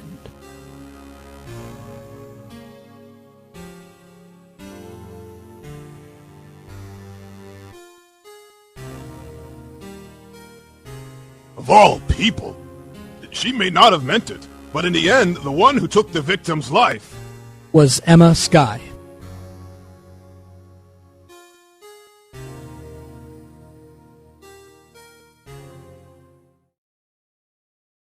Seaworthy, can't say I didn't warn you. Chief Gant. Do you understand the implications of what you've done? What? What are you talking about? 2 years ago, Joe Dark was sentenced to death. He was convicted because of his final murder, I believe you were the prosecutor in the case, were you not? Yes, Worthy. Because of you, an innocent man was sentenced to death. Not only that, but you used forged evidence to ensure his conviction. Objection! But Joe Dark really was a serial murderer. That's undeniable. I'm afraid that's not important. Didn't you know we aren't defenders of justice? What? We're merely keepers of the law. Sentencing a man to death is no light matter. Even if there wasn't any cover-up or evidence forgery, ultimately, the responsibility falls on the prosecutor in charge. Despite what anyone may say, this fact cannot be denied. What's going on at the prosecutor's office? They might have sent an innocent man to his death. How can he just stand there like it wasn't his fault? Order! Order! Order! Order! The gavel's pounding fell on deaf ears. Unable to settle the crowd, the judge declared a recess. Where this trial is headed, no one knows.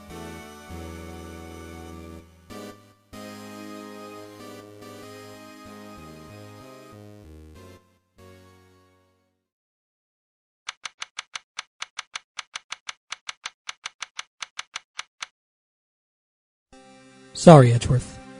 I didn't mean to get you in trouble. Don't worry about it. This is my problem, not yours. Hope I'm not interrupting anything, pals.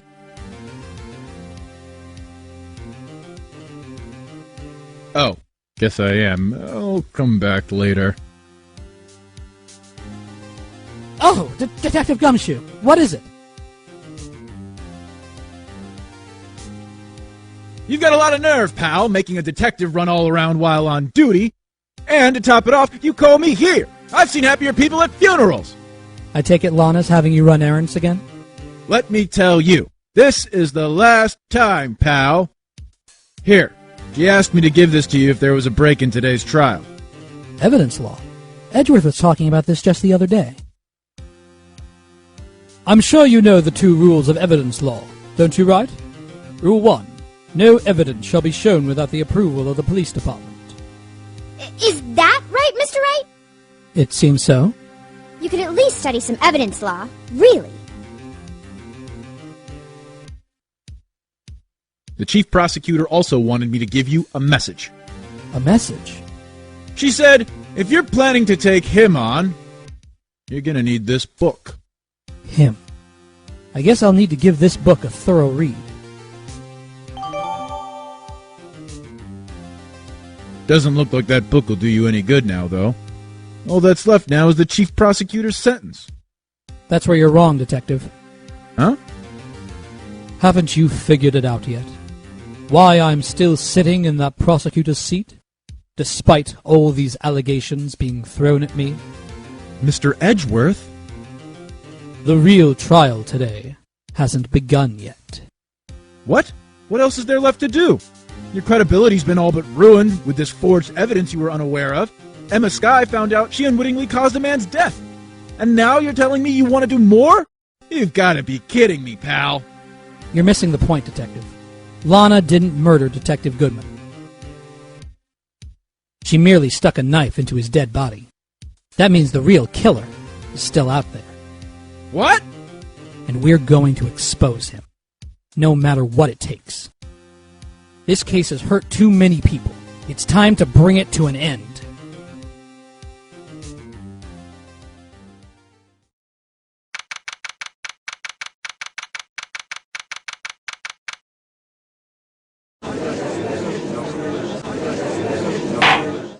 The court will now reconvene for the trial of Miss Lana Skye.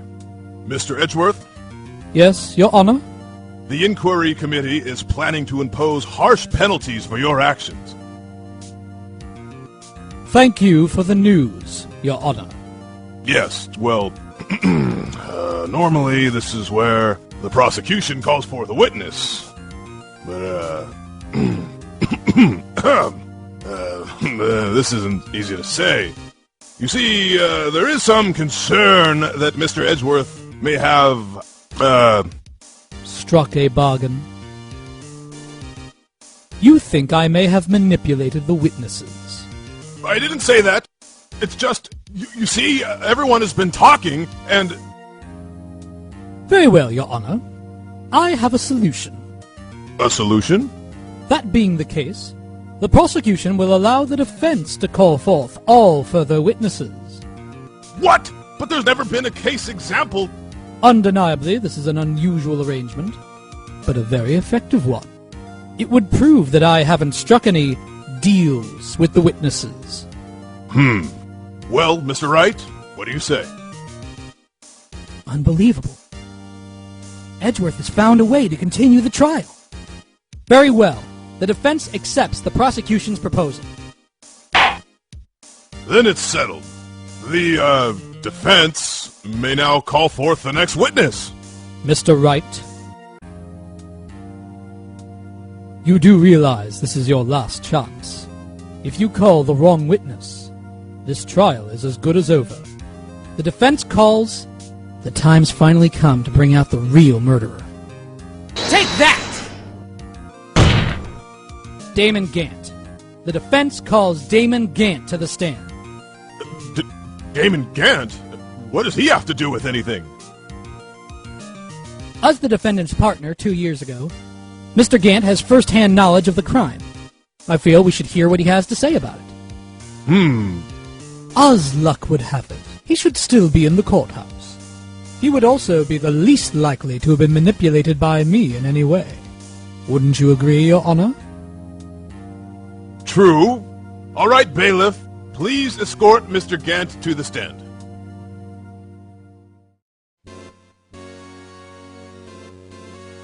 Witness, please state your name and occupation.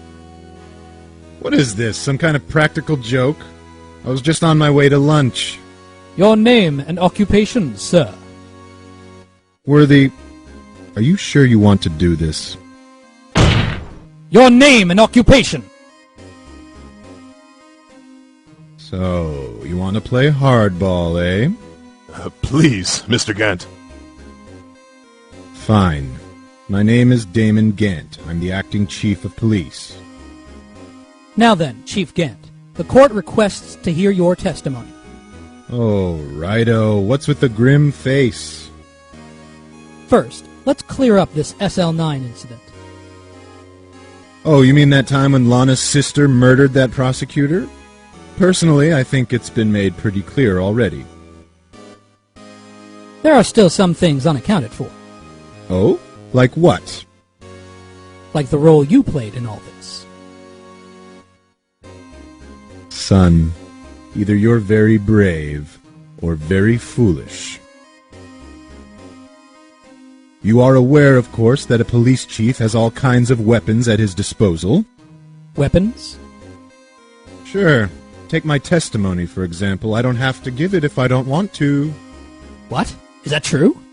I'm afraid so. The chief of police has the right to refuse to testify. Of course. Such an action carries with it certain risks. Don't worry, I'm not here to hinder your trial. Just remember, if this turns out to be a big waste of time, don't say I didn't warn you. Very well. The witness may now begin his testimony.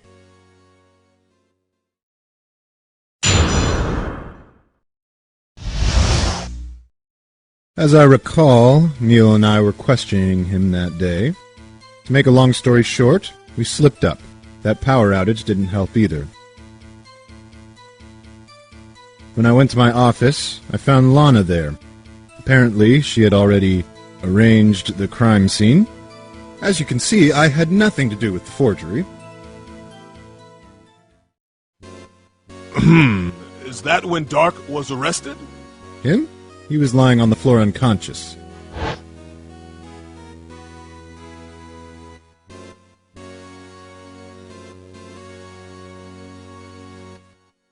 When Emma sent Neil flying, it seems Dark bumped his head. I see. Everything seems pretty clear-cut. If the police chief has the right to refuse to testify, then I'd better hit him hard and fast.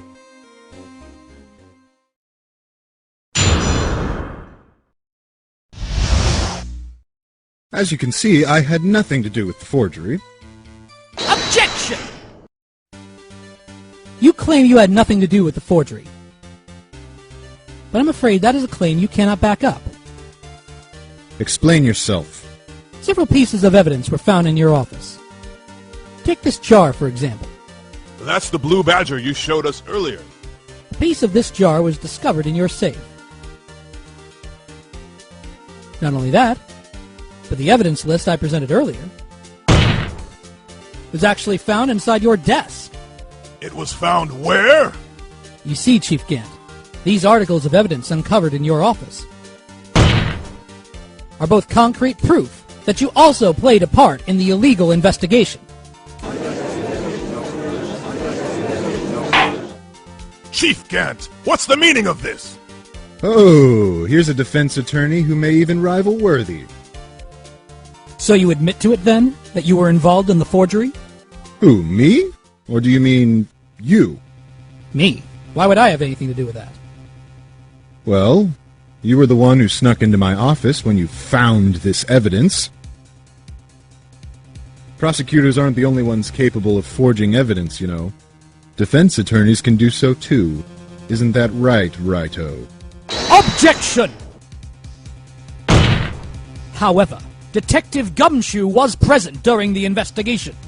Worthy, my boy. Not even detectives are exempt from the law. Rest assured, Dick will receive his due punishment. What? If Detective Gumshoe's salary drops any further, he'll end up paying to work. Yes, well, in light of the detective's presence, please give us your testimony regarding these pieces of evidence found in your office, and their relation to the forgery that took place at the crime scene. My. Kids these days no longer know how to put two and two together.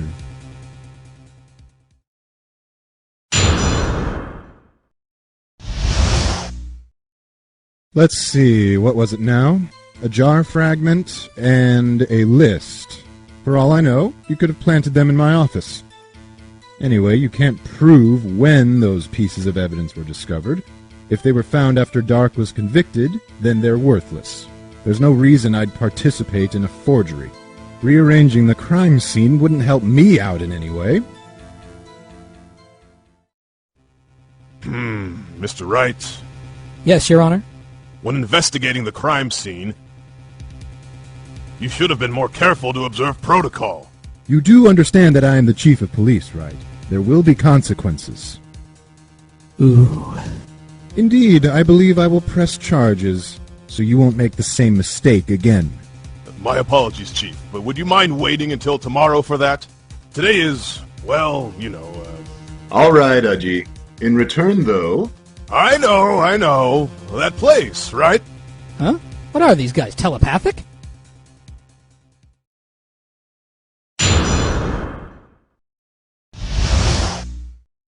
Rearranging the crime scene wouldn't help me out in any way. Hold it! Really, Chief Gant?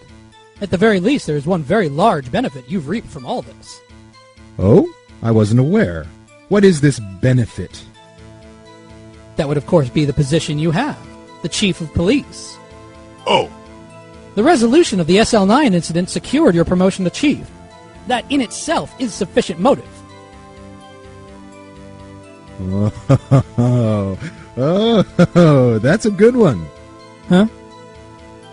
Do you really think I'm that incompetent? What do you mean? Even without that case, I was already in line to become the next chief. The resolution of SL9 merely sped up the inevitable a little. Is that true, Edgeworth? Yes. He was going to be made chief anyway. Gah! Be careful in pointing that finger, or you might wind up being the one pointed at. So that means there's only one possible motivation for you to commit forgery. If you didn't do it for yourself, then you did it for someone else.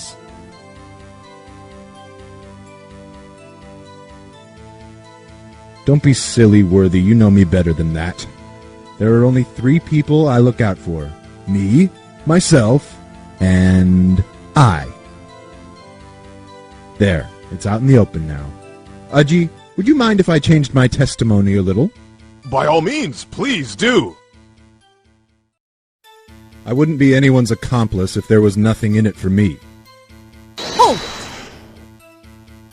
Nothing in it for you? Sorry, but the only person I care about is yours truly. That girl, Lana's little sister, was it? If you think I felt sorry for her, you'd better think again. You're right. You don't feel sorry for anyone. Be tough on crime and tough on people. That's how I was raised. You seem to be lax enough on yourself, though. Oh, that's a good one, Worthy. Could there have been something in it for him? Given his selfishness, would he have helped someone out?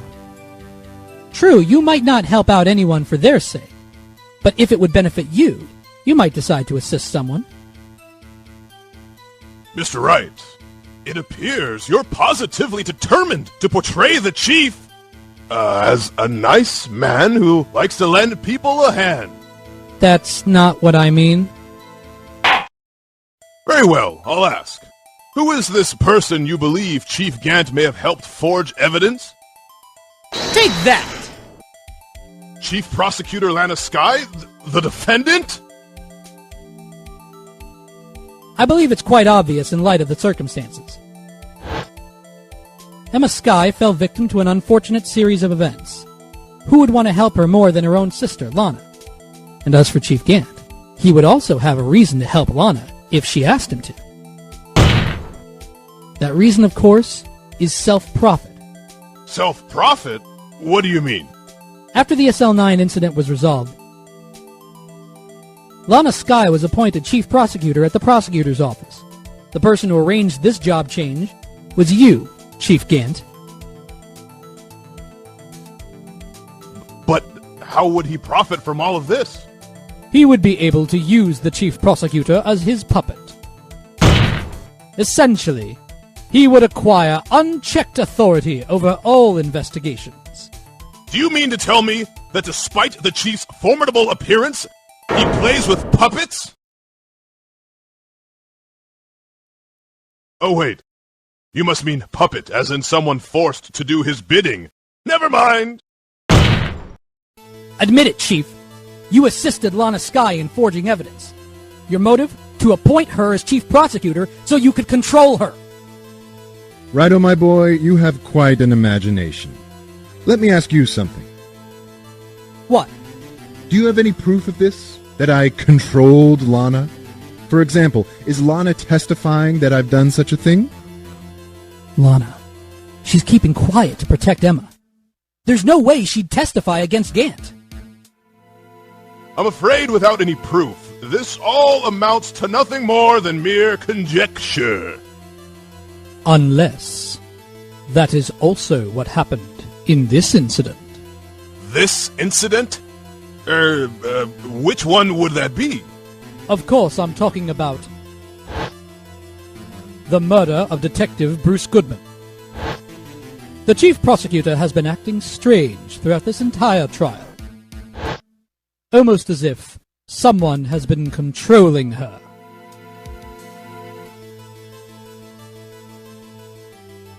Worthy, you'd better watch your tongue.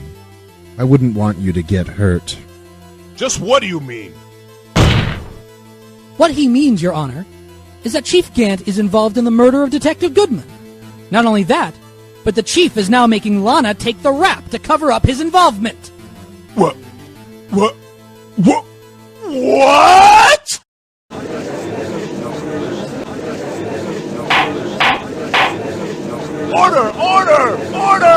I said order! Mr. Wright, you can't be serious. Huh? This is an affront to the highest-ranking officer in our law enforcement agency. To accuse the chief of police of blackmail and murder? That's impossible!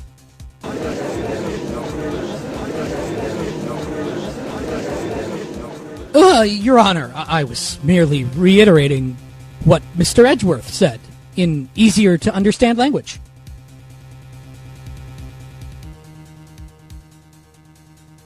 It's too late, Mr. Wright. There's no turning back for us now. It looks like he's the one who's decided to go through with this. Can you prove this, Mr. Wright? That the chief, a high-ranking officer of the law, is involved in this murder?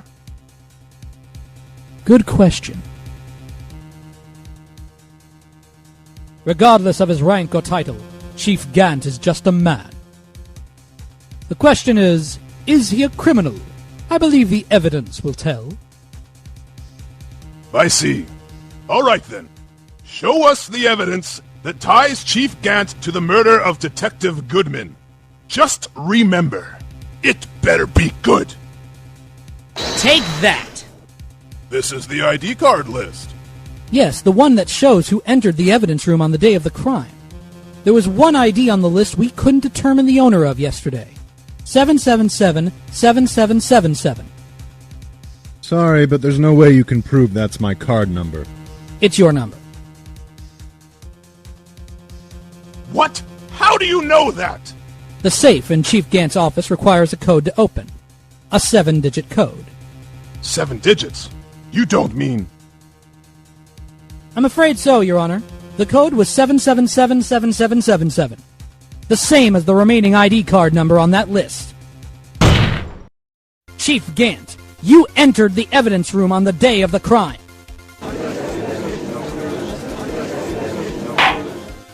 Order! Order! Chief Gant, what do you have to say? Nothing. The defense's search of my office was in violation of regulations. And I will demand Mr. Wright be punished to the maximum extent of the law. But right now, this court demands an explanation from you about the use of this ID card.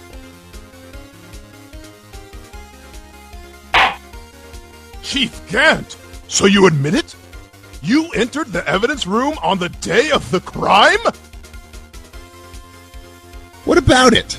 I'm the chief of police. Whether it's the evidence room or the bathroom, what's the difference? I can go anywhere I want. Tell me, when you entered the room, were you alone? I always go to the bathroom alone, as I do with the evidence room. Detective Goodman wouldn't have happened to be with you that day, would he? Of course not. Why would he be? I hadn't seen him in days. Objection! You hadn't seen him in days, Chief Gant? I'm afraid you've just undone yourself. On that day, you had to have met with Detective Goodman. What do you mean? This trial's purpose is to determine Lana Sky's guilt. Objection! No, it isn't, Your Honor. This trial's purpose is to determine the truth. If Chief Gant met the victim on the day of the crime, then we need to determine one thing. What transpired during that meeting? In that case, Mr. Wright, I'm going to have to ask you for evidence. Show us proof that the victim went to meet Chief Gant on the day of the crime. Take that! Detective Goodman lost his ID card on the day of the crime. Or, to be more accurate, Jake Marshall stole it. So Detective Goodman filled out a lost item report. He would have had to give that report to the chief of police.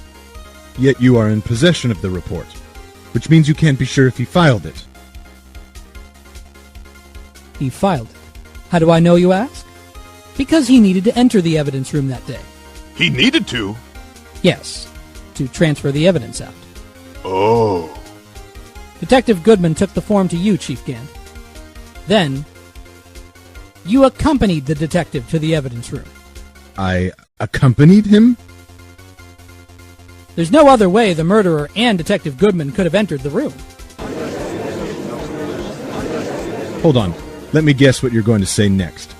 I, the chief of police, murdered poor Goodman. Exactly. But wait! The chief didn't necessarily need to accompany him to the evidence room. He could have just lent him his ID card. Yes. Now that you mention it, I believe I might have done something of the sort. Objection! Sorry, but that's not possible.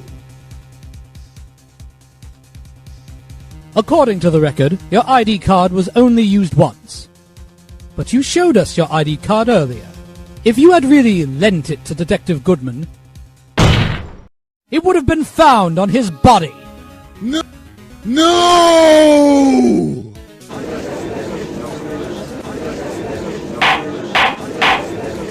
Chief Gant, you didn't! The murder was most likely committed on the spur of the moment. No one in their right mind would choose the police department as a place to commit murder. After the murder, you contacted Lana at the prosecutor's office. Why else? To dispose of Detective Goodman's body. Objection! However, the victim's body was discovered in the prosecutor's office's parking lot. How did he manage to move it there? I was at the police department the entire day, you know. And everyone's aware that Lana stayed at the prosecutor's office after the ceremony. Everyone except me, it seems. Still, you're the chief of police. You have an entire police force at your disposal. Oh, so you think I just ordered an officer to do it? Hey, you, take this here dead body over to the prosecutor's office. I don't think so. Chief Gant, you left all the evidence we need to prove how you moved the body to the prosecutor's office. And all this time, I thought it was a useless clue just taking up space. How could the chief have moved the body? Mr. Wright, show us this evidence. To move the victim's body, Chief Gant used this. Take that! This is how he moved Detective Goodman's body. What's that? A screwdriver? Well, what does that have to do with this case? Mr. Edgeworth, think back to the day of the crime. What is this screwdriver doing here?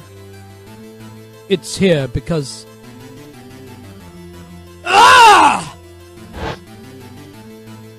I was asked to go by Chief Gant, no less.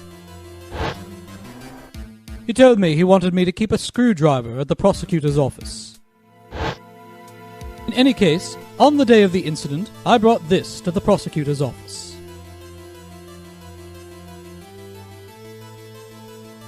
After the ceremony ended that day, I didn't plan to return to the prosecutor's office. But you did, because Chief Gant asked you to. You mean I. The body was found in the trunk of Mr. Edgeworth's car. I think it's obvious what happened. The body was moved by that car. Detective Goodman's body was carried in the trunk of Mr. Edgeworth's car! Yes. Unless, of course, you have another explanation, Chief. Why else would you have asked Mr. Edgeworth to carry evidence from a closed case? There's only one plausible explanation. To transport the body to your accomplice, Ms. Lana Skye.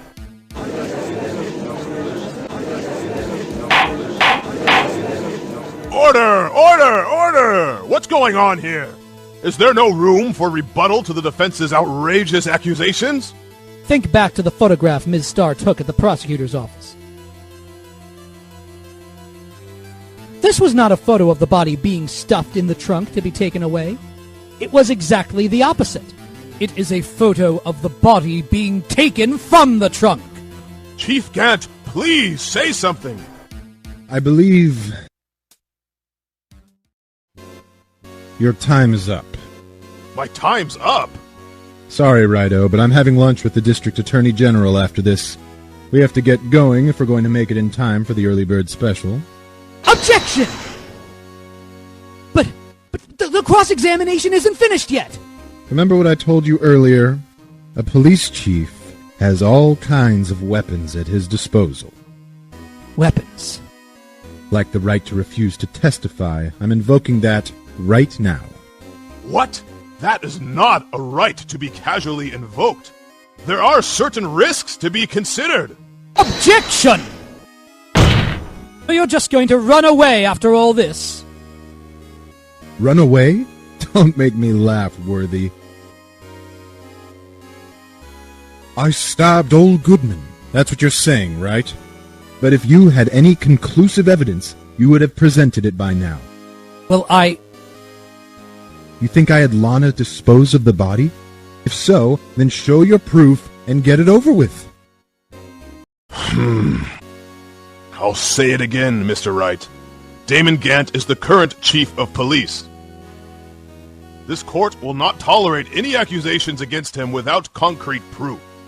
Well, Mr. Wright? Your Honor? Do you have any concrete proof? Proof that Chief Gant murdered Detective Goodman and made Miss Skye dispose of his body? Do I have any concrete proof? It's no use showing evidence I'm not even sure of myself. No, Your Honor. At present, I have no conclusive evidence. See, Udgy? In that case, this court is forced to penalize you for your allegations against the chief. What? I don't gamble unless the stakes are high. It seems that Lady Luck was on my side again today. Okay, Udgy, I'll leave the rest to you.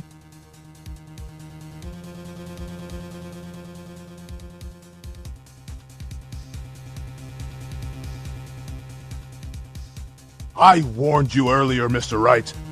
This is an affront to a senior officer in our nation's law enforcement agency. Ah! Objection! Lady Luck, Maybe we should have a word with her. Mr. Edgeworth? What do you mean? There's one lady who knows the real truth behind this trial. We haven't yet had the honor of hearing her testimony. A lady who knows the truth. Another witness. In the absence of conclusive evidence, the only other method of proof is testimony. But Chief Gant has invoked his right to refuse to testify. There's still someone else. One more witness who can answer all the questions raised in this trial. Someone right in this very room. Mr. Edgeworth, who is this person? Why are you asking me, Your Honor? Have you forgotten? The defense is the one calling witnesses today. Mr. Wright, does such a witness exist? She may not be willing to tell the truth, but we can't just stop now. Yes, Your Honor, the defense calls forth... Take that! The defendant, Miss Lana Skye? She was in the underground parking lots at 5:15 on February 21st. Her task? To dispose of the victim's body. In accordance with a certain someone's orders. Mr. Edgeworth? The prosecution has no objections, Your Honor. Very well. The court will now take its final recess for the day. In 15 minutes, we will reconvene to hear the defendant's testimony. This court is now in Hold on. Huh? Chief Gant, I thought you were going to eat. Listen good, Lana. He's talking to Lana. I don't think you need me to tell you this, but if you accept Mr. Wright's claim, there will be terrible consequences. That's right. Your sister will be found guilty for Neil Marshall's murder. This isn't good. Of course, you'd never support such outrageous claims anyway, right? Just something to think about. All right, then. I've got a lunch date to meet.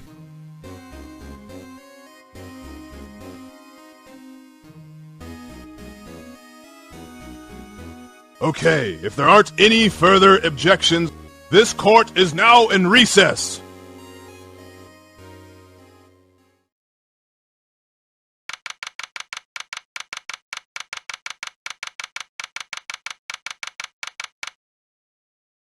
Looks like we managed to stay in the game. Yeah, thanks to your help, Edgeworth. That chief. He's something else, eh, pals? Detective Gumshoe. Huh. I'm not a detective anymore. Yeah. Sorry about that. Oh, don't worry. I've already decided where to work now. At your office. My office? Sure. I'll take the place of that top-knotted girl you used to work with. Could he mean... Maya? Still, looks like we're all out of moves now. Chief Gant's done it again. How is it he always gets the upper hand? It's not fair he has the right to refuse to testify. Settle down, Wright. Remember what the judge said. What? That is not a right to be casually invoked. There are certain risks to be considered.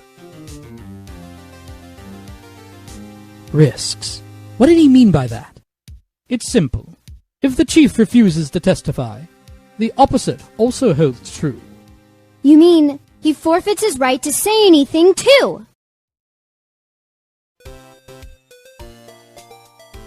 Emma!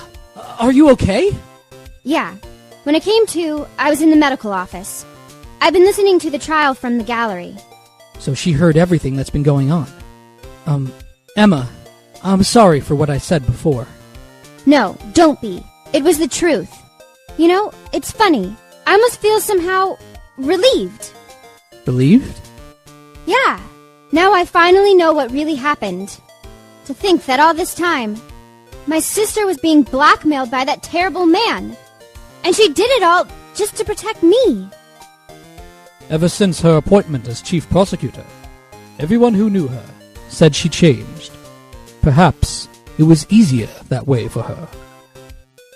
What do you mean? What do you think I mean? To follow Chief Gant's orders. She must have shut herself up deep inside, to force herself to do anything and everything the chief told her to do. That must be why she became so cold. It was all my fault. It's all because I murdered Mr. Marshall. Hey, don't go blaming yourself now. If you want to blame anyone, blame society, pal. Chief Gant may be able to fool everyone else with his forgery, but he can't fool my memory. I remember now. I knocked Mr. Marshall into that armor. I see. Well, we'd better get back. It's time for the final act. Emma, why don't you wait? No, I'm going with you. I want to be there when Lana tells the truth. Let's go, Wright. It's time to end this.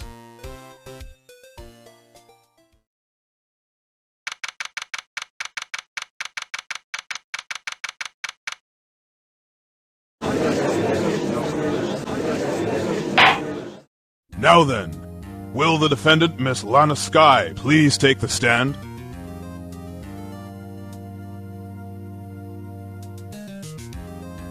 Ms. Lana Skye, you are the chief prosecutor. I'm sure you're aware of what is required of you.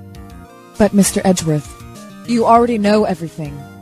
You know all that I've done these past 2 years. Please provide the court with your testimony, Miss Skye. And remember, you are under oath. We want to hear the truth. Of course. The truth. Lana! No matter what happens, I'll always be your sister! Now then, your testimony, if you will. First, tell us about your relationship with Gant. Everything hinges on your testimony. You're the only chance we have to get Gant.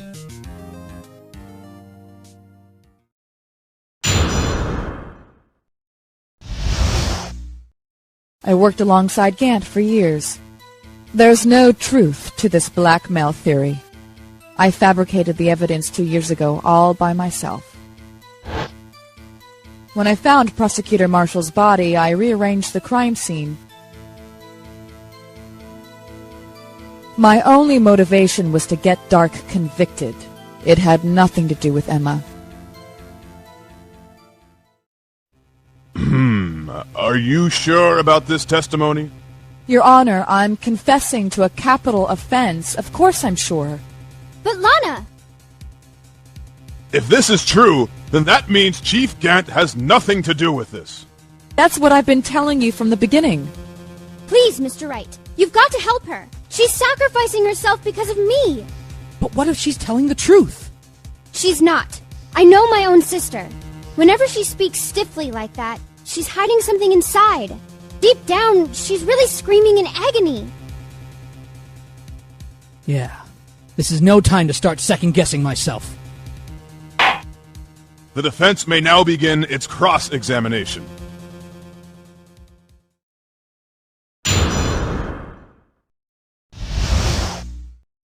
When I found Prosecutor Marshall's body, I rearranged the crime scene.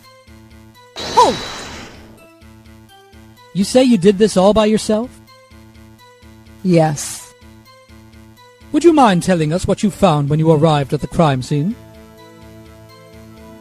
It seems I was the first person to discover the scene. The broken Prosecutor Award knife was stuck in the victim's body. What?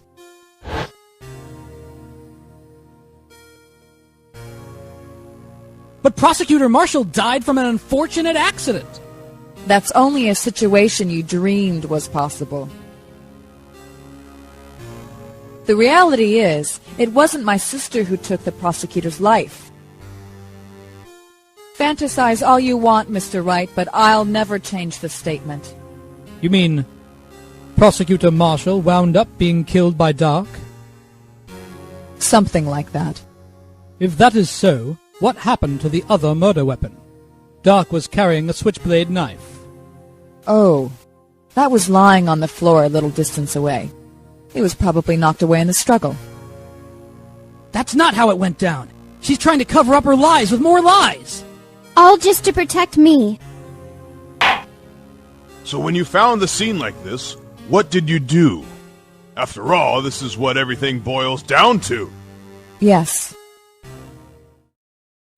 I broke off the tip of Dark's knife, planted it inside the wound, then moved the body. Hold it!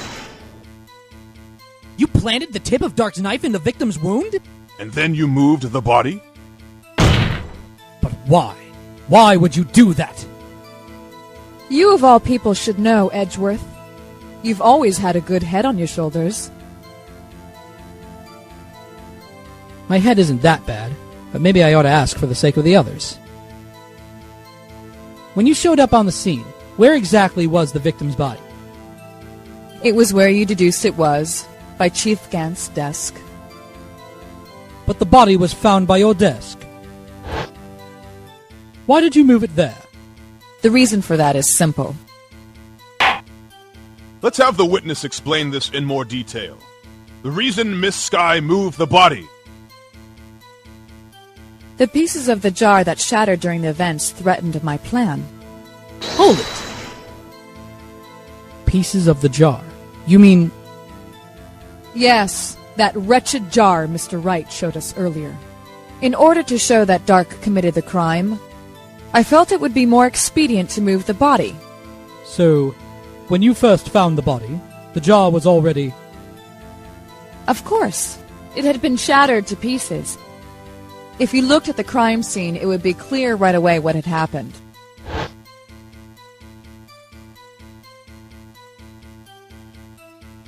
Neil Marshall was dead, and Dark was lying unconscious. In other words, the jar must have been broken during their struggle. I see. What's the matter, Emma? Apparently the jar shattered at the time the crime was committed. But I have a feeling there's more to it than that. There must be a contradiction here somewhere. Anyway, I committed this fabrication completely alone. The pieces of the jar that shattered during the events threatened my plan. Objection! Ms. Sky, I understand how you feel. You committed that crime 2 years ago to protect your sister. You mean the forgery at the scene where Neil Marshall was murdered?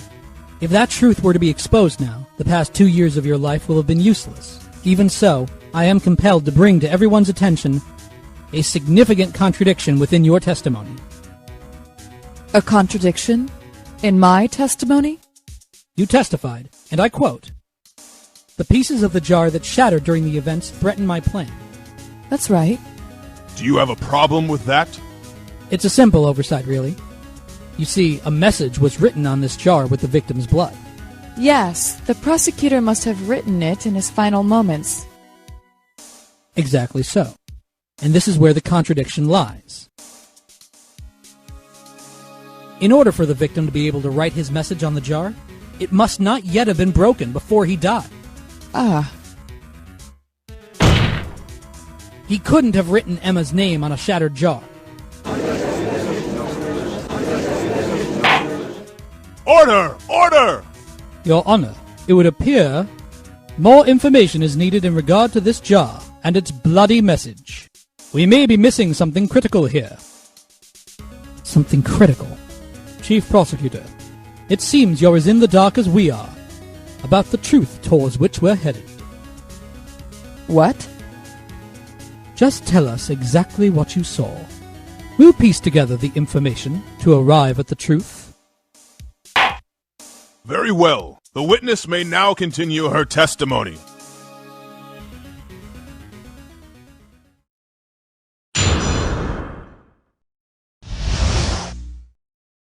I immediately noticed the blood traces on the jar, but it was dark in the room and I didn't have time to check it out. To be safe, I wiped away the blood. The fragments were large, so I'm sure I got them all. All I could think about was wiping them clean before they were discovered. You mean you were the one who wiped away this message in blood? I wasn't chief prosecutor at the time. She didn't think Dark was the real murderer. That's why she tried to erase the real evidence. Very well. The defense may now begin its cross-examination.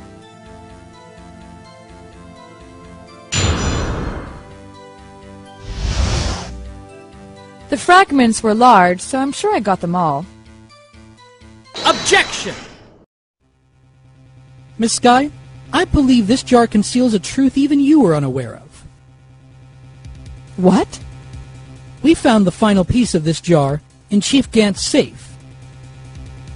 In the chief's safe? But how? I knew it. She really didn't know. There's something even more disturbing about that final piece. There was still blood on it. But the witness just testified that she gathered every last piece and wiped the blood off of them. Yes, which leaves us with only one explanation. On the night Prosecutor Marshall was murdered, you were not the first one to show up on the scene. Chief Gant got there before you.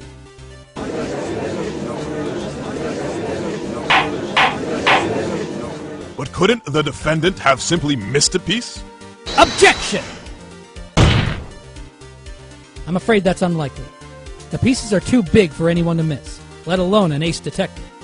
That may well be, but everyone makes mistakes. Even I once wasted an entire day looking for my dentures. They were in my mouth all along. Can you believe that? Objection! Have you forgotten, Your Honor? When this witness arrived at the scene, the jar was already broken. Oh, that.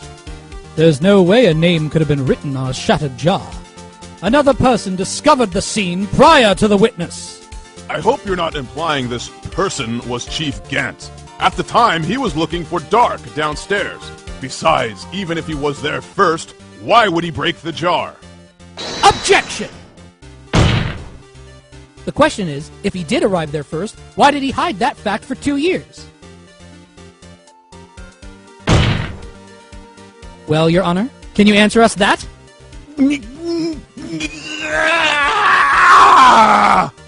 No!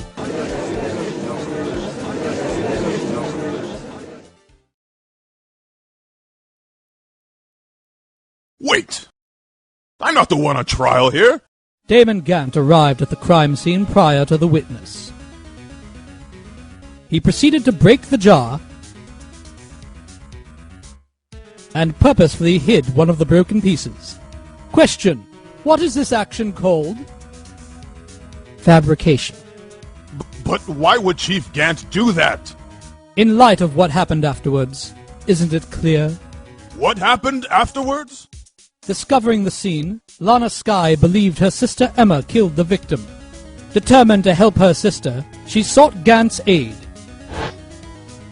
Lending her his aid, Gant helped her create evidence that incriminated Dark, sparing Emma. And here is the reason. The reason why Ms. Skye became the chief's puppet. No, I did it on my own. Please, sis! Stop trying to protect the chief! I can't watch you suffer anymore for my sake. No, you didn't. It wasn't you, Emma. You didn't kill anyone. Don't believe anything Mr. Wright says. Defense attorneys make up the most foul lies to defend their clients! Foul lies. Imagine that coming from my own client. I guess you do seem the type who likes to twist the truth. Wait a minute. What if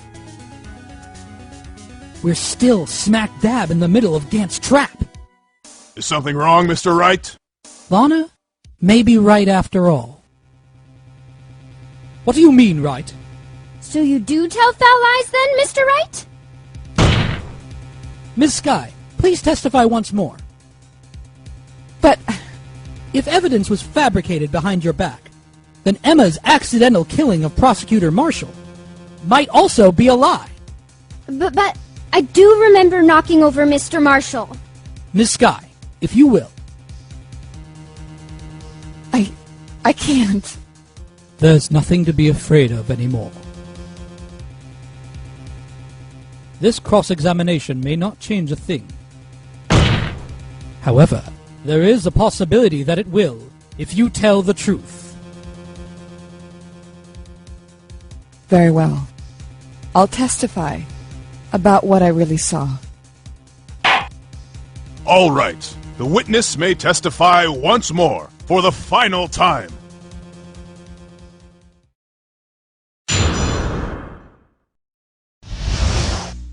When I arrived, I found Mr. Marshall's body impaled on that suit of armor sword. Emma and Dark were lying unconscious on the floor nearby. When I saw what had happened, I thought she did it. That's why I erased all the evidence that linked her to the murder. I had Chief Gant help me remove the body from the sword and carry it. But if it all really was a fabrication, Emma might be innocent. Unbelievable! The body was impaled on the armor's sword? You were the only one who saw that. If only you had proof. Actually, I do have proof. I gave it to Mr. Wright just this morning. What? To me? It's a picture I took of the crime scene as I encountered it. I thought it might be needed. But I don't remember receiving a picture like that. Lana must have known. See, Mr. Wright, she really does have faith in you. Very well, Mr. Wright. Please present this picture. I don't remember receiving any pictures from Lana. Lana said she gave it to you this morning, right? I seem to remember getting something from her then. Let's check that evidence again. There must be a picture in there somewhere.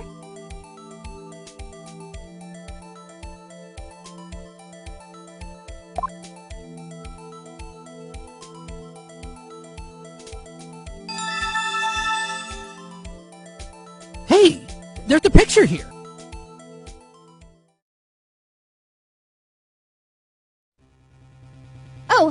Oh my! This is the actual crime scene.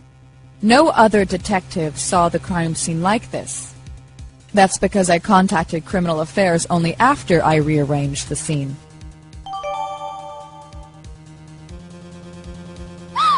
Mr. Wright! That piece cut out from his vest! Could that be... The cloth we found inside Chief Gant's safe.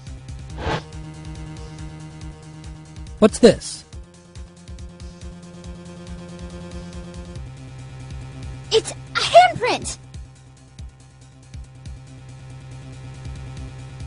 That cloth! It had fingerprints on it! Whosever fingerprints those are must be the real murderer! What? But those fingerprints! They're yours, Emma! Why are your lips turning all purple, Mr. Wright? Anyway, let's get on with the cross-examination. So long as you tell the truth, we should be able to flush out the real murderer. Very well. The defense may now begin its cross-examination.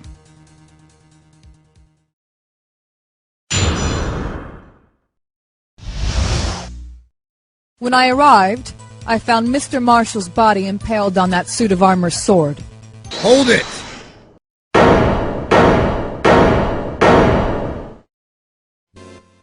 Come now, Aji. This is the poorest excuse for a trial I've ever seen. Chief Gant! What, now you want to make me out as the bad guy too? If so, I'd like to put in a word or two in my defense. Objection! I'm afraid it's too late for that. What? You already declined testimony. That means you forfeited your right to make statements of any sort. This must be the risk the judge was talking about. Just sit back, relax, and enjoy the sound of the noose tightening around your own neck.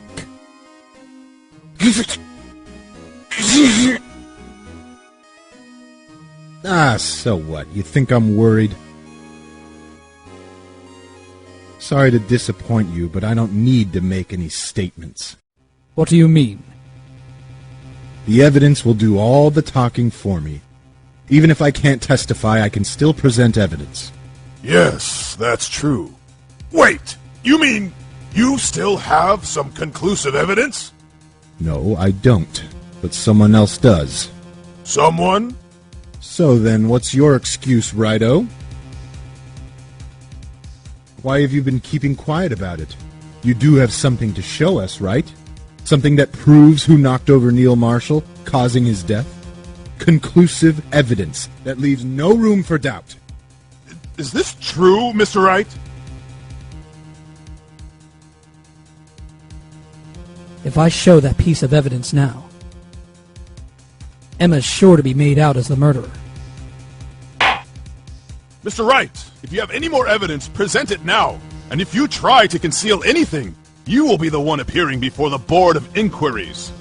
What do I do now? I better think this through carefully. I can't afford to make the wrong decision. Should I present that piece of evidence? The one that shows who really killed Prosecutor Marshall? Your Honor, I don't have any evidence I can present at this point in time. What? You lie! Chief Gant? You opened my safe. I know you took what was inside. The conclusive evidence! I don't know what you're talking about. Mr. Wright, why don't you show them? We found it together. Oh, I see. It's because you know the truth, don't you? You know whose fingerprints are on it. That's why you won't present it. What are you talking about, Chief Gant? Can't you figure it out? Take a good look at this picture. See the victim's vest? Notice anything odd about the chest area? It looks like part of it's been cut off for some reason. You mean you had this in your safe? What? That means you, the chief of police, concealing evidence. This is going to be the biggest scandal in the history of the police department. Impressive. To be honest, I didn't think you had the gall, Wright-o. Well, I can't just let you pin me up as the murderer. I'll tell you what really happened. What? You mean you admit to it?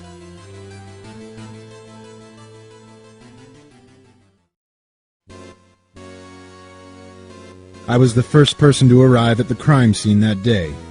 It then occurred to me that I could use the situation to control Lana. So you really were manipulating her? I knew Lana.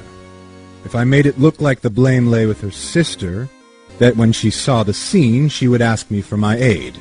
So you assisted Ms. Skye? I told her to arrange all the evidence.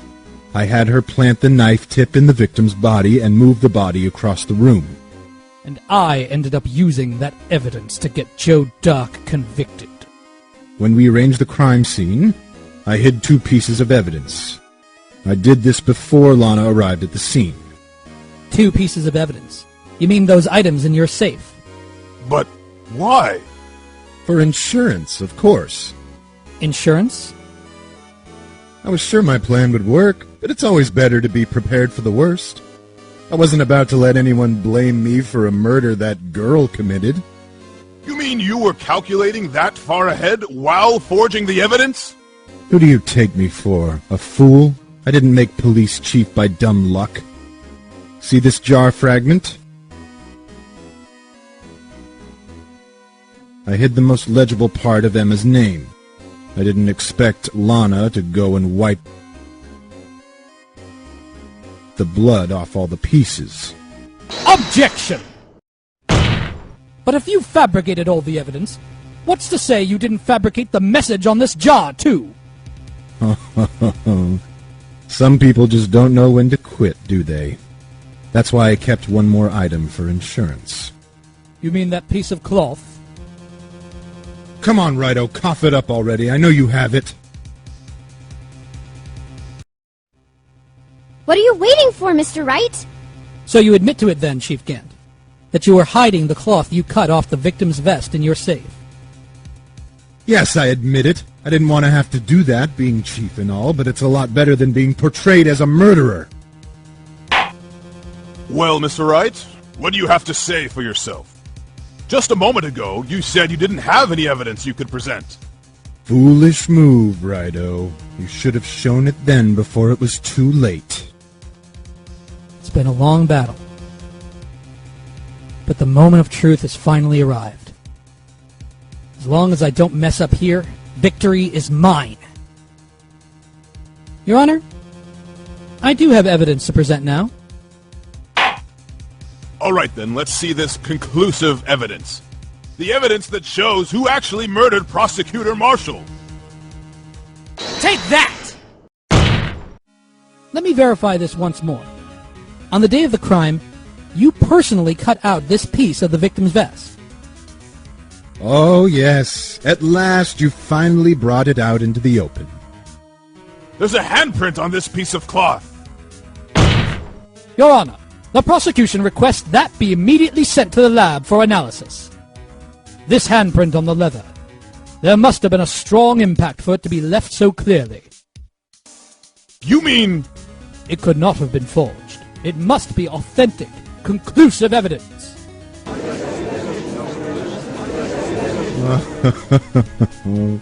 You're as slow on the uptake as ever, Worthy. What? Think about it. Righto had all this time to present this evidence, yet he was reluctant to do so. Why would that be? You mean you already know? You know whose fingerprints are on that? Mr. Wright, do you really know? Whoever the fingerprints belong to must be the real murderer. Whose fingerprints are they? Very well, I'll tell you. It should be okay now. Everything's proceeding as predicted. The person whom these fingerprints belong to are... Take that! Emma? Emma Skye? What? They're mine? I'm sorry, Emma. But why didn't you tell me?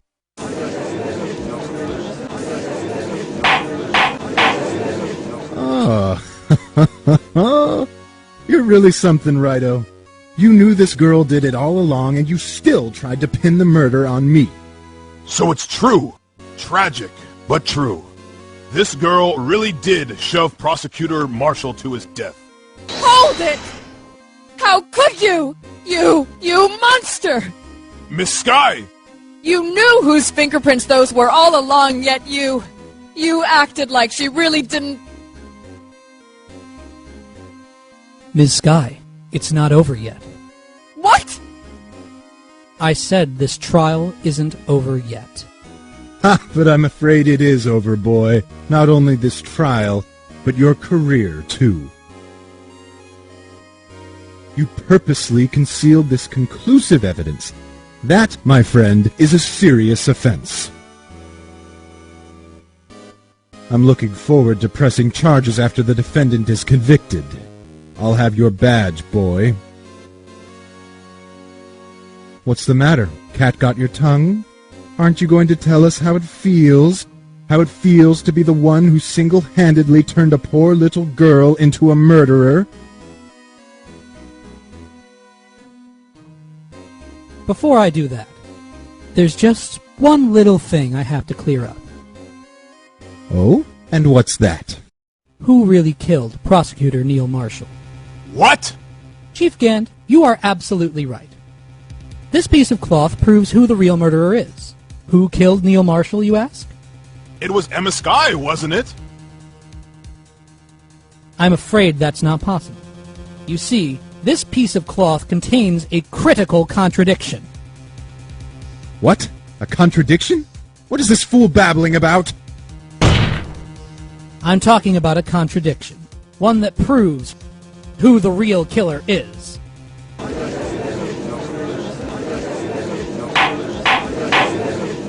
Mr. Wright, this piece of cloth, what could it possibly contradict? Chief Gant, your tyrannical reign ends here. Behold the piece of evidence that contradicts this cloth. Take that! And what exactly is this supposed to be? This is the picture Ms. Skye took. Take a good look at it. See where the piece of his vest was cut out? Yes, his shirt is showing underneath. It's hard to make out with all the blood on his vest, though. Exactly my point.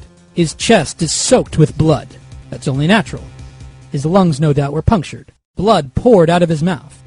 Oh, but that piece of cloth...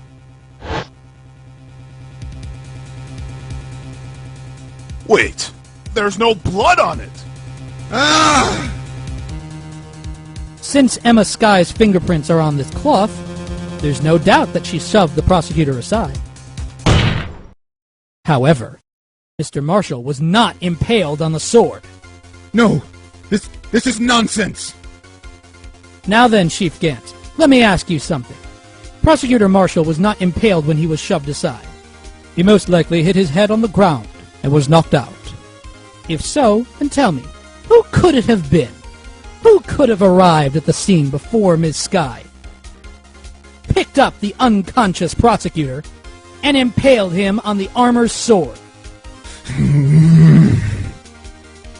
Then, to make it look like Emma was responsible for the prosecutor's death, said person proceeded to write her name on the jar with the victim's blood. Then he broke the jar on purpose to leave behind a clue and make Lana believe her sister did it. Remember what you admitted only moments ago? That you personally cut out this bloodless piece of the victim's vest? Ironic, isn't it? Through the very act of creating insurance, you proved that you were the actual murderer. No! It's finished.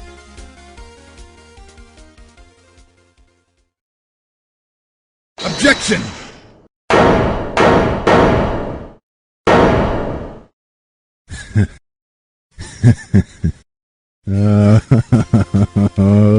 That was close, Wright-O. You almost had me. Sorry, but you'll have to do better than that. I refute your allegations. What do you mean, you refute his allegations? You see, that piece of cloth is illegal evidence.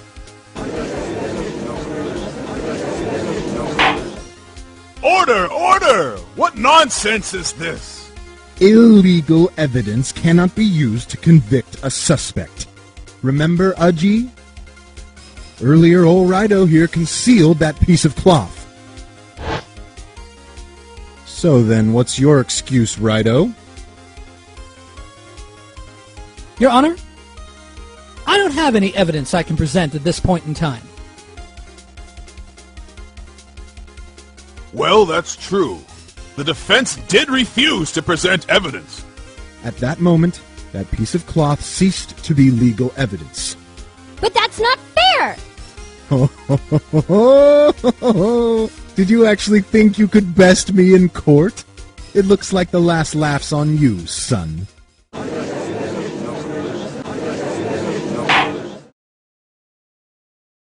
I'm afraid Mr. Gant's claim is legally correct. Well, Mr. Edgeworth? True. Illegal evidence cannot be used to convict a person. Assuming, of course, that the evidence is indeed illegal. Well, Mr. Wright? It seems, at last, the time for me to reveal my plan has finally arrived. Mr. Wright, do you admit to it? That you purposefully and illegally concealed this piece of cloth? Certainly. I refused to present evidence at one point. Aha! So the evidence is illegal. Objection!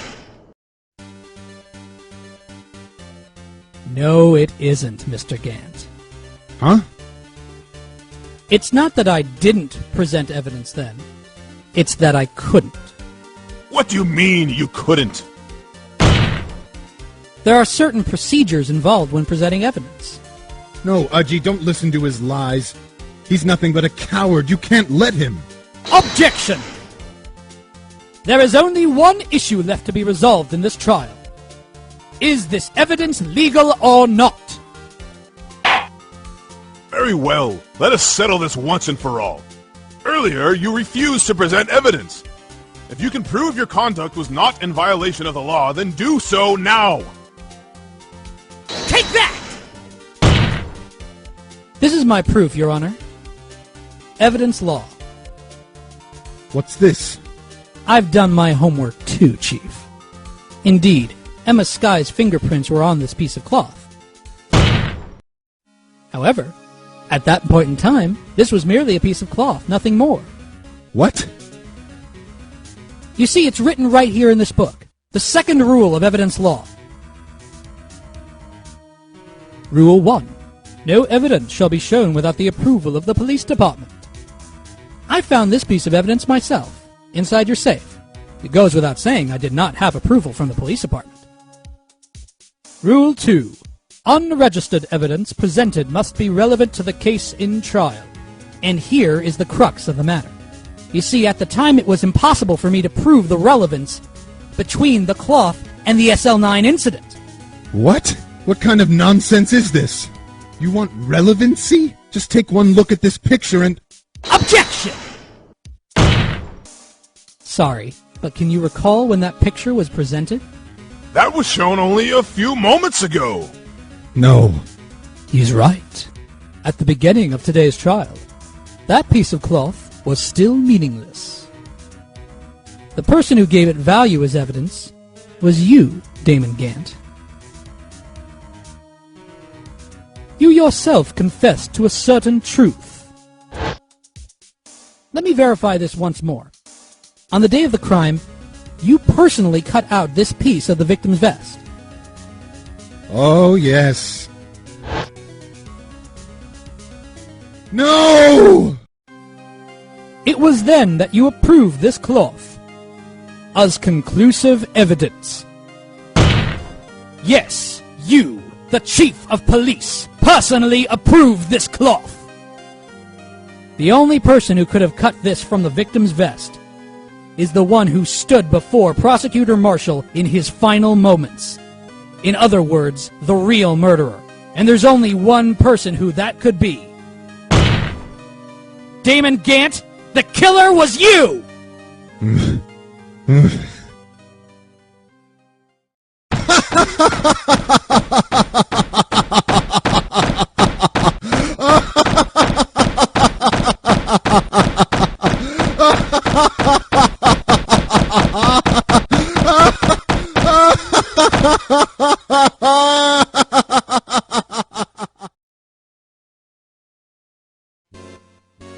I knew I should have gotten rid of him.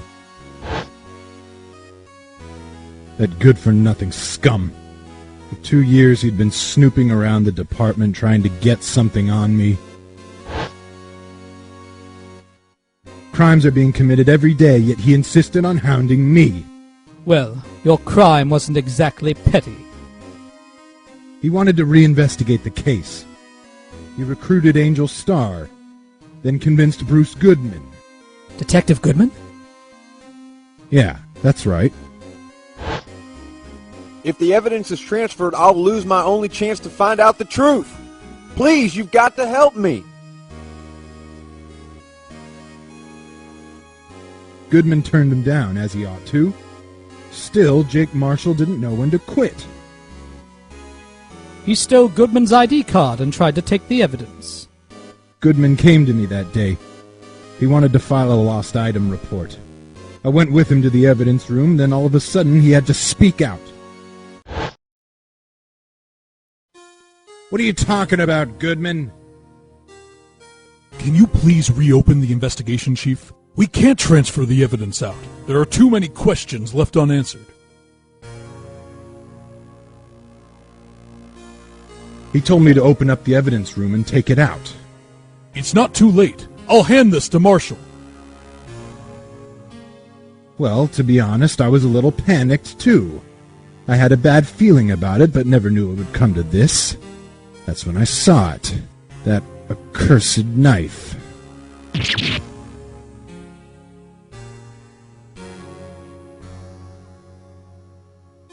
I couldn't just pull it out. You would only increase the amount of blood, and you couldn't finish what you started.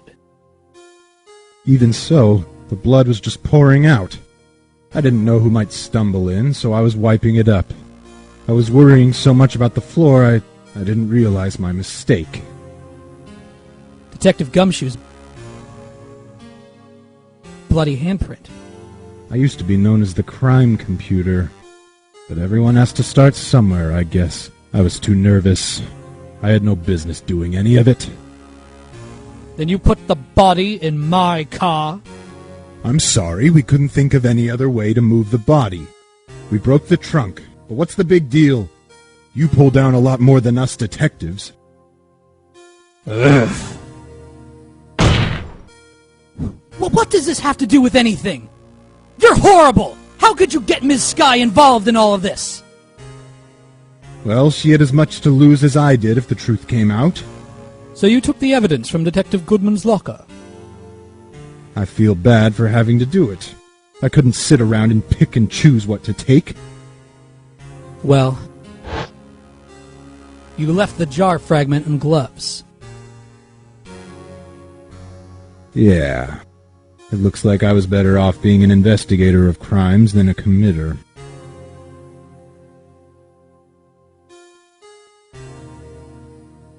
They all did their best to get in my way.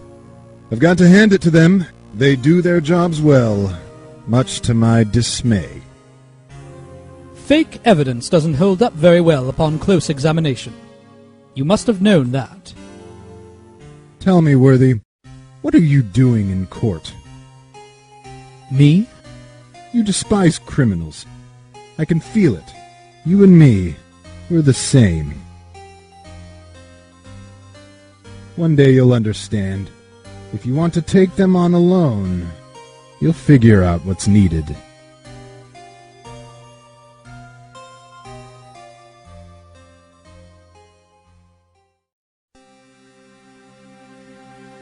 Well, looks like it's time to say goodbye. Oh, Udgy. What? Looks like we'll have to cancel that lunch date. Sorry, old friend.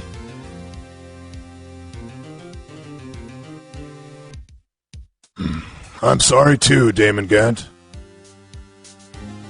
I knew you as you used to be, long ago. You were once a fine investigator and an example to others on the force. I'm sorry to learn that you are no longer that person. Those days are gone now, Udgy. Thanks for all the memories, though. Don't worry, you'll be fine. Now you have Wright here. And Worthy. With these two around, you can't go wrong. You see, if I listen carefully, I can hear it right now. The sound of a new beginning.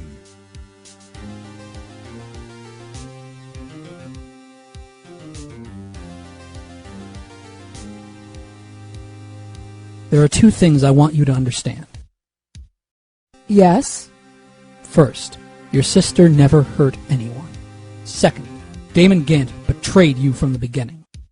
You see, Miss Skye, you no longer have any reason to keep silent. You're right. When this trial is over, I'll tell everything. All that I've done these past 2 years, from the time I had Gant help me forge evidence up until today. So, it seems all the questions raised in this trial have been answered. I'm sorry, Miss Skye. I couldn't get you out of all your trouble. My, what high standards you have for a rookie. I can see why Mia thought so highly of you. Who knows, a few years from now, he just might make it to the top.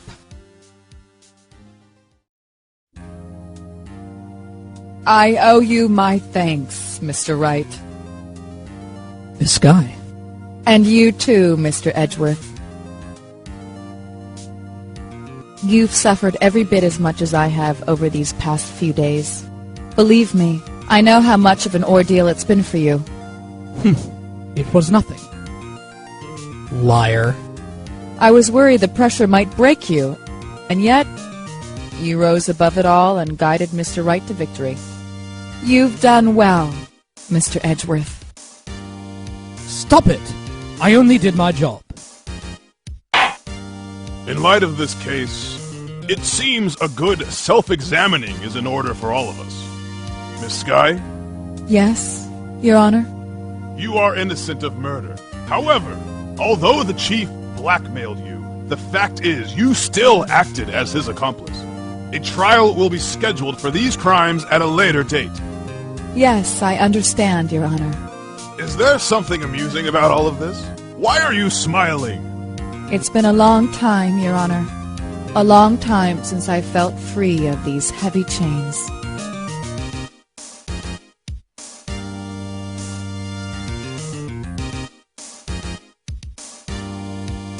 Well, this trial has gone on far too long already. Regarding the charge of murder, this court finds the defendant, Miss Lana Sky, not guilty!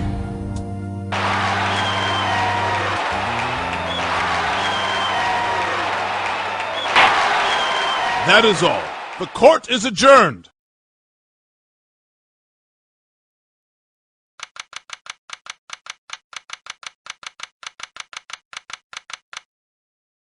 At long last, it's finally over. Emma? Why the long face? I'm sorry your sister didn't get completely off the hook, but at least she wasn't convicted for a murder she didn't commit. No, that's not it.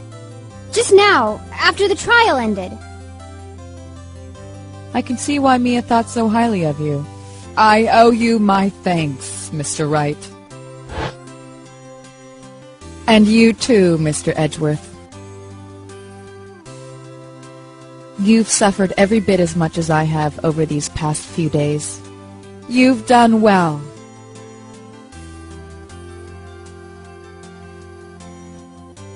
You know, I did my best too. But Lana didn't say a single word to me. Hope I'm not interrupting anything.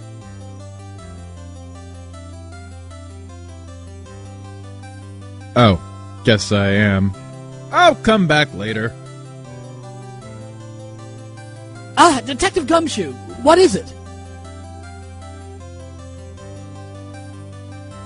You're doing this on purpose, aren't you? Making a detective run all around while on duty, and to top it off, you call me here. I've seen happier people at funerals. Hey, lighten up, pals. I'm only kidding. Oh, are you here because of my sister again? Nope, not this time. I came today because of you, pal. Me? That's right. I thought you'd like to see someone.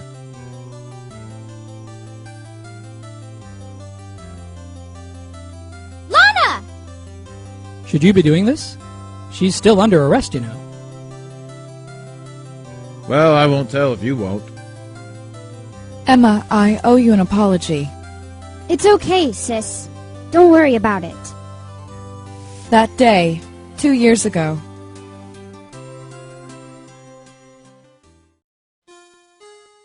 was the first time in my life I ever panicked. It was all I could do to keep myself from screaming. All I could think about was keeping you from getting wrapped up in that mess. Sis! I asked Anne to help me cover up the truth. I thought I was doing it for your sake, but now I realize I was wrong. I changed after that day. I had to. It was the only way I could make it through the past 2 years. I knew how much I was hurting you by distancing myself, but I couldn't bring myself to tell you what I did. I was scared. Scared that you look at me with those eyes of yours. I was scared of how you'd react if you knew. But sis, you're only doing it for me. No. Huh? I turned my back on you that day. In hiding what I believed to be the truth, I was deceiving you. Sis? I'm such a fool. It took me all this time to realize it.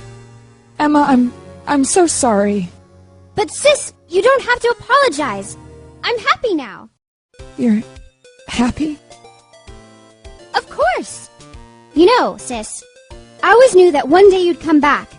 And now you have. Oh, Emma. Emma.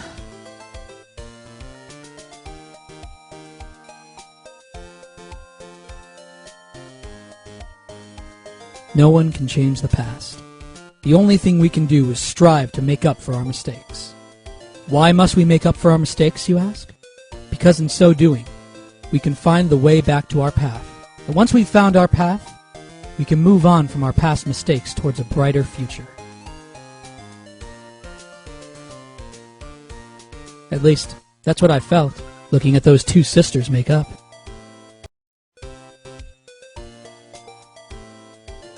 Mr. Wright? Mr. Gumshoe? Me? Thank you both for all that you've done. I'm sure we'll meet again someday. Isn't that right, Edgeworth? Edgeworth? Stop hiding and come over here.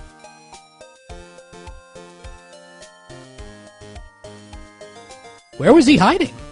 I just came to say, congratulations. Thank you. Thank you, Mr. Edgeworth. Right. Well, I'll be going now. Mr. Edgeworth, I hope you don't blame yourself for what happened. We were the ones who acted corruptly, not you. It's too late for me. No matter what anyone may say, I realize today that I can't change my own mistakes. Mr. Edgeworth? Not only that, but I don't even trust myself anymore. Chief Gant was right. You despise criminals. I can feel it. You and me, we're the same. One day you'll understand. If you want to take them on alone, you'll figure out what's needed.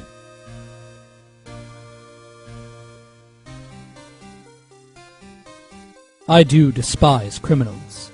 I plan to dedicate my entire life to fighting them. But in order to fight crime alone, one needs a weapon. It's scary, but I've been thinking the same thing for quite some time now. But Edgeworth, who knows? Given enough time, I might have tried to pull something like Chief Gant did. That thought terrifies me. That's why I can't continue on as a prosecutor. Edgeworth, don't you understand? Damon Gant and your mentor, Manfred von Karma, were both the best of the best when it came to fighting crime. But they both made the same mistake. You said in order to fight crime alone, one needs a weapon. That may be right, but think back to today's trial. You weren't alone. You were working together with Mr. Wright. And because of that partnership, you were able to present evidence that otherwise would have gone undiscovered. Isn't that right, Mr. Wright? Huh? What? Oh, yeah. What is this, a pop quiz? Come on, Mr. Wright. Show him what Lana's talking about. Evidence that neither Edgeworth nor I would have been able to find on our own? Take that! That's the picture I drew. Our counterattack began with this. You had one half of the evidence list, and I had the other. Apart, we wouldn't have been able to completely restore Emma's picture. That didn't just happen by chance, Edgeworth. It's time for me to go. Mr. Edgeworth? If you'll excuse me, there are still some loose ends that need wrapping up. Take care. Chief Prosecutor. Edgeworth, what will you do now? Well, whatever you do, just remember, what happened in this trial can either make or break you as a prosecutor. In the end, it's up to you. I know. It seems I owe you my thanks too, Wright. But what I face now is my problem. Edgeworth, I'll be waiting for you in court. Farewell.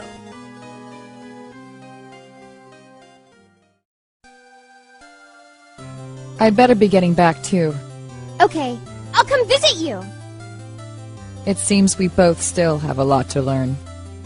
Here, this is a little something for you.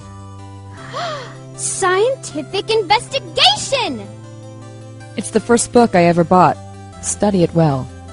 Thanks, sis. I will.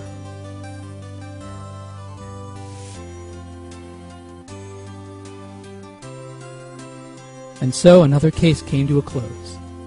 As for the sisters, I have faith. Faith that their lives have only just begun. And as for me, I think it's time I started on a new journey of my own. A journey to rediscover myself.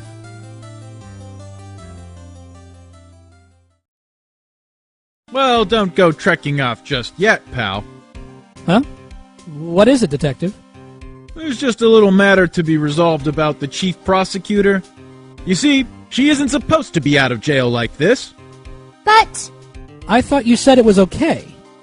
Yeah, well, it may be okay with me, but the folks at the prison are a different story. Huh? Basically, I had to bribe a guard in order to sneak her out for 30 minutes. Believe me, it wasn't cheap either. Huh? Way to go, Detective! I didn't know you had a wild side. Yeah, well, you see, Mr. Wright here's the one who'll be footing the bill. Huh? Huh? What? You think I could afford that with my salary? You gotta be kidding me, pal. Huh? Huh? Huh? Thank you, Mr. Wright. You're the best. Why is it I suddenly feel like I want to scream? Since we're all here, why don't we all go together? Yeah, that's a great idea. Come on, guys, let's go. Objection!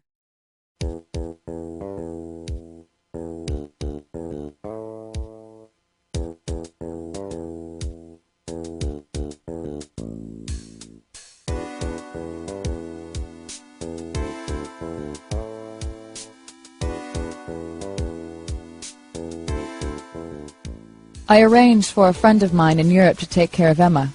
She's a coroner. I think Emma will be pleased. As for me, this affair has pretty much ended my days at the prosecutor's office. Still, I'll manage to find my way back to the field somehow. Then I'll be able to investigate crimes together with Emma.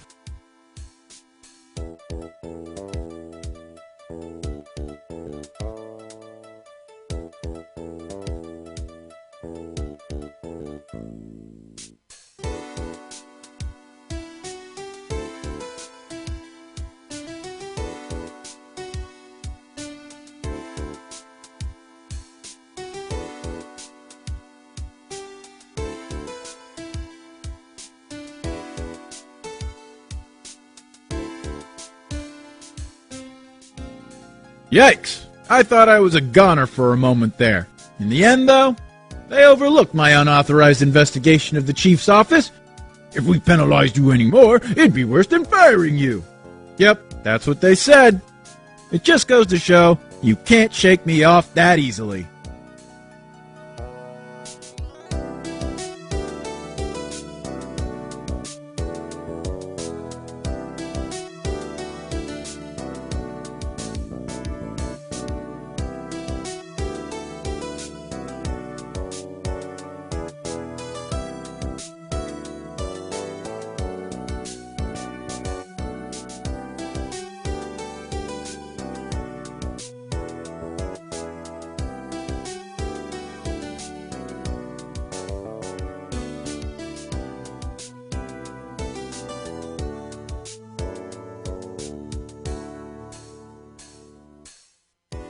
My new mission is to guard the main entrance and take care of Billy. Can you believe it? I've been demoted to a security guard.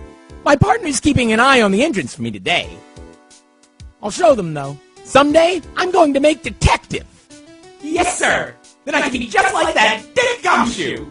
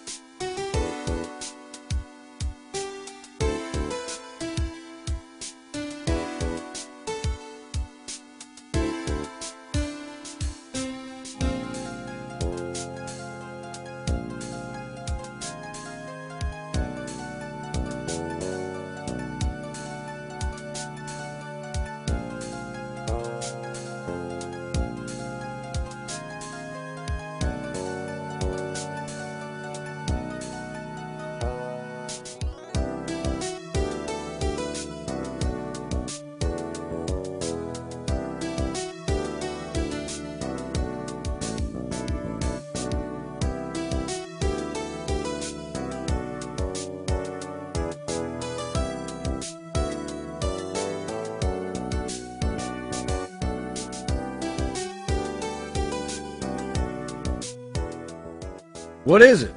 Can't you see I'm having me a showdown with a steak lunch, partner? Miss Starr managed to sneak this into me. She's seen one of the guards, it seems. Well, cowboy, it seems like you did it. You even gave Bambina back her smile. Can you make sure Billy and the gang get their water?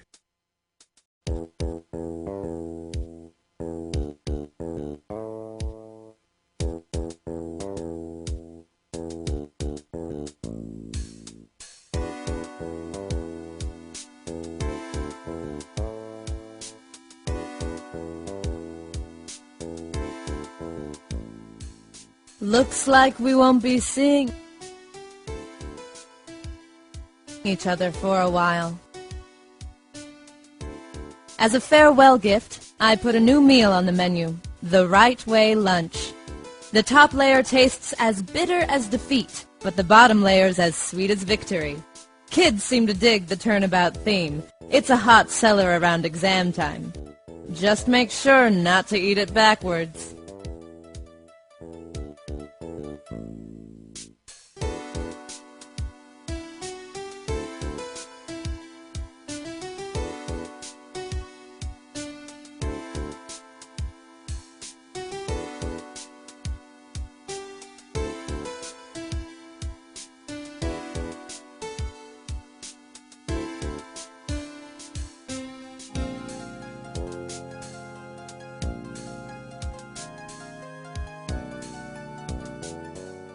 I'll never forget what that young defense lawyer said after the trial. Let's see, what was his name again? Mr. Left? Anyway, he said he's been doing, something or other for how many years? Ah, well, anyway, I've got another trial to get to, so I'd better be, Huh? Oh no! I forgot my gavel! Sorry, gotta go!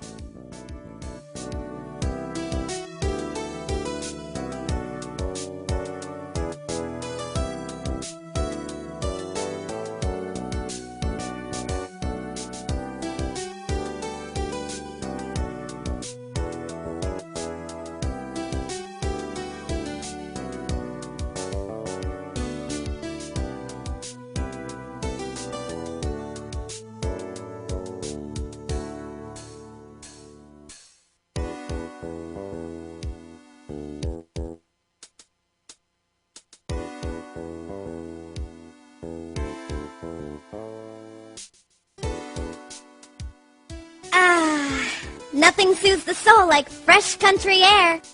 Still, sometimes I do miss hearing Nick and his objections.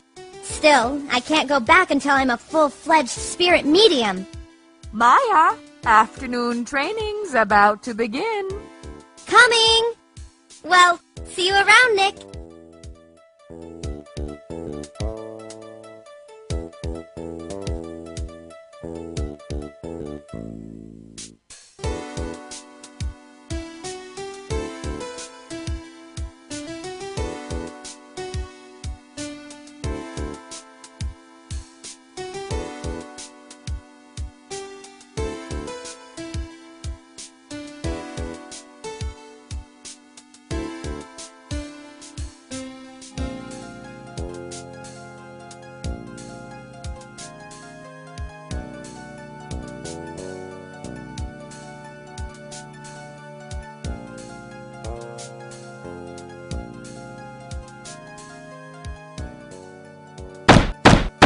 Mr. Edgeworth? Mr. Edgeworth? I brought you your tea.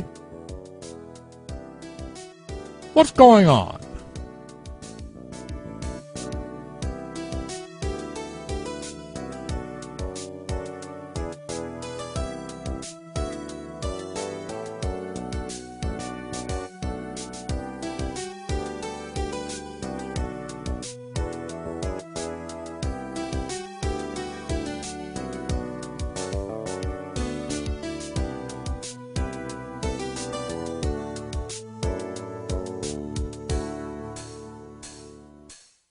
Thanks for coming to see me off. I can't believe I'm going to Europe. Thank you, Mr. Wright. Thank you so much for everything. I'm a little sad, but I'll be all right. Whenever I want to see Lana, all I have to do is open this book.